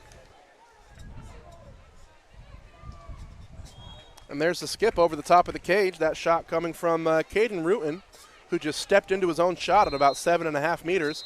And another midfield exclusion. This one goes against number 9. That's Donlin, Andrew Donlin, who just had that field block on the last possession. Another power play chance for 680. Nice pressure on the ball. Well, now over to the left side. Back up top to number 4. Nice save by Karsten Taggets. Great job getting his hand on that. Blocked it out of bounds, so fresh shot clock for 680. We'll keep an eye on the table to see when that flag is raised. Lucas Peters has it. Back up top to Logan Christensen. Over to down to Hubbard in the left corner. He wraps it around his defense into the near side corner. That's a nice shot by Jay Hubbard, stepping to his left, bringing his arm low and wrapping it around the arm of the defense. His second goal of the game, that ties it up. We're 5-all.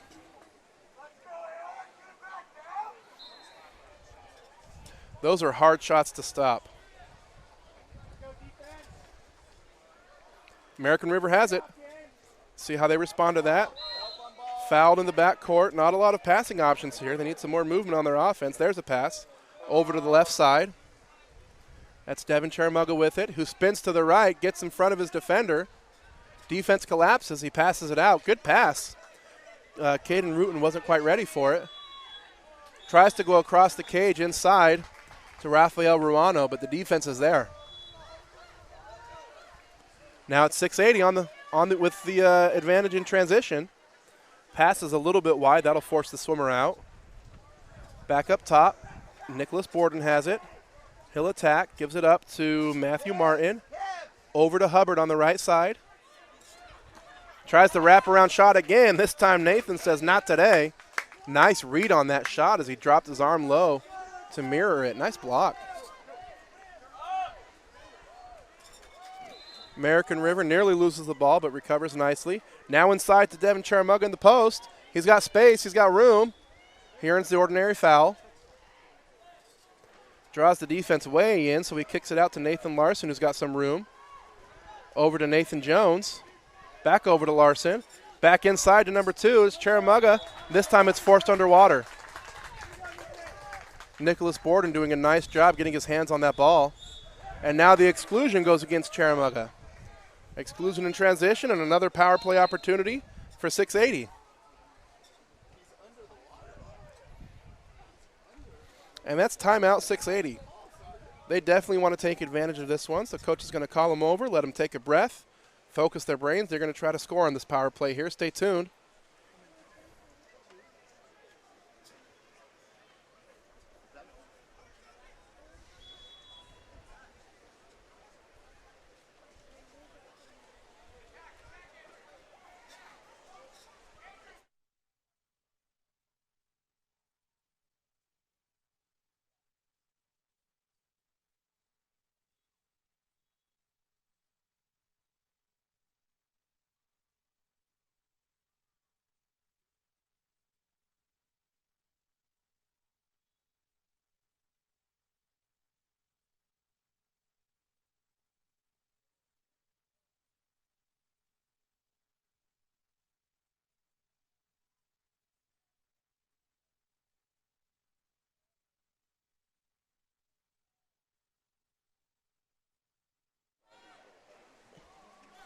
All right, let's see what kind of magic 680's drawn up for us. On their last power play, they went to Jay Hubbard on that nice wraparound shot. We'll see if they capitalize on that again or if they try something else. Lucas Peters has it, working with Nick Borden. Now Borden goes over. There's Hubbard in the left corner. He's going to bring it way down to the line. Everybody's going to rotate to the right. Evan Hoffman has it, back over to Borden. Down to Peters. Peters into the post. Caden Pollo, nice play. Caden maybe just a little bit out of position to receive that pass and make that shot. Had he been a little closer to the cage, that would have been a lot easier for him to control. Now here comes American River's Dante Nichetti. Scoreless in this game so far. But there's an exclusion foul going against number 17, Lucas Peters. And here's a chance for American River to take the lead again. Nichetti up to Ruano. Ruano across to Devin. Devin down the line to Caden. Caden to Devin. Ball's moving well here. Devin down to Nichetti. He brings it down the line. Back up to Ruano. Over to Caden. Back up to Devin. He's in the middle of the cage. He's got some space. Nice save. Nice save by Trevor Alamillo. Good ball movement on that play by American River. Shot just wasn't there.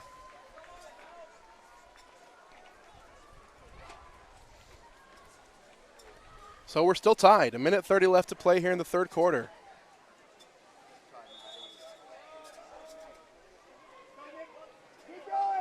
Khalid Khan has it. He puts it in play. Goes inside to Nicholas Borden, who earns the penalty. Good position from Nick Borden on that play. Nice feed from Khan. Gives it to him right in front of the cage. Jay Hubbard stepping up, indicating that he's left-handed, so the referees switch positions here.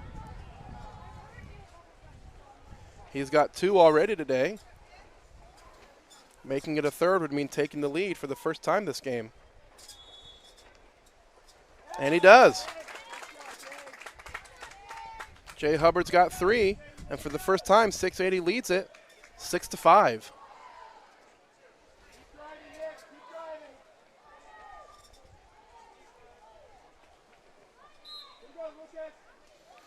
Just under 1.5 left to play. Here comes American River. Nathan Jones has it. Over to the right side, that's Ryan Kress. He's got some space. They're going to let him walk it in. Goes back over to Jones. Deep into the left corner to Devin. They've got Nichetti posted up there. He's got some good position. They give it to him. Can't control the ball. It bounces off of his hands. Too bad. He really had the defense locked up on that one.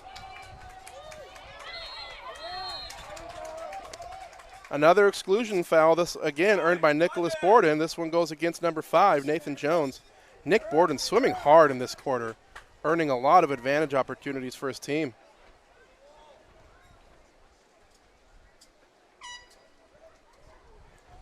Both teams looking a little bit tired. Pace of play a lot slower here in the third quarter than when we were in the first. That's to be expected. Referee waving the player in. He's even. Well defended by American River, forcing that shot over the top of the cage. It was a good pass, but the player was right there to defend it. 24 seconds left.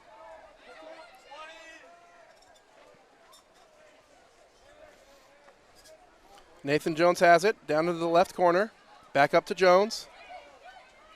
10 seconds left on the shot clock in the third quarter. Into the center, and Nichetti has it. Nice move, but the defense with his hands straight up in the air. Nice job by that defender showing his hands, giving the referee no opportunity to make any call there of any kind. The goalie coming out and taking it. So at the end of 3 quarters, 680 with their first lead of the game. They're up 6-5. Stay tuned for the fourth and final period coming up next.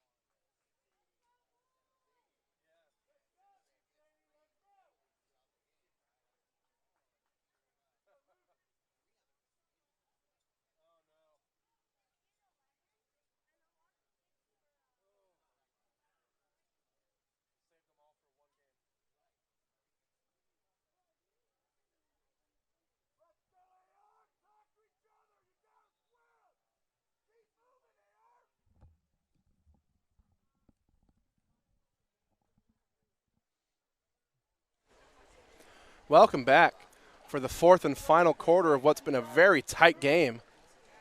It's been back and forth. It's been tied several times. And right now it's 680 Drivers leading it by a score of 6-5 with 6 minutes left to play.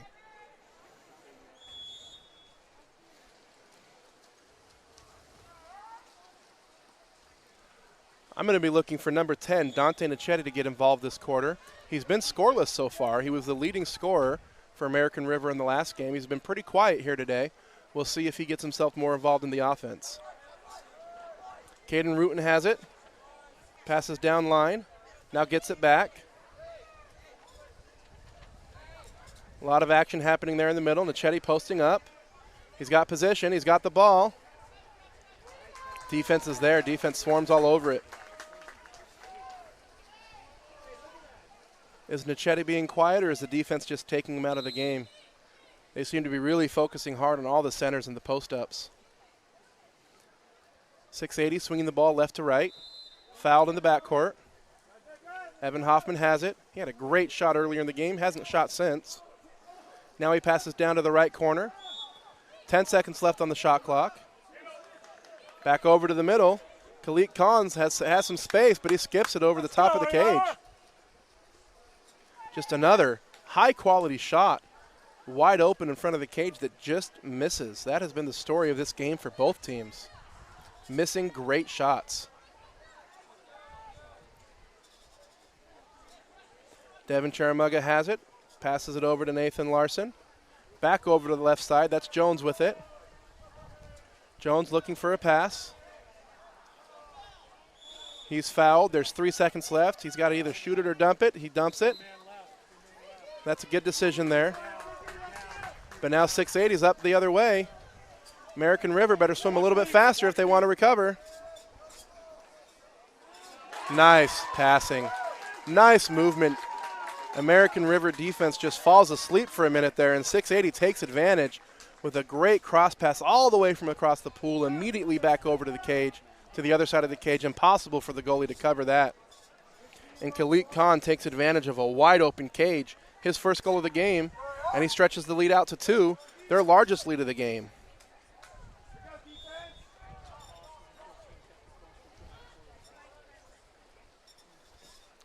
Nathan Jones has it, passes it to Nichetti. Nichetti looking for Mateo in the center. Now he goes to him. Nice move from Mateo. Can he finish? Nice block. Nice save by Trevor Alamillo. Great effort from Mateo. Getting up on his legs and getting that shot off, but a nice save. American Rivers will get the ball back in the corner with a fresh shot clock.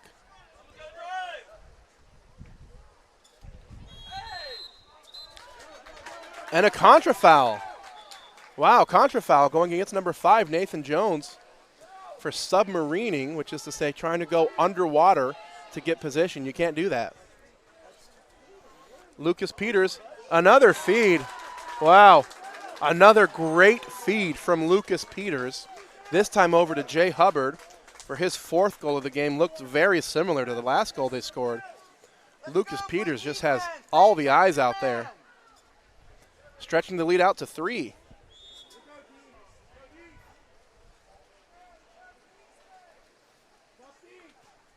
Both teams are tired here, but 680 is really pushing the tempo on the counterattack, and it's been paying off this quarter.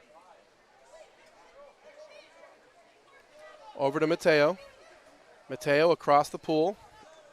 That's Andrew Donlin. Looking into the center, now goes up to Nathaniel Jones. Nathaniel looking for center, back over to Donlin. 3 seconds left, they need a shot. They dump it instead.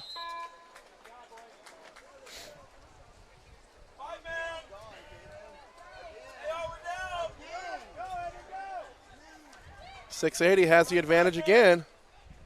They've got the numbers. Lucas Peters dishes it down to Khalid Khan. Nice save by Taggets.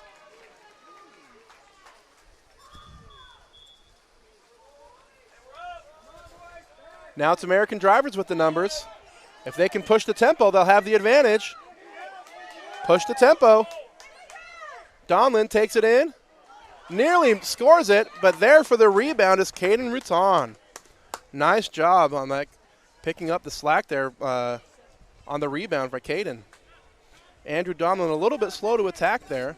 Didn't quite get to the angle he wanted to get to, so his shot fell short. But Caden right there on the rebound brings it back to within 2.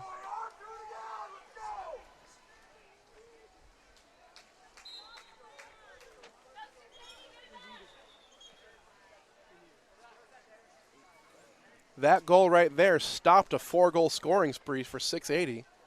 American Drivers were on top 5-4.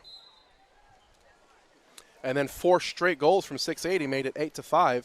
That was a big goal there for American River. Let's see if that can hem the tide from 680.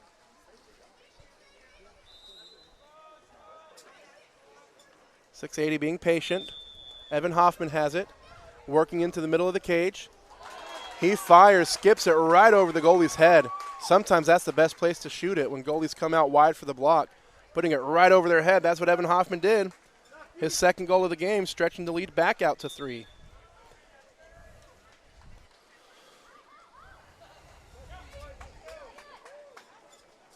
Nice job by Evan being patient and working himself to the middle of the pool, getting to the spot he wanted.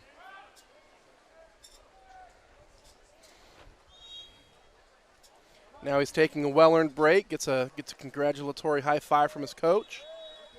2.5 to play. There's a foul. Ryan Kress has it. He puts it in play. Now he advances the ball.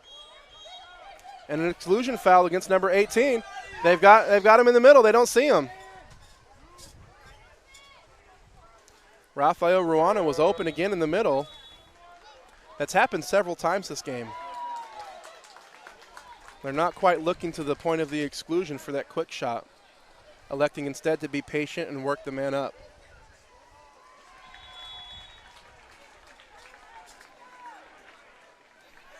.680 now, being a lot more patient. They're up by 3 with under 2 minutes left to play.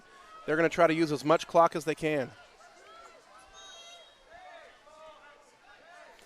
American River's going to need to press hard, try to foul, try to stop the clock, and get up on the counter as much as they can. Now that's not going to help, as James Lambert comes around the corner, a little curl action there, gets the ball, gets up on his legs, and hits his first goal of the game. That will be the largest lead of the game for 680 as they now find themselves on top, 10-6. American River's going to need some early offense here. Ryan Kress has it, tries to work it into the center, but his pass falls short, and then contra foul for holding his defender so he couldn't get back to the pass. I'd have done the same thing. You're down by 4. You got to take those chances.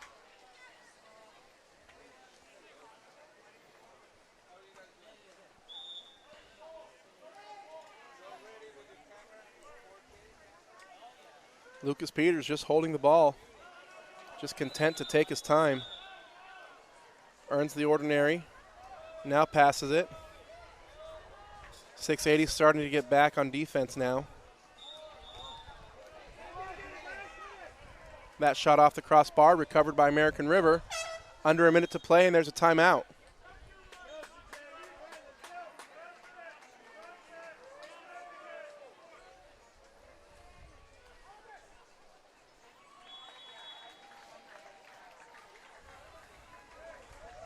Well, after 3+ quarters of tight water polo, 680 looks to be in a little bit more control here as they go. We're going into the last minute of the game with 680 up by 4.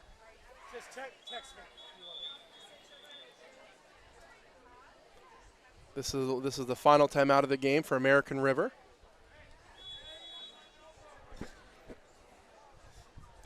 The task ahead of them is a tall one, to score 4 goals in under a minute. They're going to need quick shots, great defense, and early offense.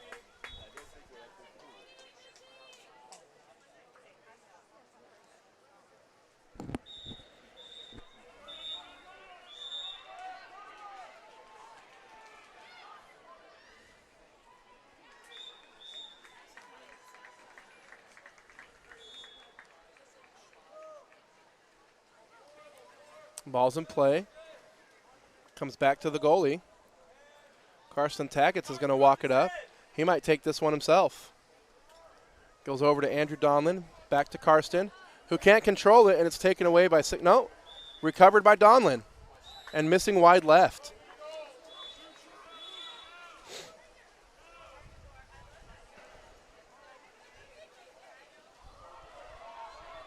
A second difference now between shot clock and game clock.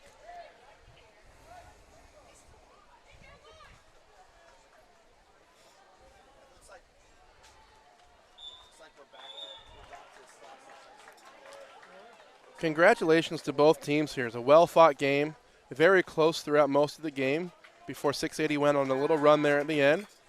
Let's review the scores. On American River, 2 goals from Caden Rutan and a goal apiece from Devin Charamuga, Nathaniel Jones, Nathan Larson, and Rafael Ruano. On the other side, Jay Hubbard led the way with 4 goals, 2 goals each from Evan Hoffman and Caden Poyo, and a goal apiece from Khalid Khan and James Lambert. Next up is another 16U game between West Valley and SB Premier. Stay tuned, that game will start here shortly.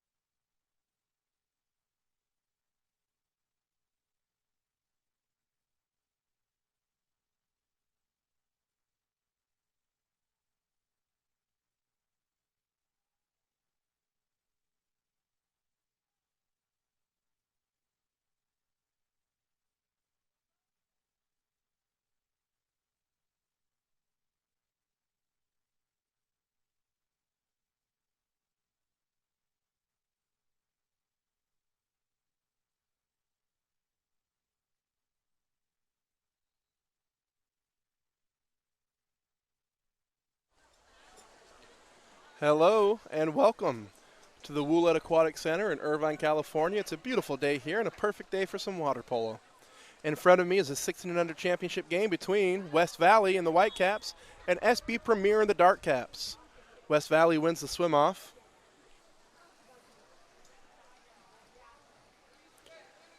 They get the first possession of the game. They're working it around to the right side.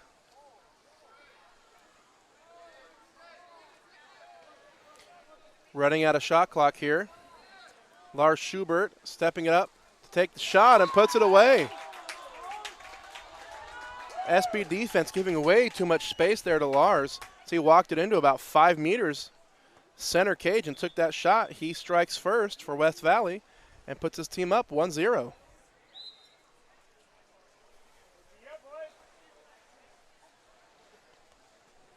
We'll see how Premier responds. They've got the ball over on the left side.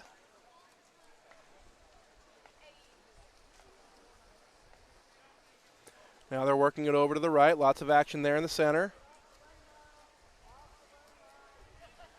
There's a drive into a post-up on the right post. Foul on the deep wing. Defense collapses on the post.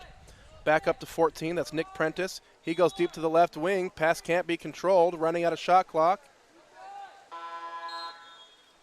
Good defense there from West Valley, not allowing the shot. Now they come back with a chance to stretch their lead.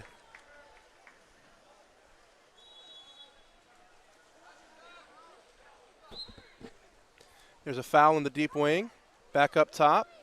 Giancarlo Marquez has it. Andres Belesne in center. Taking up a lot of space, commanding a lot of attention. Giancarlo raises from about 10 meters. His shot bounces off the crossbar and comes clear back into half.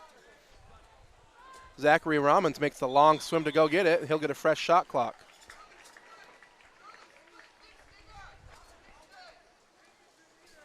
Into number 5, Ryan Tang. The defense collapses. He gets it out safely to Lars Schubert, who now goes across the pool. Defense again collapses, and this time it's taken away and awarded to SB Premier. Here comes Premier on the attack.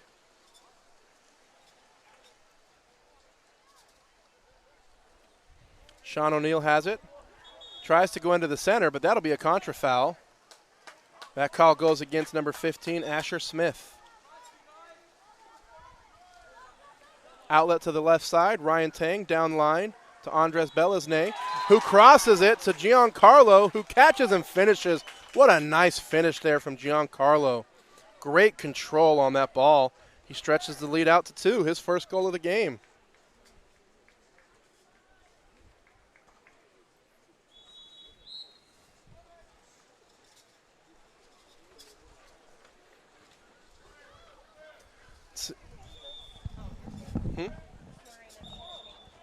No, she did not. Foul there, deep in the right corner. See how Premier responds. Now they get it into the center. Asher has some time. He turns and his shot falls short.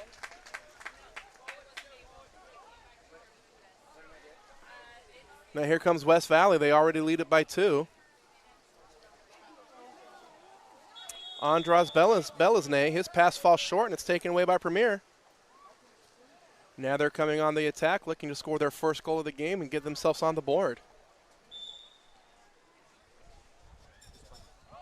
West Valley, SB Premier. Ball deep in the left corner, comes back up top to Charlie Franzen. He'll attack, he's got space. And an exclusion foul. That call goes against number 10, Andres Belesne, his first. And the first power play opportunity for Premier. We'll see if they can capitalize on this, and they do. Charlie Franzen making his job look easy as he hits a relaxing shot from about 7 meters out right into the top corner. Gets his team on the board, cuts their lead in half.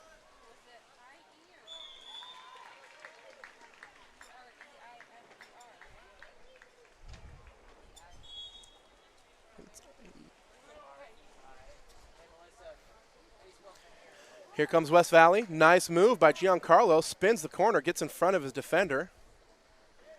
Now passes it safely out to Zach Ramons. He'll slide it down the left side, take the shot. Easy save by Jackson Burford. As he's scrambling for the rebound, he pushes it out of bounds. Fresh shot clock and new possession for West Valley.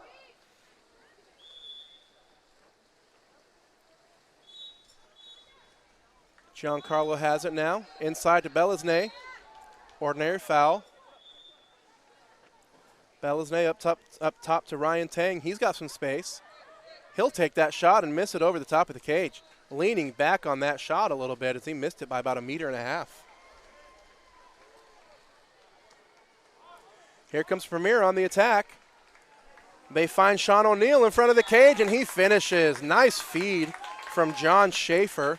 Put it in front of Sean O'Neill on the water, who picked it up and put it under the armpit of Leo Wall.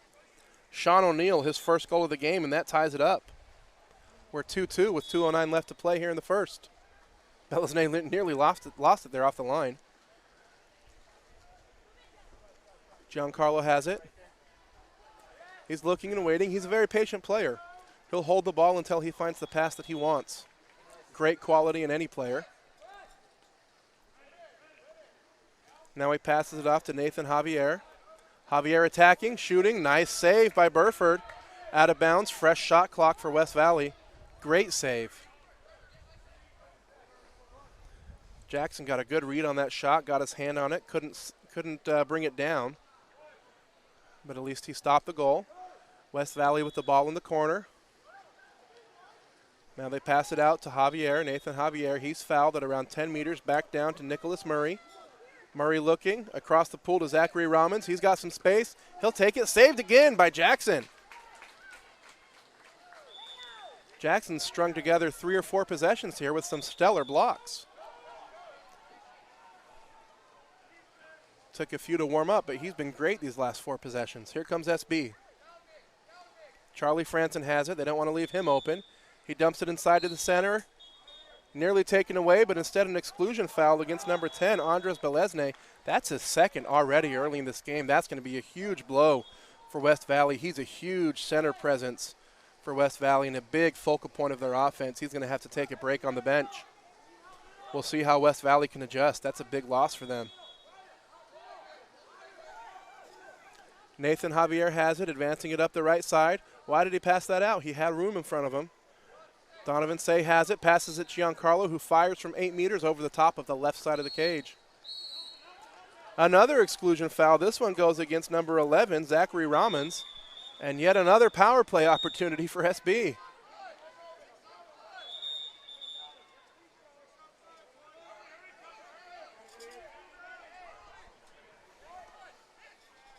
These exclusions are really going to start to hurt West Valley later in the game as some of their key players are having to take breaks early. That shot, Phil blocked out of bounds. West Valley recovers. Still 2-2 here. 25 seconds left in the first quarter. Ryan Tang has it. Nice steal by John Schaefer, who throws it to an open cage. What a heads-up play by Schaefer. Wow. He stole that pass from Ryan Tang, who tried to receive the ball from the goalie. Stole it and recognized that the goalie was still making his way back to the cage. Why wasn't he swimming faster? And Schaefer put it away to a wide open net. Nice awareness, and that gives Premier their first lead of the game. Giancarlo spins in front of his defender. Nearly loses control of the ball, but earns an ordinary foul instead. 8 seconds left. He puts it in play. He might have to take this shot himself. Instead, he puts it into the center, and it's taken away. 3 seconds left. SB won't get the shot off, so that'll be the end of the first quarter. Premier, after trailing by 2, scored 3 in a row, and they're on top now 3-2. If you like the live stream, there's a lot of ways that you can support Game On Live Studios. You can go to our website, goals.co, that's GOLS.co. And you can donate to our GoFundMe. If you want to continue to see live streaming services such as this one, bring the game to you in the comfort and safety of your own home, then go ahead and donate to our GoFundMe. We also offer highlight and game packages. If you're putting together a college resume for a coach, it's a fantastic thing to have a video of your highlights, and we can do that for you.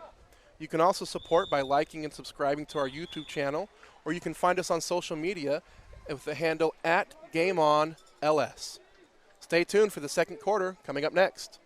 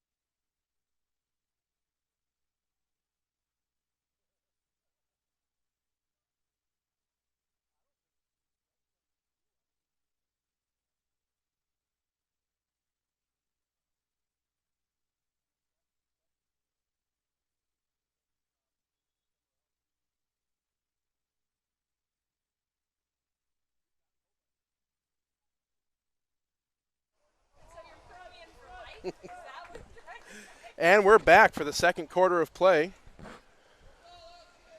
It's SB Premier on top 3-2. They scored 3 straight goals to end that first quarter. Took a little bit of time to warm up, but when they did, they got hot. Giancarlo has the ball, passing it over to the right side. Nathan Javier has it. Nice field block. Rebounded by West Valley, but taken away by Premier. Zachary Ramons on the rebound effort. Nick Prentice on the defensive stop. SB Premier with the ball on the right side. Now they put it up top into the middle. Landon Romo puts it into the center. Nice spin move and a penalty by Asher Smith. What a move. What a move, spinning in front of his defender, getting into his defender's body and forcing that penalty situation. Nice job by Smith there. Landon Romo swims up to take the penalty, and it's in. Premier stretches their lead out to 2. They lead at 4-2. 4 straight goals now for Premier as West Valley scored the first 2 and looked to be in control early, but Premier came back in a big way. That pass a little bit too much over the top, taken away by Burford.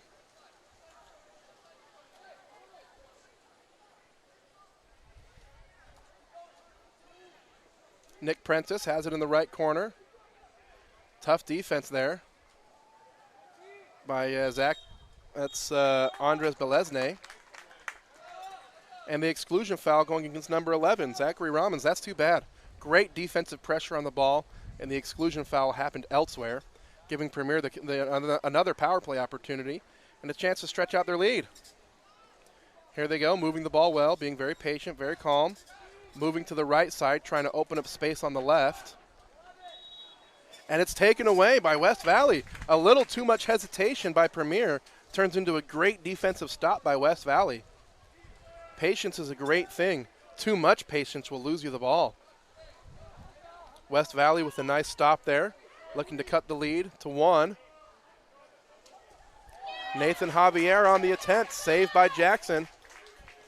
These are good shots, but they're going to have to figure out something a little different to get it by Jackson. He's had some great saves already early in this game. A nice outlet pass down the line. And the pass inside is tipped, but recovered and put away with aggression to the left side of the cage. Charlie Franzen with his second goal of the game. That pass was not good, but Charlie recovered it anyway, spun inside to his strong arm, and put it away. They're up top now, 5-2. What a move. What a strong move by Franzen.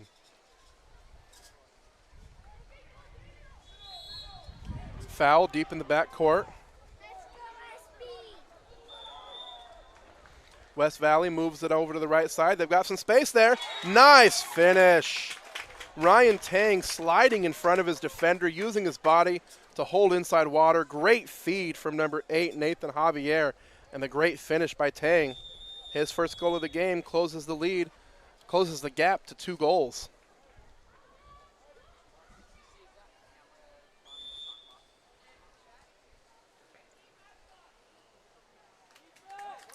Passes a little bit off the mark, and it's taken away by West Valley, and now they have some numbers. Ordinary foul.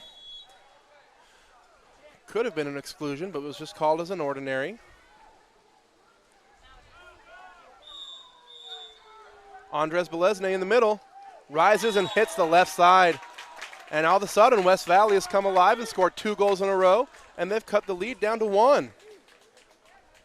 Great energy on that counterattack as they pushed the ball and pushed the tempo up in front of the defense and was able to get Andres Belesne in a situation where he had time to make his move, and he made it count.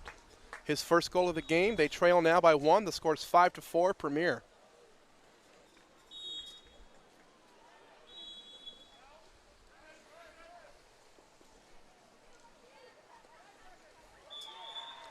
It's a game of runs, they say. West Valley scored 2 in a row.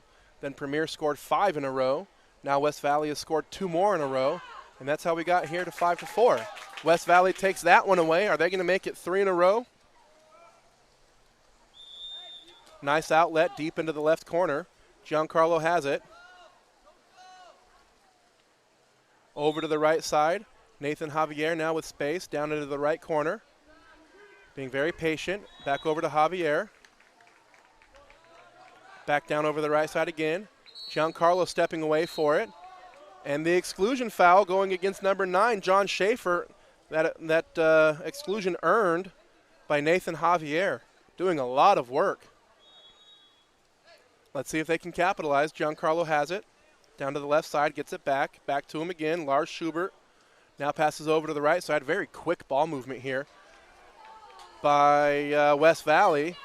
And it doesn't result in a goal. Nice opportunity there as they almost found Nathan Javier open on the 2 posts. Pass was in the air just a little bit too long. Defense was able to react on it. And now here comes SB. John Schaefer swims it all the way up to the 5 meters before he dishes it down to number 17, Jared Burford. And then it's taken away. Great defense. And now a breakaway. Lars Schubert's all alone. They're catching him. He gets it up, and he finishes. Lars Schubert with the well-timed counterattack puts away his 2nd goal of the game. He's the leading scorer for West Valley right now, and that ties it up. What a game for Lars Schubert. He scored the 1st goal to get things going, and now he scored the one to tie it up. Now he's taking a well-earned break. That's 3 in a row now for West Valley to tie it up 5-5. Let's see how Premier recovers. Lots of work happening there in center. Defense covering well, not willing to give up a center exclusion or a goal, but they get it there anyways, and he makes the turn and earns the exclusion. That exclusion earned by Carson Benedict. Nice, powerful move. Now they go up top to Marshall Phillips. He's looking, waiting, being patient. Over to Jared, back up to Phillips. Across the pool to Mateo. Mateo over to Phillips. Now down to John Schaefer. Nearly loses it, defended well. Back over to Mateo. Tries to go over, nearly taken away. Giancarlo got up big on that one to try to interfere with it. 3 seconds left. What great defense. Great defense by West Valley, being man down most of that possession, taking away every shot opportunity.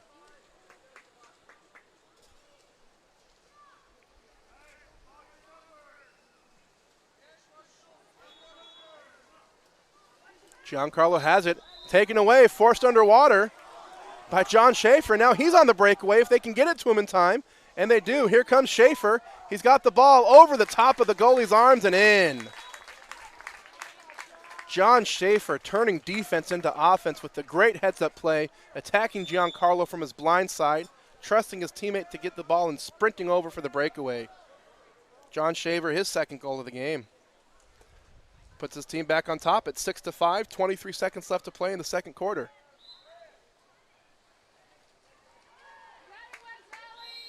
Giancarlo has it. He's fouled in his own back court, puts it in play. Very patient with the ball. Now passes it over to Zachary Ramons. Down line to Tang. Into Andres Belesne. He's at 6 meters. He's fouled. He can take that shot, and he does. Blocked, but rebounded. And there it is. Just as the 3 seconds, with 3 seconds left in the half, Nathan Javier is right there for the rebound. Gets it and puts it in and ties it up 6-6. How did Nathan do that? How did he know exactly where it was going to land?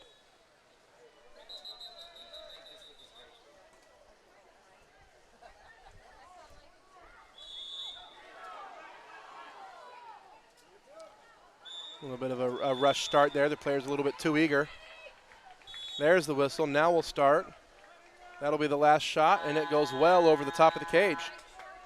So, at the end of 2 quarters of play, we've got a tie game. 6 apiece between West Valley and Premier. Stay tuned for the 2nd half coming up next.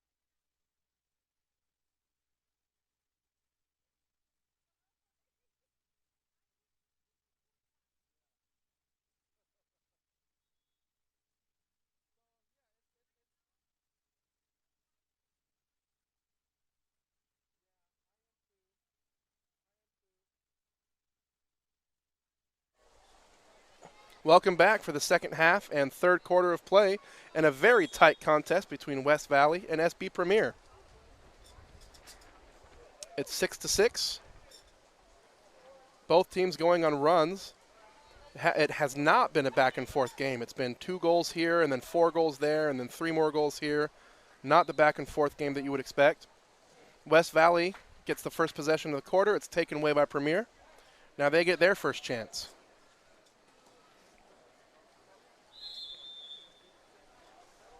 Charlie Franzen has it. Dishes it off to Landon Romo. Over to the left side, that's Jordan Lind. Lind looking into center, defense collapsing on it. Goes back over to Romo. Now inside of the center, but the pass goes long. What's going to be the call? It's a penalty. Wow. Almost as if they drew that up. It could not have been any better. The pass went long and came into the goalie's hands. And Nick Prentice, seeing it happen, jumped on the goalie and forced the ball underwater, which unfortunately for West Valley is a penalty shot. Landon Romo converts, and Santa Barbara Premier takes the lead back. Very nice heads-up play there by Nick Prentice. As I said, almost as if that's exactly what they intended to happen. And there's a contra foul immediately going against number 4, Lars Schubert, and Premier coming back again the other way. Jordan Lind quickly on the attack, dishes it off to Asher Smith, who can't finish, and it's taken away by Leo Wall.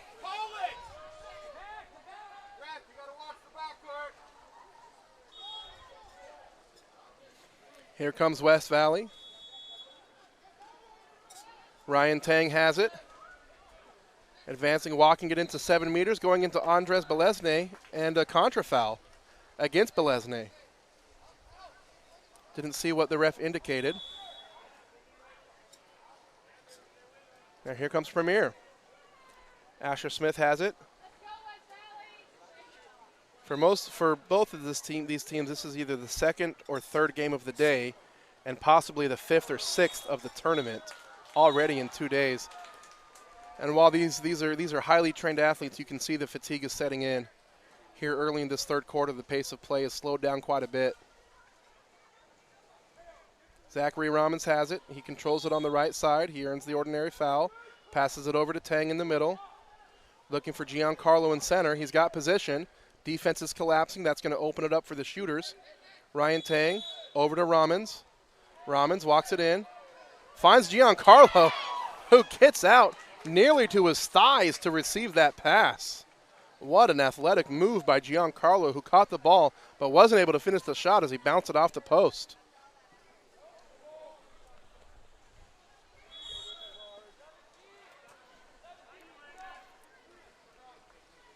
Premier with the ball in the right corner. It's a tough spot to play water polo from. Not very many options once the ball goes down there. But Nick Prentice is holding position hard on the other post. Defense is going to collapse on him. 4 seconds left. West Valley's going the other way.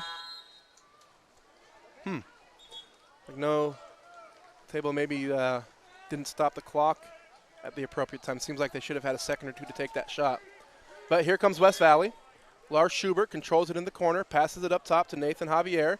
He's got some space in front of him. He'll attack. He's at 6 meters, bounces it off the post again.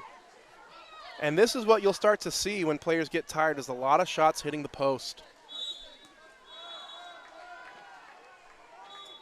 Nathan Javier, attempt number 2. This time goes into Giancarlo. Can't control it. I don't know if that was on purpose or not, but the ball fell into the hands of Lars Schubert, who just happened to be in the perfect spot, and he shoveled it into the back of the cage. He's got 3. Lars Schubert, the opportunist, finding himself in the perfect places. He's got 3 goals today. And he ties it up. It's 7-7.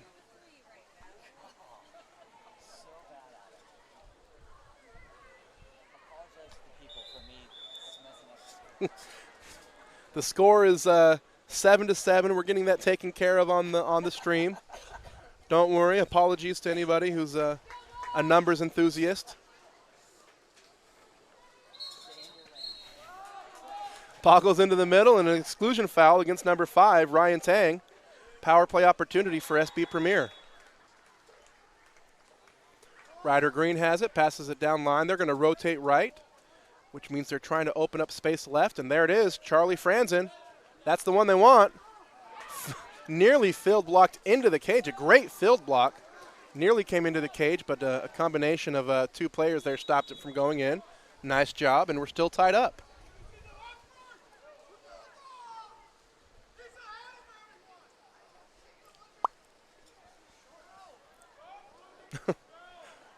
West Valley now on the attack. I just heard a comment. I don't know if you can see on the live stream, but about the shorts of the West Valley coach. They are expressive.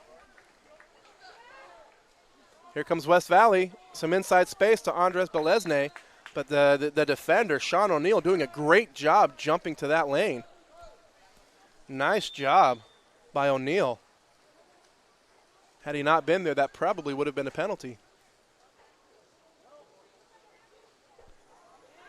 Nick Prentice playing with it a long time, but paying off as he finds the back of the net.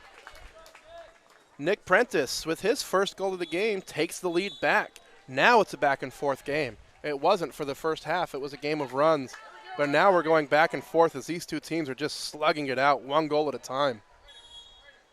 1:26 left to play in the third quarter. Premier up by 1.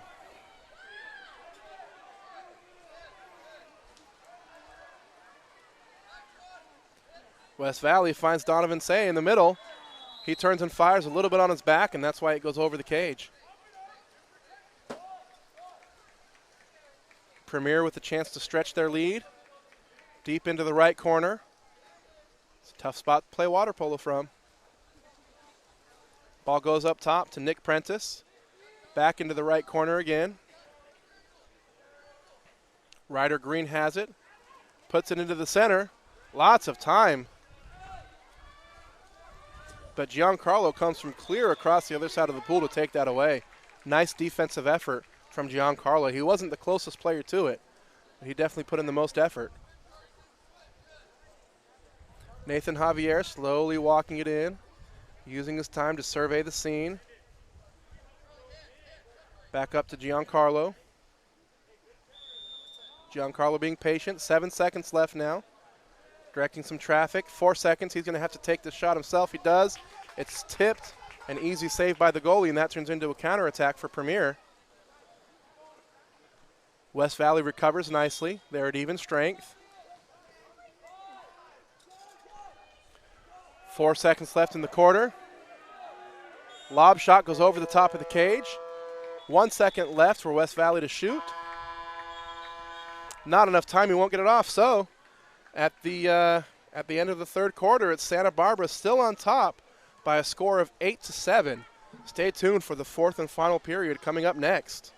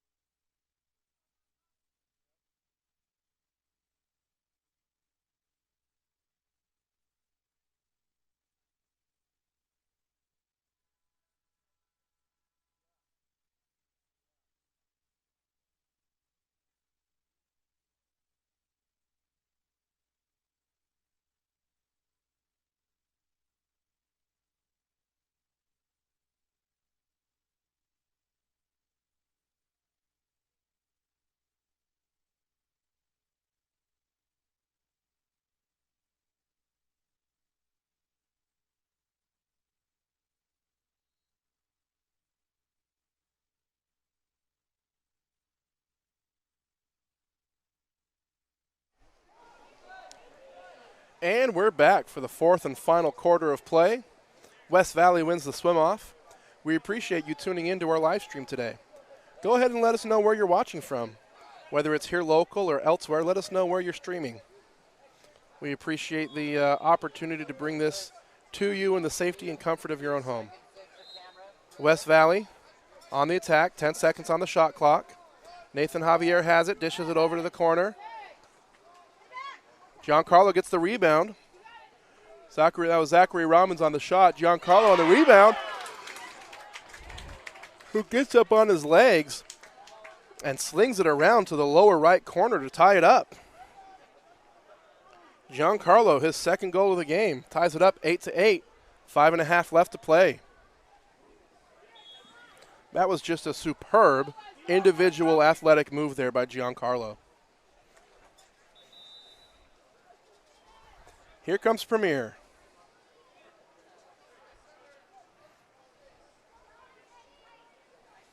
Ball in the right corner. Now they work it back out, but they take half the shot clock to do it.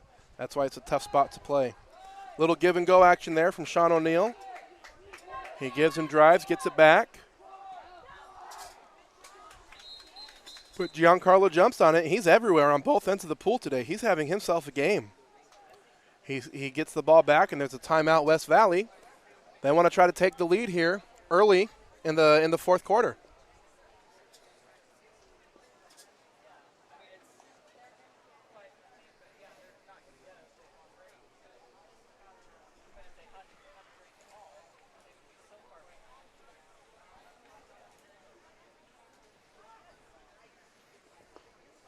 Kenya Cassidy tuning in from California. What part? Are you here local in Irvine?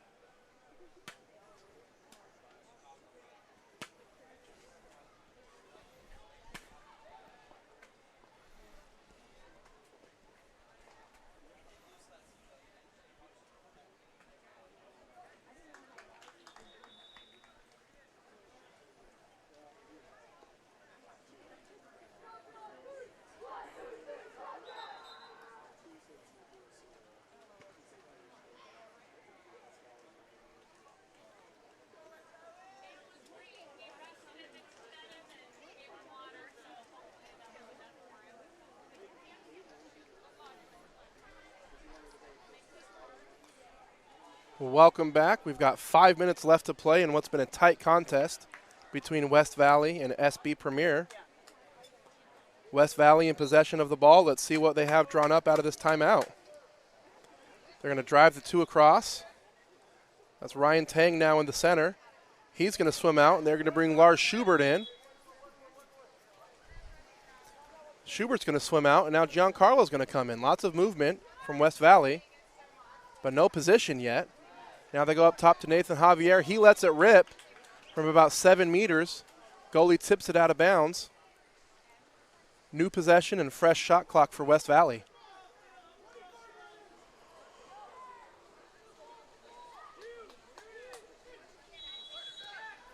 They try to go inside to Andres Belesne, but the pass is well off the mark. Belesne can't recover. It's taken away by Premier.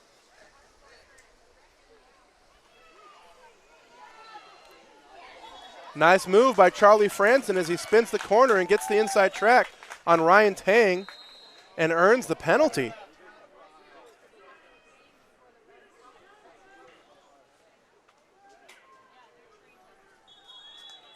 Interesting call. There's a penalty there. I would traditionally, you would see that called as an exclusion foul. But it is up to the referee whether or not there was probable goal, and he decided there was, so that's a penalty. Landon Romo steps up to take it, and it's saved by Leo Wall. What a save. Leo Wall getting up big. What a name for a goalie. Leo Wall. That's perfect. Getting up big, being a wall on that penalty shot.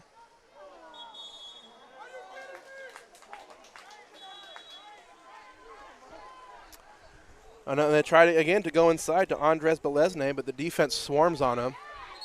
Not wanting to give up anything. Nice defensive takeaway by Ryan Tang. Giancarlo does not see the ball coming, and it's taken right back. Back and forth we go these last few possessions, and now a timeout for SB Premier. 3:41 left to play. We're still tied 8-8. Timeout SB Premier. Don't go anywhere.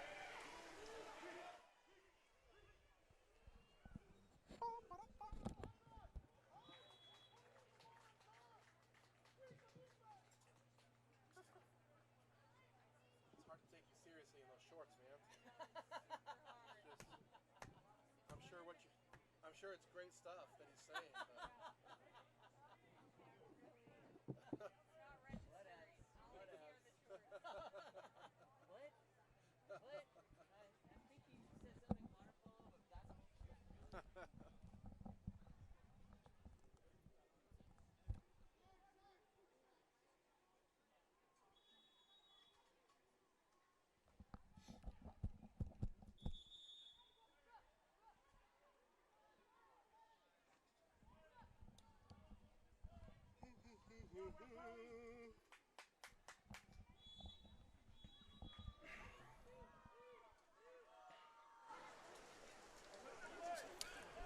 Welcome back. 3:41 left to play. 8-all. SB in possession. Let's see what magic they've drawn up out of the timeout. They put the ball deep into the left corner. Charlie Franzen has it. Now they go back up top, and now they swing it over to the right side. Sean O'Neill has it. They've isolated Nick Prentice there on the 4-5 side. They get him the ball with nice space, but West Valley swarms and takes it away, and now they've got numbers if they push the tempo. Giancarlo with a little give-and-go action, passes it in front to Ryan Tang, who gets in front of his defender and earns the exclusion. Power play opportunity for West Valley. Chance to go up on top in the fourth quarter with only 3 minutes left to play. Giancarlo has it. Now he passes it over to the right side. Now they're going to play catch. Now they pass it back to the left side. Quick ball movement here. Quick ball movement here from West Valley.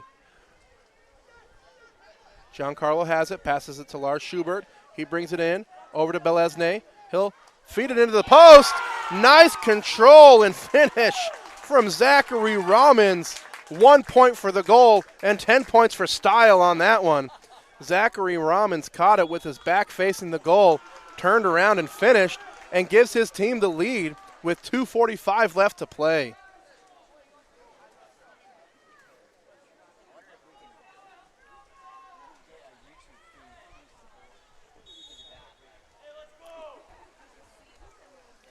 Let's see how SB Premier responds. 2:40 left to play. They find themselves all of a sudden trailing by 1. Ordinary foul. Ball deep in the right corner. Lots of action happening in the center. Carson Benedict working hard for his position. Now swimming out. Ooh, that shot nearly blocked in, but a nice block from Andres Belesne. Getting his big paw on that ball and stopping it from going in the cage. West Valley now in control. 2:15 left. Giancarlo has it. Giancarlo working the corner there. Steps away and misses well to the right side of the cage on that one. Tried to go one-on-one that time, didn't pay off. Just passing the 2-minute threshold here. Santa Barbara with great position. What a block by Leo the Wall. What a block, getting all the way over to that side. That was a great play by Premier. Asher Smith had sealed off his possession fantastically, but Leo Wall got there first. Lars Schubert has it. Tries to hold his inside position, but the defense collapses on him. And now Lars Schubert is excluded. Timeout, SB Premier. So Schubert tried to hold his inside position. The defense swarmed on him. Lost control a little bit there and came back after the ball with a little bit too much aggression. So he was kicked out. Timeout Premier. They're down by 1. 1:34 left to play on a power play. Don't go anywhere.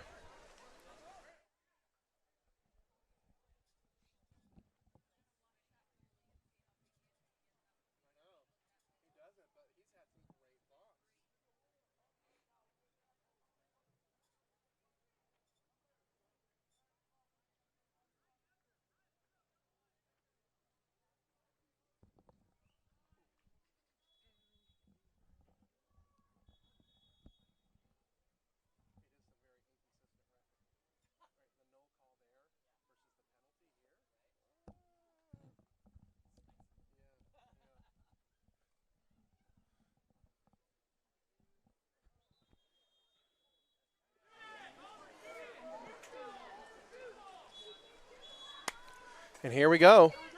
A lot on the line here.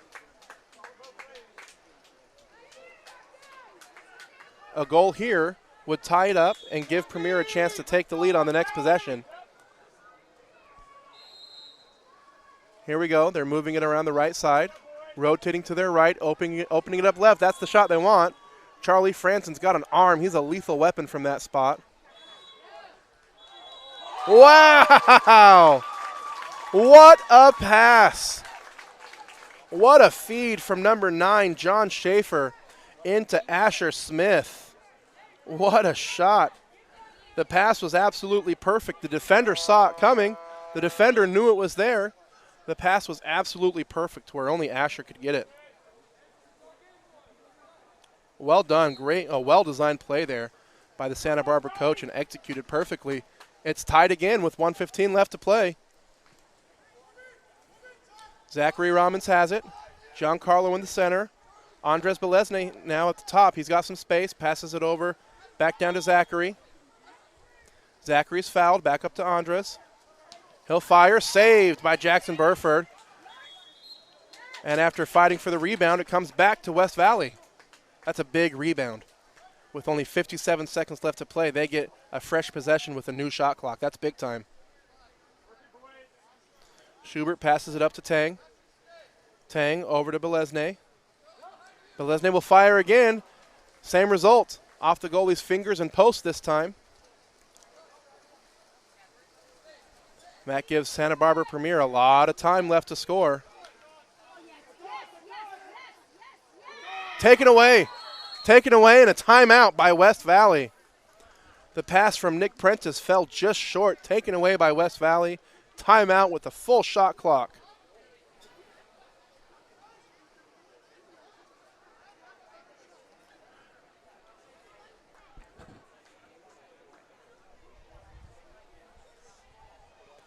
Well, these are the kind of games you want to play in. 9-9, 32 seconds left. It's been back and forth all game long. They're tired. The coaches are tired. The referees are tired. Everyone's tired. Who's going to show up to play these last 32 seconds?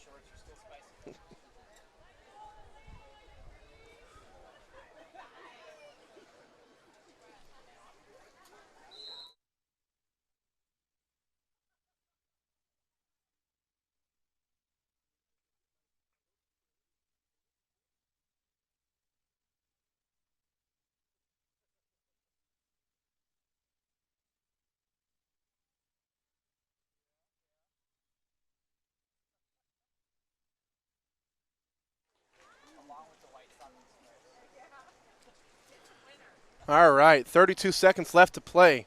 Out of the last timeout, West Valley ran a rotating driving offense on the 1-2 side. Let's see what they have drawn up this time. To Giancarlo in the middle. He'll control the ball patiently over to Zachary Robbins. Now they run a pick. They get the ball into Belesne, who gets the shot off. That's what they wanted, but it missed wide right. Great play. Good isolation for Belesne in the center. He got the shot he wanted, just couldn't put it in the back. And now with 10 seconds left, it's Premier being very slow. 5 seconds left now. Into Asher in the middle. Taken away by Belesne. He can shoot. The cage is open. And it's in! It's in at the buzzer! It's in at the buzzer! Belesne puts it away from his own 7-meter line. The goalie didn't get back to the cage in time. He didn't think that was going to happen, but Lesney took it away. Took the shot. That had to have been at least 18 meters out, right over the goalie's arms, barred down, and that's the game. Wow. Andres Belesne with the game-winning goal from 18 meters out.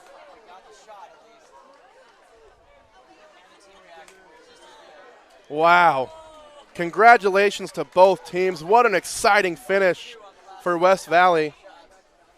We're going to take a break now. The next game will start at 6:40, excuse me. So come on back at 6:40 for some more water polo live streaming from Game On Live Stream Studio. Game On Live Studio.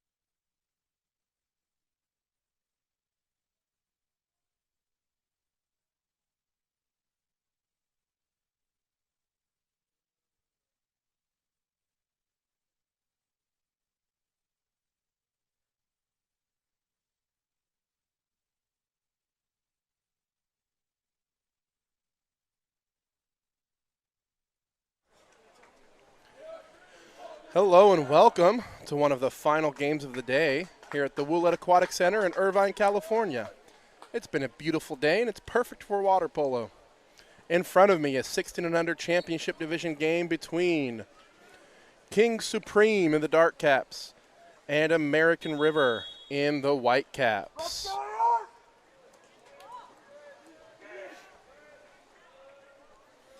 Both clubs have already played several games today. And have played several games throughout the whole tournament.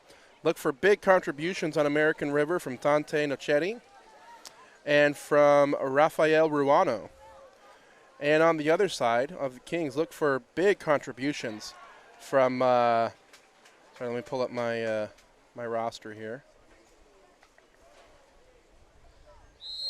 Look for big contributions from Cade Peterson and Ryle Hibbard. All right, there's the swim off, and Kings win it. They'll get the first possession of the game. Tyler Preeb has it. He's fouled in the backcourt, passes it over to the right side. Carson Waldrum now. He controls on the right, looks towards his left. Early exclusion call. That's going to go against number 12, Rafael Ruano. Excuse me, no, that goes against number 7, Caden Rutan. Early power play opportunity for the Kings. See if they can convert. Nice field block. Nice field block from Rafael Ruano. He goes by Mateo. That's probably what I'll call him the rest of this game. Andrew Donlin is in now for American River. He'll advance it up the right side of the pool. Tries to go down the line to Devin Charamuga, but too much sauce on that pass, and it goes right into the hands of Mark Lemansky. Here come the Kings. Ball in the middle, nobody in center now. We're about halfway through the possession, and there's still nobody in center. Ryle Hibbard starting to swim in a little bit. Luke McVeigh is fouled, goes all the way across. What a pass to Ryle Hibbard. Great job getting up on his legs to control that, but nice move by the goalie, Carson Taggets, to get there and make the save. Now here comes American River on the counterattack. Donlin into Devin in the middle. He'll turn, spin, fire, field block. Nice defense. That was a good move by Devin Charamuga to get up on his legs, spin that ball to protect it and get the shot off, but a nice field block from a combination of players there. We're still scoreless here, 4:23 to play in the first quarter. Here come the Kings on the attack. Ball over on the left side. Tyler Preeb has it. Preeb down line. Back up top. Preeb now looking at the center. Passing it all the way across to Luke McVeigh. He's fouled. 4 seconds left in the possession. He puts it into the center. 3 seconds. Wild backhand attempt, falls short. American River with the ball. They're going to advance the ball deep up the right corner. He's going to back it out now. He's fouled. He finds Rafael Ruano with some space on the wing. He hits it off the left post and out of bounds.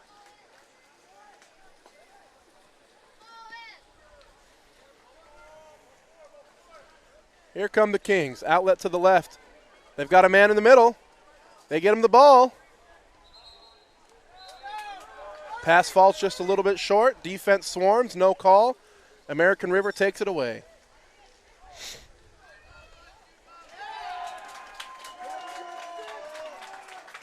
Dante Nocetti with it. He's got a rifle of an arm, and if he gets anywhere within 7 meters of the cage, he's a lethal threat with the ball.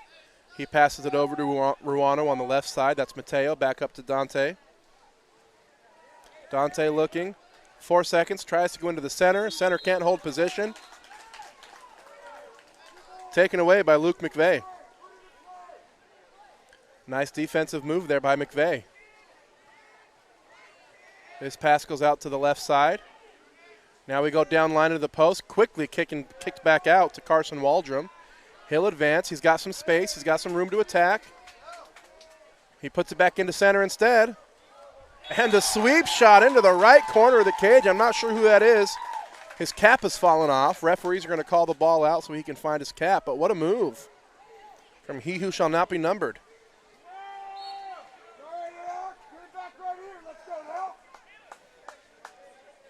There he goes. He's got it now.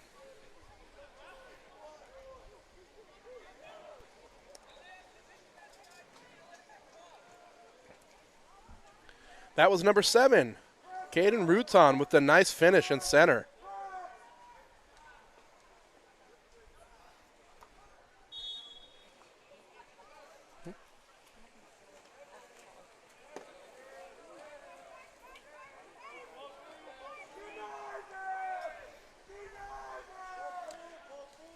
Here comes American River.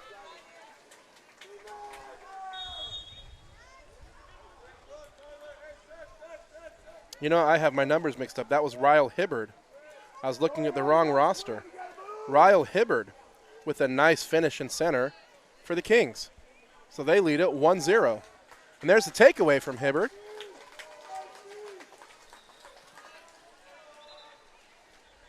Nice play there on the defensive end as well. And here comes American River. They trail it 1-0. 2:10 left to play.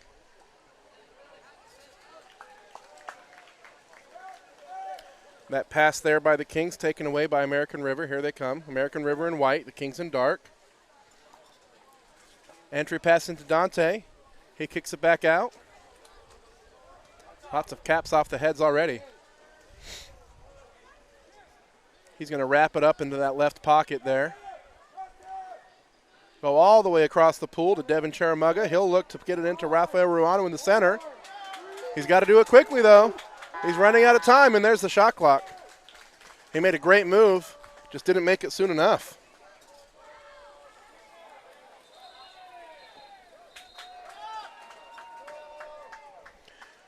Here come the Kings on the attack. Ball deep in the right corner. Hard place to play water polo from. Helps if you're left-handed, though. Wide pass all the way left. 6 seconds left, and that's taken away by American River. And now they've got numbers on the counterattack. If they can push the tempo, they'll maintain their advantage. And they do. Nice pass. Oh, it's a little low. Nathaniel Jones, though, able to recover, maintain his position, and earn the penalty. Nathan Jones all smiles on that play. He gets a lot of love from the crowd. Dante Nichetti will step up to take the penalty shot. I've seen him take about 7 penalty shots today and not miss a single one yet. I hope I didn't just jinx him, but we'll see how he does here.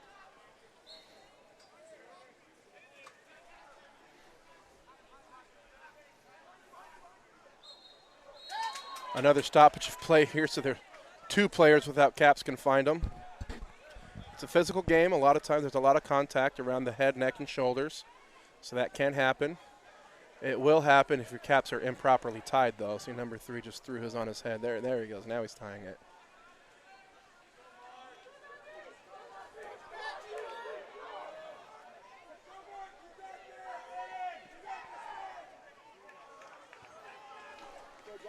All right, Dante Nichetti for the penalty. He puts it away. That's 8 for him today. And he ties it up 1-1.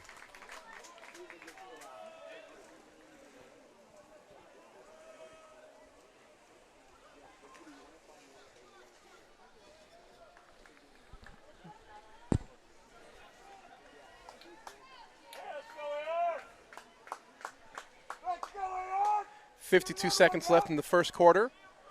We've got a low-scoring game, 1-1. Plenty of opportunities for both sides. Few misses, some great blocks, and a lot of great defensive stops. King Supreme on the attack now. Foul on the left side. Ryle Hibbard with it. He's got the lone goal for the Kings today. Pass deep into the left corner. Now Ryle's going to drive ball side. He's got great position. He turns to post up. Defense collapses on him. Good defense here from American River. The deep shot from Cahill Tucker at about 10 meters out. Nearly finds the back of the net, but it's saved. Saved by Karsten Taggett's in the cage there for American River. Nice effort on his part. Here comes American River back the other way. Dante Nichetti has it. 10 seconds on the clock. He earns the foul. Deep into the left corner, now into number 2. Devin Charamuga, but he can't control the pass. It goes long, and he fouls as he tries to get it back. And now King Supreme will get the last shot of the quarter. Saved by Taggets, and that's first. So after 6 minutes of play, we've got a 1-1 game. Don't go anywhere. Second quarter coming up next. We appreciate you tuning in to watch this live stream with Game On Live Studio. If you appreciate the live stream, there's a lot of ways you can support. You can go to goals.co, that's GOLS.co, and you can donate to our GoFundMe. If you want to continue to see live streaming services such as this one, bring water polo to you in the safety and comfort of your own home, then we need your support. You can also purchase an entire game and request a highlight video be made of any particular player, which is great if you're putting together college resumes and college applications. Other ways you can support, you can like and subscribe to our YouTube channel, and you can find us on any social media platform with the handle GameOnLS. Second quarter coming up next.